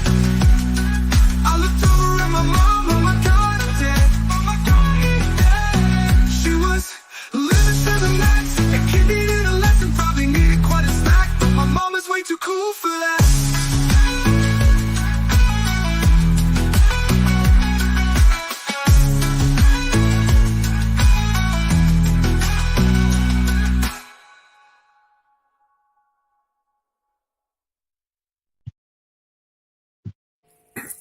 That's right. They're gone. Or did you kick them? Actually, They left. Yeah. Guys, I don't want to have to cut in and tell you guys just, let me have a go at them. But I was trying to speak to them. You guys just kept talking over me. When they come in again, or if anyone like that comes in again, just let me deal with the guys, man. Don't shout over me, please. Right? I know exactly how to deal with these people. That's right. I've been dealing with them all my life. Yeah, no, there's another case I got to go look at where this veteran got pulled over because he had his license plate in the back window instead of on his car because it's been stolen. The Sand Creek Division of CSPD pulled him over, and a cop beat the living crap out of him over a license plate. Right.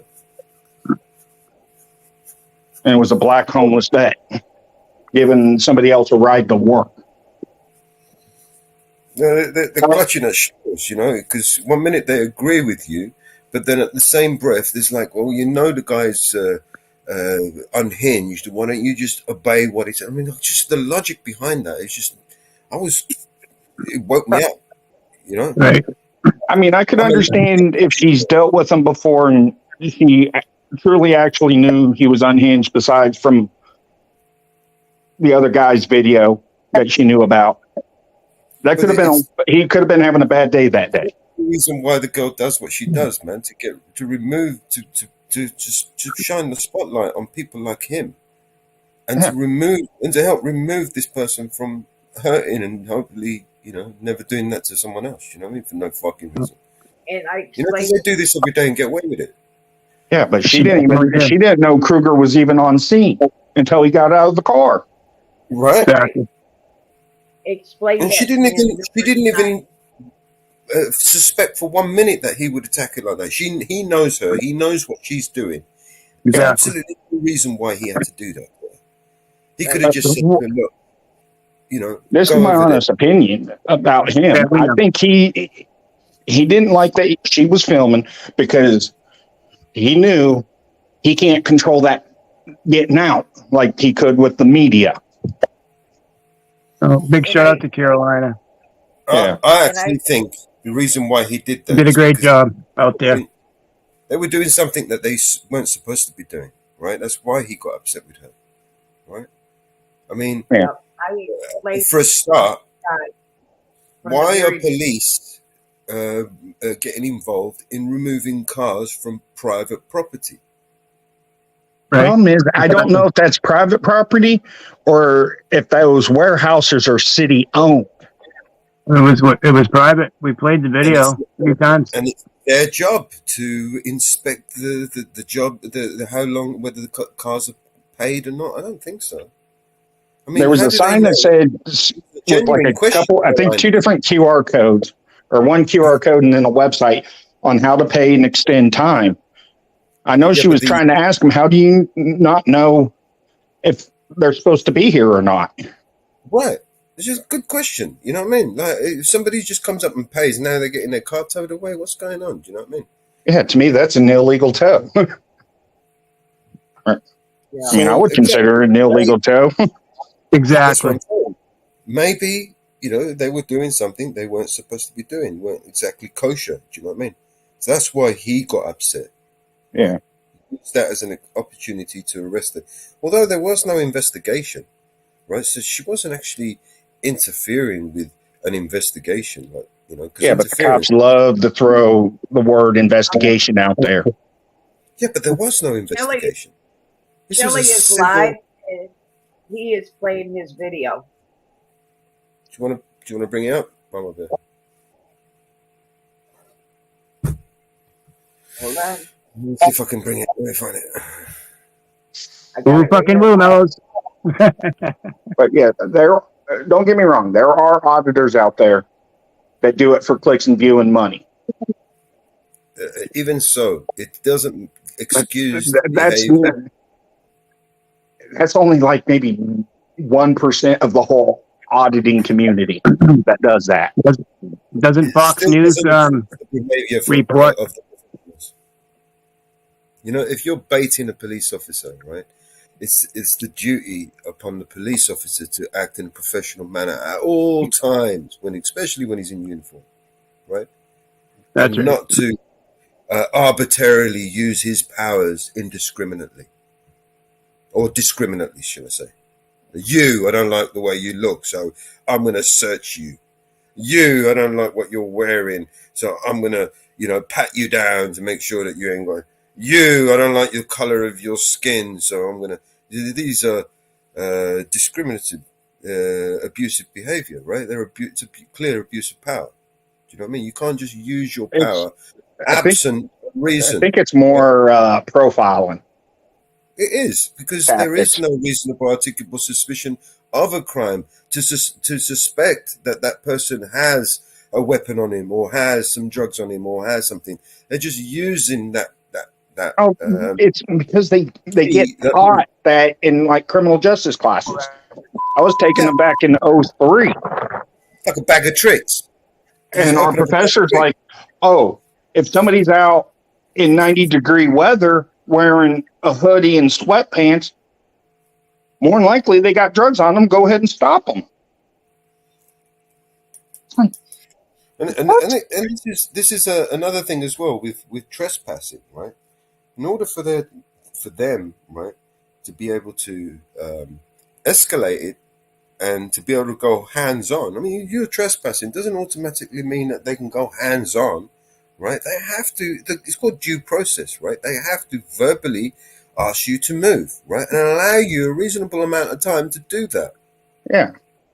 It was fucking 10 seconds. She was fucking smashing the fucking floor with her face. How's that reasonable? Plus, the way it seemed, all she wanted to know what was going on, and then it seemed like she was going to go right across the street.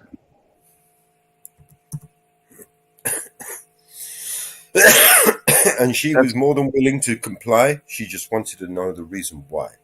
Yeah. There was no investigation. What gives you, and all she wanted was answer a question. How do you know whether this car, right, to tow this car or not, whether he's paid or not? That's all she wanted to know. And if the two stupid fucking bitches had turned around and said, oh, it's because of this, right? Fine. Caroline would have got what she wanted and would have fucking carried on filming them from wherever the fuck she was. Do you know what I mean? But Yeah. no, they gave her a reason by ignoring her. They baited her. Those two female cops baited her. Exactly. You know, they ignored her and like lured her into the fucking lion's den, basically, where Kruger and Freddy Krueger was waiting. Yeah. Because I think if it was any other cop in that car besides Kruger, they would have been like, we know because of this, we have access to the system in the plates. That's why. Now, can you please go across the street? That's how it should have went down. But you see, people who like support, back the blue, right? They will justify it. They will come on. Well, yeah, I agree with you, but they'll find the yeah buts. Do you know what I mean? Yeah, but the guy was unhinged and crazy, right? So why'd you go up to him if you knew he was crazy? So what kind of logic is that, man?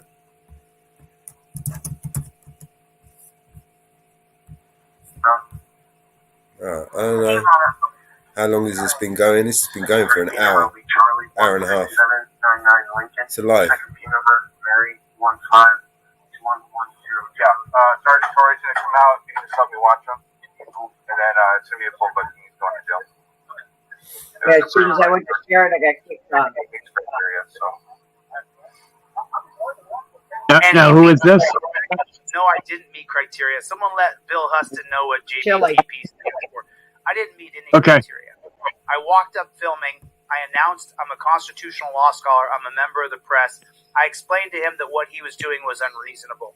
And what I like that the editors did on this video is they show that I was the only reasonable person, because the video camera shows it, that I was the only reasonable person on the scene during this entire thing. These guys were all unreasonable. Jesse Sandoval, this piece of shit right here behind me, who's torturing me right there. He's digging his thumb into my hole.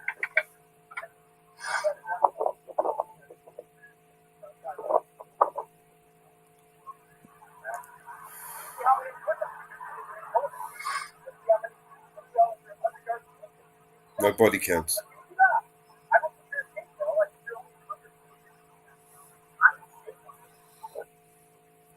Look at these bootlickers. Come on, explain this, bro. Justify this. Right. So I want to say thank you. I didn't know who sent the care packages. They don't have any names on them. So if you did, thank you. I appreciate you, man.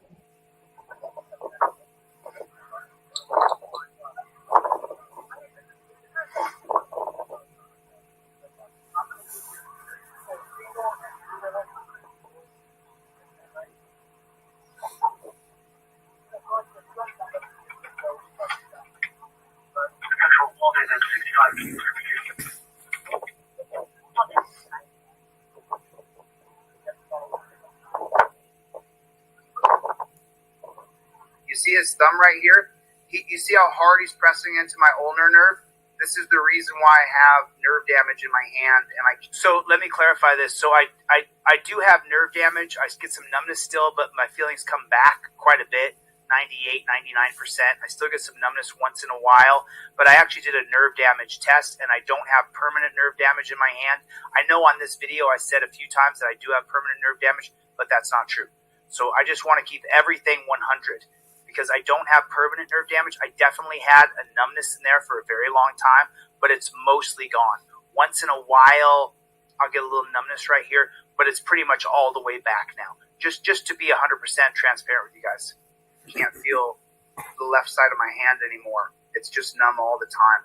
And so this is what he... I'm going to 9 Pops in Ohio.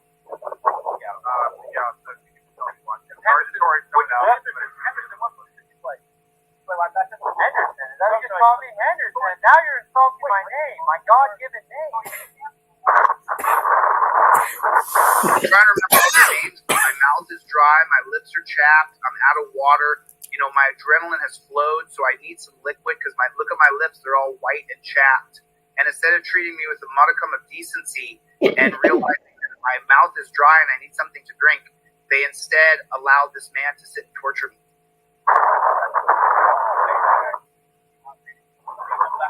Was I what? I never read a book in my life. No. I read books. He didn't read books. So notice, he's still pushing. It's ever so slight. It doesn't have to be more than a few pounds of pressure, but that's what's causing the permanent nerve damage in my left arm. He wouldn't be doing this. So just so you know, I'm not a gladiator because I continue to read, or I would easily be a gladiator. So look, he's still pushing. Do you see that? Watch the constant, focused, hard pressure directly on my nerve. He's still digging the thumb into my nerve right there. There's just no reason to do that. Now I say to him, so right there I said to him, he must have a tiny penis because I don't know why he's sitting there doing this to me, but he's doing it on purpose. He's acting like he's not doing anything, like he's not nonchalantly he's just holding me, just escorting me. But what he's actually doing is a trained method of hurting another person. Watch. Do you see it?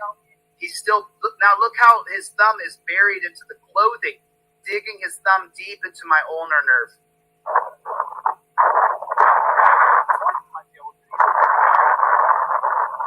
You see it? You see that? You see what he's doing right here? This guy should be held accountable for what he did. I mean, you guys can see it, right? Like you can see it. He's focused diligently and purposefully digging his thumb into my ulnar nerve. And you can see it. You can see the amount of pressure that he's applying to me to hurt me. And I just don't understand why. I don't understand how can that be legal? How can this be right? I'm no threat. I'm not running. I'm surrounded. There's 5 different cop cars. There are 7 or 8 cops surrounding me. Why does he need to sit there and torture me that way? How come he has to sit and torture me that way? I don't understand. He's acting nonchalant, but he's very hyper focused on what he's doing. He was trained to do this. Someone else showed him this technique. I guarantee it. When we get his personnel file, we're going to find out. But look at that. He's burying it into my ulnar nerve. I said, how small is your dick, dude? Let go of me. Because he's hurting me at this point. My arm is going numb. My hand is going numb. I'm starting to get angry because I'm sitting here being slowly tortured. And look at the focus of this man. Look at the focus of this man. He's caused permanent damage in my hand. It's not permanent. It wasn't permanent damage. Now he's trying to say that I have to face a certain way or he's going to continue to torture me, and he's going to torture me anyway. Look at him. Look at him. Look what he's doing. I'm telling him he can't get it up.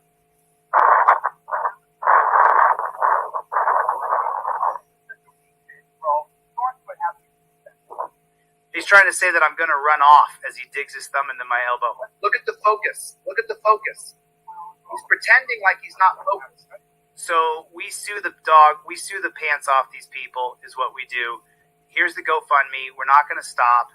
And what I'm going to do is match these funds, and we're going to have one hell of a party in Las Vegas is what we're going to do, because we will win a 7-figure settlement for what these people have done.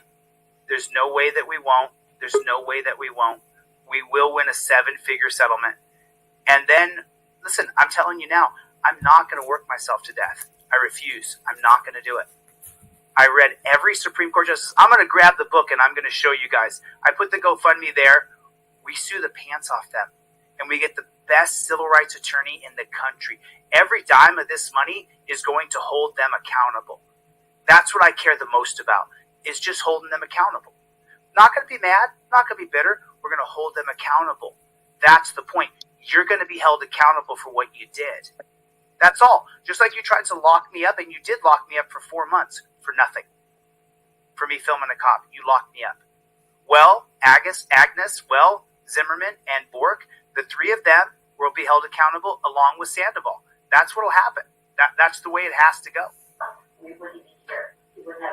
I guess double check on that one, because I think he's already tried to sue Metro PD over that, and I think the courts threw it out with prejudice. Look at that. The way that cop stood there, I think he's military. He's ex-military. They're all cowards. I think most of Metro PD's military or ex-military. If I remember right, isn't Nellis Air Force Base right there in Vegas, or just north of Vegas? I think so.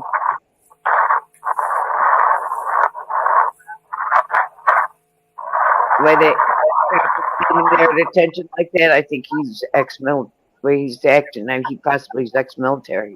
Said he was afraid that I was going to run away, so he'll cause permanent nerve damage to me. You see that? Look how hard he's pressing. How they're making up that I'm on a narcotic. I don't take any drugs or any alcohol. 0. I actually want to change it. I'm not so being a cop, right? Because I don't know who you are. So I think right here, this is really telling. Right here, this is really telling that I'm explaining to the cop how wrong he is, and that he's just a bad person, and that he shouldn't be arresting me, and that if he's willing to let me go, that we can have a conversation and we can put it on the record. But before I get into that any further, I want to show you guys something. So this is a book that Clarkson sent me when I was in jail. The Supreme Court Justices, Illustrated Biographies, 1789 to 2012. And so what I did while I was in the dungeon is pretty much I transcribed this entire book. Like, I mean, I went through every single page. I took notes on every single book there was. Like on every single part of this book, I took notes and I just memorized every part of this book right here, Illustrated Biographies. And so a lot of the things I learned about the Supreme Court will come from Illustrated Biographies. This is a great book, by the way, if you guys want to get it. Bruce, good to see you, man. Bruce, I got your last letter. I tried to reply to you, but you wouldn't get it in time by the time that you would have got it. So anyway, thanks, Bruce, for your letters. I appreciate it. So what I learned about the Supreme Court justices right back here is that if you Is that his mic? can work Yeah. yourself to death. So these are the Supreme Court justices, and the years they were the Supreme Court justices, who appointed them, every detail about Supreme Court justices. And I studied this so in depth. I read this book twice. I did this book twice. And I took notes on every single. You see how it's a mess? Because I stayed in this book constantly. And what I learned is you can work yourself to death. If you're in your late 40s, early 50s, early 60s, right? Just understand something. If you work at a pace where you're working 15, 18 hours a day, you'll die. And after I learned what I learned about the Supreme Court justices, I am. Can you guys hear me okay? Yeah, you got fucked up, Mike. Any better? Is that better? Is that okay? Sorry about that. Is that all right? Just cord over. Are we back? 0 by 5, huh?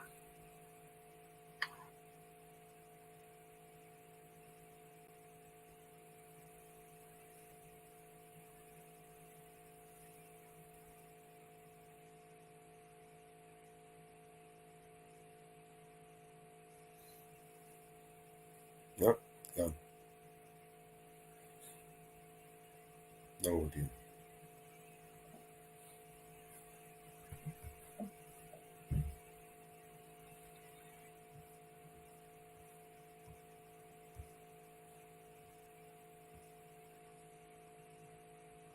There we go. Can you hear me okay now? Do we have the sound back?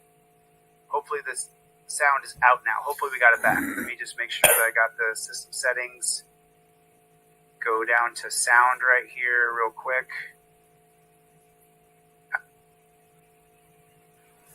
There we go. Are we back? Okay. So, cool. So listen, I'm not going to work myself to death. We're going to sue these people, and we're going to hold them accountable, and then we're going to have a big party. I mean, why not? Listen, if you work as hard as I was working, I'm going to kill myself. And I don't want to kill myself. So I want to make sure that I live long enough to enjoy overturning Terry versus Ohio and getting rid of the torture cuffs. I want to see it happen. I don't want to die at 70. I turned 50 in September. I don't want to die young. So that's why I said, listen, let's have a good time. Let's work hard. Let's stay focused on the task, but let's not work ourselves completely to death, which is the way I was heading, which is the way I was really heading. And if I hadn't read about all those Supreme Court justices dying at 62, dying at 49, dying at 58, I would have just kept on working myself to death. And I'm not going to do that. I swear to you, when this live stream is over, I'm going over to see some friends and family. As soon as I leave here, I'm going to see friends and family. I'm not going to work myself to death. I'm so happy. Thanks for joining, man. Thank you, guys. I appreciate it. It's good to be back. It's good to see you guys. And if you guys can't tell, I'm not going to walk around like I just sucked a lemon all day, every day. No how, no way. You may have cheated me, but it ain't over. It's just beginning. It is just beginning.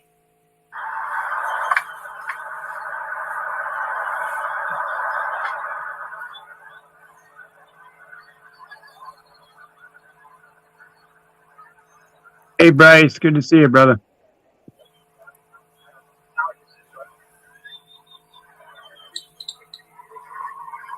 So, Mama Bear, can you drop the link for Chili in the back here for me? I was just trying to finish my business with the car stop. I don't know why you did it, dude. So, because I don't know who you are.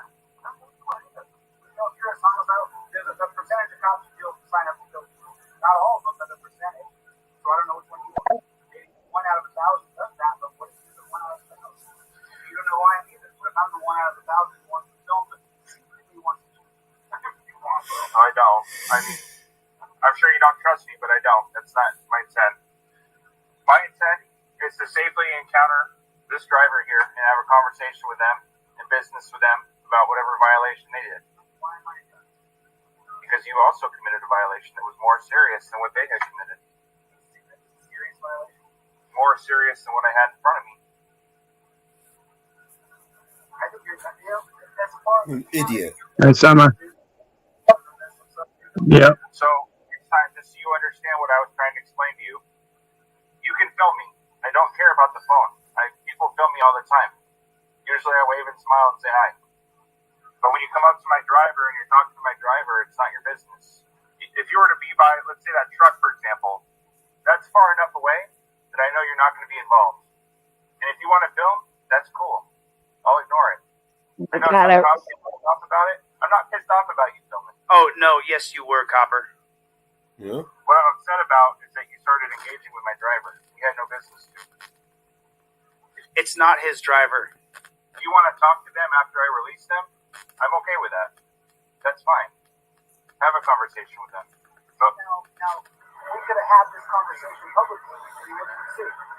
If you guys said, okay, let's not arrest him. You know, here's how the cop feels. Here's how I feel. You're you're not going to change being a cop, right? I'm not going to stop filming cops. So instead of you dragging me down to crime, we could have had a public conversation about, hey, here are my boundaries of you filming, and made that a public conversation. And we were going to arrest him, but we did this instead to have this, and he was going to sue, but he didn't. Instead, we had this public conversation about what we want as cops and what you want as auditors. There it is, right there.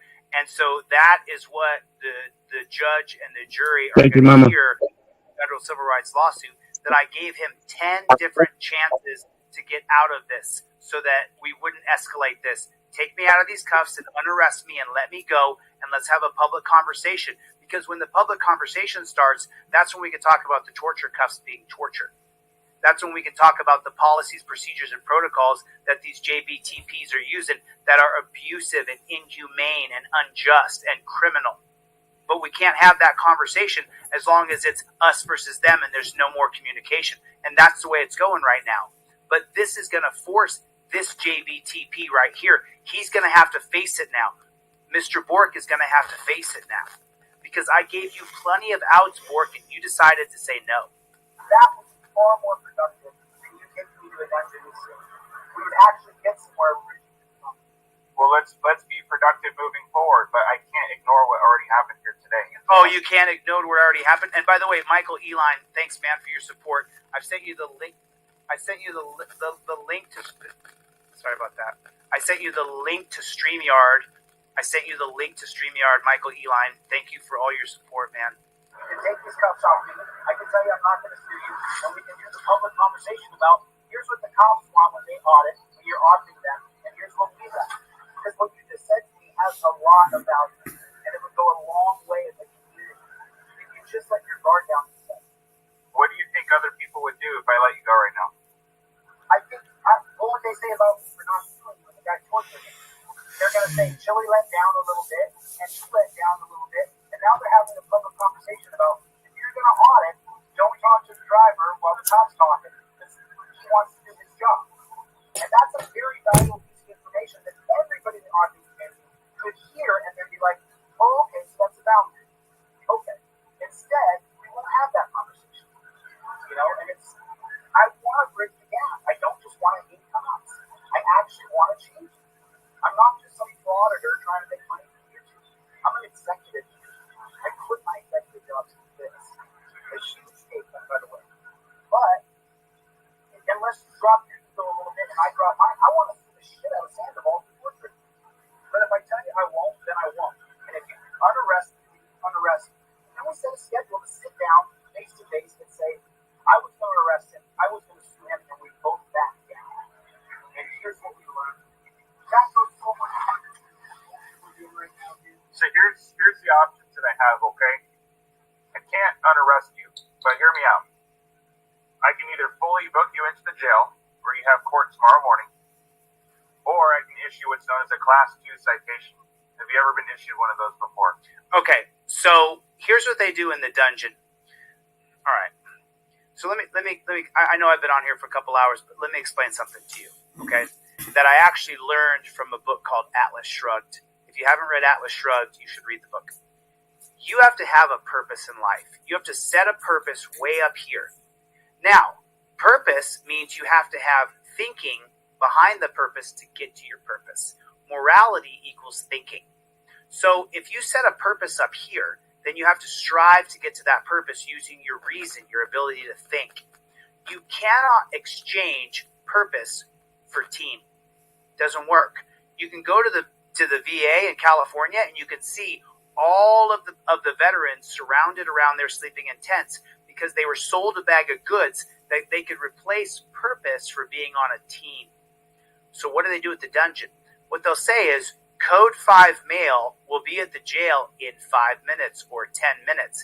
Now listen carefully to what Sandoval's saying here, or to what Bork is saying here. Basically, it's a ticket that you get processed through the jail. They fingerprint, photograph you, and then it's a walkthrough.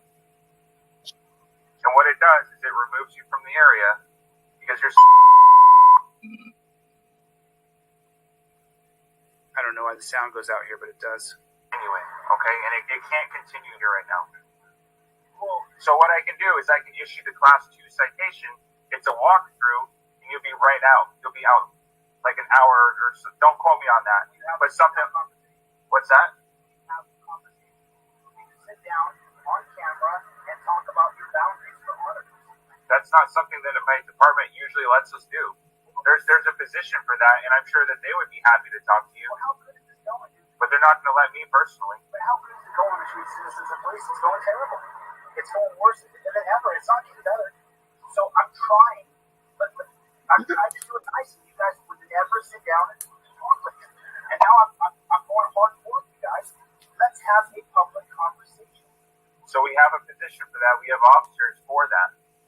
Their whole job is to do that type of thing. To answer your question, I could, but then I would answer your question. Those that you're talking to, they know, what topics you're going to be talking about. That way, everybody is in the know. My job is different from that. I'm just a patrol officer. I'm a lowly patrol officer. Well, you're a lowly patrol officer who's about to lose your qualified immunity. Right. Well, I appreciate that. But does that make sense, though? Like, there is a position. Reach out to our headquarters. That's where they all are. I've done this, dude. It goes nowhere. We never get anywhere. It never changes, and it has to change.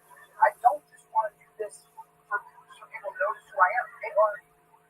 I want to do this because I actually want to change this. Like, for example, this heavy truck. I'm not going to. So then it's pretty funny. So then they show a little bit of this trial, and then this guy comes in, and this guy here, I don't know who this guy is. I've never seen him. But some of the, I guess one of the editors grabbed this guy's footage. Probably two. And he's going to get convicted of at least one charge, probably two. Okay, so first of all, I don't know who the guy is. Thanks for your analysis. I don't agree with all of it, but I appreciate you breaking it down and giving your perspective. That's fine. So, but he was wrong on half the things that he said. He just was wrong. He was incorrect. And the case would be overturned, and my convictions will be removed from my record because I did not obstruct and I did not resist, because you cannot resist an unlawful order. So, but he gives some perspective in this video, and thanks for doing it. He's going to then get probation, where he's going to have to now comply with a lot of things. And so you described it. So here's two of them on the same page. Both of these right here, both of these people right here are getting sued. Both of them. There's Agnes over here. Agnes, I think her name is, Botholo, and this guy's named Brandon Borg.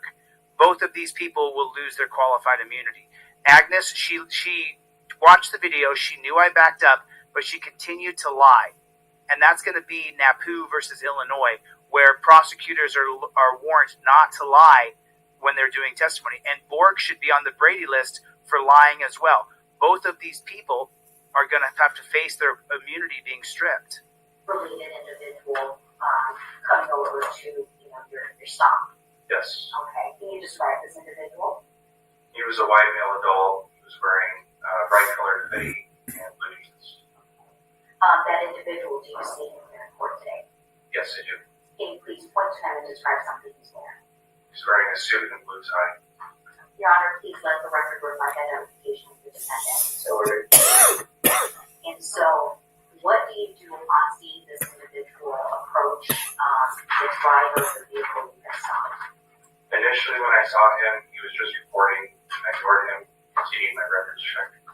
Then, when he came over to the driver and started speaking with them, I got out of the car, approached the driver, and told the passenger to back up. And so, when you asked the defendant to back up, did he follow your order? No, he did not. And so, what did he do next? Right there. I gave him 3 additional warnings to back up. Okay, so it was lie after lie after lie. She knew that he was lying. He knew that he was lying. She watched the video. Where, are you just blind? Is the prosecutor just blind? She can't see that I backed up 3 or 4 feet, which I never do. But I was right at the 10-foot mark, so I backed up just a little bit. And so the prosecutor is pushing a lie. The cop is lying. They're just sitting there lying, and it put me in jail for 4 months. The prosecutor knew better. She didn't watch the video? I mean, come on, she saw the video, right? She knew better, but she kept the lie going anyway. Okay, and did he obey those orders? No, he did not. And what, if anything, did you do with the driver of the stopped vehicle? So she lied, and then he lied, and then she lied, and then he lied. Okay. At that point, I chose to release the driver of the Hyundai and then focus my attention on Jose de Castro. Okay. Can you tell Judge Zimmerman the nature of your interactions with the defendant after that? I ordered Castro to the front of my patrol vehicle while pointing at it and told him it was detained. And what was the purpose of detaining him? For obstructing my initial traffic stop with the Hyundai. And did he obey your lawful order? No, he did not. So right there, Agnes lies again. There was no lawful order. There was no obstruction. So she lies twice. Did he obey your lawful order? It's not a lawful order. That's why the resisting charge was also overturned. And what happened next? He continued filming me. I continued pointing toward my patrol vehicle, continued telling him he was detained. All the while, he just continued shifting his body around, recording me on the phone, and refusing to go to the car. Okay. So what did you do in response? I led him to the car. I said, okay, fine, let's go. And then he grabbed me, which when he put his hand out, I naturally put my hand there because it's protect yourself at all times. If you don't protect yourself at all times, they may body slam you and break your back. We've seen it how many times. Put a 1 in the chat if you've seen it when someone decides to go limp or they just go, okay, do whatever you want to my body, and the cop physically hurts them badly. I used my hand to escort him to the patrol vehicle, so I placed my hand on his shoulder, and at that point, he swatted my hand away. Swatted your hand away? That is just another lie. It's an absolute lie. I put my hand up like this when the hand was coming at my face right here, so my hand went here. His fingertips touched the palm of my hand. And then he said, you swatted my hand away. I said, I just put my hand like this. It's protect yourself at all times, and you should protect yourself at all times. And what happened next? That's when I grabbed him by the shirt, and I spun him around, and then we ended up at the front of my patrol vehicle. And Brandon Bork didn't spin anybody around. I was underneath of him. He is what he is.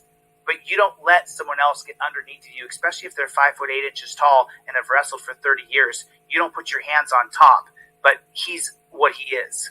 I'll still stand. At some point, did you request additional units to respond to the scene? I did. That was before I grabbed him. Okay. When I initially detained him. Okay. And, I'm sorry, once you have him at your patrol vehicle, in the front, the hood of your patrol vehicle, what happened next? Officer Dingley, another officer in the area, had arrived. He came over to help me handcuff. And were you successful, or did the defendant cooperate in being handcuffed? He did not cooperate. I told him 7 times to face my patrol vehicle. He did not listen. I told him 6 times to turn around. He did not listen. I would stop that one and ask how he knew how many times. So this guy who's talking here, I don't know who he is. He gives some good analysis. I mean, some of the things I disagree with, but hey, he's an attorney apparently. He's got every right to do analysis. He must have been studying his testimony. What were you looking at? Oh, I was looking at my police report. So your recollection is actually cloudy. You only can recall it because of what you wrote down at the time, and what you wrote down at the time could probably be in error. See, none of this is being challenged right now. It wasn't until I told him that he was going to go to jail, that was the consequence of not listening, that he got out of state. Okay. And after he was handcuffed, when he was handcuffed, was it just you and Officer Dingle present? Yes. Okay.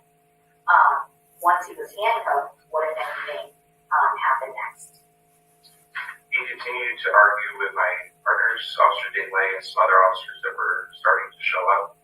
And then I focused my roles in completing a report, calling the sergeant, because he requested a supervisor. Okay. And at some point, was he arrested for account of obstructing a public officer? Yes. And also for resisting a public officer or resisting arrest? Yes. And was he,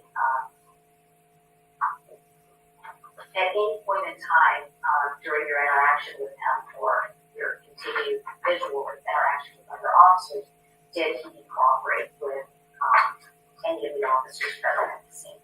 No, you kept shifting around, and normally we have people stand still in front of our car, and I could hear him arguing with the other officers. Objection, lack of foundation. We don't. I mean, like, what are you talking about? We want people to hold still in front of our cars? You don't get dominion over me, bud. You're not my God. You don't decide if I can look this way or look this way, and that's what they tried to do. This guy's a bad cop. He's just a bad cop. Period. He's a bad cop. He's going to lose his qualified immunity, and then the Las Vegas Police Protection Association is going to have to pay his bill. And we're going to have a party, Bork. We're going to have a party, and it's going to be in your honor for being the bad cop you are. He should be removed from the police force. He should go on the Brady list for lying on the stand. That's what should happen here. And he's just a bad cop. We don't have those officers here to testify whether or not that is true. He's basically testifying as to what they thought and believe. I would have objected to this. Brett Cameron, welcome in. Good to see you. Woo woo. You indicated you had your body worn camera turned on at this time. Yes.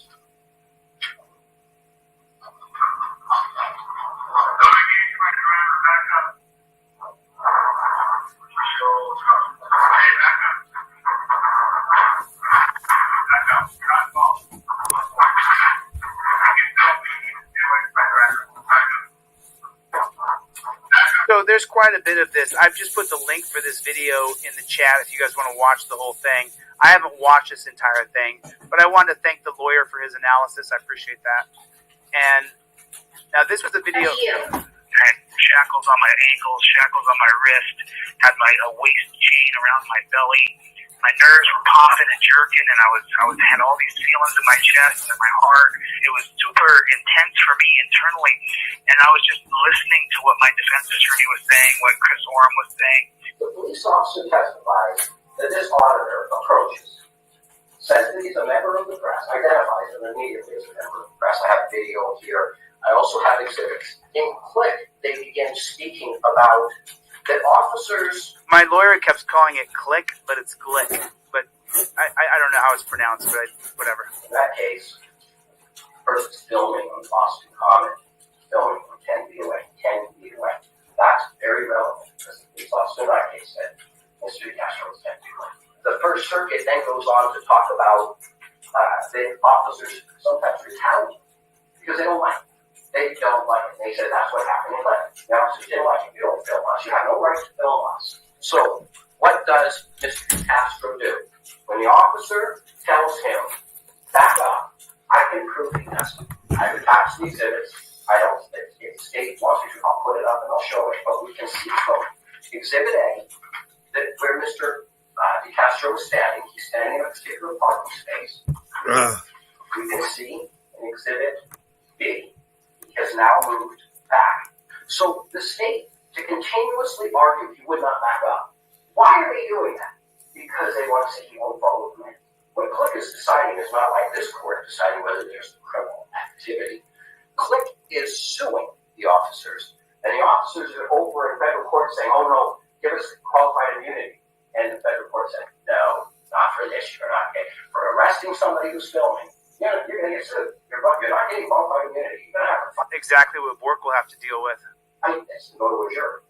I think that's very relevant because that's what's going to happen. This officer. The judge knows I backed up. She watched the video, and there is no 21-foot rule. The Wilson court determines that the only way to impede, the only way that you impede is that you have fighting words or you physically do it. I have no doubt I know you watched the video. And I can see how anybody could look at it. So let me answer this real quick. So I have a question. Why do people have to be taken back to the jail when the judge has released them immediately? So just so you know, as you know, I'm suing Clark County Detention Center for cruel and unusual punishment. And also, I want to start a class action lawsuit against Clark County Detention Center because from my limited knowledge here, I haven't had a lot of chance to do the research. Clark County Detention Center is owned by somebody. They subcontract out the work to the state employees who they then pay. Then they figure how much the food's going to cost, how much electricity and the water and all that's going to cost. And then that privately owned jail then makes a profit on top of whatever they're charging the state. So there's no in the state of California, just so you know, here in California, they've made it so that when you get released from jail, you have to be released in 4 hours. You have to be released within 4 hours. So, I'm going to lose power here pretty soon. So within 4 hours, you have to be released from the jail. Well, why is that? Because the state of California, that also has a bunch of privately owned jails and prisons, the same thing was happening. These people at the Clark County Detention Center, their policy, practice, and procedure is to make sure that you stay in the jail for 12 to 24 hours more. Well, why is that? Even if they're only making $100 per person, there was 5 people in my dorm waiting to be released on their own recognizance probation or being relieved from jail, as I was. So if you take 5 people for each dorm, there's 70 plus dorms. That's $35,000 extra the Clark County Detention Center is making every single day. $35,000 by not releasing people in a timely manner. And Clark County Detention Center, you're going to have to face that because we're going to sue you for that. And then, just so you know, they tried to keep me locked up. They tried to keep me locked up and said that, only one of my cases was overturned on appeal, not the other case. So I'm just telling you, the Clark County Detention Center's got another thing coming. Yes. And hear the speech. Get in your Hey, car Inferno. and find that to be annoying. I see that. But that's protected. And we've been told that's protected now by our courts in Nevada, by numerous federal courts. And the state says something interesting, which I understand the state's advocating. The state says that the trial counsel filed a memorandum. So I'm like, it was comical. I understand this, what the state's doing. They need to try to protect their conviction. But the trial counsel, what he did is he filed some memo that right when the judge is making her decision, finding him guilty, she's like, what memo? And when I filed it, she didn't read. And then the state correctly, the state said, strike it. It's late. We should give you the opportunity to go look at it. Maybe my rendition of it is not the way you want to go. It's the state's rendition. But the fact of the matter is, at least you had it, and Judge Zimmerman didn't. And the police officer testified, well, the driver had right rights. Drivers out in public. I don't know if the driver had a right to privacy. When you're out in public, you don't have a right to it. And here's another thing, Judge. The state then comes back in their response. Mr. Chen always does an excellent job. And he is here as well. And he cites a bunch of cases. Every single case. It made me realize when I read it that they have real legal problems. They got problems with the law. Because what I did is I read every single one of their cases. And what I found was, this is not at all what these things stand for. Your marshal showed incredible restraint. I know that because I watched her try to kick him in the groin. She tried to kick him, and I watched it happen. So it's funny because Orem and the way he masterfully goes up and down, high, low, pulls back, moves forward, puts his point down, steps back, puts his point in, steps back. I mean, he just schooled this guy Chen from beginning to end. And then Kat Law points out that in Nevada, in Las Vegas, it needs to be changed. That you get released from the dungeon, but then they keep you for an extra day so the dungeon can make more money. There's no reason in the world to just take you 24 hours to get out of a jail unless they're fleecing, unless the Clark County Detention Center is making more money. That's the simple fact. That's what's happening. We all know that's what's happening. That's exactly what's happening. Put a 1 in the chat if you agree.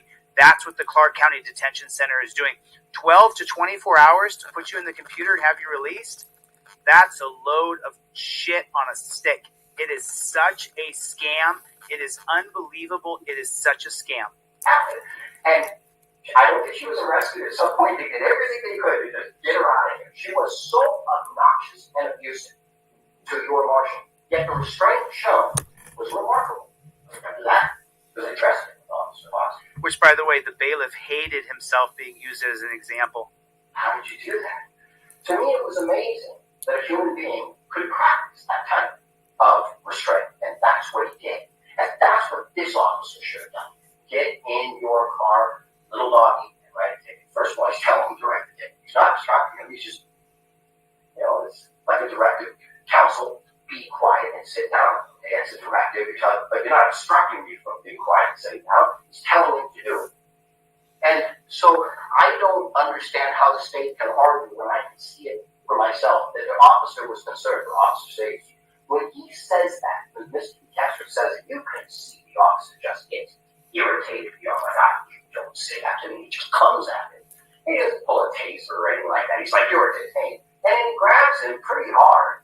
And he's trying to say, well, I'm a member of the press. I'm a member of the press. You can't do this to me. He tells him, call your supervisor. Don't do this to me. And he's like, he brings out 2 cell phones. So you know he's not armed. You know what he is. Even the officer said he knew about First Amendment auditors, but didn't say that they, like, shoot people. Because he was asked that. He goes, I don't know if I said that. You know he was agitated. This wasn't about fear. This was about shoot people. You can see it's obvious. This officer was agitated. And the federal courts talk about that. He didn't stop. So Jungle is Massive. I want to tell you something here real quick. So Jungle is Massive is said that West Valley Detention Center in San Bernardino is run by Bob Barker, and their pads, food, everything. I'm not sure what you meant by the last part, Jungle is Massive, but just so you know, what he said holds water. What Jungle is Massive just said is true. When I was in the Clark County Detention Center dungeon, a guard said to me, you see the shoes that you're wearing? I was wearing these little rubber flappy shoes. He said, those shoes were provided by Bob Barker, the guy from The Price is Right. When his son was put in the dungeon and his son didn't get shoes, Bob Barker then made it his mission to make sure that people who were put in the dungeon would get a pair of shoes to wear. The shoes that I was wearing were provided by Bob Barker. I swear to God, that's what the guard told me when I was in the dungeon. Anything. He didn't grab the officer. He backed off from the officer. Yes, maybe annoying. Yes, maybe provocative. But it is not obstruction. It's not resisting. These are trumped up charges. And that's what the cases show. They can't show you a case. Not a single case could they rely on to show this is obstruction or resistance. Not once. And in fact, like I said, I think trial counsel should have presented it to the judge beforehand. Then the judge could make the correct decision without even a trial. I think if the court had seen it beforehand and not have been so agitated by calling the marshal a name, that the court could have ruled this is clearly protected First Amendment speech. He read all the cases that the DA presented as facts against me and said these cases actually work in your favor. He was completely prepared, and he would come forward and then kind of drop his voice back down and humbly and meekly then again present the argument. Back and forth he went, and he had notes in front of him. He never stammered. First, I'd like to thank Mr. Horan. Considering that our response was called comical, I appreciate the nice words from him today. Regarding first and foremost with the ineffective assistance of counsel claim, even if counsel could have done it, we're still focusing on the prejudice problem. Ultimately, we're here, and this is the appellate court for this matter, so this court's going to make a matter of law decision. So I think ultimately everything regarding that issue gets resolved on a prejudice problem, whether or not Judge Zimmerman was. So we can listen to this guy stammer and stutter and lose his mind, but he lost. And there's Charlie. There's my little guy. Hello, Charlie. Say hello to everybody. Want to say hello? Say hello, Charlie. Kisses. Kisses. So there he is. There's the little guy. Back in the saddle. He was laying down. He didn't want to get up at all whatsoever. He wanted to keep laying down. And so I'll drop this video right here. You can watch this whole thing. Prize of the information that was reported today. Now, with regard specifically to the First Amendment claim, Mr. Warren mentioned that we cite. So yeah, this is just right here. Derek said it. We set precedent for the state of Nevada that you can't be arrested now for filming cops unless you physically obstruct. So what Derek Morris said here is 100% the truth now. So now in the state of Nevada, if you want to record cops, you can cite DeCastro versus state, because that proves that obstruction is a physical act. And as soon as I'm back in Las Vegas, Nevada, I'm going to go out and film some cops. So be prepared. It'll say live from Las Vegas when I'm filming cops in Las Vegas, Nevada. And for each and every one of you JBTPs, I'm going to be filming you cops in Las Vegas, Nevada. I can't wait. I can't wait. I give you my word I'm going to go out and film cops within the next week or two. I'm going to be out filming cops because I have a right to film you. It's my First Amendment right. I'm going to keep fighting for that until the end of time. I'm not going to stop under any circumstances, under any conditions. I'm going to continue. I will not stop because we don't stop. If I get put in jail, we're going to do the whole thing again. But I'm not going to stop filming cops. No how, no way, not ever. Someone said I hate Bob Barker. Who just said they hated Bob Barker? That was really funny. Bob Barker's a G, man. You can't hate a guy that took his money and his time and he invested it into helping people who were getting completely railroaded by the system. Completely railroaded by the system. So listen, let's do this. Share this fundraiser right here. Let's really blow it out. Tomorrow I'm going to be reading the other fundraisers that we did while I was put away in the dungeon. Thanks Kent, thanks Ed, thanks Russell. I appreciate you guys. Here's the link for the GoFundMe right here. We're going to have one hell of a party in Las Vegas, Nevada. No matter what, I'm going to sue these people. No matter what it takes. I'm going to sue the judge. I'm going to sue the prosecutor. I'm already suing the cop. I'm going to add the prosecutor for malicious prosecution, and I'm going to sue the judge for being biased and unprincipled. That's what's going to happen no matter what. No matter what, that's what I'm going to do. If I have to spend all my time, all my money, all my energy on going after the biased, unprincipled judge, the maliciously prosecuting prosecutor, and the corrupt cop, then I'm going to do that. And we need to get the cop put on the Brady list. Tomorrow or the next day, I'm going to read the judicial complaint we're going to file, and I'm going to have a little competition to see who wants to contribute to the judicial complaint going against Ann Zimmerman. That's what's going to happen. That's what's going to happen. There's just no way. There's just no way. I shouldn't have mentioned Bob Barker. Christy, how you doing, honey? Good to see you. How's that baby of yours doing? I'd like to see more pictures of that baby. Adam, are you in here? Does I see Adam Claw? There's Adam. Good to see you, man. Good to see you guys. Listen, this has been, I've been on for 2 hours and 20 minutes. Danelle, I see you right there, Danelle. Thank you so much. I appreciate it. We don't stop, Team DLZ. Thank you so much. I appreciate it. Like it's, just so you know, I'll drop the link for this main video we're watching right here. If you guys haven't seen this yet, this is a 20-minute video that came out the other day. I'll put it in the chat down below. There it is. So,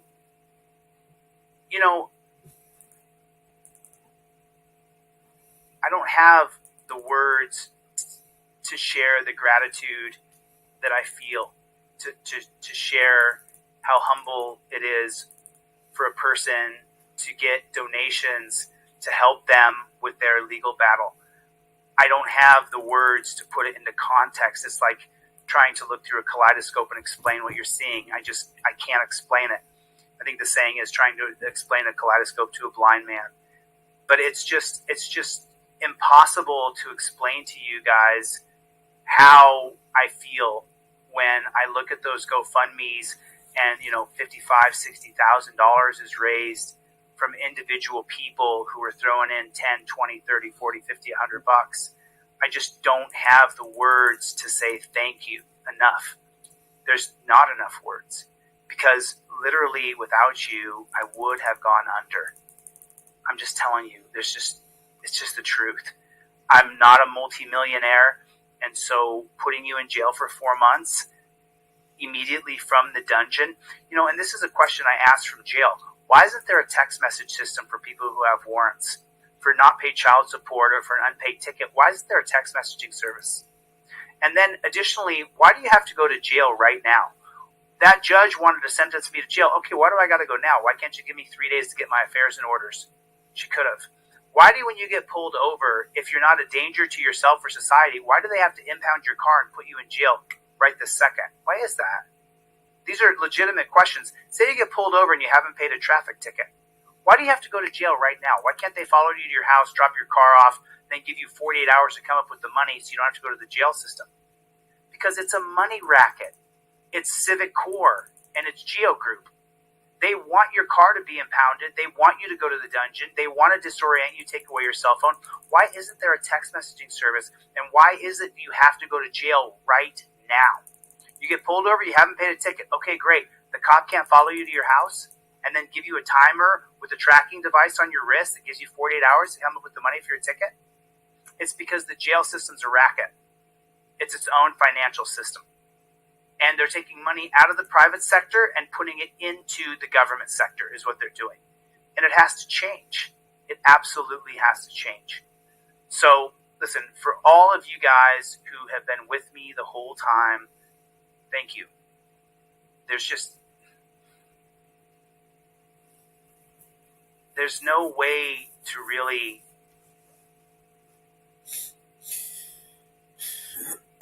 my life would have been ruined. When you lose your car and you lose your housing and you lose your office, your life is ruined when you come out. So it's because of you guys that my life was not absolutely ruined. I still have a little bit of money in savings because of you guys. Without it, I wouldn't have made it, and I still had to come up with another $10,000 or $15,000 to cover the legal bills. But because of you guys, I can't see what that says. I'm sorry. It says, even though you were proven correct, you did state you might change your technique. Do you think foul and cruel language makes you look bad? But at the same time, they have to be able to take provocative and challenging language from the public. And that's what I'm doing, is testing the boundaries of my First Amendment right. But I will change my game ever so slightly. And I've got some really cool stuff coming out there I want to share with you guys. But this live stream here was to say thank you. I covered a little bit of the trial. I covered a little bit of the appeal trial. But this was really to say thank you, because I would have been completely ruined. I would have been ruined. And you guys jumped together and you absolutely saved me from being completely and utterly ruined. I know you're speechless and overwhelmed, and that's okay. We'll understand. Love you. Your friends will always have your back. This from Danelle Brown, who I would check my books and there would be money on my books in my commissary. So thanks for that. I really appreciate it. It's there's just no other way to say it. You know, I just, you want to kiss the hand of every single person that helped you survive. That's what you want to do. You want to take the hand, bend the wrist, and thank you so much for helping me. I want to be able to thank every single person who donated to me. Chevy yesterday donated to me again now. I don't have the words to be able to say thank you enough. They just don't exist. There's just no way. Michael Eline for coming in and doing the live streams. I could give him a little bit of money. I could say thank you 1,000 times, but what he did for me, I can't really thank him for it. Brian from Here's the Deal, coming in, pushing those fundraisers, making sure I had enough money to cover my legal bills, going on my channel, doing a live stream. Brick, BZ Watchdog, Texas Gal. There's no way you can thank these people other than saying thank you. But just so you know, it always feels inadequate. It feels like I haven't done enough. So when we win the 7 figures, I'll make sure you guys have a room in the hotel where we're having a gigantic party, because we're going to have one heck of a giant party. We're going to have a huge party when we win the 7 figures, which we're going to get multi-million-dollar lawsuit for this. And Bill Roberts, I'm going to have you come. I'm going to have you guys come. That's all I can really do. Do you know what I mean? Other than, I don't know what I can and can't say about doing a GoFundMe. So it's I don't. You guys saved my ass. You guys saved my ass. There's no other way to say it. There's no other way to say it.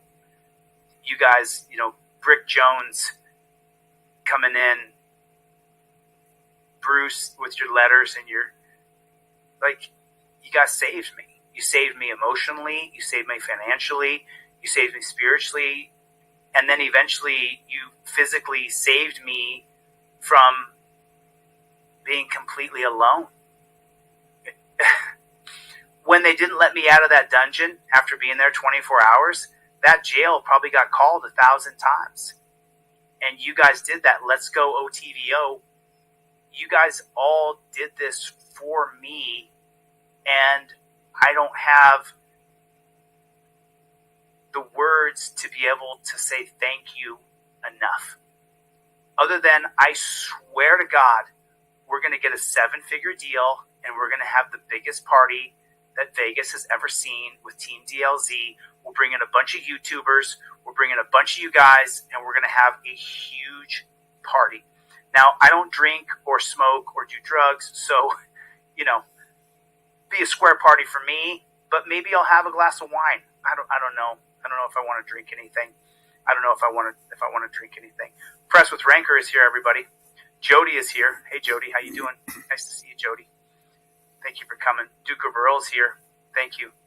Appreciate it. Chase is here. Philip is here. SS is here. Doctor. I just saw Dr. Emil Brown. I think that was. Kimberly's here. It's just, wow. Soy Leo. What's going on, Soy Leo? Press with Rancor. There it is. Press with Rancor. Thanks, man. There it is, man. There it is. There's just no way. There's no Jack the Traveler. Thanks, man. James Lucas, Mark Bear, 3 of 8. James Alley, good to see you. Blue Black, good to see you.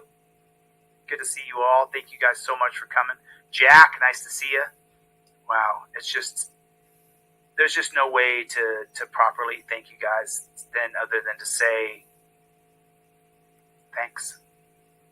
From me to you, thanks.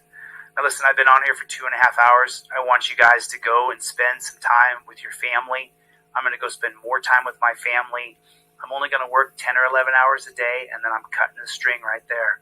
I'm going to live to be 90 to watch these changes happen that we're pushing so hard to implement. We got to get rid of the torture cuffs. We got to get rid of this dungeon system.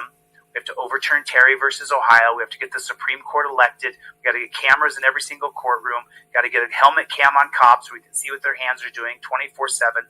I've designed some new stuff I'll be sharing with you over the next few weeks. So, all right. Last one. Congratulations to Castro. Grace is a strange, beautiful thing. I too won in court yesterday. Went to a felony trial and everything. My lawyer did $50,000 worth of work, but only charged me $20K. Congratulations, Jacob. Chris Alderson, thank you for coming, man. Listen, I just want to, there's no way. Thank you. All right, I'm going to get the flock out of here. Thank you guys for coming. I'll see you guys on the next one. Later, Gators.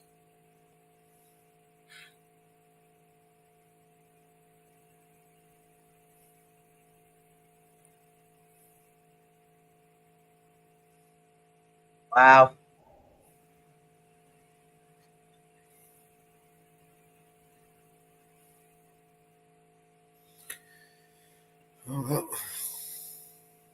I posted the link.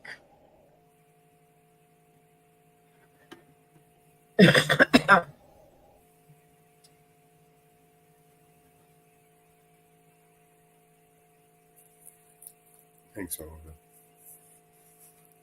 Wow.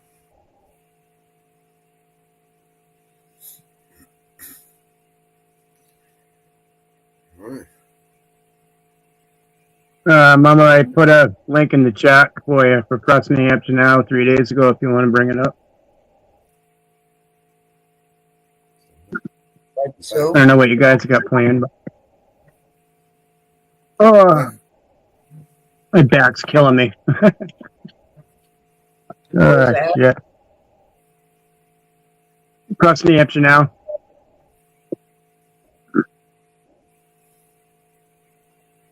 My southern brother. Mellows will grab it. I took my headset off already. Mama's getting tired. Yeah. Yeah, oh yeah.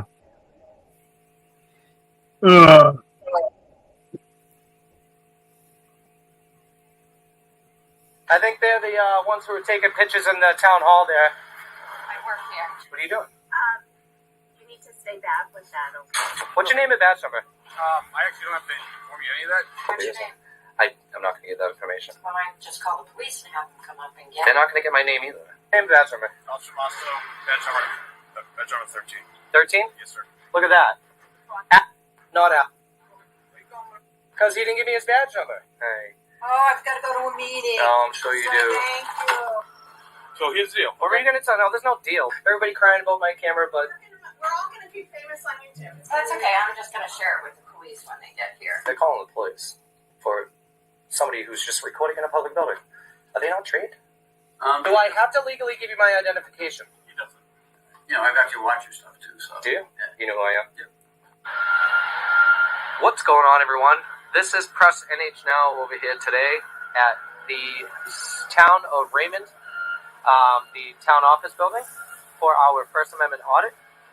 Please make sure you go like, share, and subscribe to my channel at Press NH Now. I appreciate all your support. Also, check out my playlist to see some videos you might not have seen in the past. Hit that like button, let all your friends and family know about my activism in and around the New England states. Always check your description. All links will be included. Donations are greatly appreciated. They do help me continue my activism in and around the New England area.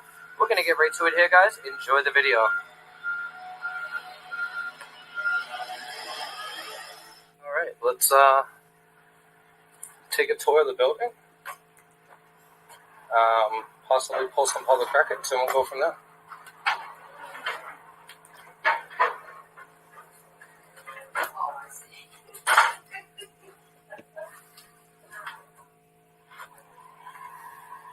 Hi. How are you?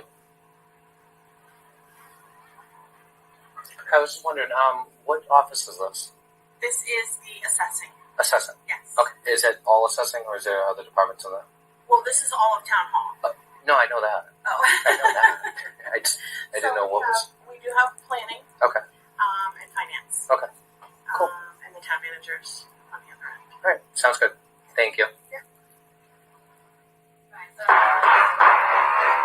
Hey. Can I ask you what you're doing? Yeah, I'm taking a tour of the building. You're taking a tour of the building? Yeah. Okay. You work here? Yes. Okay.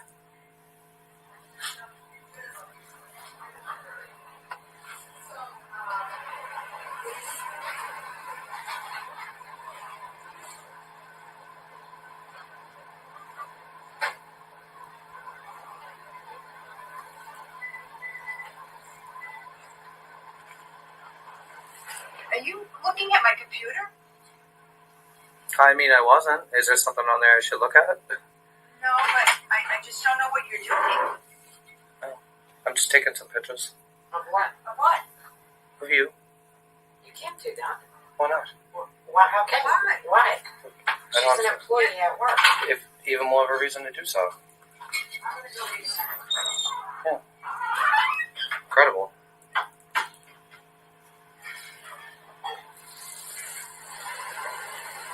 She don't have a problem with it.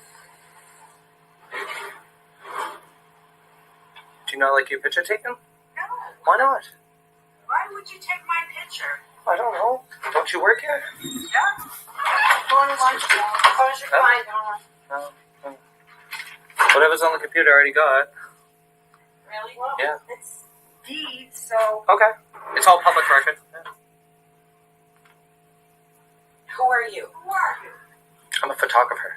For who? Just myself. What's Is his that- name? Yeah. You got a business card? I don't. I've actually been meaning to get them for like. Okay, what's your name?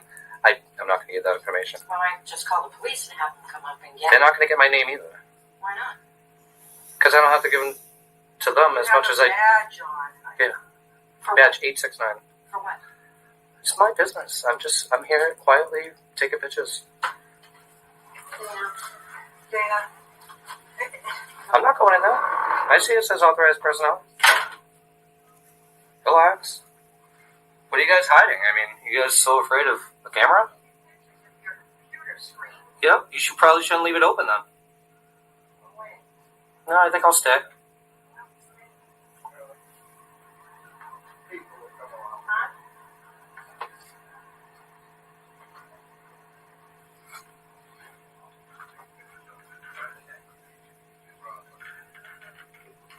Wow. Interesting. Oh, isn't this special? Isn't it? Look at those. Everybody crying about my camera, but We're all gonna be famous on YouTube. That's okay. I'm just gonna share it with the police when they get here. okay, that's fine. Can I take a picture of your badge? Sure. Excellent. I'm not crying about calling the police. Should I call them? Make a false You report? don't have to be rude. You don't either. Well, you're taking pictures of somebody's desktop and a picture of 100%. 100%. That's not right. And I'm going to FOIA request that, so don't delete it. It's public record now. You understand that? It's my personal phone. It doesn't matter. You're in the course of your duties. Understand the laws. Because I do. And the police are going to too. Okay, I'll share it with the police. All right, great. Share it with the police. I'll pull their records. I'll pull your records and your salary. And It's all public information. I know. You don't need to worry about pulling your Hall in reference to the suspicious subject that was taking pictures of I didn't even have it on. Look at that. Suspicious person taking pictures. Is that you two? Is that you two taking pictures suspiciously? Video? Same thing. Wow. Yeah, they're right there anyway. Yeah. What was your name? I'm not giving you. I need your name. It's public record, and I need to pull that FOIA request off your phone. You're going to give me your name by the end of the day. I promise you that. Well, I'll definitely get it. Okay. All right. unknown.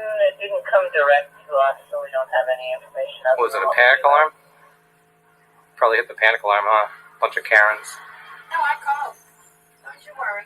I'm not worried. You can show me at a time off. There you go. Here they come. Hey, let me get the B-roll. Guys are gonna look like shit. I tell you.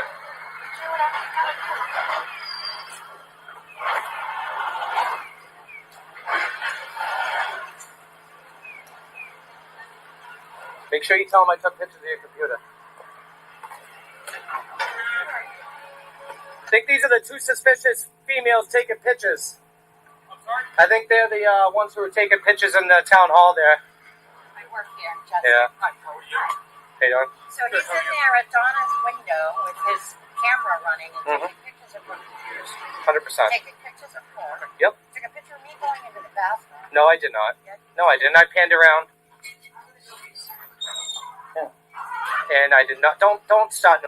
Okay. Don't do that. Now, 1 second. Are you recording? Everything is audio and video. Even more cameras. Look at that. Me too. I don't think you should be up here harassing the staff. I didn't say a goddamn thing to you guys until you did. No, I could swear. And it's not even swearing. What's your name and badge number? I actually don't have to inform you any of that. I will tell you my name is Officer Lazowski. You don't have to what? I don't have to tell you that. Tell me what? JT, good to see you, brother. Tell me what? Why are you talking over me? My name is Officer Lazowski. Uh-huh. Okay? And your badge number? I don't have to tell you that. Dude. You can record. Yeah, there you go. Yeah. Here. There you go. There you go. All I'm going to say. What's your serial number and badge number? I don't have to tell you that in the state of New Hampshire. You have to give me 3 forms of ID. At least 2. Why not? Are you hiding it? No, I'm not. So here's the deal. When were you going to tell? No, there's no deal. When were you going to tell me you were recording? I was going to tell you that No, when you weren't. It's reasonable. Calm the Karens down, will you? Before I do. Follow up. We can step to the back of the town hall. Yeah, go in the bathroom. He'll follow you with this camera. What's up, man? What's your name and badge number? Officer Moscow, badge number 13. 13? Yes, sir. Look at that. Not out. Because he didn't give me his badge number. He told me he doesn't have to in the state of New Hampshire.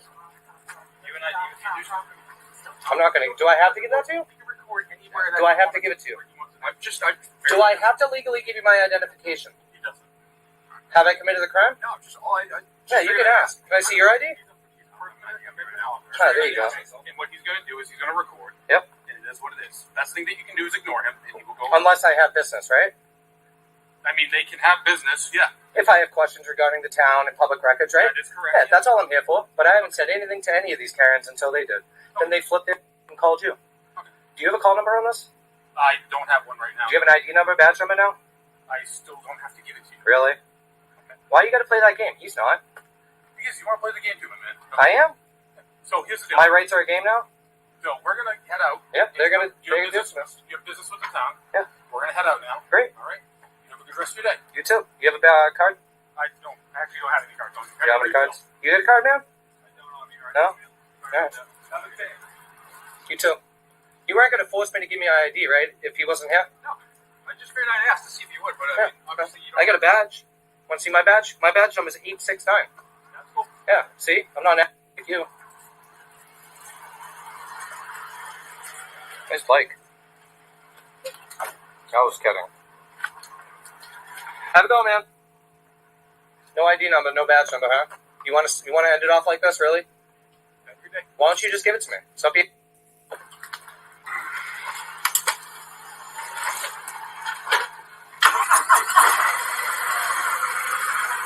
You're dismissed, buddy. Bye. Detail right there and all. Imagine that. Incredible. Alright, let's go back inside.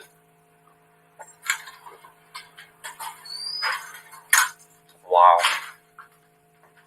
That was quick and painless.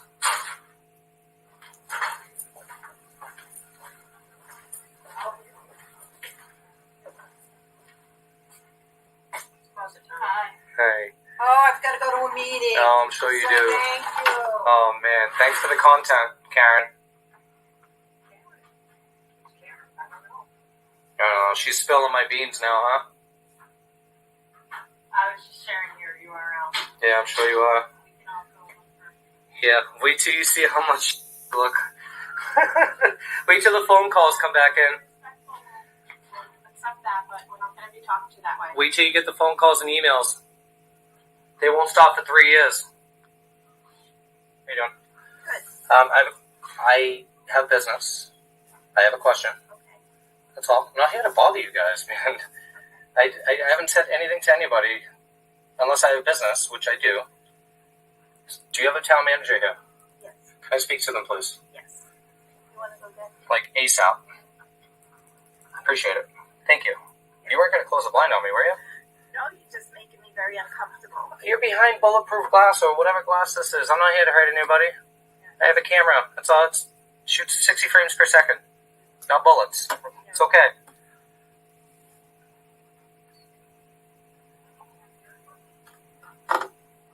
This is New Hampshire Press now.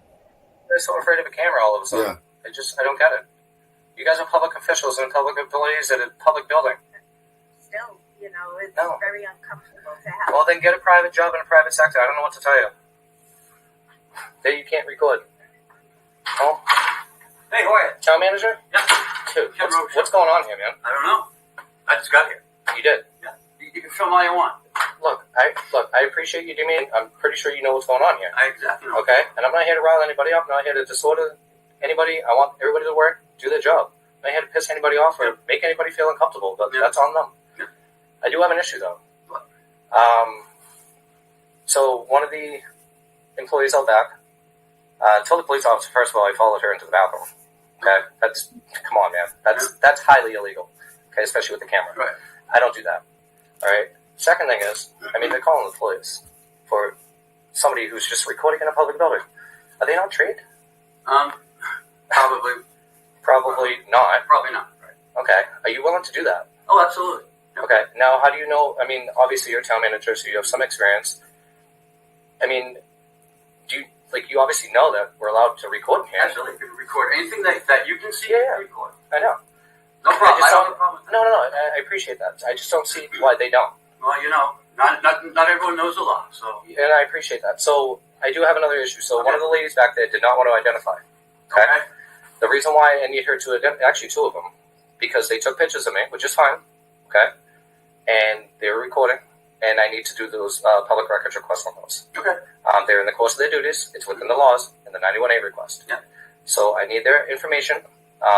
You can file 91A request. I can't because I don't know their information. So file 91A request with you. Yep. I can do that. Okay. And I'll actually. Do you have a business card? I'll take care of it. Yeah, absolutely. Okay.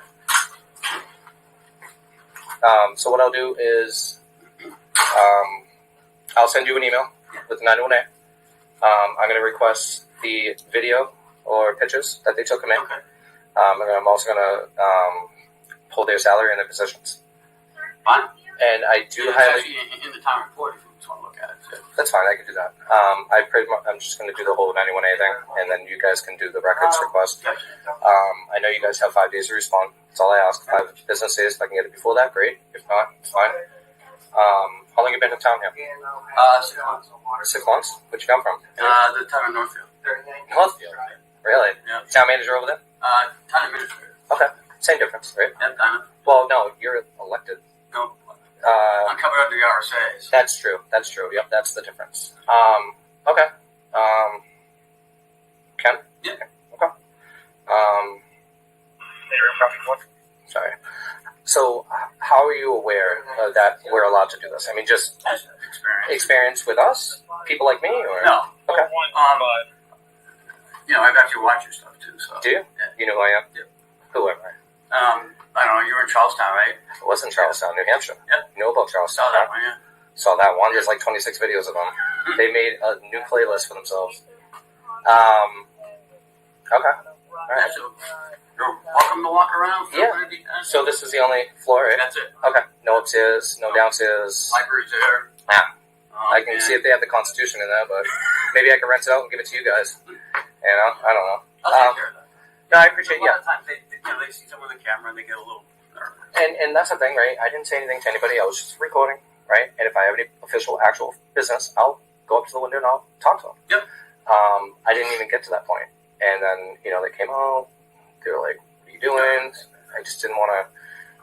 Pretty much, I just told them I was just taking pictures and doing a tour of the building. And literally, that's all I was doing. So you're probably busy. I'll send you pictures of the 2 young ladies just so you can identify them. Do the records request, and then I'll wait for a response. Okay. All right, man. Thank you. Thank It's nice meeting you. Same here. Thank you. All right, everybody. So that's going to be it over here today in the town of Raymond for our First Amendment audit. It didn't go so well here in the office. The assessor's office kind of flipped their lid and told me I couldn't record. They felt uncomfortable, the whole 9 yards, and started taking pictures of me and video, and I told them I was going to FOIA request them, so don't delete them, obviously. Just a completely failed audit, besides the town manager. The police department ended up getting called, obviously for a suspicious person taking pictures. I tried to play it off like the 2 women were actually the suspicious persons of interest, but that didn't really work out. One of the officers didn't want to give me his ID number, and then obviously the other officer ended up identifying himself with both forms of identification, name and badge number, so kudos to him. It's not that hard to do. But I think that's going to be it over here today. I appreciate all your support. Please make sure you go like, share, and subscribe to my channel at Press NH Now. Also, check out my playlist to see some videos you might not have seen in the past. Hit that like button, let all your friends and family know about my activism in and around the New England states. Always check the description. All links will be included. Donations are greatly appreciated. They do help me continue my activism in and around the New England area. We're going to end it off here until the next one. Press NH Now. Peace. So they denied him. Guess they don't do that. Love it.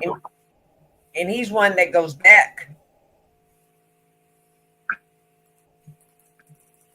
Oh, yeah.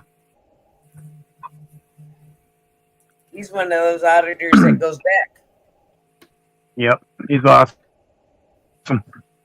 He's one that goes back and doesn't stop. That's right. One audit, he goes back. Yeah, you should see the Hillsborough one that he did. He goes back He and ended up- checks back out, follows up. So he'll He go back. followed the cops home. He followed the police home to his house. Yep.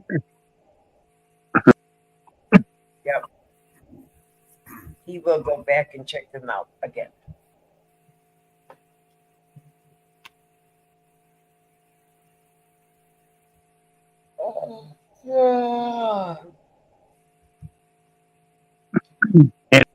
What you got in the back, Mellows? Anything?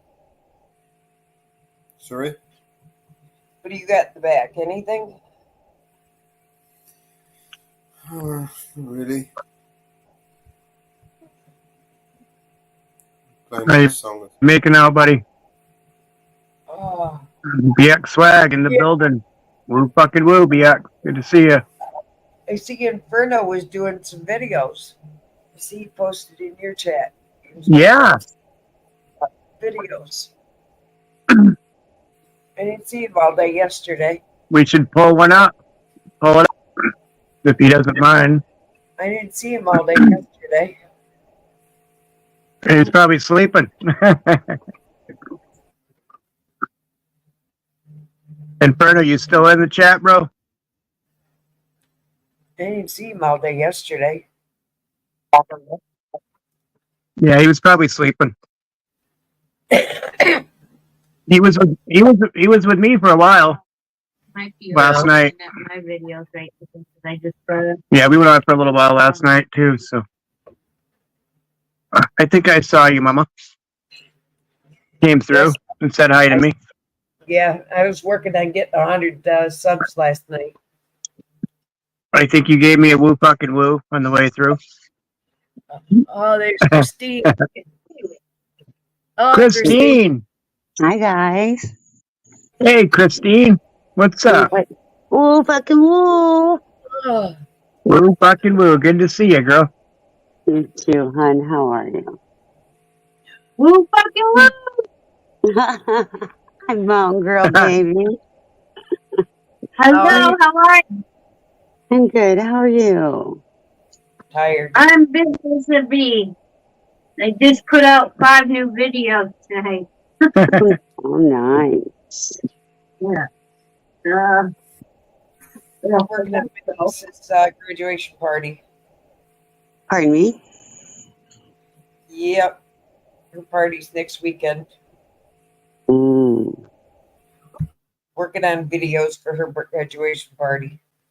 Oh, guess who called me yesterday? Your granddaughter. She did. Out of everybody, she called me. Her last phone call before she gets into full swing. Yeah. But I put her on speaker and let her talk to everybody. Yep, that last phone call. I know. It's okay. I remember that. She sounded good and she was talking to everybody, and then I could hear the tears coming, so I took her off speaker and went into a room and just talked to her. Yep. I remember that phone call. Hey, Swag. Hey, Support. How's it going? Good. You just watched Chili's video. I watched some of it earlier. I stalk. I lurk in here. You know that. Yep. I just lurk. And then when I feel safe, I'll come up. We had 2 goofballs in here earlier. 2 goofballs? Yeah, they're kind of against the 1A community. Oh, well, shit happens. And Mama handled them. we played a bunch of videos earlier. A bunch of the 1A videos earlier.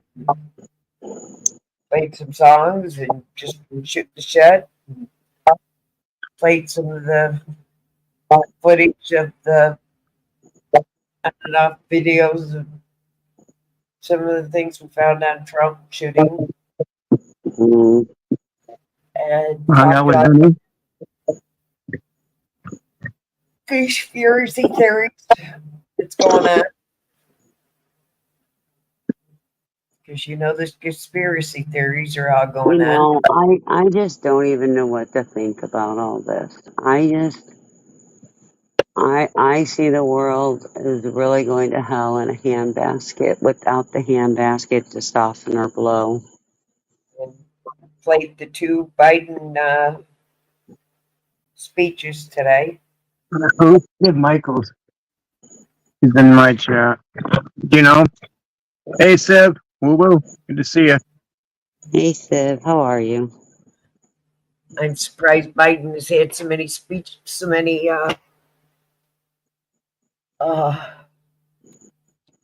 briefings. Yeah. Did you see the writing from the girl? The daughter of the guy who died? Did you see what she wrote?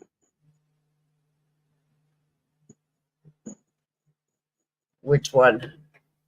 The daughter of The Corey. firefighter. Yeah. Yeah. It was so sad. Yeah. It was so sad. My heart just broke for her. Yeah. Yeah. The country's in a sad state of affairs right now. We're just chilling, Sib.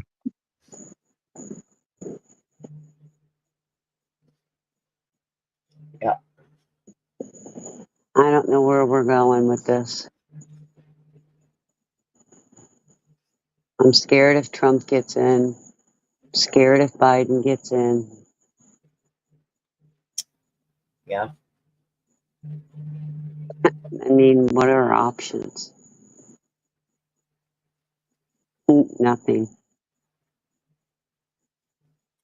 It is what it is. You know, told somebody today, I said, you know, if you have a higher belief, you better get good with that person. Yeah.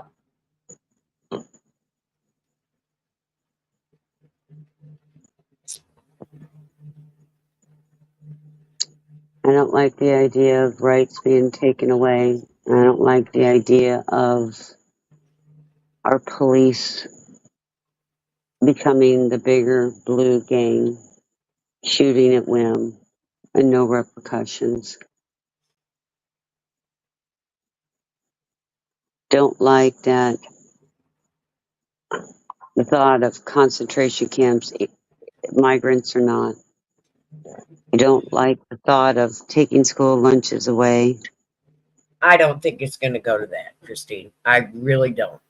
Florida has already did it last year.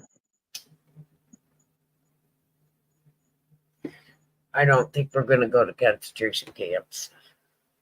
Well, no, but what's he going to do when he rounds up all these immigrants? He can't send them all back at once. Right? Well, we ain't got enough officers to round them all up anyways. There's not enough. It'll take time. If it ever happens, it'll take time. The plan is over 5 years. 5 million over 5 years. Exactly. No, I've read up a lot on it. That's a long time. A lot of people. A lot of people. Yep. For Rich sure. are going to get richer and the poor are going to get poorer. No, I've read up a lot of it too. I've read up a lot of what Biden wants to do too. Read up a lot of what the Republican wants, a lot of what the Democrats want to do. But you also got to remember, a lot of these plans he wants to put in place has got to take a Republican House, Senate, and Congress to get through. And so far, a lot of that's not going to happen. You also got to remember, he's got the golden pen. You know that, right? So, and if the Democrats get the House, Senate, they can also impeach him right out of there too with all these plans. But he's got the golden pen. It don't mean it's plan here, plan there, plan here, plan there.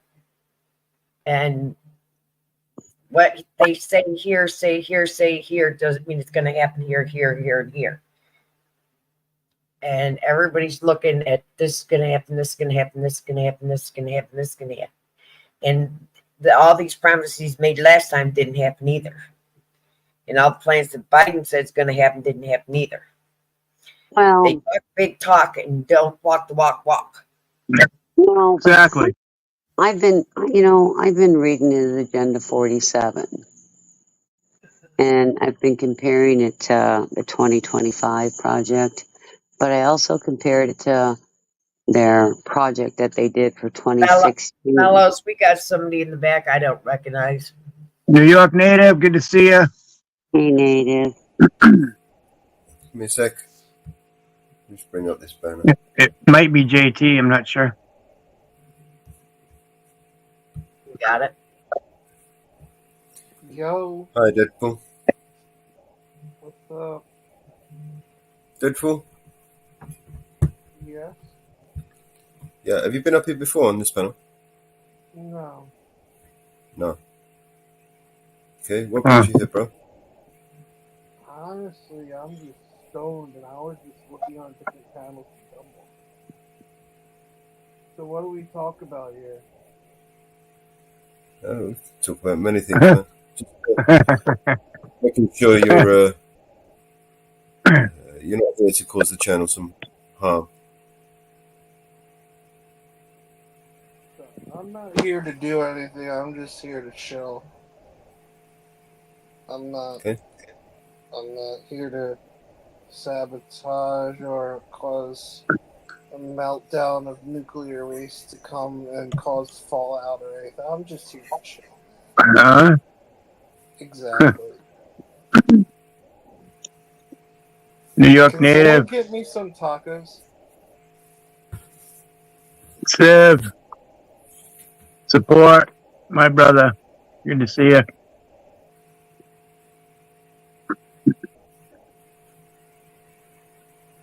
Will someone make me a donut? I'm hangry. See ya.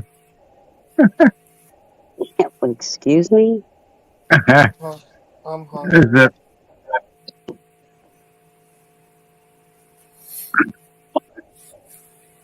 Alright.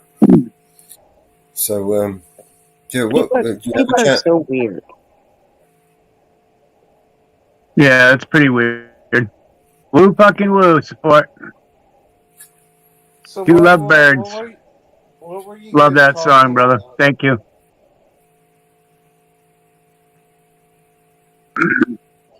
How'd you find us?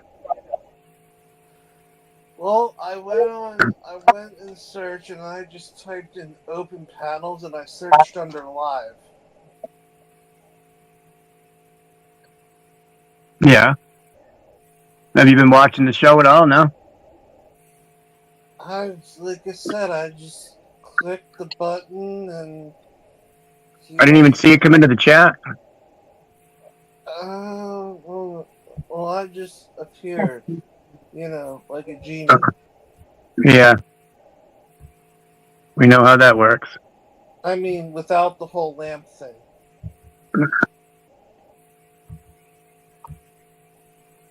So where you from, bro? Jersey.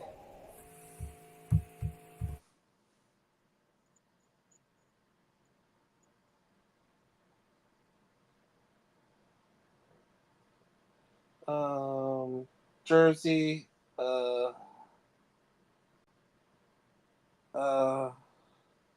don't you type in chat? What would you like to talk about? I don't.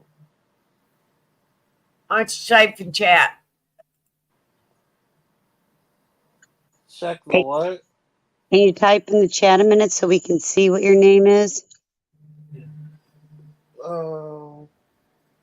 Oh, like my real name? No, whatever handle you're using. Alright, give me a Just type hello, chat. Nice to meet you. Just type something. Like that.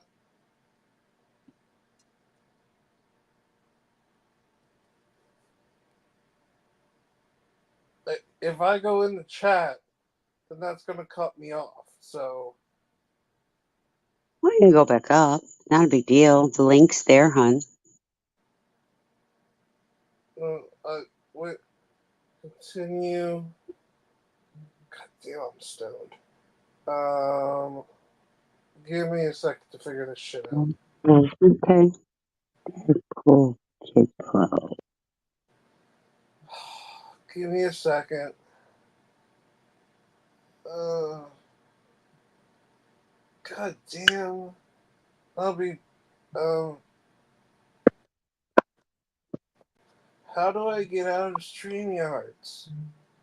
It says comments. No, go to connect to YouTube. This allows you to connect. Hey, Untrackable. I'm Jack. Woo woo. Woo woo. Ooh woo. Hi, Mellows. Ooh woo. Woo fucking woo. Yeah.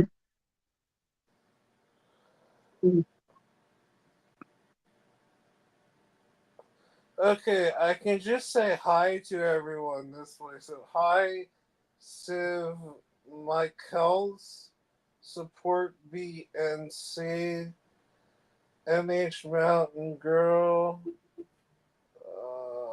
Untrackable. I'm just gonna say hi this way. Mama Bear, hi. NY Native, hi. Nightbot, even though that's a bot. Bots have feelings. Money 420. Money 420 in the building. Did I say hi to everyone? Just say hi. Hey, what's up? Northwoods Press. Northwoods Press. I had to say it Hey. because there was all capitals. Hey, what's up, brother? That's me. Am I missing anyone? Mellows. Eyes on the audit. Eyes on the Deadpool, do you have a channel, mate? I do. You do? Do you want to drop the link in the back, mate? I'm good. Honestly, I'm just really. I can barely work how to connect back to freaking YouTube right now, dude. I'm struggling to do that shit. No. Well, we'll just leave this banner up for a while, man, until we figure out who you are. Okay. I'm just here to pass the time, honestly. That's cool, man. If you guys don't mind, I'm just, yeah. Hey, Mellows. Yes, man. Does he know my guy? Audits? Probably not. Ask him, he might. Who? I put a link in the back chat. Is that him?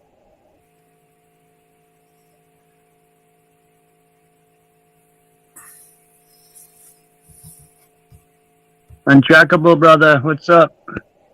Hey, Untrack. Good to see you. Hi, Jack. What's your name? Deadpool? Yes. Okay. You can call me Kidro. You can call me Deadpool. You can call me Deadpool Kidro. Just don't call me late for dinner. What do you have for a channel? Hey, Northwood, click on that link I put in back chat. All right. I'll be right back. Find out if that's him. Do you make videos? I have a lot of things going on right now, so I kind of stopped making videos.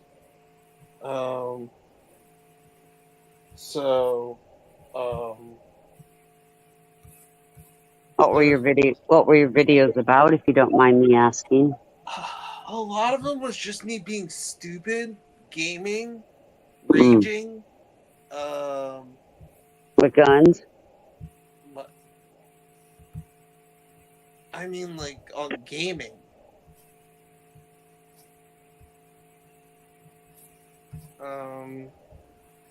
Like there was one time I broke my headset because I was raging. Mm. Yeah, And then I have a son who's a gamer who does that. I forget how many years ago that was. Oh God, my head Go in the back. hurts. Lay down so I can see. My head hurts. Why your head hurt? Can't. I'm also very hangry. Well, why don't you go get something to eat and then join us? I can't because my Oh. bed is too comfortable. Oh, well, that's on you. I know, right? How old are you? Teens, 20s, 30s?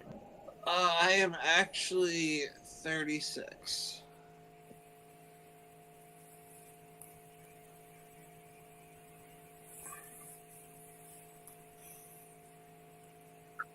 I don't really see much for a video, just a lot of like cartoon stuff, right? Yeah. Yeah. A lot of gamer things. Yeah.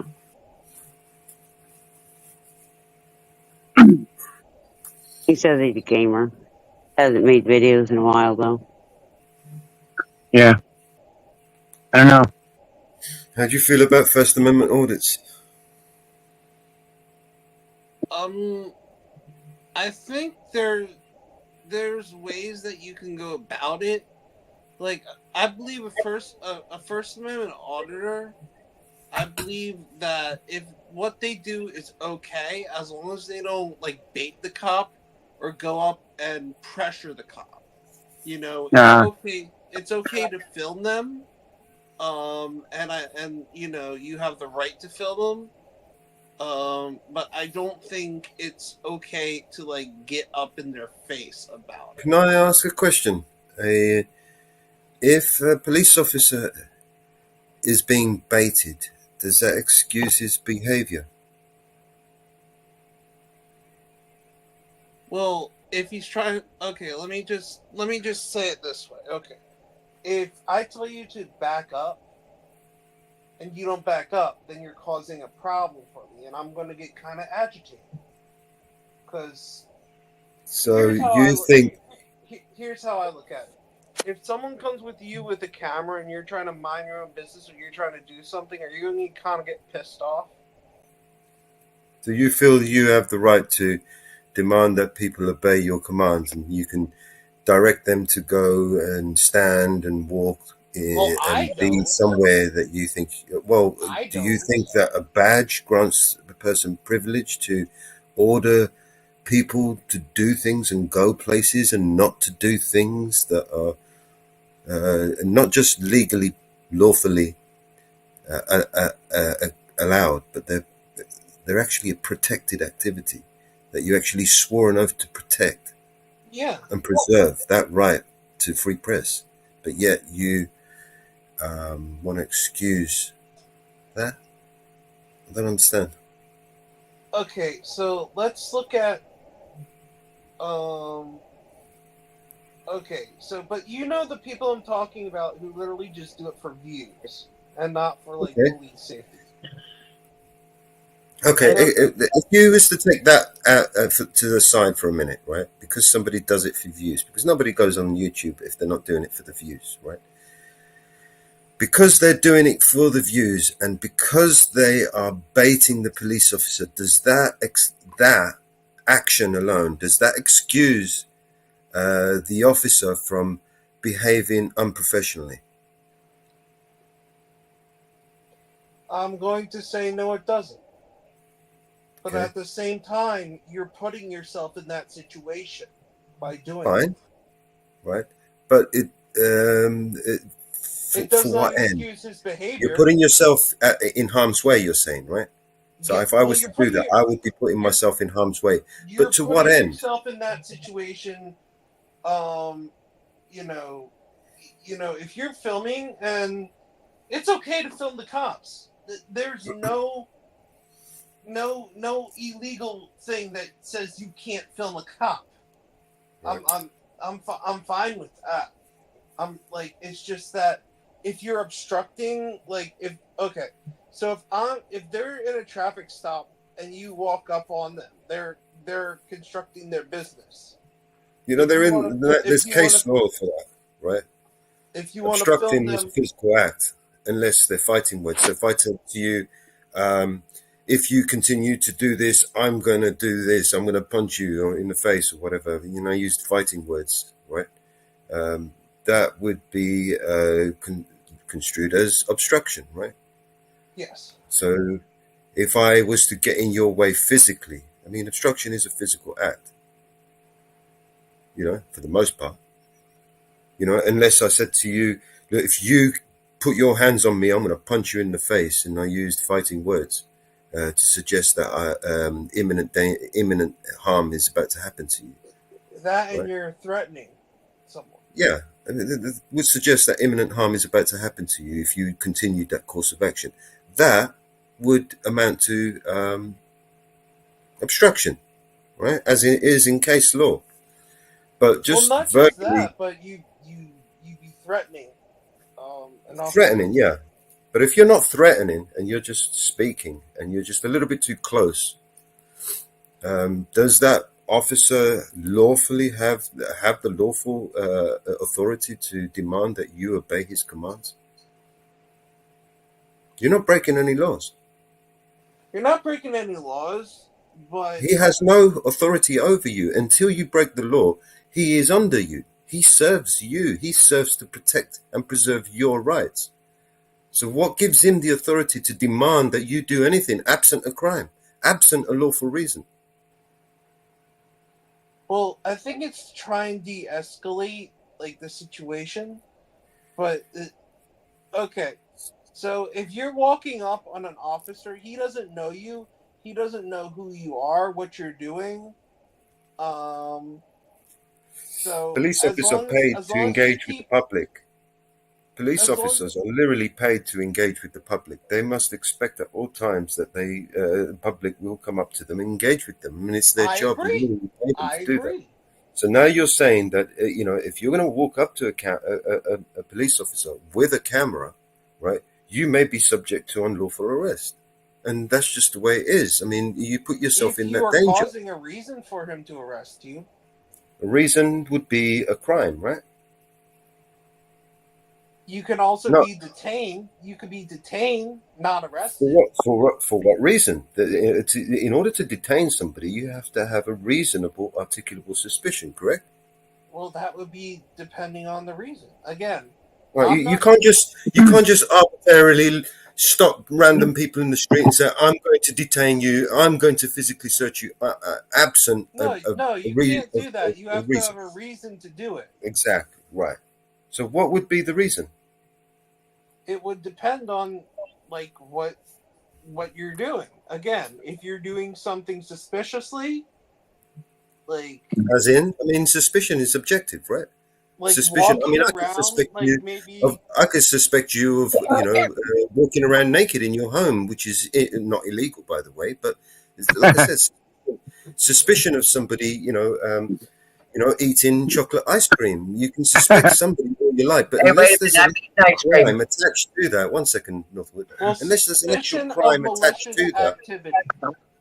yeah, it's just criminal activity, some sort of crime, which would be Like, what? If you're hiding Walking out up in the to a- bushes, okay. Have any of you seen News Now Omaha? Yes. So, do you think anything he does is smart? What, like standing up for his rights? No, I mean like going around with a gun case in front of a fire department. What, his Second Amendment, you mean? I don't understand. What is he doing? I haven't watched him for a while. So what he does is he goes up, dressed in like all black and shit, and then Oh, yeah. he walks around, ducks behind cars, looks up, Yep. ducks behind Yep. cars, then walks away, then ducks behind cars. Yep. It's like that looks like a terrorist. If you're carrying a gun case. So now that perception is a crime, doesn't that warrant an investigation? Well, so why do police officers jump to detainment and identification and skip the investigation? Because in the investigation, they need to know who you are. And knowing who I am is going to clarify that I'm here to commit a crime or not? How does knowing who you are will allow them to know like your background or like. So you're talking about allowing them to go into a fishing expedition. Do you know that is a crime? Like again, I'm not. That is misconduct, nonfeasance, in my opinion, right? You can't just go fishing for crimes, right, and hemming people up. You go, let me just check you out, and with absent a crime now, you're going to go and search somebody's history, their privacy. You're invading their privacy, and you're going to search their history, absent a crime, absent a reason, because you're butthurt and you want to hem this person up with some sort of crime, right? Do you get what I'm saying? You see where I'm going with this? No, I see what you're saying, and I'm not here to stir the pot or anything like that. Yeah. It's important that we keep an eye on these people because we've given them a tremendous responsibility and authority over us, right? And if we don't keep them in check, they will abuse their authority over us, right? I mean, who keeps the watchers in line? I mean, whose job is it to keep them in check? To hold them accountable? Whose job does that fall under? Whose job is it to speak truth to power if it's not the free press? People's. Right. The right to the free press. The people's right to free press is what is the ultimate tool that we have to keep these public officials accountable. Right. So no matter how anyone who wants to use it, dressing all in black and wearing a balaclava and ducking and hiding behind bushes, it may seem suspicious, but none of that, what you just said, is a crime. Wearing all black and a balaclava is not a crime. It's the intention, right? Baiting a police officer, the police officer is literally paid to be professional at all times, even in the face of adversity, even in the face of, like somebody who's going to, be belligerent and, that is what we pay them for. And if they can't do the job, then they need to go into the private sector. We don't need people like that in that job because we pay these people to protect the most vulnerable in our society. And if the most vulnerable in our society are in danger because of these very people, then it's our job to make sure that we hold them accountable for their actions, the things that they do. When they choke people and they murder people and they smash little old ladies' faces into the concrete, it's down to us to hold them accountable, right? Wouldn't you agree? I agree. And you're right. Not all cops are good. No, none of them are. How can there be a good officer that stands there idly by and watches another officer smash a little old lady's face into the concrete and he's going to call himself a good officer? How could he be good? Why isn't that good officer arresting that bad officer? Because that would be a good officer. Yeah, it would. But they don't, right? They just, it wasn't me. Don't blame me. I just wear this uniform part-time. No, man, when one of you commit a crime wearing that uniform, all of you commit that crime wearing that uniform. One of you represents all of you. That's what the whole thing is about. That's why the public's trust has been destroyed by the actions of these idiots, these morons, these unhinged, crazy fucking people who should never have been empowered with the position of trust that they have been. Never. But because the people above them are corrupt, they employ these idiots in order for them to control them and do what they want because they're order followers. They ain't got a brain. They say go and fucking shoot someone, go and put the handcuffs on someone. They'll just go ahead and do it. They don't care because their sergeant told them or their LT told them. Well, that's the kind of mentality that we need to change, especially when we give those sort of people that position of authority and trust. those are the sort of people that we don't need in that position. Wouldn't you And I agree? hear you. I hear you. And again, I didn't come on this panel to be disrespectful or anything. No, we've had several people tonight come up about, you know, the auditing, the anti-auditors, and a lot of people, they, you know, don't get it, you know. So rather than shutting down the conversation and dismissing people and kicking them off because, you know, they're trolling, for instance, they're just going round and round and round. I'm going to attempt to get to the root of the matter, right? Break it down and see, and let you see the logic for yourself, right? You and others like you listening right now. You break the logic down and see it, that these people that we employ, right, are not doing the job that we employed them to do. And it's incumbent upon all of us to make sure and ensure that these people are held accountable for everything and every crime that they commit while we are at the steering wheel. We've fallen asleep at the steering wheel for far too long, and these criminals have taken over and infiltrated our governments and now indiscriminately murdering and changing laws and limiting our freedoms, right? Mm-hmm. So unless we come together collectively, right, and fucking change the situation and expose the hypocrisy for what it really is, nothing's going to happen. We're just going to lose it all, and in the future, our grandchildren will be cursing the fucking the day they were born. Mm-hmm.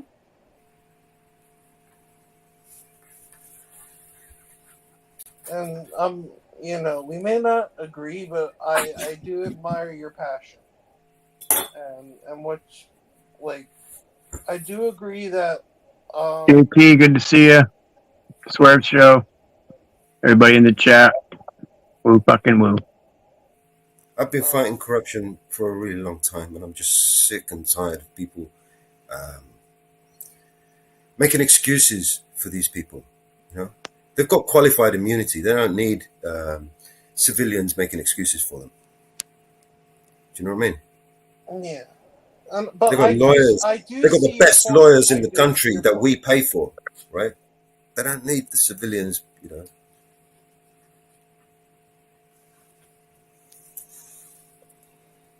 I think if they have been caught out and they've been exposed to do something that have done something wrong, I think all of us need to expose it and be outraged at it. You know, we shouldn't allow it, and we shouldn't be making excuses for them. Do you know what I mean? Yeah, and again, you know, I respect and, you know, I appreciate you letting me speak my mind on your panel. And I'm trying to be as respectful as I can, despite how stoned I am. I'm actually surprised I made it this far without complaining about more food. That's good. Like I said, we had a few people on earlier who were circle jerking conversations, and you could clearly see that they were anti-auditing and you know, of the bootlicking variety. So that's probably why I come at you this week. Do you know what I mean? This is why the banner's still up, because we don't know who you are, and we've had people try to porn bomb the channel, gore bomb the channel, try to take the channel down, report the channel. I'm not. Nah, I actually find that pretty disgusting. Yeah, this is why we're defensive right now. You know, Understandably. So, I don't agree with a lot of audits. However, I do respect and agree with some points that you do make. So, respectively, you know, I want to thank you for letting me be on the panel, despite my high ass being up here talking. So, no, you're welcome. All opinions are welcome, man. I don't want an echo chamber. You know, what basically makes us unique and special is that we all are all different and we have all different opinions. But it's when you know, if you have an open mind and you're willing to understand the other person's point of place yourself in their shoes, right? Then you can start to understand each other. When people build a wall and don't want to understand and are just belligerent about it, well, they'll lose an argument and then they'll turn offensive and just throw out ad hominem attacks and just start, I don't know. It's just a pointless conversation from there. Do you know what I mean? Yeah. That is like, just I'll thing. give you credit for, like, here's a perfect example. Tell me you've seen the cop that got startled by the acorn. Yes, I saw that. We played it over and over. Like, it went viral. Those are the people that I agree that you're talking about. That, like, yeah, but you understand that there are a lot of them over there, right? There are a lot of them over here. I mean, shit, I can show you horror stories. You know what brought me to the auditing community? Three police officers who were involved in child abuse. 3 cases. And I realized that it was a much bigger problem than at first I originally realized. See, we rely on these police, right, to lock up criminals, right? But when there's thousands of videos online where we see them not doing that, instead locking up people, innocent people, fitting them up with crimes. Do you believe all police are bad? No, but we're talking about a large portion of them. And if you're going to say the ones that are doing harm are the bad ones, and the ones that are just standing there idly not doing anything about it are good, then I disagree with you. No, I'm not saying that. So why are they not arresting them? If there's so many good, if there's a police station and say 20% of them are corrupt and the 80% are not, why are the 80% not arresting the 20%? Why are they not cleaning their shit up? Why do the people have to step up and do the job for them? I can't tell you that. One, because I'm just, at this point, I'm almost out of it right now. You're baked. I have the munchies so bad, but I am too comfortable in my bed. What are you smoking? Torturing myself. Listen, man. You're not going to get any sympathy from me, bro.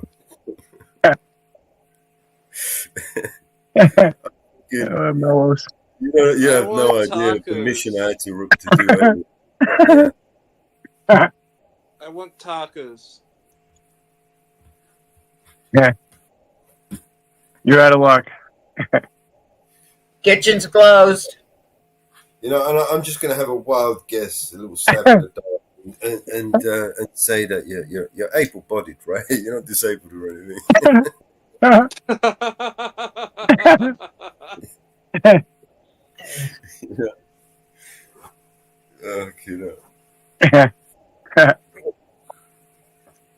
But you see what I mean? How, like, even though we have different points of views, like, we're still able to have a conversation, and I think what was his name again? That's what really matters. What was it? What was his name again? I forgot. Deadpool. Deadpool, was it or something? It's always been the job of the people. Yes, Deadpool Kid Pro. Kid, do you know the First Amendment? Do you know what your rights are? Your rights are under the First Amendment? Any idea? Freedom of speech. Yeah. What are the elements to it? So you got right to free speech. What else? I think so.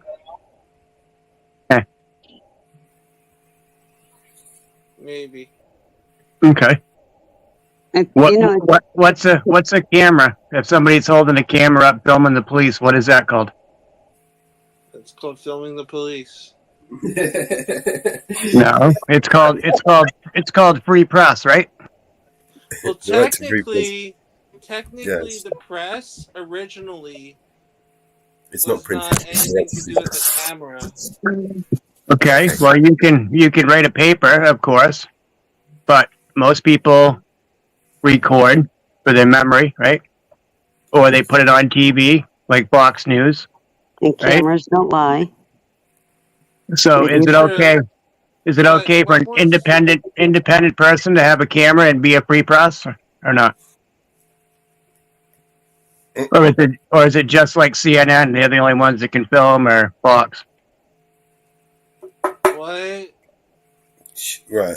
Let me try and break it down for you, right? Easy way to remember your First Amendment. RAPPS. Religion, assembly, press, petition, speech. Uh-huh. The right to free press, right, is basically forms the foundation of a democracy, of your government, right? Without the right to scrutinize and report facts on any story that you want to publish, including criticizing your government, it comes under the fundamental right to free press. It's a human right. It's not just in your First Amendment. It's a human right that's been adopted across the I globe. could go for some ice cream. Yeah, you should do. Oh God! Might help you think. You might remember it. And this is why the United States is in the situation it's in. Just smoke another one, bud. You'll I be have good. the right to remain hungry. I don't care what you say. Yeah, but you should know that's why it's a 1A audit, because it's under free press. That gives you your rights to do it. So, I have a right to be hungry. you have a right to be hungry all you want, brother. I'm hangry. Uh-oh. Don't get angry. Get a Snickers. Thank you, Mellows, for that. That was awesome, brother. Yeah, right? Too much effort. You came to the right get panel. It's too much effort to get off my bed. Oh, stop whining like a 2-year-old. Jesus. You're over 30. I think you can do it. He's 36, and he can't get an ice cream. Yeah. It's so comfortable. Reminds me of Tua Pre. Do you remember when he did that emo? Yeah, when he was in the bed in that store. I don't think anybody's bringing you any food. Do you remember that one? He's like, No. "Oh, Do you have it? Can we play it? Mellows, can we play it? What, Tua Pre? Yeah, we can play it. Yeah, let's play it. He hasn't given me permission, but I don't know. Hey, Deadpool, who else how many auditors do you watch? And who are they? I don't really watch a lot of auditors. Okay, so you just kind of came on the panel to talk and shit? I got you. That came out the panel to complain. Well, at least you learned something tonight anyway, so that's good. Remember your rights, bro. You may need you may need to know them someday. Yeah, Nightbot needs to give him a Snickers. Give me Snickers. Someone give me something in a pony. You're on YouTube. You don't get nothing. I think it's time to say good night. Fuck you, algorithm. Good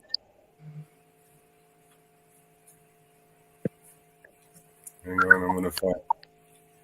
I demand tacos. I'm looking for the video where he's hiding in, where he goes into the store and he's sleeping in the bed. Have you seen? Have you seen it? This guy is nuts, man. I tell you, he's funny as fuck. You're funny as fuck. We already know that. Yay. I think this is it. All right. Do you watch Tua Pre? Will always love you. Oh my god. There you go. This is where we go sideways, right?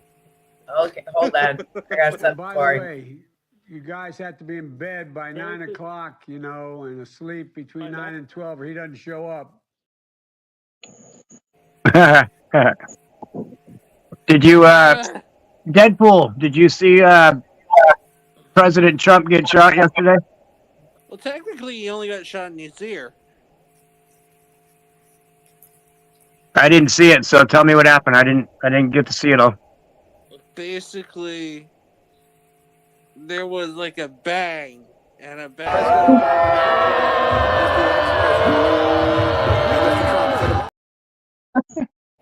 After the bang, there was another bang, and that bang shot the guy who shot the bangs in the head, and his head blew up.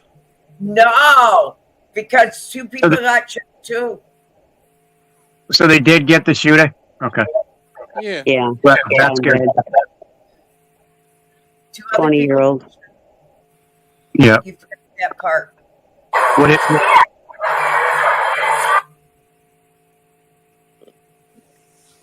You missed that part. And I feel very sorry for those families. Are you going to vote this year?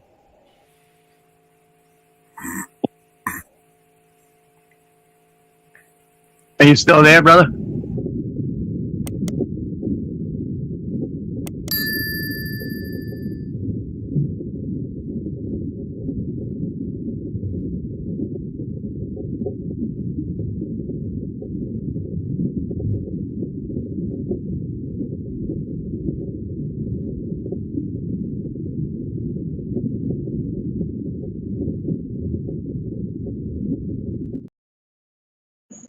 Brownie? Yeah. Well, what are you looking for, Mellows? I'm looking for. Have this shit on full screen, you fucking idiot! Brownie, good to see you. Trying to go sleep in a store, in a bed store. Right. He's wearing his emo outfit. My neighbors are probably pissed off with all me yelling and shit. I don't give a fuck. I don't care either. No?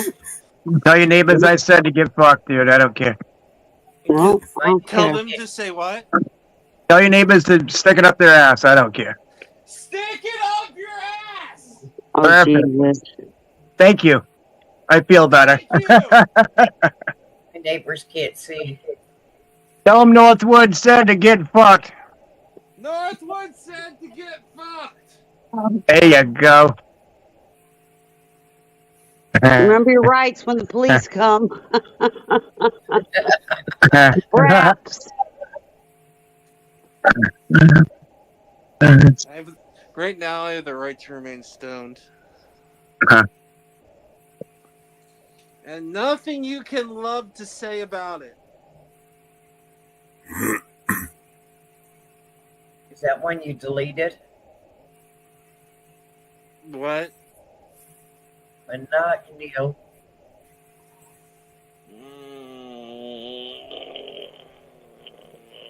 That's sounding like 2-year-old. I told you, it's 2-year-old. I'm not a 2-year-old.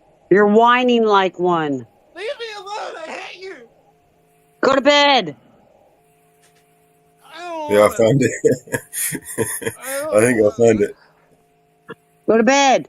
No. You can't make me. He's already in bed. He needs to shut Go to his light. sleep. Sleep. I can't. Tomorrow's a new day.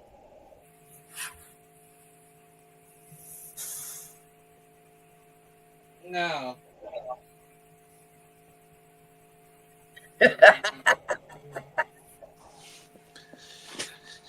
Oh, God, come on. Oh, fuck. I think all I got left is ravioli. I don't want ravioli. Need you to kind of get up. We're going to have security come and escort you out, man. No, my stupid mom's up in here. You can't. Hi, it's Mama Bear in the house. I'm sorry, you gotta get up. This isn't for a napping station. Mama Bear, what's in a picnic basket? No, I'm getting up slowly. When my mom wakes me up, I get up slowly too. Have you seen my stupid mom around here? You have a very motherly energy. Sir, I need you to keep walking. I'm not here. I feel like this place is one big circle. I see my mom. She gets scared of me. We've officially done a circle at this point. Oh. It's good fucking nuts. You watched him before? Mama Bear. Mama Bear, tell me, what is in your picnic basket? Hey. Mama Bear will never show you what's in her picnic basket. Don't mess with Mama Bear. That's right. You don't know me very well. I'm Won't fucking than will. the average idiot. You know what? Mellows is a tyrant. That is Mr. Tyrant. I am Miss Tyrant. You heard? Safe word is pineapple juice. You don't know me very well. You don't know me well enough to say. I'm sorry if that made you feel uncomfortable. I feel bad now. You don't know what's in my picnic basket, so don't ask. I feel bad. I'm sorry. Because you know what? Everybody on this panel and everybody in chat knows me very well. I apologize. You know that can of ravioli you have? It may be your last dinner. On the panel.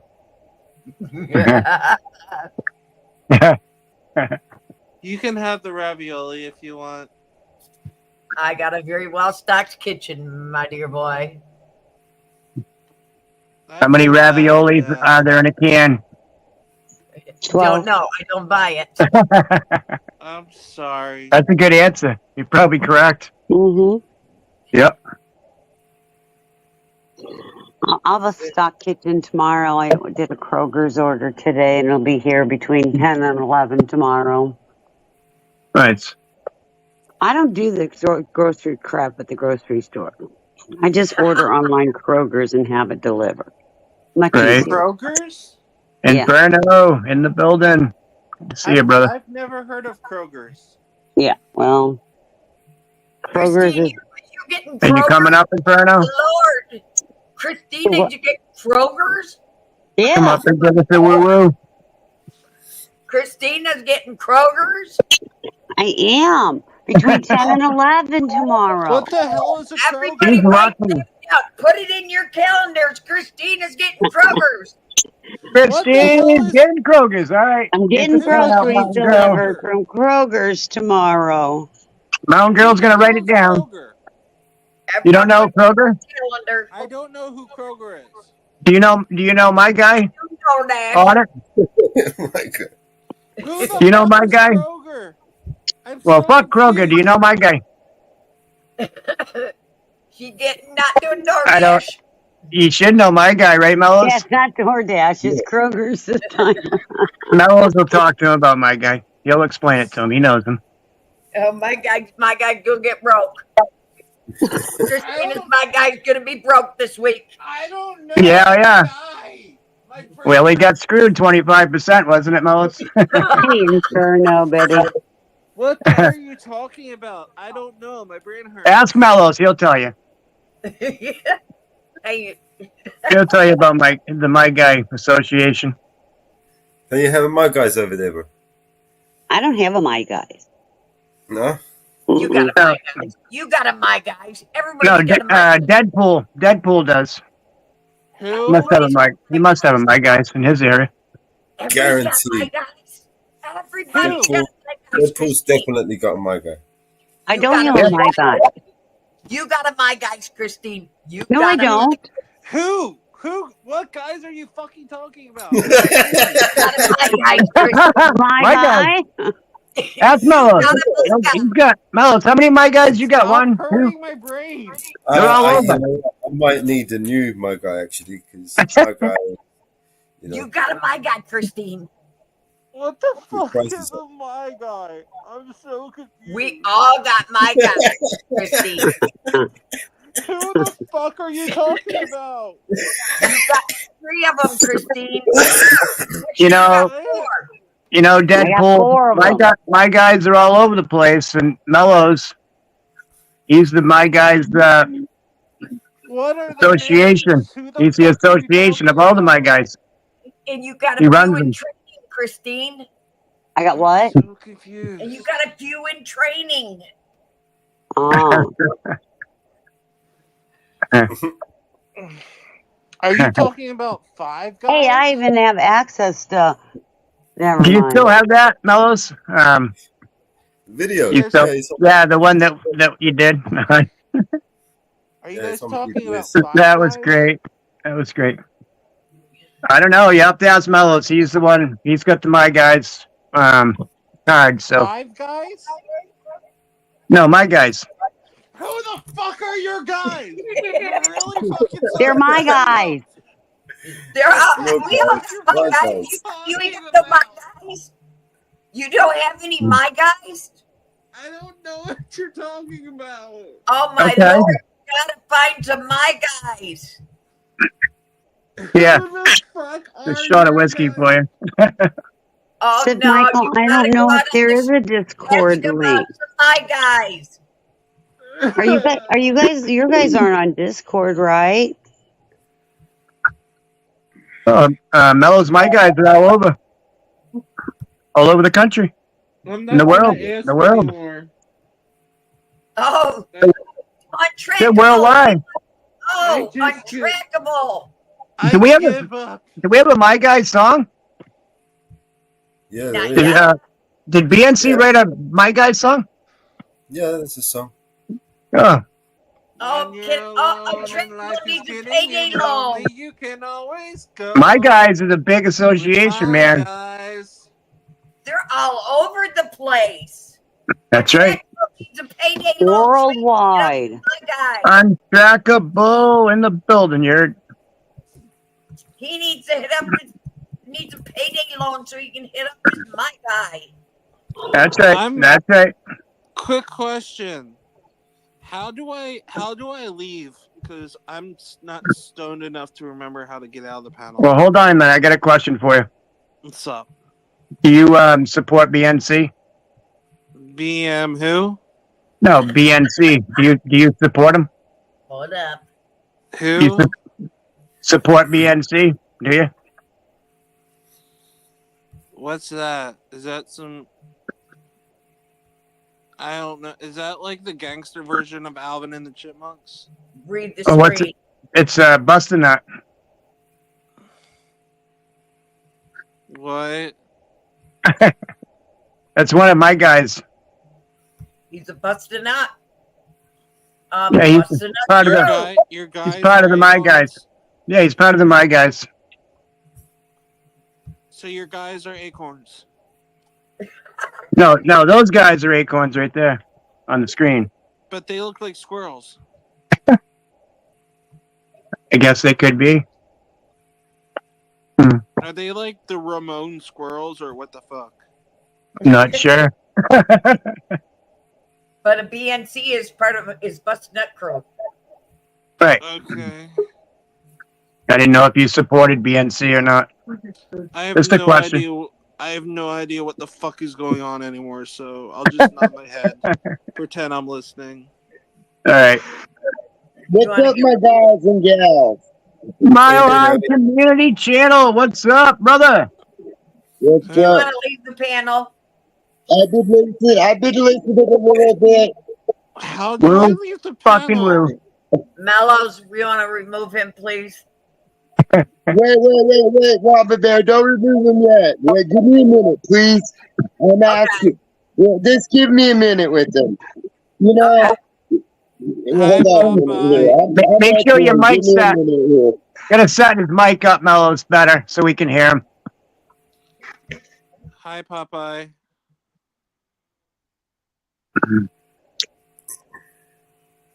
Hi, Try it Miles. now. Try it now, Harry.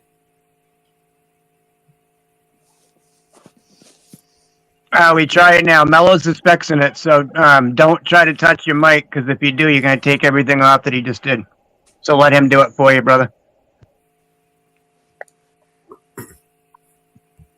Is getting off my bed really worth getting food? That's the main question. Go to sleep. Just close your eyes and count sheep. I'm afraid of sheep. They stole my money. Pretend they're pigs. But then I'll get more hungry again. Pretend they're leprechauns. Leprechauns are my friends. Why would I want them to jump and fall? Go to bed.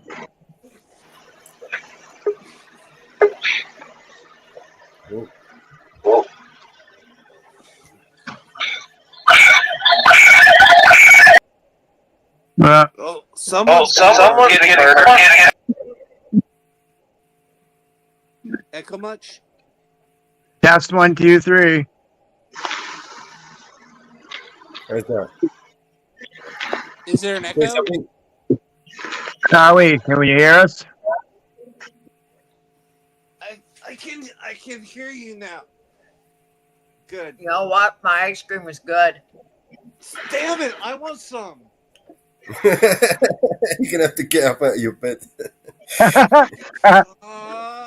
Freddie, welcome in, brother. Good to see you, my guy. My guy. Yeah, well, one of my guys is in right now, Mellis. Freddie. We're gonna have to remove this one. Freddie's in the building. Yeah, take that down. We'll come back. All right. Who's got the ice cream? Mama Bear. I want some ice I don't know what's going on with my mic, guys. I'm echoing really bad. Well, that was better. If you just leave it alone and let Mello set it, and then we'll just do a test with you. So don't touch it. Let Mello take care of it. Can I have some ice cream? You're still echoing now. Yep, I've got an ice cream. Oh, he's gone.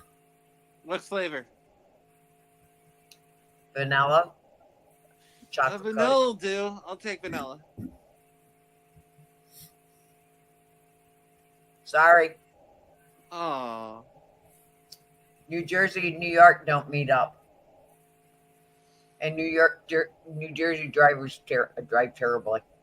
Yeah, that's why I don't drive. Howie, where are you, brother? I know he jumped up. There was two of him. Yeah. Yeah. You did that last night too. Yeah. Hey, Freddie. I might as well just fall asleep on the paddle at this point. I'm that lazy. JT. About a half hour left and the panel's going Come on up, brother. And Berno. Test 1, 2. Much That's better. Okay, there we go. Right on. You know what? Fuck it. Fuck it. I think his name is Bloodpool. Bloodpool? Yep. That's his name. I've been listed in. This is me. You see?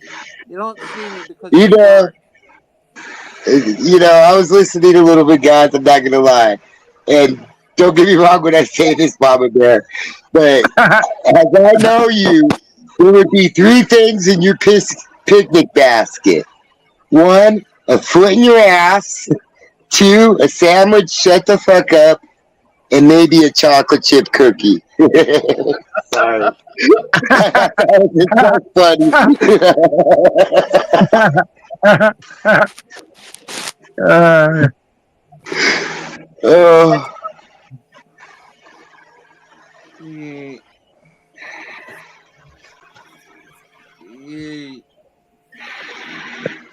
So what's Deadpool's deal here?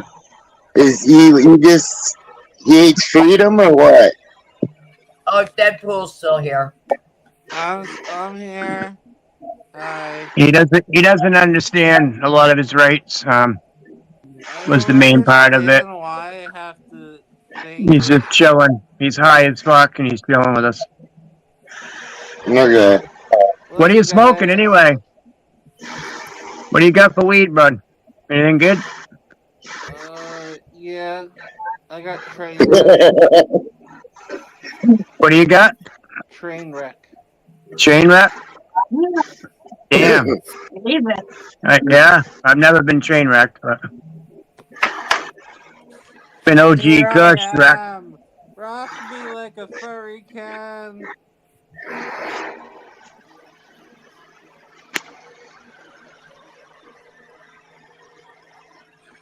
You know what? Vanilla ice cream sounds good about now. You were too lazy to get up to go make raviolis. How are you going to go up and get up and get a bowl of ice cream? I don't know. That's the real question of the universe, isn't it?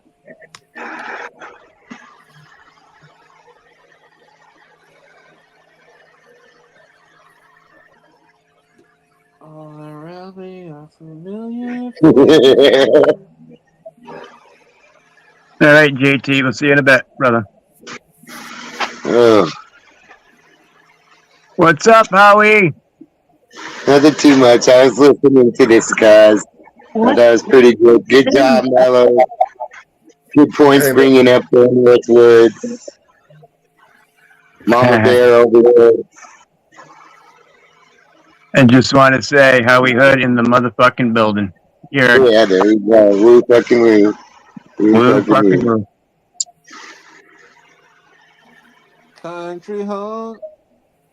Country So he's train wrecked up in the corner. You have a train wreck. Yeah, he's fucking train wrecked. Yup. So what state are you train wrecked in? New Jersey. To the Come on. place. Northwoods. We drove truck long enough. New Jersey drivers are train wreck. Hell yeah. Mountain Mama.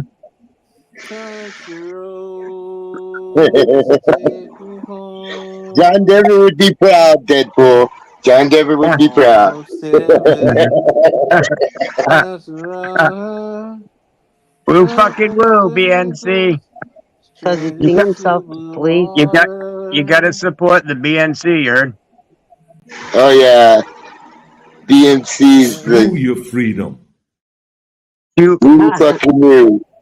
I like that Oh one. my god. Right, you're my guy, Northwoods. You know that, right? What's The that? noose is on the roof. I said, you're my. Catch me outside. How about that? How about that? How about that? I didn't hear what you said. What was it?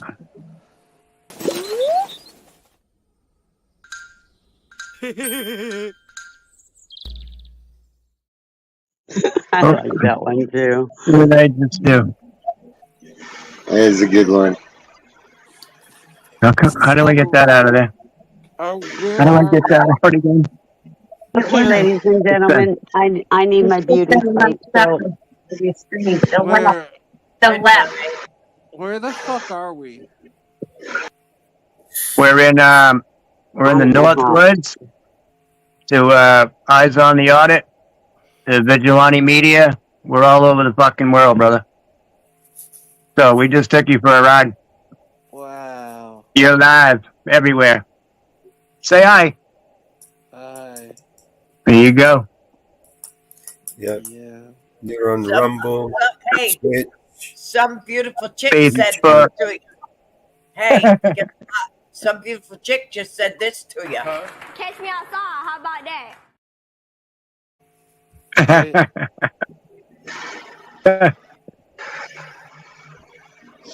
Sorry, guys, having a little technical difficulties. I gotta get rest anyway. I gotta go pay the IRS tomorrow. Unfortunately.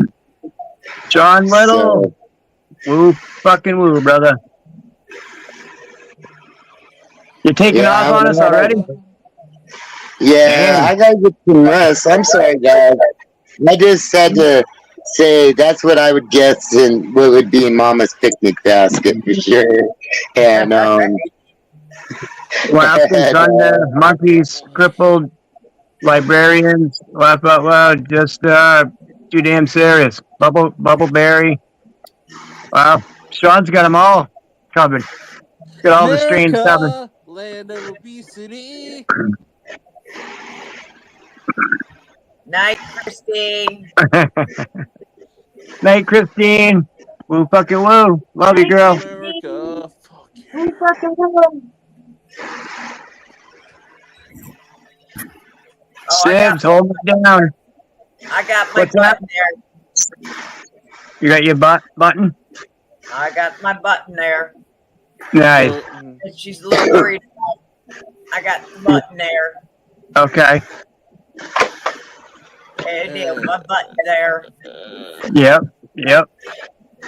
Freddie, what's good, man? Is the link in my chat for the panel? Your face is in the link of the chat. Oh. We can drop it that in. last picture, that's the House of Commons, right? That's what you call your government. That's like our, yeah, that one.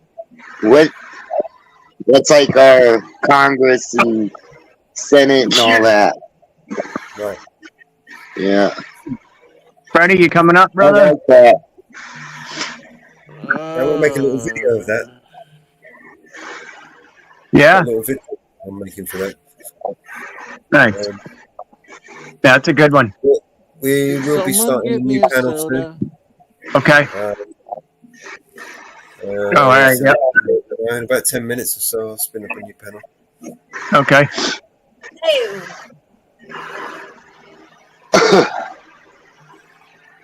You might want to get his address so we can send him a couple tubes of butt cream. You're not supposed to eat it. Just remember to put that on the label. It's not ice cream, bud. It's for your ass. Don't put it in your ass either. Put it around your ass. It might taste like vanilla ice cream. No, just kidding. Who are you guys talking to? Will you test it for us, Deadpool? What? Leave your address in the back chat. We'll send you a couple tubes of butter cream. And let us know if it tastes like vanilla ice cream. The next time you see somebody auditing a police officer, just rub that on your ass. You'll be good to go.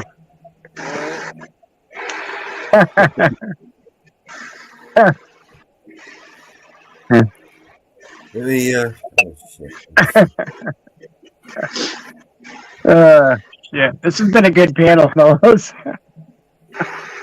What's that, your eyeball? What? When you got the camera up by your eyeball? What time is it? Time to start another panel, brother. We're out of here. No, I refuse. You refuse what? We just flush it down the toilet when we leave. That's all. What? We hit the button, and you're gone. What button? It's called the Netty Night button. What? Well, we decided to turn your camera on, and I started seeing hair and wasn't sure what it was. I put the screen back up. Oh, don't tell me you're a porn bomber. Come on, Deadpool. Have more class than that, man. I'm not a porn bomber. And come on. The truth always comes out. make sure it was an eyeball I was looking at. Who? Sir Lauren in the motherfucking building. Woo! Fucking woo. My lights Good to see you, sir. My camera is on. Welcome in, brother. Welcome in. The panel link's there if you want to jump up and say hi, Sir Lauren. Before we leave, I'm going to be on the next one in a little bit. You know, you're on the big screen here. I do have a big screen. It's not a small screen. Right. Mama Bear's looking right at you, man. She's got you. Eyes on you. Yeah, dude. I would just boot him. I think you're right, Mama Bear. I'm sorry. I just listened to all that. I wanted to have a little fun, but if he's going to porn bomb, get rid of him. Huh? You know? I have Shut your camera. Shut your camera up. Okay, fine.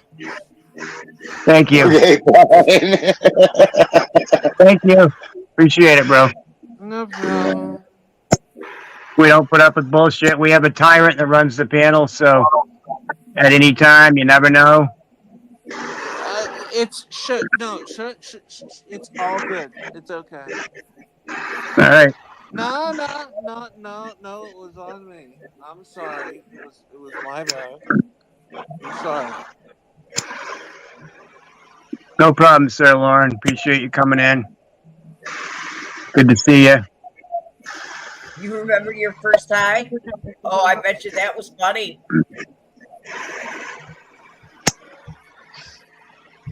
I don't remember my first high.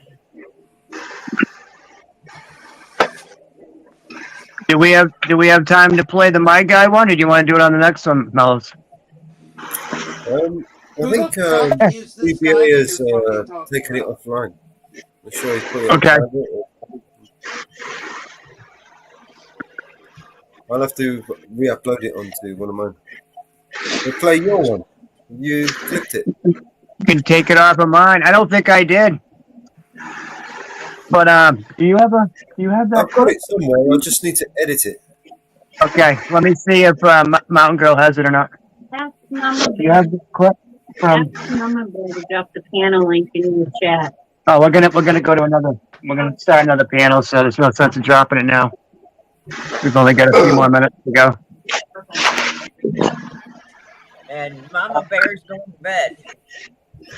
But Sir Lauren, if you want, Mel's gonna start another panel, and I'm gonna jump back on and restream with him.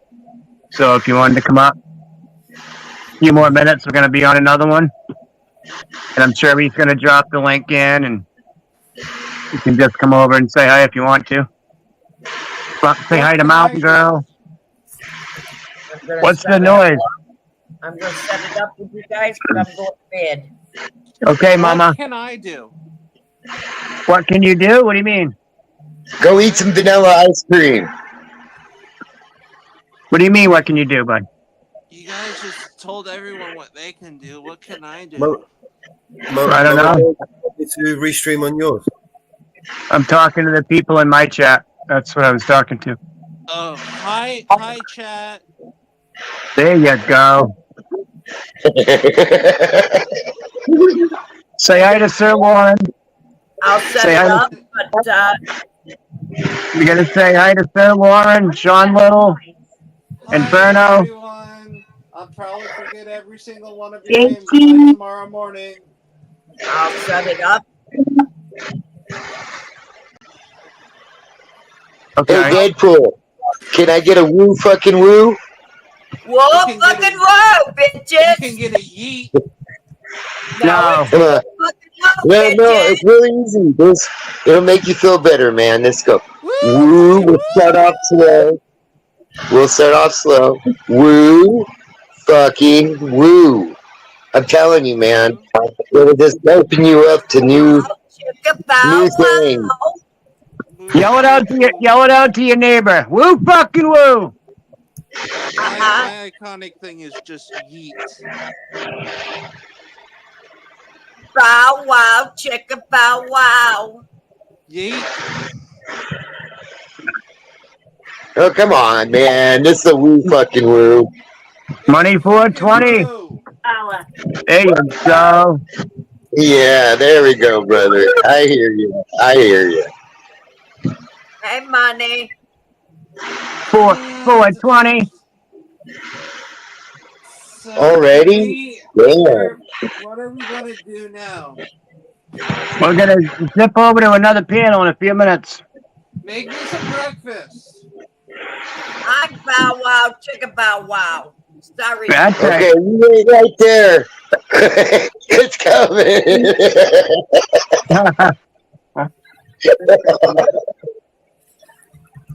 It's fucking woo and bow wow, chicka bow wow. I'm gonna go take a shower. And possibly fall asleep. Take a shower in your own time, not us.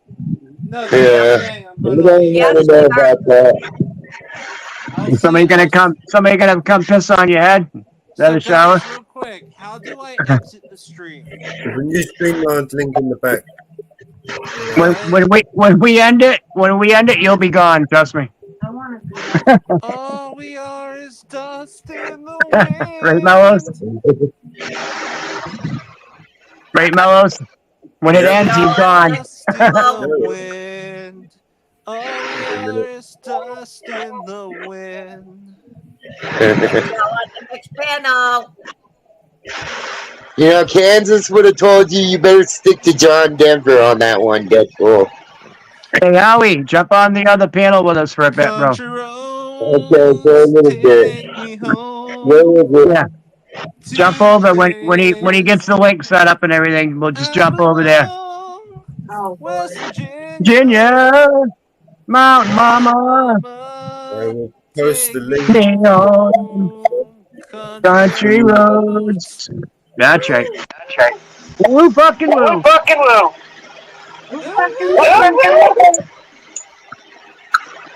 right. Yeah. You guys want to jump over there? Yeah. I'm gonna jump. I'll see y'all later. All right. Good to meet you. We're heading over to the next panel. Okay. All right. Let's see you on the next one, man. Woo woo. I'll stay in with you until you do your closeout. Sure. Just going to play the outro. Good night. Thank you, everybody, for tuning in. The links are in the chat if you want to join us on the new panel. That's it for episode 6 of the Network Show. Everybody from my side, the Northwood side, follow us over, hit the link, and we'll see you over there. Peace. Thank you. Yeah, see you on the new panel.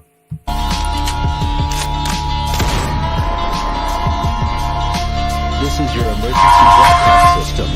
All civil unrest has gone global. All Capitol buildings and cities are under siege by the United States government to quell the domestic terrorist threat. All residents of urban neighborhoods and cities are being ordered to stay in their homes until the threats are eliminated. If you disobey orders, you could be shot on sight by rogue agents, federal forces, and domestic terrorist militias. This is your emergency broadcast system. This is a national alert. Imminent threat is nationwide. You must stay in sight of your homes or risk being shot on sight.